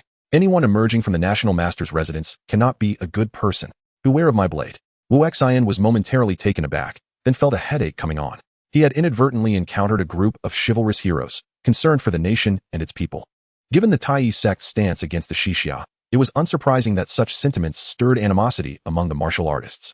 He had not anticipated crossing paths with them. With a resigned sigh, he swiftly extricated himself from the melee. As the 7 advanced again, he employed a command spell he had researched during his leisure hours. Chanting the incantation, he pointed at the 7. Freeze. In an instant, the bodies of the martial artists stiffened as if stripped of all control, remaining frozen in their respective postures, while only fear remained in their eyes as they gazed at the approaching Wu Xian. Wu Xian himself was taken aback by the unexpected success of his spell, a technique he had developed to momentarily extricate individuals from this realm, subjecting them to the pressures of spatial confines. The outcome was better than he had anticipated, yet he wondered how long it would hold against a more powerful adversary. Rubbing his chin thoughtfully, he turned his gaze back to the 7 individuals, feeling a twinge of indecision. While taking a life may be trivial, the thought of harming these martial artists, who reminded him of Zhang Haoren, made it even harder to act. If I claim that I am not affiliated with the National Master, would you believe me? Chapter 72. The Dream of the Luo Fu. After a brief moment of contemplation, Wu Xian remembered that this group of individuals was still immobilized. He waved his hand, dispelling the enchantment that bound the woman. Are you also a practitioner of dark arts? She exclaimed, now free, her expression one of astonishment. The surreal sensation of being cast aside by the world lingered in her mind, leaving her visibly shaken. Believe it or not, I am not allied with the National Master. Though I may need to stay with him for a while, Wu Xian sighed, realizing that no matter how he tried to distance himself from the National Master's influence, he could not escape it. He had grown weary of explanations. I can release you, but let me reiterate, I do not wish to invite trouble. Are you truly willing to let us go? The woman questioned, skepticism evident in her voice. Wu Xian, uninterested in further dialogue, lifted the spells binding the others. At that moment, a voice echoed from behind them as 2 passers-by approached. Everyone instinctively fell silent, waiting until the figures of the newcomers began to fade from sight. Wu Xian sensed something was amiss. Why did these 2 passers-by appear unfazed by the sight of a group of armed martial artists confronting him? Did you see that? The person just now seemed to be talking to themselves, one passerby remarked. I didn't pay attention. Just someone gesticulating wildly. We should leave quickly, lest we be implicated, came the response.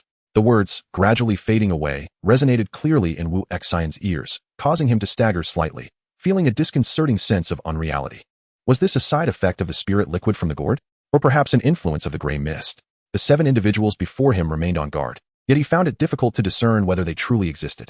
No, they must exist. Wu Xian's mind raced through the experiences he had encountered since awakening, anchoring himself to the recollections of Zhang Haoran, who had ventured into the western Xia tombs with him. He still bore the remnants of his prison and the avatar of the gray mist within him, not to mention the chance encounters with Li Dashin and the little ghost in the desolate village. These were indeed real. He also recalled the disciples of Tai, Chang Yan, and the national master Cheng Chunzi. All of these were true. The past events had been corroborated by others, affirming the reality of his experiences. And the poison of the gray mist intertwined the real and the illusory. The martial figures who had suddenly appeared must also be genuine, but they might be spirits. Wu Xian suddenly comprehended the perspective of the passersby and understood what was transpiring in this city, and indeed throughout Western Xia. This realization was far more terrifying than he had anticipated. Zinkingfu might have transformed into a realm of both human and ghost, under the control of the gray mist. How could there be any resistance against the national master in Zinkingfu? Everyone was ensnared in their own perceptions, becoming ghostly martial heroes still dreaming of reviving Western Xia. While even the targeted city god, Li Song, was lost in dreams of mingling with immortals. At that moment, when Wu Xian opened his mystical sight again, he beheld the obscured golden dragon of national fortune hovering above Zinkingfu, appearing even weaker than when he had seen it outside the city. The city, suffused with both human and ghostly energy, was truly in a state of chaos. The fact that the national fortune had not yet collapsed indicated that the king of Western Xia was still alive. Wu Xian gazed toward the palace where the golden dragon circled, his brow furrowed. Meanwhile, the 7 spirits, realizing his attention was diverted, subtly retreated. And when they had distanced themselves sufficiently, they dared to utter harsh words. You demon, we shall let you go this time. I hope you take heed and do not assist the tyrant. Indeed. Otherwise, next time, you will face the entirety of the martial world. Wu Xian sensed their furtive movements but chose to disregard them, allowing the spirits to depart. It is said that it is the duty of Taoists to capture ghosts. A natural order, yet the situation in Zinkingfu was complicated, and he could not decide how to address it just yet. Perhaps he should wait until he had a clearer understanding of the gray mist master. With a deep sigh, Wu Xian noted that the sky was still early in its descent, and he turned back, intending to visit the city god temple. Meanwhile, in the depths of the national master's residence, Cheng Chunzi was conducting a ritual, seeking to contact the elders of the Tai, immortal gate. In the dimly lit room, above the incense altar, 3 sticks of incense burned, their curling smoke intertwining into a circular form, from which an emotionless voice emerged. What is it? Cheng Chunzi, not daring to be negligent, immediately performed a respectful bow and recounted the events Wu Xian had shared in detail. Thus, I do not dare to make a hasty promise and have come to report. There was a prolonged silence from the other end of the smoke. Before a voice finally responded, you have done well. This person's cultivation is likely formidable, perhaps even beyond the 9th realm. 9th realm? Cheng Chunzi exclaimed in disbelief. He had thought that the highest cultivation one might encounter in this world was around the 4th or 5th realm, never imagining the existence of a 9th realm, or even one resembling a true immortal, given how rare immortals were in this world. Are they from another immortal sect? That is not your concern. Just ensure he arrives at the mountain gate, came the reply. The voice did not disclose the events encountered in the forbidden area to Cheng Chunzi, nor did it confirm whether Wu Xian was the same as the spiritual avatar they had encountered. It merely speculated that their appearances were too coincidental. Let him come and see. If he is not. Cheng Chunzi suppressed his curiosity, nodding in agreement, and after the smoke dissipated, he dared to straighten his back, his face still reflecting shock. He hastily summoned a servant and, upon inquiry, learned that Wu Xian was not present in the residence, leaving him with no choice but to wait for his return to discuss further. The city god temple was indeed sparsely populated, with a significant portion comprising spirits, which was quite remarkable. Such temples typically possess abilities to exorcise and subdue spirits, and the city god, being responsible for managing souls, rendered it akin to a thief seeking refuge in a police station. It was extraordinarily fantastical. Yet, the current state of the city god temple was precisely this. The city god was blinded, ghostly energy pervaded the place, and the incense offerings of human faith mingled with those of ghostly belief, leading to a situation where the city god, along with the civil and military judges and ghost messengers, relied on the offerings for their longevity, ultimately resulting in the present predicament. With the city god's power waning, it was no wonder he had to act according to the whims of the national master. Wu Xian shook his head and stepped inside, approaching the clay statue of the city god, bowing respectfully and directing his consciousness. Wu Xian seeks an audience with the city god. Immediately, he sensed a tremor in the air surrounding the statue, though neither the humans nor spirits nearby noticed. An elderly figure clad in a black robe appeared before him. It was the same deity he had encountered previously at the National Master's residence. Forgive my lack of preparation for your visit today, esteemed immortal. Would you care to discuss matters in the side hall? I shall heed your arrangement, City God. Chapter 73. The eternal sun and moon within the pot. Wu Exine followed City God Li's song into the side hall, where the temple steward had already prepared tea and promptly exited. Please, take a seat, esteemed immortal. The temple has little to offer, just this humble tea. The city god casually picked up the teapot and poured a cup for Wu Exine, gesturing for him to indulge. Wu Exine smiled as he raised the cup to his lips, then glanced at the city god, whose complexion appeared less than favorable. This tea is delightful. Has your excellency just completed your cultivation? Your perception is keen, esteemed immortal. I have indeed recently encountered a bottleneck in my practice. The fortunes of the Western Xia are in turmoil. One cannot predict how long the incense will continue to burn. The city god sighed faintly, taking a sip before inquiring, what brings you here today? Nothing much. The fate of the Western Xia is predetermined. I am merely curious about the duties of the city god in the underworld.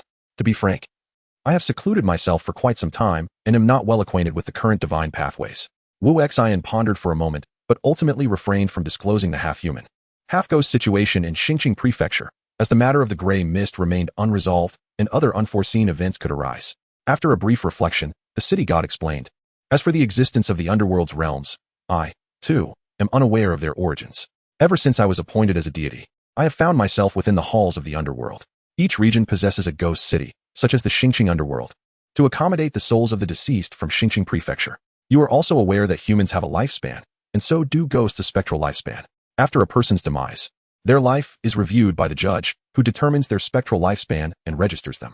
Once their spectral lifespan is exhausted, their ghostly essence dissipates into the underworld, providing nourishment for the ghostly soldier's cultivation. Wu Exine contemplated and asked, is there no concept of reincarnation? Reincarnation? What notion is this? The city god furrowed his brow, evidently unfamiliar with the term. Wu Exine was taken aback. It was peculiar that a city god had not heard of such a prevalent belief among mortals regarding future lives. Perhaps I misphrased it. Is there no notion of being reborn? The city god acknowledged Wu Exine's inquiry but admitted, I have simply never encountered such a concept. This revelation startled Wu Exine. If there were no reincarnation, from whence did the souls of newborns originate? Could it be that although the three realms are said to be separate, their functions still operate in tandem? Such mysteries eluded him. Yet, at that moment, Wu Exine chose not to dwell on these complexities. After exchanging a few more pleasantries with city godly song, he took his leave. As dusk approached, Wu Exine returned to the National Master's residence. Upon arriving at the entrance, a doorman promptly approached him. Taoist Wu, the National Master requests that you visit his study for a brief respite upon your return. He will arrive shortly. Startled by the swift response, Wu Exine speculated that there might have been news from the Tai immortal sect. Then I shall trouble you to lead the way. The doorman summoned a servant to guide Wu Exine toward the study while calling for another person, presumably to inform Cheng Chunzi. Inside Cheng Chunzi's study, a tea table with chairs awaited. After Wu Exine settled in, the servant instructed someone to bring tea before departing. After approximately 10 minutes, Wu Exine heard Cheng Chunzi's voice approaching. I apologize for keeping you waiting. It is of no consequence. I have only just arrived. Wu Exine smiled, observing that Cheng Chunzi seemed noticeably more reserved than before, likely due to directives from the Tai immortal sect. Is there good news to share? You possess remarkable foresight, my friend. Cheng Chunzi flattered as he maintained a cordial demeanor. I am pleased to report that the elders of our sect have agreed to allow me to escort you to the mountain gate. We may set off on a chosen day. Wu Exine was not surprised by this development and, after a moment's contemplation, inquired, in that case, why not depart tonight? How far is the immortal gate from here? The immortal gate is not far. It lies just over 100 miles outside Xingqing Prefecture. If you wish to leave now, I am more than willing. However, please allow me a moment to relay a few instructions at my residence before we depart together. Cheng Chunzi readily acquiesced to Wu Exine's suggestion. After Wu Exine nodded, Cheng Chunzi bowed and exited, leaving Wu Exine to wait alone for a brief period. After a short while, Cheng Chunzi hurried back, exchanged a few pleasantries, and waved his hand to conjure a cloud of mist outside, gesturing for Wu Exine to follow. I must admit, my cloud riding skills pale in comparison to yours. I hope you do not mind. You are too modest, Wu Exine replied, genuinely unconcerned. He stepped onto Cheng Chunzi's cloud, and with a single incantation, they soared into the sky, heading northwest beyond the city, aligning with Wu Exine's perceptive instincts. As night fell, they arrived amidst a range of mountains. Cheng Chunzi remarked, we are in the Shiliang mountain range. Beyond lies the desolate wasteland known as the Western Barrens, a place I have yet to visit, said to be an uninhabited expanse. Here we are, Cheng Chunzi announced as they descended before a small cave entrance, barely large enough for a person to crouch through. Inside, darkness enveloped the space, while the surroundings were dense forest. so unremarkable that few would pay attention to such a location. Wu Exine widened his spiritual eye, and a flicker of divine light flashed, revealing a gourd-shaped artifact concealed within an intricate formation. The array was enigmatic, cleverly hiding the object within the cracks of the yin and yang realms, making it difficult for even immortals to detect or retrieve. Is this a jade gourd artifact? Is the Tai immortal sect concealed within? Please wait. I shall now open the entrance to the immortal gate. Chang Chunzi, evidently unaware of the jade gourd's true nature, revealed a moment of pride as he formed hand seals. The dark space at the cave's entrance visibly swirled, coiling into a vortex, with a faint pulling force emanating from it. The entrance has opened. You need only step forward to enter the immortal gate. I apologize for any shortcomings on my part, Chang Chunzi explained with a smile. But upon observing Wu Xian's calm demeanor, he realized, given Wu Xian's advanced cultivation, that perhaps he had been overly proud. He then gestured for Wu Xian to proceed. Without uttering a word, Wu Xian smiled and stepped forward, feeling the world invert around him, surrounded by dazzling lights and shooting stars. In the blink of an eye, he found himself in a vast, white expanse, disoriented, with no sense of up or down, left or right. What astonished him further was the realization that time within this jade gourd space flowed much slower than outside. They say a day in the heavens equates to a year on earth. What are your thoughts, esteemed friend? Chang Chunzi, having appeared behind him, asked with a note of wistfulness. Yet Wu Xian found himself recalling another saying. The universe contained within the sleeve, the sun and moon eternal within the pot. This jade gourd was undoubtedly a celestial artifact. Chapter 74. The Tai Immortal Gate. As Wu Xian stepped into the jade pot secret realm in the town of Jinshi. At the Zhang family residence, the atmosphere remained unchanged. For reasons unknown, the troops from Huiqing Prefecture did not advance on Jinshi, prompting a collective sigh of relief from the townsfolk and soldiers alike. They could await the arrival of a new general dispatched by the court, allowing everyone time to prepare. Unbeknownst to them, the absence of Huiqing's army was due to their encirclement by ghostly soldiers, leaving them unable to assist elsewhere. Moreover, the court had no intention of sending a new general, as it was bound by a transaction with the Immortal Pavilion. Yet, the local martial artists sensed the emergence of a new power within the Western realm, the Longevity Sect. At this moment, Zhang Haoran was listening to his subordinates' report on the town's happenings, his brow furrowed as he scrutinized the intelligence regarding the Longevity Sect. Indeed, those individuals called themselves the Longevity Sect, having somehow procured a mysterious black water that was said to cure all ailments. Many townsfolk began to revere it. Has the leader been identified?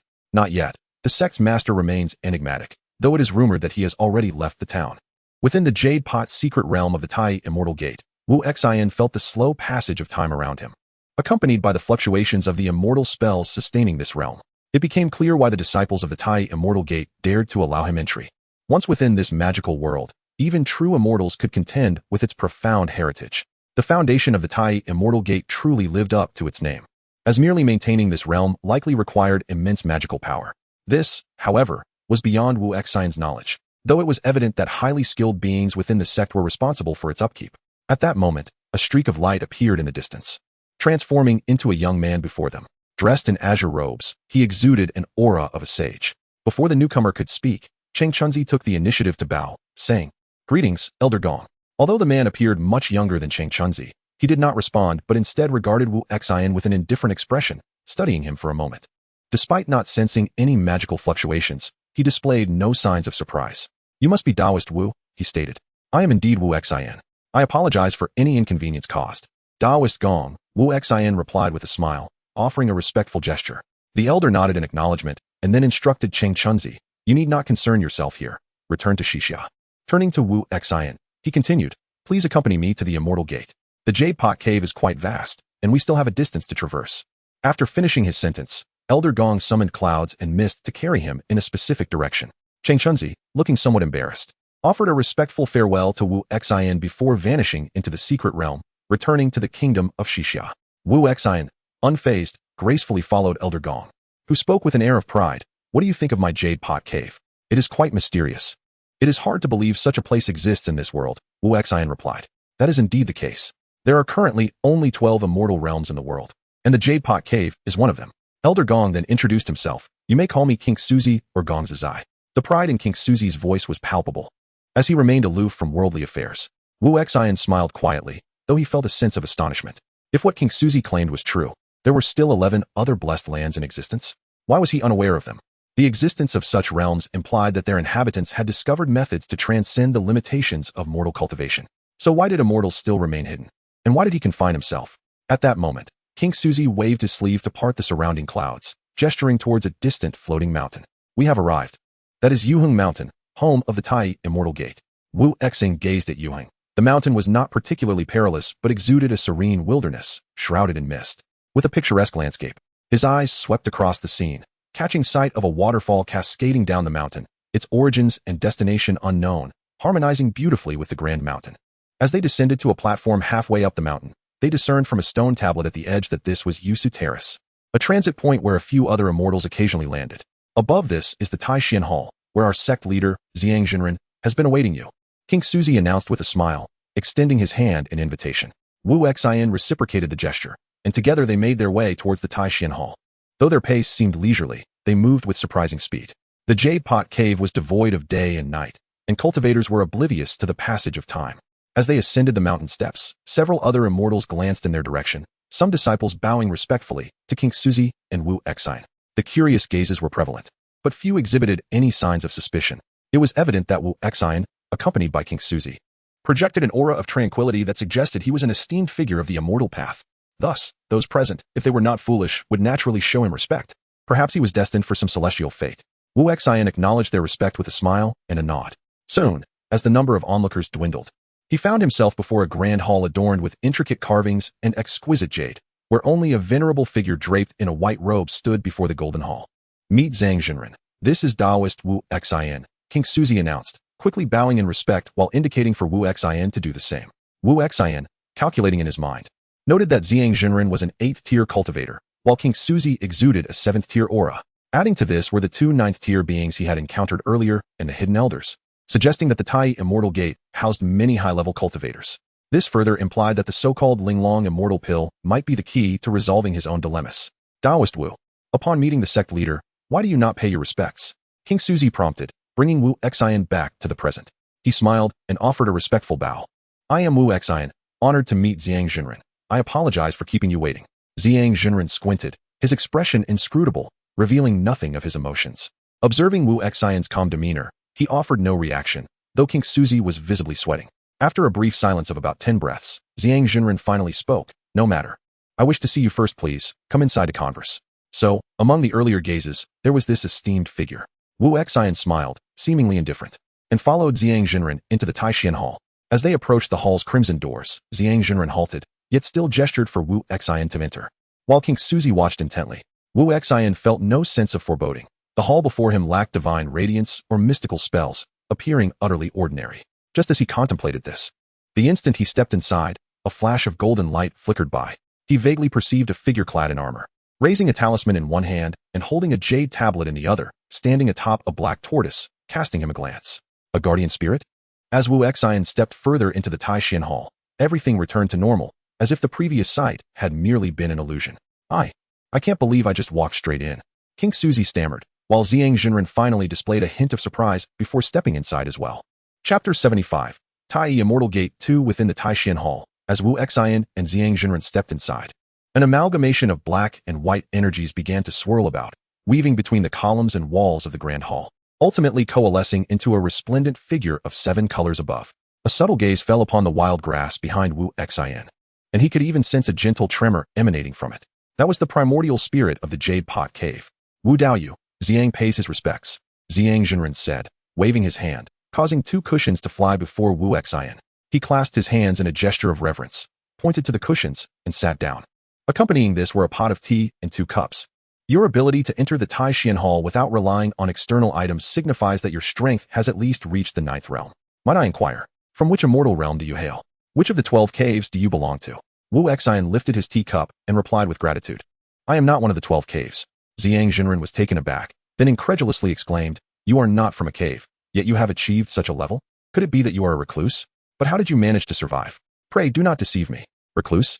Wu Xian was also momentarily stunned, realizing that Zhang Jinren was well informed about many matters. To be candid, I too have been in slumber for a long time. It was only about 300 years ago that I was awakened by the esteemed one. Now, the high cultivators above the 7th realm in the cultivation world are remnants of past sects, and there are no conditions supporting ascension to the 7th realm anymore. Given the scarcity of resources, why does the Immortal Gate still recruit such disciples and provide cultivation resources? Zhang Jinren's words puzzled Wu Xian. If it were merely for convenience in the mortal realm, It seemed unnecessary to recruit so many disciples, at least, from what he had observed. There were at least 1,000 disciples within the Jade Pot Cave.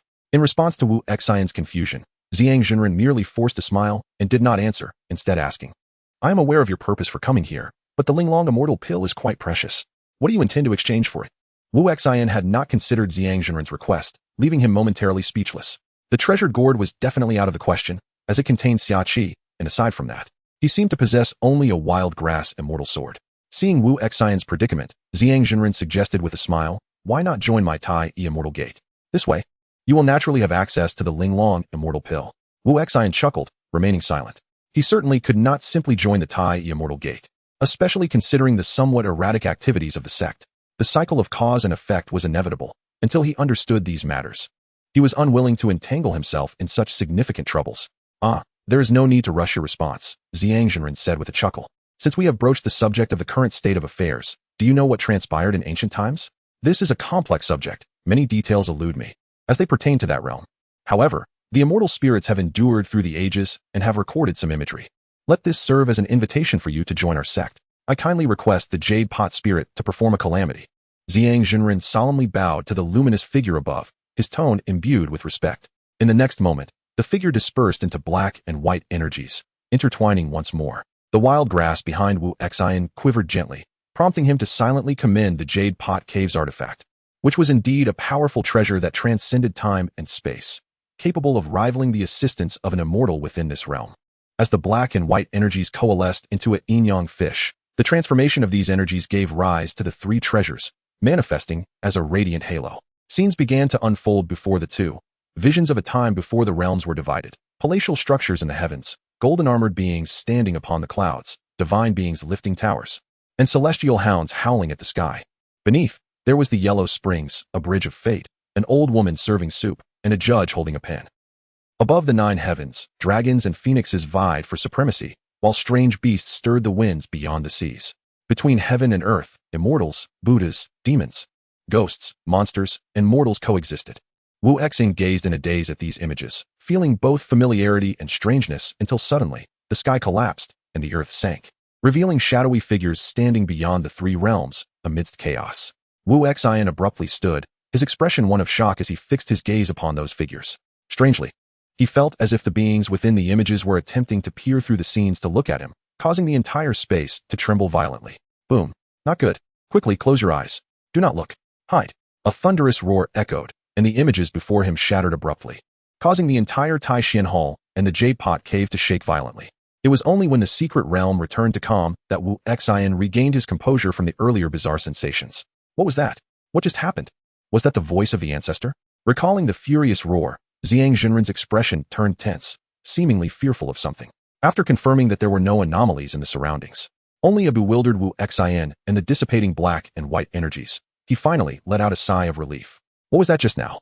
Wu Xian cautiously inquired again, not specifying anything in particular, for to mention such an existence would surely evoke a response. Zhang Zhenren understood this as well. Yet it was his first time witnessing such a scene, leaving him with a lingering fear upon reflection. I too have never seen this before. The previous performance of the pot spirit did not reach this level. I wonder what has happened today. Thankfully, the ancestor and Appo's shout intervened. Otherwise, I cannot fathom what might have occurred. Wu Xian furrowed his brow, pondering whether it was due to his presence that the pot spirit had misconstrued something. The beings amidst the chaos were undoubtedly of immortal caliber, and the ancestor of the Tai Immortal Gate clearly knew something. He needed to find a way to inquire. But from the earlier conversation, it seemed he might have hidden away. The ancestor of the Immortal Gate is indeed an immortal? May I have the honor of meeting him? Naturally, he is an immortal. I shall send word, Zhang Zhenren replied, his expression a mix of complexity, pride, fear, tension, an array of emotions difficult to reconcile on the face of a high cultivator of the eighth realm. He believed Wu Xian wished to meet the ancestor before joining, given the latter's ninth realm status. Shortly after, Zhang Zhenren produced a token, presumably a tool for summoning the ancestor. However, after waiting for a while with no response, Wu Xian began to suspect whether the immortal had indeed been frightened into hiding, until Zhang finally spoke. His expression was somewhat awkward, as if he had guessed something. The ancestor has not responded. Perhaps he is in seclusion. I have left a message, and once there is news, I shall inform you. Wu Xian could only smile helplessly, realizing the immortal might be fearful of death, yet upon reflection, he too was not without fear. I have one more matter to discuss, regarding the gray mist. Chapter 76. The The sword emerges in the heavens. The expression of Zhang Jinren darkened as he realized they had finally broached this topic. Compared to the discussions surrounding the Linglong immortal pill and the matter of immortality, the gray mist was directly linked to the plans of the ancestral elders of the immortal sect. If not handled properly, it could lead to dire consequences. Recalling the incidents that had transpired in the Forbidden Grounds, Zhang Jinren tentatively inquired, "From what you say, it seems there is some connection with the mist demon. Could it be that the person who previously intruded upon the forbidden area of our sect was merely a chance encounter in your esteemed domain?" Wu Xian did not conceal the matter of his divided spirit, feeling it unnecessary to do so. After all, he had come with the intention of bringing back the master of the gray mist. He sought to see if he could save Xiaoqi, and he also needed validation regarding his own hallucinations. Thus, he spoke candidly. "To be frank, I have a disciple whose essence was seized by that mist demon, disrupting his path. As his master, it is my duty to intervene, especially since the mist demon has been casting spells to sow discord. For both emotional and rational reasons, I wish to take him away to resolve this matter." Wu Xian's words were calm and gentle, yet imbued with an undeniable authority that irked Zhang Jinren. It seemed he was disregarding the will of the ancestral elder and showing little respect for the Tai immortal sect. Do not speak so confidently, my friend. We have yet to discuss the matter of surrendering the mist demon. Furthermore, the mist demon is under the watch of several elders at the ninth realm. They are not easily swayed. We must deliberate this matter more thoroughly. Zhang Jinren's words were blunt, almost implying that Wu Xian, being merely at the ninth realm, had no right to assert dominance within the Tai immortal sect. Moreover, it was well known that in this world, there were only a handful of celestial realms where true immortals resided. The scattered immortals were exceedingly rare and tended to remain hidden. Thus, Zhang Jinren did not believe he had stumbled upon a reclusive celestial being. With the Yuhua immortal spirit guarding the celestial realm, the ancestral elder, although in seclusion, should not be entirely indifferent to their affairs. With these thoughts, Zhang Jinren felt emboldened, and his gaze toward Wu Xian began to take on a mocking tone. "Why not consider a compromise? Hand over the mist demon to me, and once your sect's elder emerges from seclusion, we can discuss the matter further. This way, you need not be put in a difficult position. Let it be seen as me taking him by force." Wu Xian furrowed his brow, reluctant to offend a contemporary immortal. After all, engaging in conflict with an immortal would undoubtedly be exhausting. Given the current scarcity of immortals, having searched tirelessly, it would be illogical to easily create enmity with one he had finally found. He was willing to offer the immortal a chance to negotiate. In his view, it would be an act of respect. How is that even a compromise? Moreover, you may be overestimating your own significance. In summary, the mist demon is of great utility to my sect, and it cannot be surrendered to you. You might as well abandon this futile hope. Or perhaps allow me to see the mist demon first. Wu Xian's frown deepened, yet Zhang Jinren interpreted his words as a sign of submission and remained obstinate. "My friend, in your eagerness to rescue your disciple, you should focus on devising a plan. The mist demon is of considerable importance, and Zhang cannot comply with your request." Zhang Jinren scoffed, though he secretly sent a message to the ninth realm elders of the sect, urging them to prepare for action. Seeing this, Wu Xian chose to remain silent, rising to exit the Taishan Hall. Upon reaching the door, he turned back to ask once more, "Are you truly confident you can stop me? Your esteemed elder is likely no longer within the celestial realm and may have hidden away." Wu Xian had already scanned the Yuhua celestial realm with his divine sense during Zhang Jinren's repeated refusals. Aside from the Yuhua immortal spirit, the highest presence was at the ninth realm. Even the Yuhua immortal spirit, without an immortal's intervention, would likely fail to impede him. Zhang Jinren snorted coldly, but did not respond. He observed two figures approaching from outside the Taishan Hall, those who had originally guarded the forbidden area. Their intentions were clear. However, Wu Xian remained unperturbed. Beneath the immortal, all were but ants. It was not mere bravado. It was simply a matter of expending a little bit of spiritual energy. He surveyed the Yuhua celestial realm before retrieving a gourd from his waist and taking a sip. Seeing this, Zhang Jinren could not help but mock. "If you wish to drown your sorrows in wine, you should leave my Yuhua celestial realm first." Wu Xian ignored him. A radiant aura enveloped him. As if a gentle breeze caressed his form, the celestial sword of wild grass appeared before him, and as the essence of the Tao surged, an inexplicable pressure began to radiate from his position, expanding outward. Zhang Jinren and the arriving figures gaped, astonished by the sword-wielding figure outside the Taishan Hall. The instinctive sense of dread gripped them, rendering them immobile for fear of the impending terror should the celestial sword descend upon them. Despite knowing they ought to prevent the escalation of his momentum, an odd sensation of helplessness engulfed them, casting them into a moment suspended in eternity as Wu Xian cast his spells. How can he be so powerful? Is he truly an immortal? Zhang Jinren's heart raced with shock. He even noticed the Yuhua immortal spirit beside him dissipating into black and white energies under the weight of this pressure. With a cold snort, Wu Xian drew his sword with a flick of his right hand, causing the wild grass celestial sword to blaze with radiant light, soaring into the sky above the Yuhua celestial realm. The moment the sword was unsheathed, a chilling yet piercing sword intent enveloped the entire celestial realm. The resounding sound of the sword echoed long and clear, causing many practitioners within the celestial realm to involuntarily kneel as the profound sword intent crystallized into an overwhelming celestial force, seemingly pulling the very sky along with the celestial sword. The wild grass floated in midair, carrying the weight of the heavens, causing the entire Yuhua celestial realm to tremble incessantly. The sky is collapsing. Everyone felt a surge of trepidation and panic, an overwhelming sense of dread as they gazed skyward, fearing an impending catastrophe. Yet the sword did not descend. It lingered as if it had already struck, embedding itself upon each person's heart of Tao. Wu Xian regarded Zhang Zhenren with a cold demeanor, noticing his panic-stricken expression, drenched in sweat, and understood his objective had been achieved. He had no intention of further exhausting his spiritual energy. Leave a thread of hope for future encounters, he thought. Besides, this single strike might shatter many hearts of Tao. Zhang, might I now be deemed worthy to meet the Mist Demon? Or do you truly believe you can prevent me from unleashing this sword? Zhang Zhenren was drenched in cold sweat, his heart racing with terror. He dared not utter another word of defiance, especially knowing that even the ancestral elder had not intervened in such a situation. He must have truly hidden away. Wu Wu Dao. Esteemed immortal, perhaps it would be best to retract your celestial powers for now. Chapter 77. A long life. The two elder beings of the ninth realm, who had come to assist, gazed in astonishment at the wild grass immortal sword suspended above Wu Xian's head. Such is the might of the celestial. Zhang Zhenren trembled as he knelt on the ground, pleading for Wu Xian's forgiveness. The two ninth realm elders also fell to their knees, regardless of their willingness. All within the Jade Pot Cave were forced to prostrate themselves due to the increasingly oppressive aura, unable to rise, even slightly. The space was filled solely with the contrasting energies of black and white, remnants of the Jade Pot's spirit struggling to maintain order. At the moment Wu Xian unleashed his sword, the forbidden area deep within the Jade Pot Cave, sealed by golden locks, quietly opened its eyes, sensing a presence akin to the divine consciousness hidden within. He has arrived.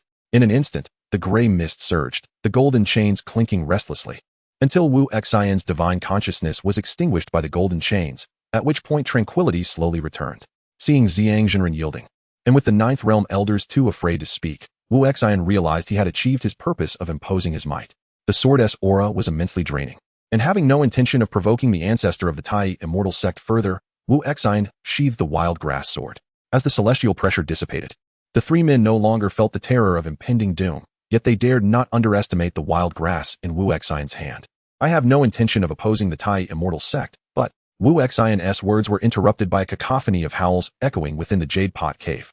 More strange, almost monstrous presences surged skyward. The four exchanged glances, each reflecting a different emotion. Wu Xian, somewhat taken aback, swept his divine consciousness through the area and observed figures clad in Taoist robes, sprouting bone feathers, their mouths resembling thunderous beaks, appearing throughout the cave. The remaining Taoists were similarly transforming into bird-like beings, reminiscent of Yi Guhong's earlier metamorphosis into a demon.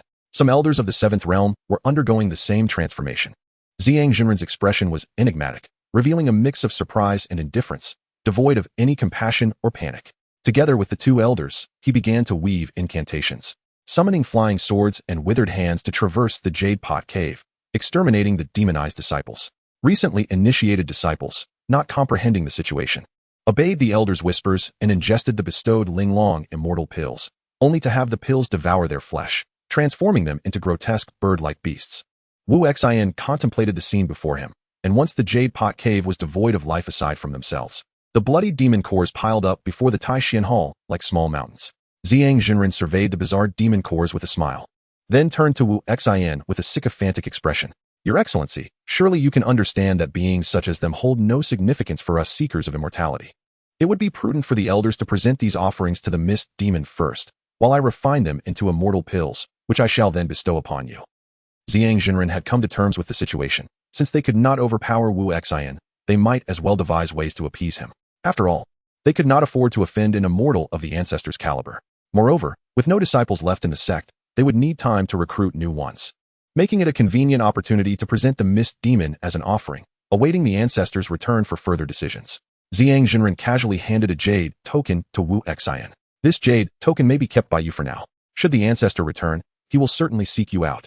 Are the Linglong immortal pills made from these? Wu Xian accepted the token, his expression darkening as he scrutinized Zhang Jinren.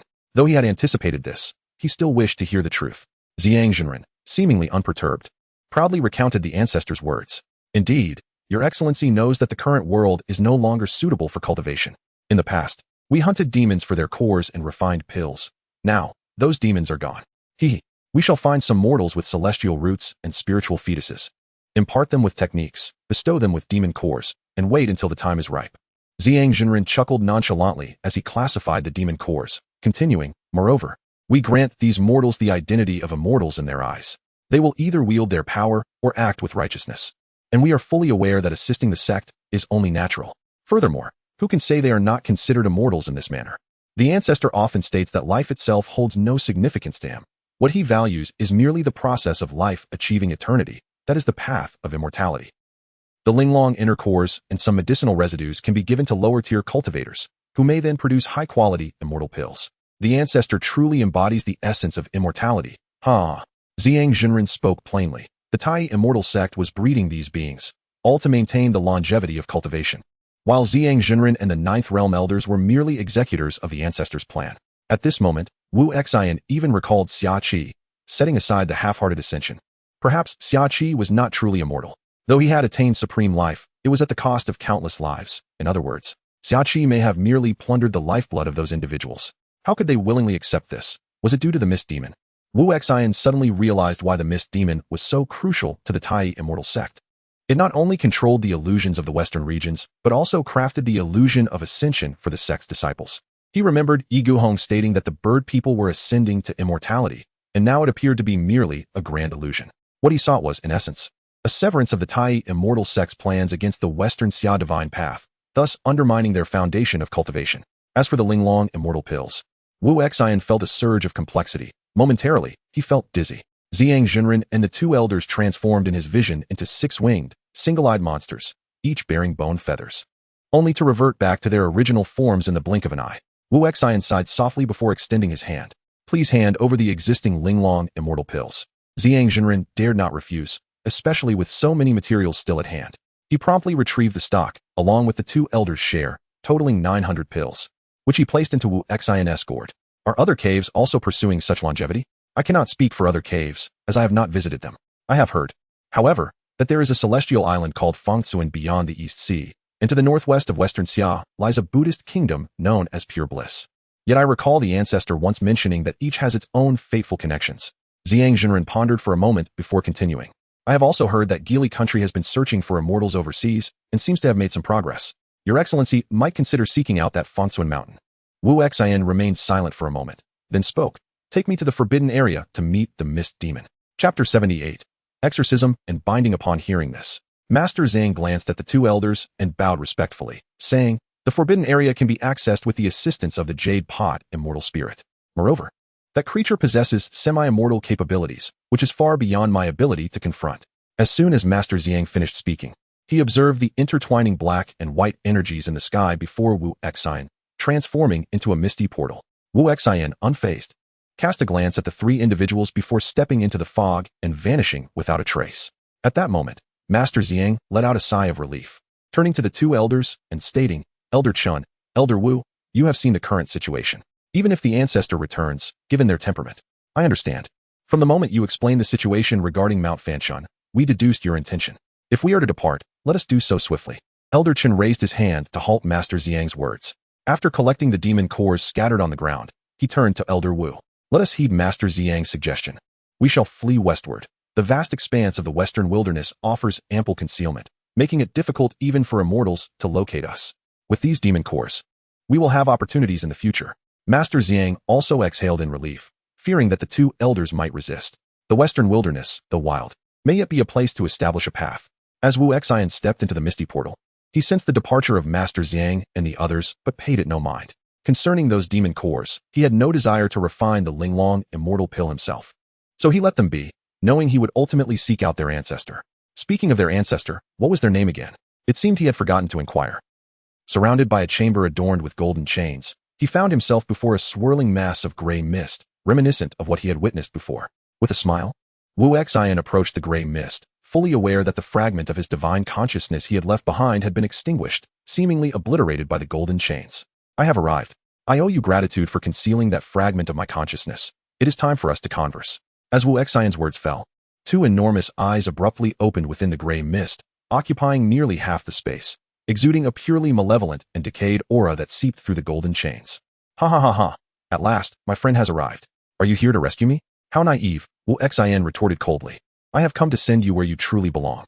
With a disdainful laugh, the mist demon continued. Though you may be an immortal, you cannot possibly contend with me. Even that mad old ghost is powerless against me. The mist demon, now fully aware of Wu Xian's immortal status, no longer dismissed him as before, yet remained arrogant. Wu Xian, however, maintained his composure. Based on his suspicions regarding Xia Qi, if Xia Qi had indeed extended the lifespans of those sacrificial individuals, it was likely that the mist demon had gained the corresponding lifespan from those souls, reducing it to merely a peculiar ghost. After all, it was not an immortal ghost. Once he severed its divine soul and left only its pure consciousness, he could perhaps cast it into the gourd and apply a wondrous method to restore Xia Qi or diminish the side effects of the spiritual liquid. Such outcomes remained uncertain. Noticing that Wu Xian continued to gaze silently at him, an inexplicable sense of unease surged within the mist demon. At that moment, Wu Xian's calm voice drew its attention back to him. Do you know who the ancestor of the Tai Immortal Gate is? Why has he sought to capture you? Who knows what that despicable fiend is up to, taking advantage of my moment of enlightenment? Huh, why would I tell you?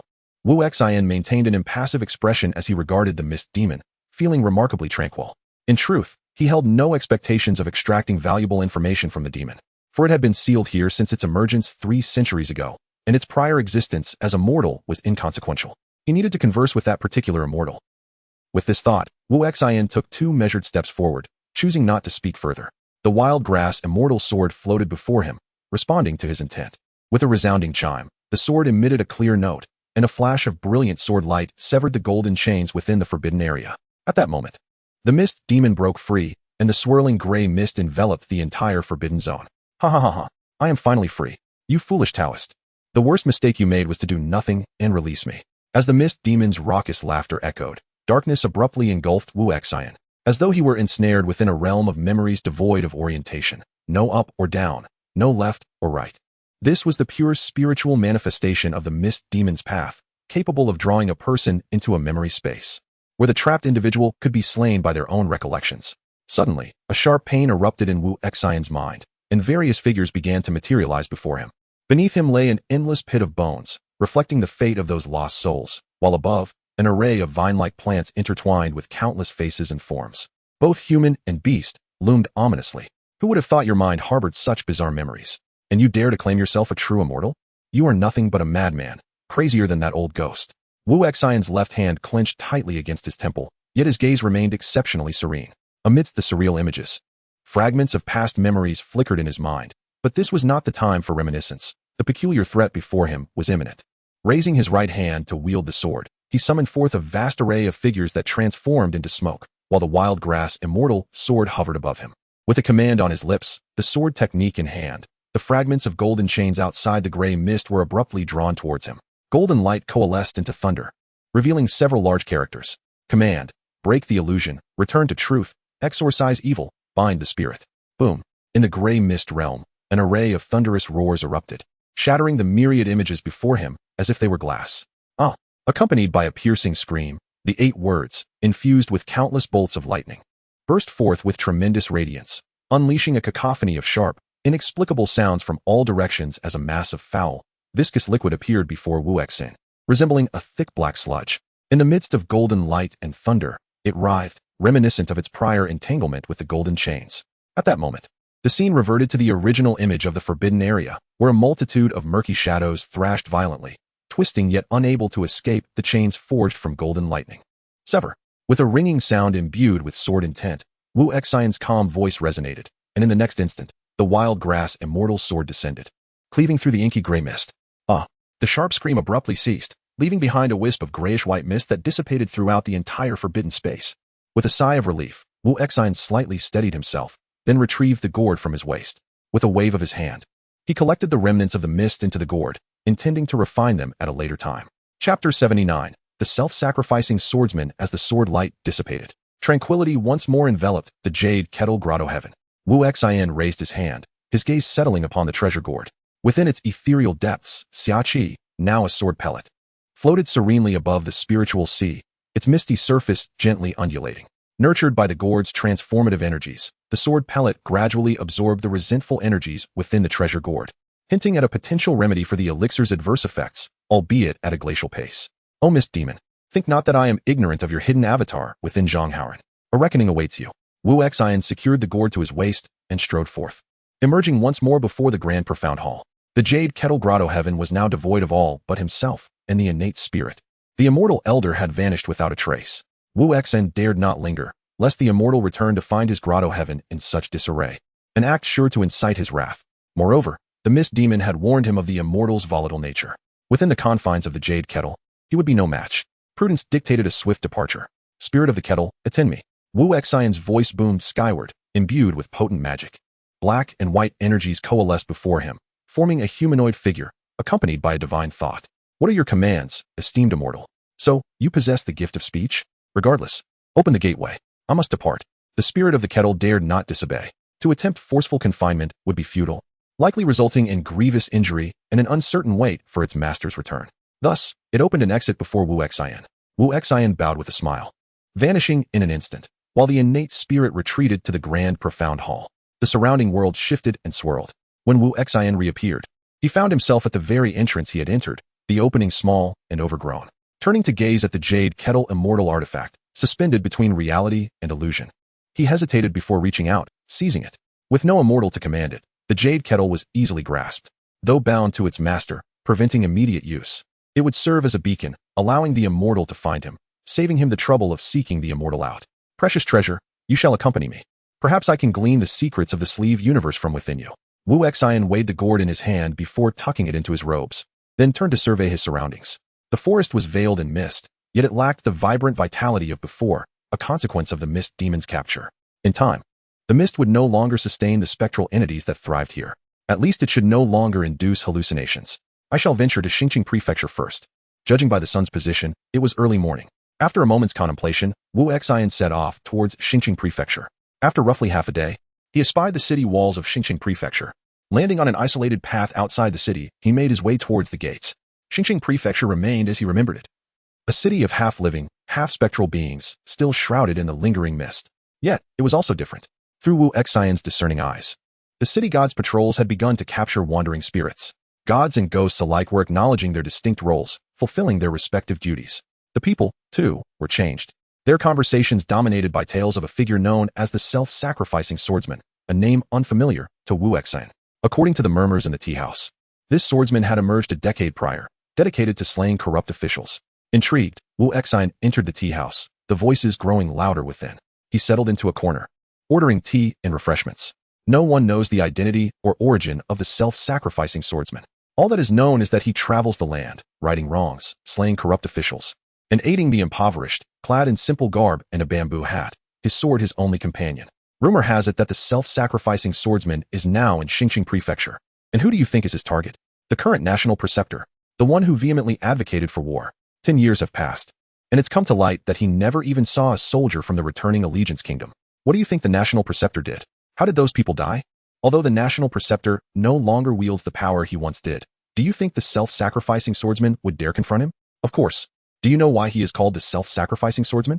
Why? Taking a sip of tea, the man slammed his hand on the table, proclaiming, "Legend has it that every time this swordsman draws his sword, he throws himself into the fray, disregarding his own life in his pursuit of justice, earning him his moniker. He is so reckless." It is said that the self-sacrificing swordsman was originally a bandit, enlightened by an immortal, who transformed him from a thief to a hero, donating his ill-gotten gains to those in need. Upon hearing this, Wu Xian realized they were speaking of Li Dazue. To think that I was in the Jade Kettle Grotto Heaven for a decade, and that former bandit is now a renowned hero. Truly unexpected.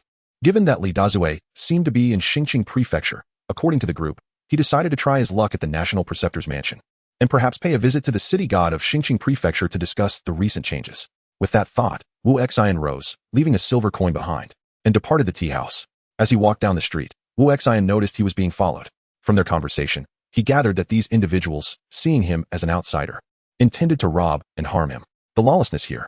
It seems the disappearance of the ash mist illusion has had a significant impact on Xingqing Prefecture. Indeed, Wu Xian's assessment was accurate. When the ash mist illusion vanished, the entirety of the Western Xia Kingdom was plunged into chaos. People who had been present disappeared, while those who had never been seen reappeared. It took a year or two to come to terms with reality. At the time, it was attributed to a strange epidemic that afflicted the entire nation, and the national preceptor performed rituals to mitigate its effects and stabilize the situation. Only the national preceptor, Chang Chunzi, knew the truth of what had transpired.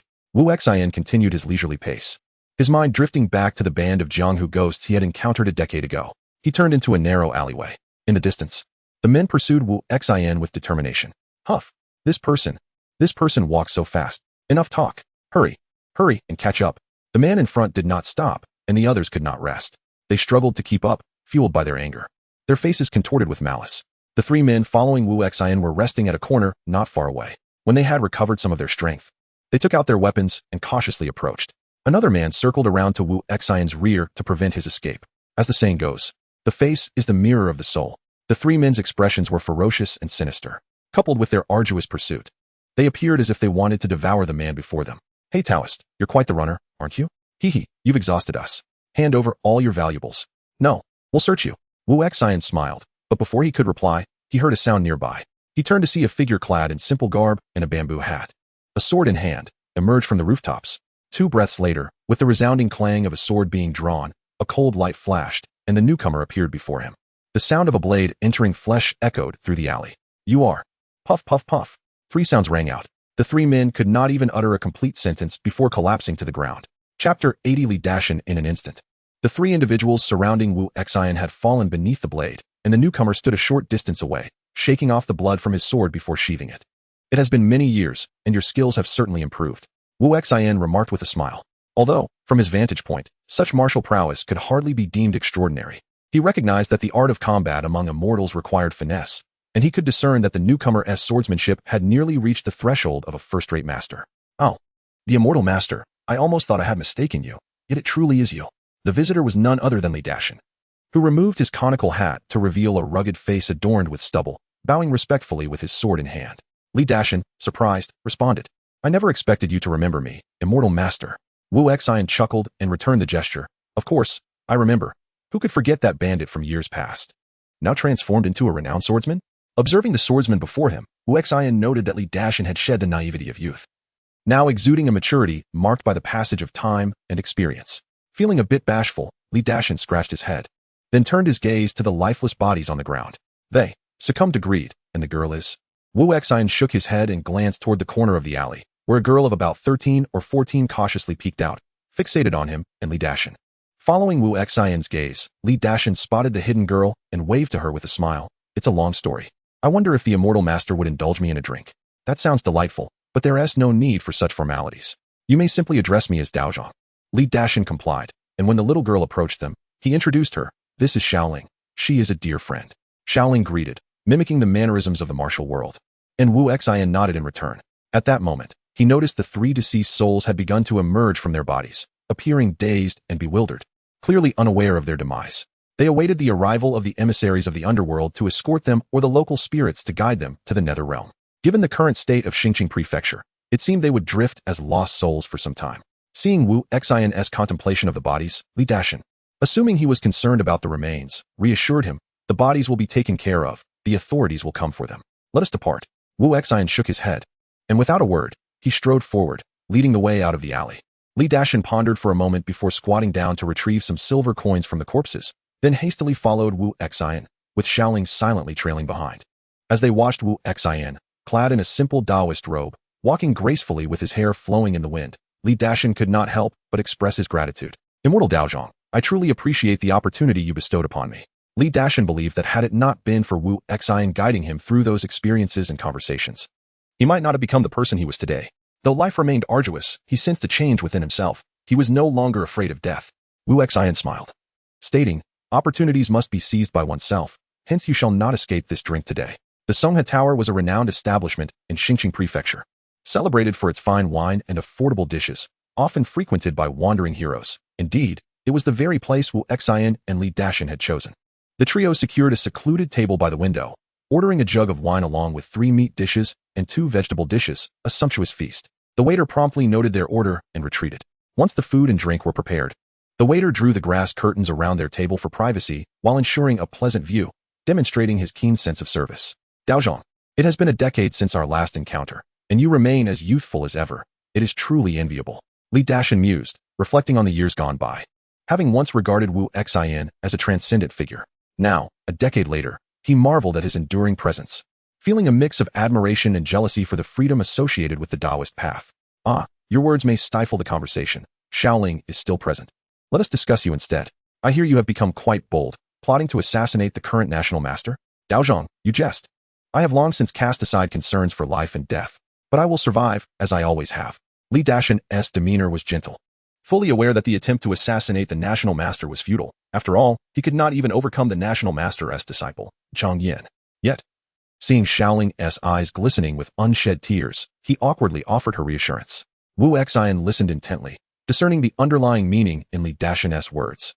The national master might indeed be the final target of his vengeance, and returning Xiaoling to her home could be the last act he wished to accomplish. Li Dashan had found what he believed to be his path to redemption. How did you come to be with this child? Xiaoling is someone I encountered a year ago. I couldn't ignore her plight. I rescued her from human traffickers. You know my situation.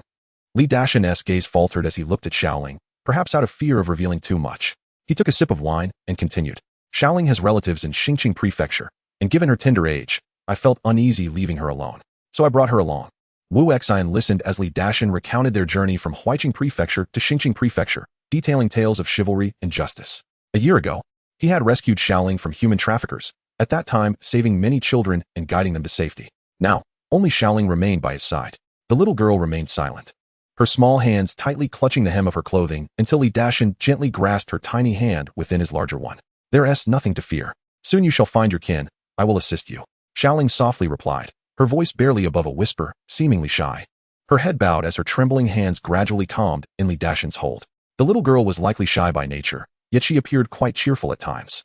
Have you found her family? I am searching for them. She was so young then, her memories are hazy. By the way, what brings you to Xingqing Prefecture?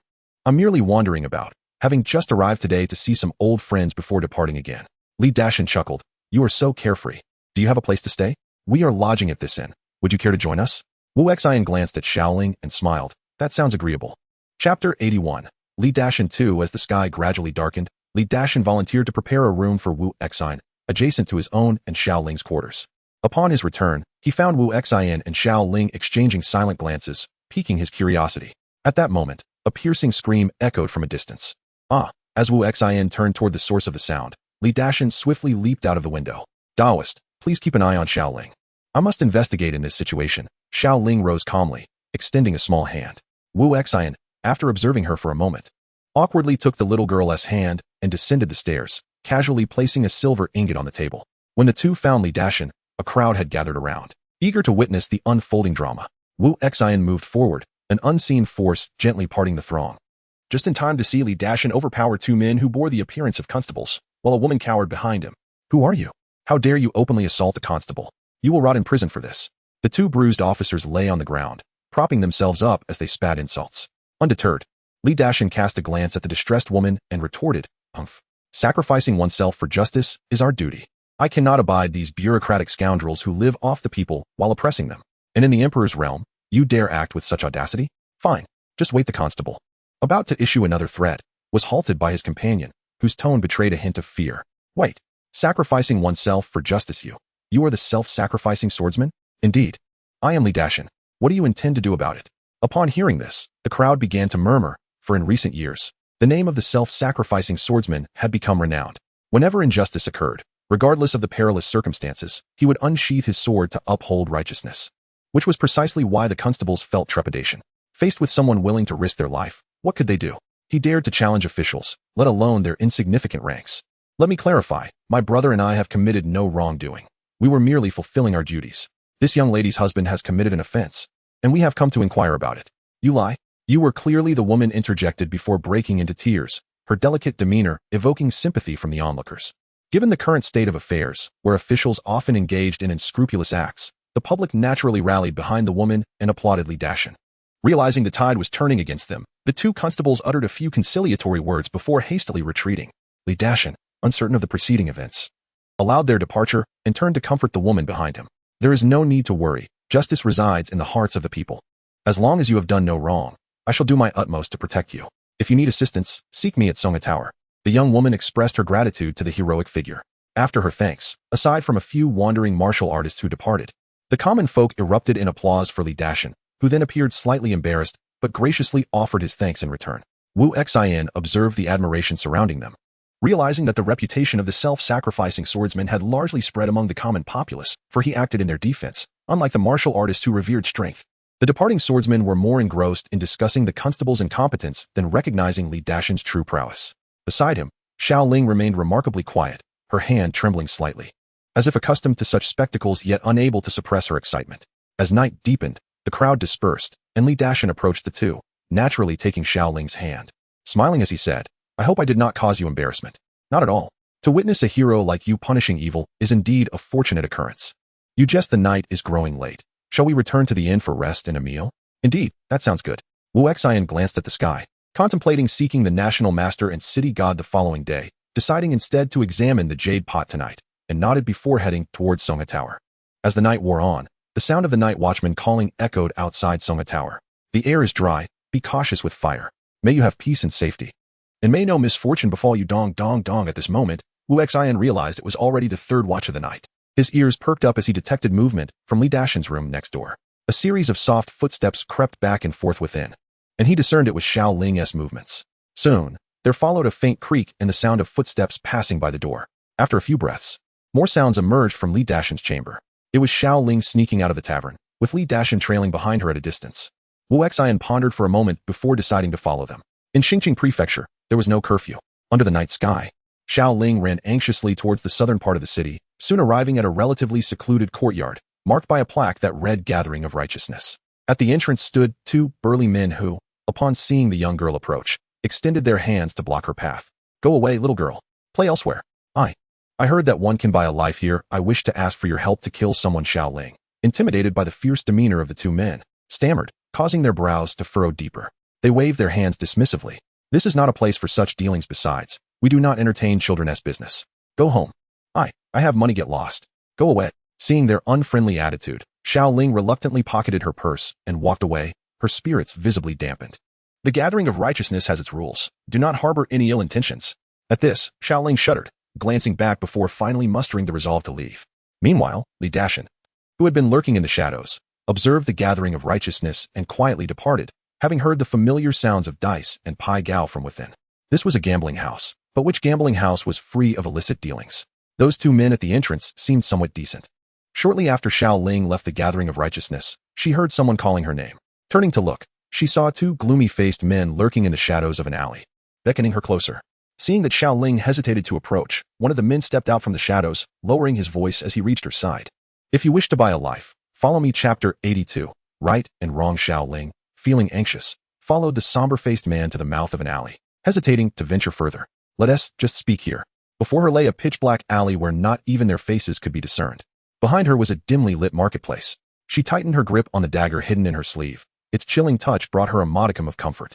"Little girl, since you wish to engage in something unsavory, why concern yourself with these few steps? Are you not afraid our conversation might be overheard?" The man's words dripped with mockery, akin to a cat observing its prey. Xiao Ling hesitated for a moment, seemingly steeling herself. She glanced back at the world outside the alley, then stepped into the inky darkness, the two men following her deeper within. After approximately a quarter of an hour, they halted, and Xiao Ling heard a man's voice. "Speak first. Whose life do you wish to purchase?" "I want to." Before Xiao Ling could finish her sentence, a figure emerged, and her words were abruptly cut off. Two men in black seized her by the throat. A steel blade pressed against her neck.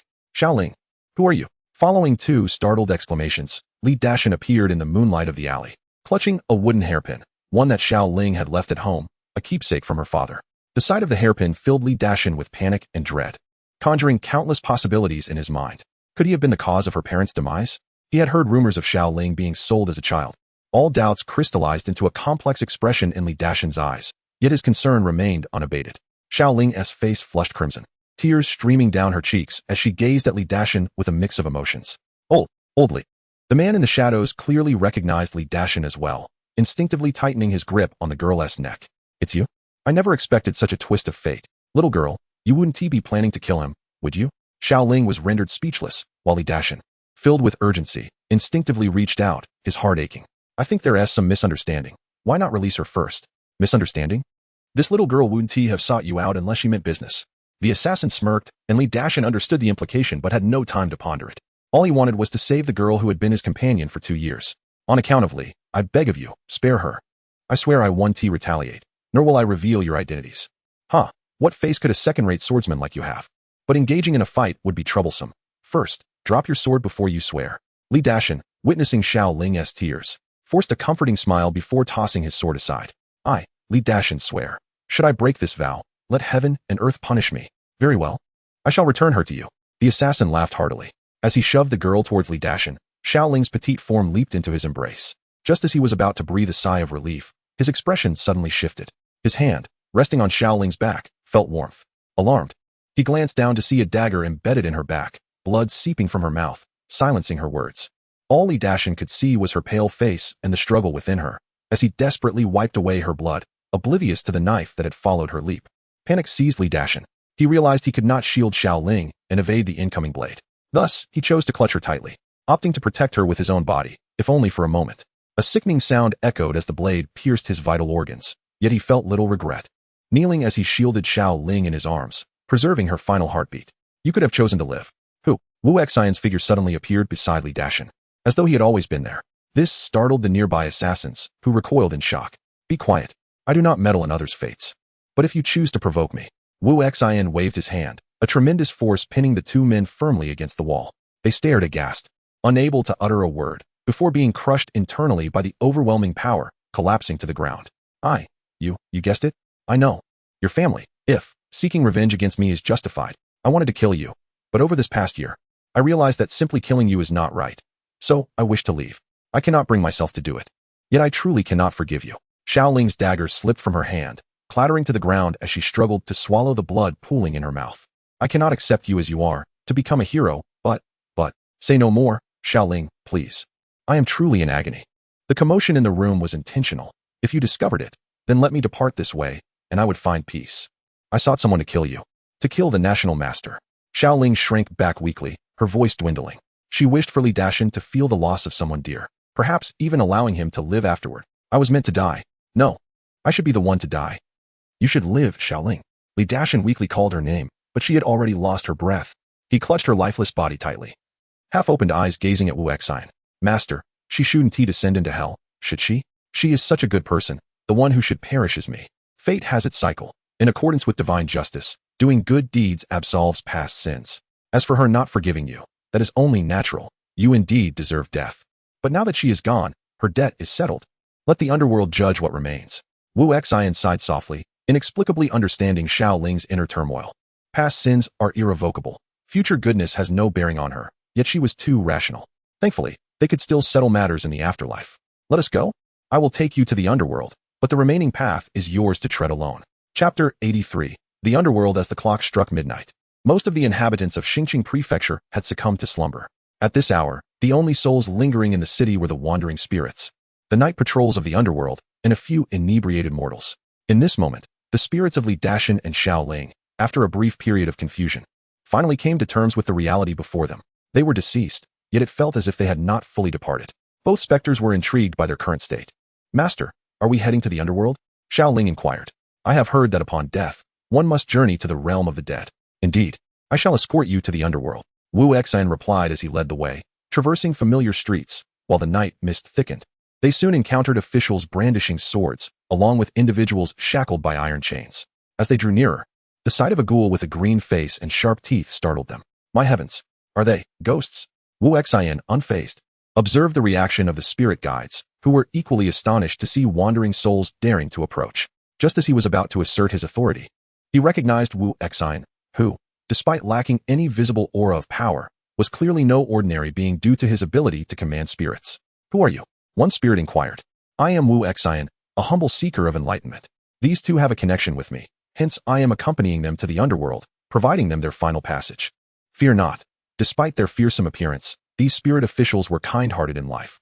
Their guise serves merely to fulfill their duties. After exchanging pleasantries with the spirit guide, Wu Xian noticed Li Dashin and Xiao Ling cowering behind him, prompting him to reassure them once more before yielding their positions to the spirit official.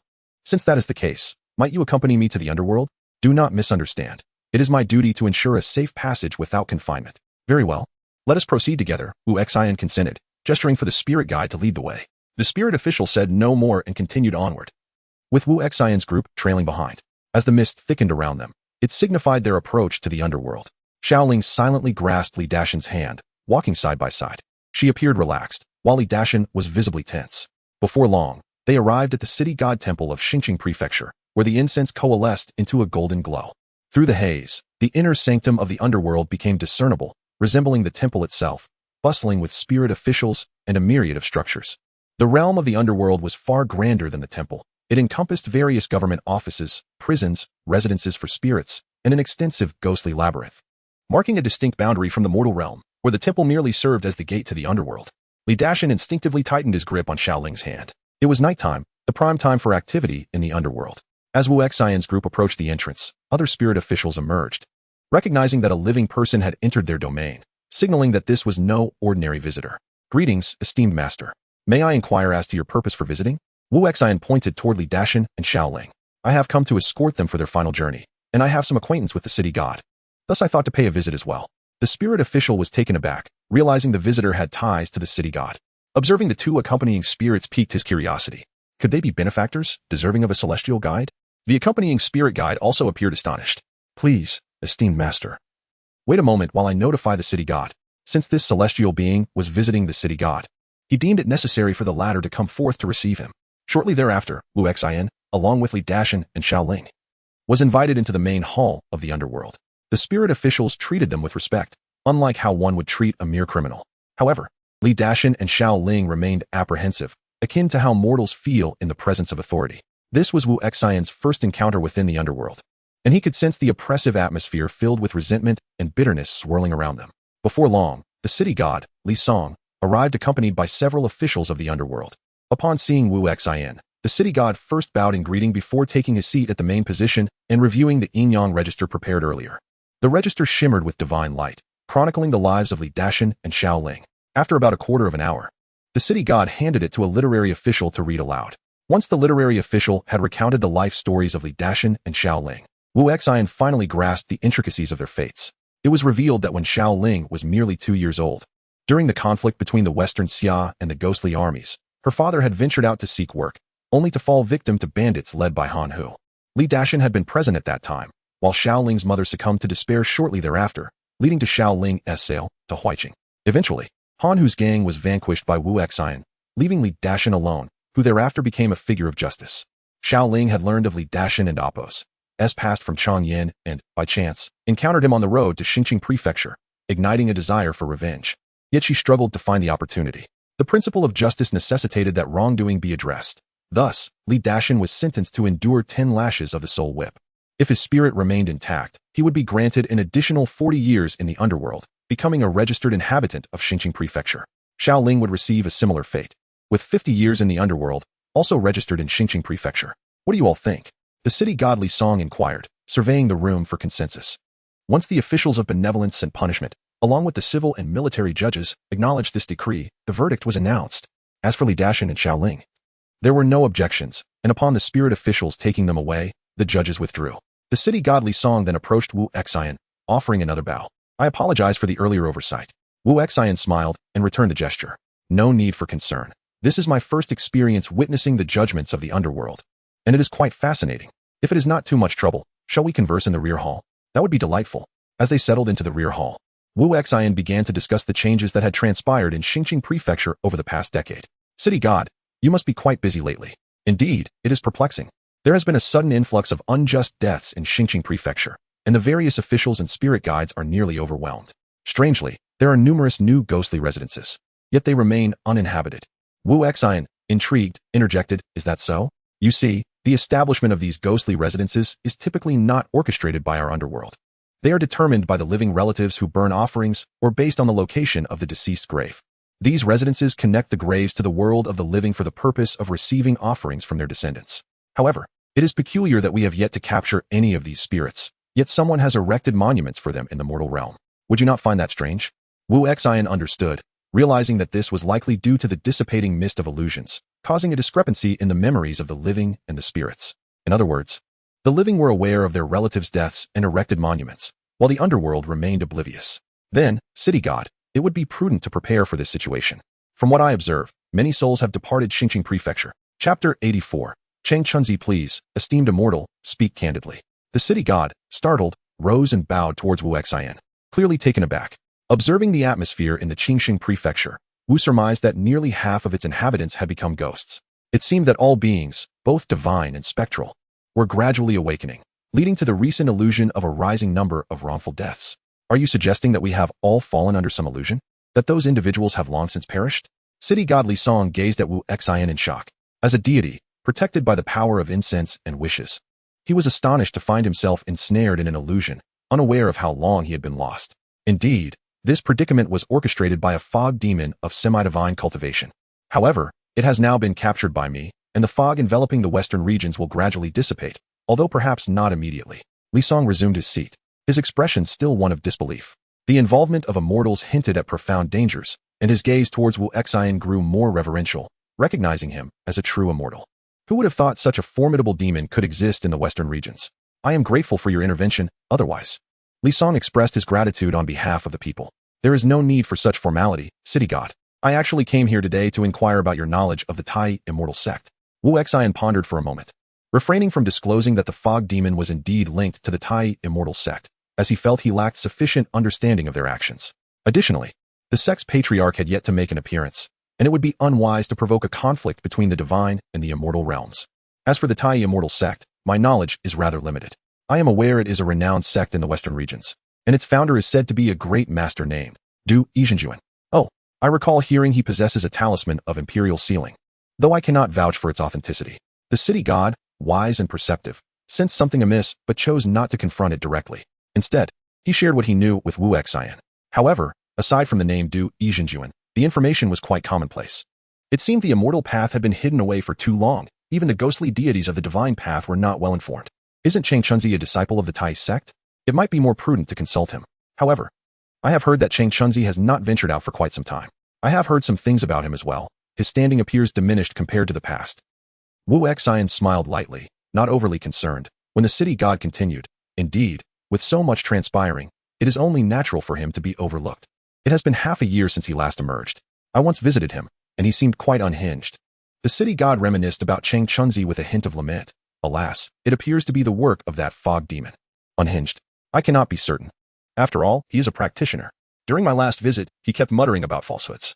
After reflecting for some time, the city god could not articulate his thoughts clearly. Wu Xian contemplated visiting the national master's residence, as he was already present. Thus, Wu Xian stood to take his leave, and the city god, unsure of what else to discuss, did not try to retain him. From their previous encounter, it was evident that Wu Xian had little knowledge of the divine path, making any discourse on cultivation quite difficult. Upon exiting the realm of the dead, the sky began to lighten, heralding dawn as he made his way towards the National Master's residence. The current state of the National Master's abode was a far cry from its former glory, now much more desolate. The grand doors were tightly shut, and there was even a lack of a doorman. Wu Xian contemplated briefly before knocking on the door. Shortly thereafter, the crimson door opened a crack, revealing an aged visage peering through. His hair was disheveled, and his eyes were bloodshot. This was indeed Chang Chunzi. Chang Chunzi, my old friend. It has been far too long. Wu Xian clasped his hands in greeting, but Chang Chunzi did not immediately respond, staring for an extended moment before finally opening the door fully. You have returned from the Tai immortal sect? How could they deceive you? They only ever deceive us. Chang Chunzi rambled, turning away in a daze and wandering into the courtyard without acknowledging Wu Xian or even shutting the door. Everything is a lie. Only immortality is true. Wu Xian observed Chang Chunzi as he walked ahead, taking in the untidy courtyard, evidently neglected for some time, and inquired, "Are you aware of this?" Chang Chunzi's demeanor was indeed unsettling. It appeared he had grasped the truth of the Tai immortal sect's deception. Yet, given the semi-true nature of the illusion, it seemed he should not have been able to discern such a ruse. Whether I know or not is of little consequence now. I have come to understand the truth of transcendence. Chang Chunzi staggered into the guest hall, where countless papers lay scattered, depicting humanoid creatures with bone wings and flesh feathers. In the center of the hall stood a vast canvas, upon which an unfinished depiction of bone wings was painted. With a glazed expression, Chang Chunzi muttered, "This is transcendence." Wu Xian frowned. The scene before him was exceedingly bizarre, with splattered ink and monstrous renditions of Tai disciples. Was it possible that Chang Chunzi had truly lost his mind? The Tai immortal sect has now perished. Chang Chunzi trembled, glancing back at Wu Xian. A fleeting glimmer of panic evident in his eyes before being replaced by a sense of resignation. He picked up a brush and returned to the canvas, murmuring to himself. This is the essence of immortality. Hearing Chang Chunzi's murmurs, Wu Xian sighed softly, realizing he would glean no further information from this encounter and prepared to depart. I can hear him. Him? Who is he? Wu Xian abruptly turned back, but Chang Chunzi had resumed his vacant demeanor, painting what he perceived as transcendence on the canvas. The creature depicted in the artwork of transcendence appeared hauntingly familiar. Was he painting Du Yizhenjuan? Wu Xian approached Chang Chunzi, extending his hand towards his forehead, intending to forcibly delve into Chang Chunzi's memories to uncover that elusive figure. Chang Chunzi remained fixated on the canvas, allowing Wu Xian to cast his spell. As the white light flickered from Wu Xian's fingers, his vision darkened. Images began to rush through his mind. Memories of Chang Chunzi from the past decade, culminating in the recent year. The bone wings and flesh feathers on the canvas materialized, and Wu Xian began to sense Chang Chunzi's fear, followed by excitement as he traversed through the images, only to be engulfed by confusion and chaos. Chang Chunzi's mind was a tangled mess, consumed by darkness. He could no longer perceive that existence, and was on the brink of collapse. His entire will was rendered insignificant before that presence, fragmented and shattered. Only one voice resonated in his mind. Eternal immortality. Chapter 85. The Ghost City of Tianqing, Eternal Longevity. In Chang Chunzi's mind, the phrase eternal longevity echoed incessantly, leaving only an abyss of chaos. Meanwhile, his corporeal form began to tremble in response to the cyclical murmurs, even showing signs of demonic transformation, prompting Wu Xian to retract his spell and withdraw from Chang Chunzi's memories. Observing the dazed expression on Chang Chunzi's face, his body twisted grotesquely, with sporadic bony protrusions sprouting, emitting a nauseating stench.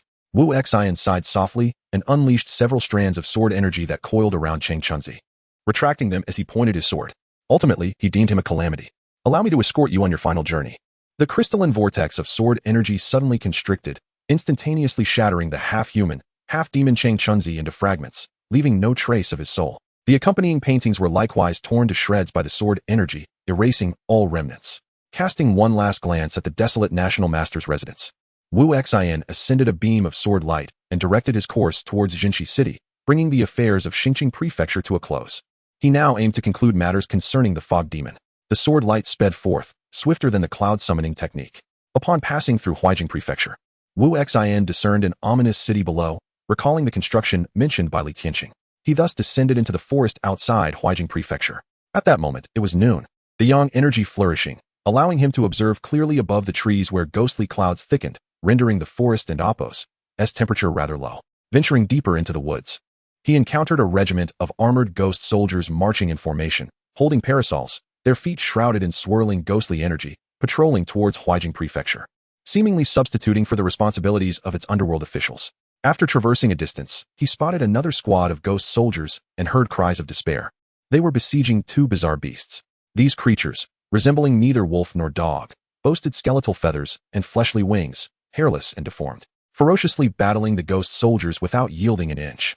It was noteworthy that even the ghost soldiers, who fearlessly faced death, found themselves entangled in such a fierce confrontation.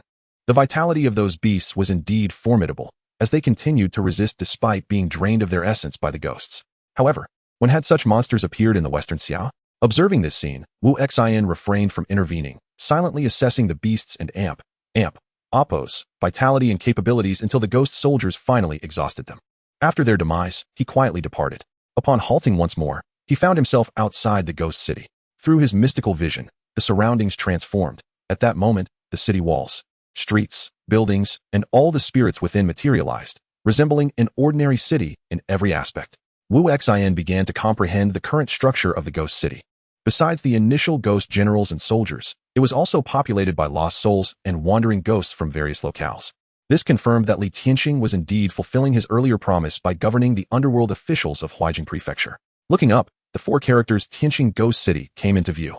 As he entered the city, Wu Xian employed his magic, remaining unnoticed by the ghost soldiers, and since it was daytime, many of the uninitiated ghost citizens rested within their respective abodes, leaving the streets sparsely populated. After traversing half the ghost city, he arrived at the Grand City Lord's residence. A plaque above the entrance bore the name, Yuming Ghost Mansion. Wu Xian advanced, his figure gradually becoming visible. Upon reaching the mansion's entrance, a stationed ghost soldier noticed him. Seeing the absence of any ghostly aura or divine light emanating from him, the soldier assumed him to be a mere mortal and gulped nervously, approaching cautiously. Who might you be? Why do you dare intrude upon Tianqing Ghost City? I am Wu Xian, an acquaintance of City Lord Li. I happened to be passing by and thought to have a word or two, Wu Xian replied. The soldier, startled by the revelation of Wu Xian's identity, immediately ceased his hesitance, bowing respectfully. Please wait a moment, esteemed immortal. I shall inform the city lord at once. With that, he hurried into the mansion, relaying the message through layers of communication until he arrived at a pitch-black door. This door was tightly shut, exuding a chilling aura that dissuaded even the lesser ghosts from lingering too long. City lord, there is a celestial being outside by the name of Wu Xian, claiming to be an acquaintance. Before the soldier could finish, a dense ghostly energy began to emanate from the surroundings. Countless ghostly figures materialized, and a middle-aged man clad in a black robe with serpentine patterns appeared at the entrance, causing the soldier to bow even lower in fright. Is he dressed in a white robe? Indeed. It is truly an immortal visitor. Step aside. I shall personally welcome him. The soldier exhaled in relief, promptly bowing before hastening away from that frigid place. Moments later, a swirling vortex of ghostly figures materialized before Wu Xian, indicating the arrival of Li Tianqing. Soon after, a voice emerged from the ghostly mist. Esteemed immortal, I regret my failure to welcome you appropriately. City Lord Li is too courteous. I visit unexpectedly and hope you do not mind my intrusion, Wu Xian replied with a smile, performing a respectful gesture. Not at all. Please, esteemed immortal, enter. Inside the Yuming ghost mansion, Li Tianqing led Wu Xian to a secluded courtyard, where tea had been prepared. Once they were seated, Wu Xian complimented. I never expected that after 10 years, City Lord Li would have developed the ghost city to such a scale. It is thanks to your guidance that Tianqing Ghost City has attained its current stature. The underworld officials of Huaijing Prefecture now fall under my jurisdiction, but, Li Tianqing chuckled, exhibiting a hint of pride. Were it not for Wu Xian's presence, he might have openly laughed in exuberance. Wu Xian discerned Li Tianqing's pride and perceived the implications behind the old ghost's words. Reflecting on his previous promise and the current state of the ghost city, it seemed all that was needed was an imperial decree to legitimize this underworld city. There is no rush for the decree. There is another matter I wish to inquire about. Li Tianqing's expression darkened at these words, contemplating his current status as a city lord. A ghost king commanding the allegiance of myriad spirits. Given his improved cultivation, nearing the 8th realm, he felt unfazed by the immortal's sword from a decade ago. Thus, he grew somewhat displeased with Wu Xian's attempt to shift the conversation. Is the esteemed immortal attempting to evade responsibility? Just as Li Tianqing was about to speak, the sky suddenly darkened, ominous clouds rolling over the horizon, seemingly engulfing the entire Huaijing Prefecture, while the ghost city above was besieged by a tempest. As if the heavens themselves wept. Whoosh. Chapter 86. The true lord of crossing calamity. The extraordinary phenomenon above the ghost city stretched for thousands of miles, ultimately forming a colossal vortex of sinister energy directly above the ghost mansion. This vortex delved deep into the clouds, its dimensions reaching 1,000 meters in depth, accompanied by interwoven thunder, as if it sought to engulf both heaven and earth. The denizens of the ghost city gazed upward, and through the eye of the storm, they could glimpse the myriad stars twinkling in the sky, inducing a surreal sensation of the galaxy descending and the distortion of reality. Even the officials from the distant Huaijing Prefecture, including the local deity, were rendered speechless by the awe-inspiring sight, let alone Li Tianqing, who was present in the ghost mansion, staring in terror at the daylight illuminated by stars, murmuring to himself under the immense pressure he felt. What on earth has transpired? Countless lowly spirits within the ghost city cowered in their abodes, too frightened to venture outside. The ghostly officials and enforcers fixated on the swirling vortex above, as innumerable ghost soldiers were torn asunder by the overwhelming force. This, Lord Mayor, save me. At that moment, however, Li Tianqing was too preoccupied to heed their cries, for the pressure emanating from the celestial spectacle was far more formidable than he had anticipated. His heart raced in astonishment, yet he caught a glimpse of Wu Xian's calm demeanor, which momentarily reassured him, prompting him to maintain a semblance of composure befitting his status. Soon after, a voice of greater majesty and authority resonated from the high heavens above the vortex. Why do you seek to thwart my endeavors? Are you in league with them? As the voice echoed, the immense vortex, brimming with boundless sinister energy, trembled violently, unleashing endless ripples of power. Boom, boom.